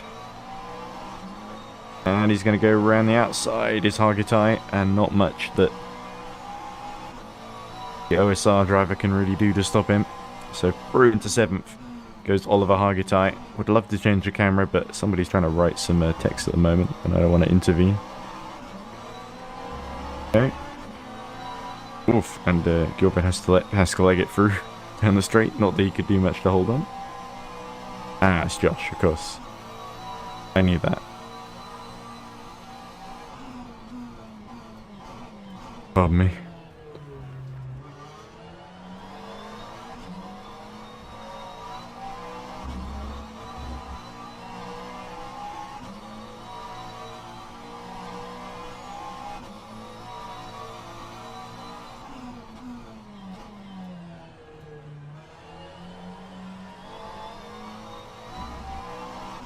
leading from the lead in GD3.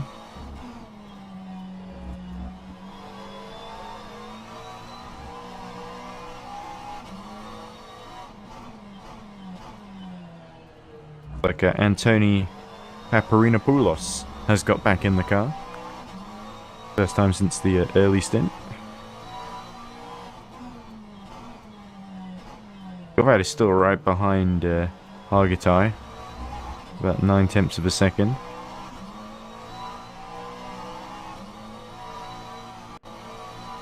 But is starting to fall back really. Feel like too much more action to be had then, in all honesty. I think the 21 is just got to really, well, it doesn't really even have to keep going to win the championship. It's already sealed up mathematically for David Koloksai and company in Mugen, and either way they're going to leave here with at least, two championships because they won both the prototype classes. GD3, it's a bit more open, but certainly Christian Toff and Team Imperial number 16 in second place on their way, as Lucas Lichten still... so that looks like ATR Falcon's just spinning there.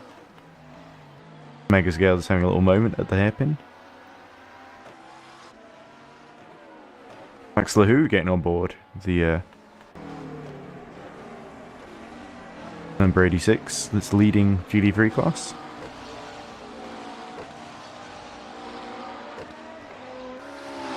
Joins 2-second gap to Christian Toff. Closest battle on track still Gorvat and Hargitay, but Gorvat starting to fall back continuously now.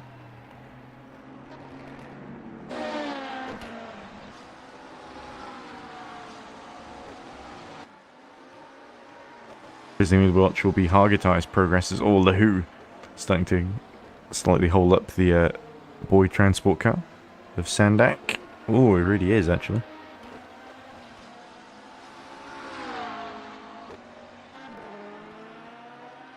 Feel not too much more to happen in this race until tomorrow.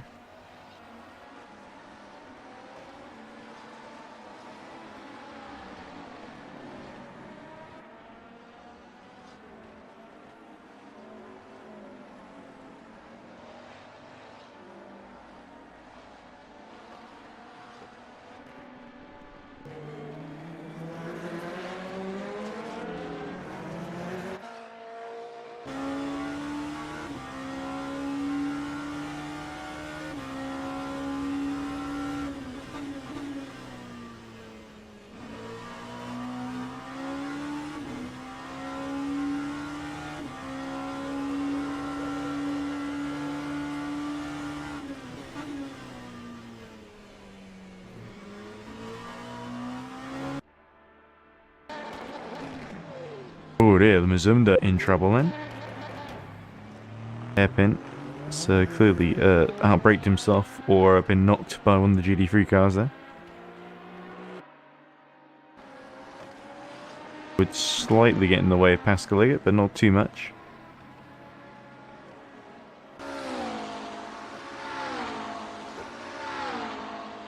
Tried sort of finding back a little bit against Hargitay. Probably not for too long.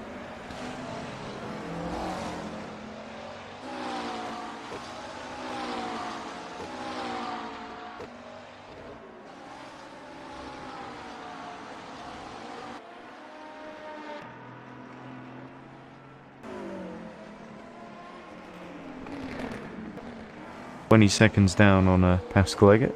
So those two will be fighting tooth and nail for that 4th place.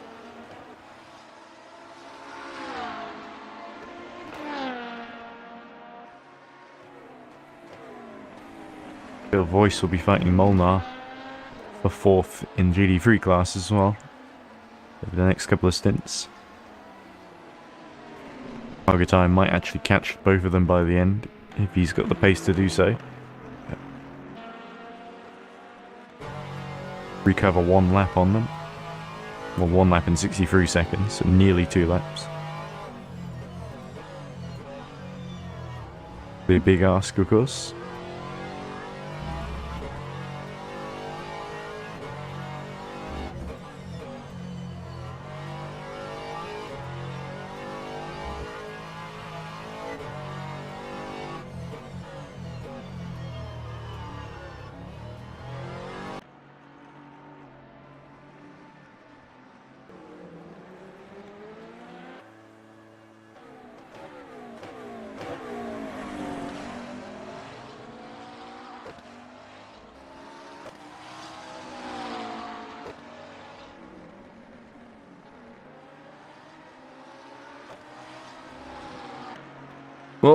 think probably time to call it then for the night, because the gaps are just a little bit too big, and nothing too significant happening at the moment then, really. So on lap 267, it is Coloxai leading for Mugen Sim Racing number 21 from Antoni Paparinopoulos. And Renegade Sim Racing number 120, despite that scare earlier. Ryan Mazumda, third for Reading Game number 72, 2 laps down. Paparinopoulos is 3 laps down on Coloxai. Then we've got Eggert, 3 laps. Mazumda's a lap down on Paparinos. Eggert is a lap down, 3 laps down on Mazumda. We've got Message Sandak, who's about 24 seconds behind Eggert. Starting to close back in a little bit, but probably not enough to keep me watching all night. David Jench is a lap down on Sandak in 6th. And that's your LMP2 field. And then GD3, it is Alex Lahu for Iris 86. The wrong Iris, you might say. But still definitely the team doing everything right. 65 seconds ahead of Christian Toff in the champion-elect in the Aston Martin Team Imperium, number 16. And is Nick Homewood keeping his very slim title hopes not alive, but sort of in purgatory in 3rd, but certainly looking for another great result to end the season. Laszlo Molnar for HHR holding on to 4th from Hallam Voice in the Boy Transport by about 37 seconds. Then in 6th in class, you've got James Smagasgale for ATR Falcons. Oliver Hargitay is 7th for Team Iris 87 after that mysterious stoppage, which lost them a couple of laps earlier on, like at least 3 laps. Then you've got Gjorvad 4 seconds down, having just been overtaken by Hargitay in 8th. And in running up the rear in GD3 is Josef Toff and Paul Street Boy still going 3 laps down and trying to get to the end, with Diogo Moscato for Iris 77 ending their title hopes in the wall. Bent Horvath similarly retiring a disconnection, and Jack Giordamana also just running out of, didn't have anyone to swap to after literally just 30 laps or so, 36 laps rather. So that's your order, and thanks very much for watching, and we'll be back tomorrow for part 2 of the race early in the morning with Tom and Josh and all the rest. Till then, thank you very much for watching, and thanks everyone at EERC, and I guess I'll see you at some point tomorrow morning for the climactic conclusion to the GD3 Championship. But we can safely say Mugen 21 are going to be mathematically already our new LMP2 double champions, and it'll be great to see them finally cross the line and end their time in EERC and just sim racing in general for Mugen on a high. But anyway, who's going to win GD3? Probably Imperium, but you never know. Maybe 87 or the 44 triple four can come back into this. But I will see you tomorrow. Thank you for watching, and goodbye for now. And I'll leave you to enjoy the auto director and the late night action really from Bahrain. Bye for now.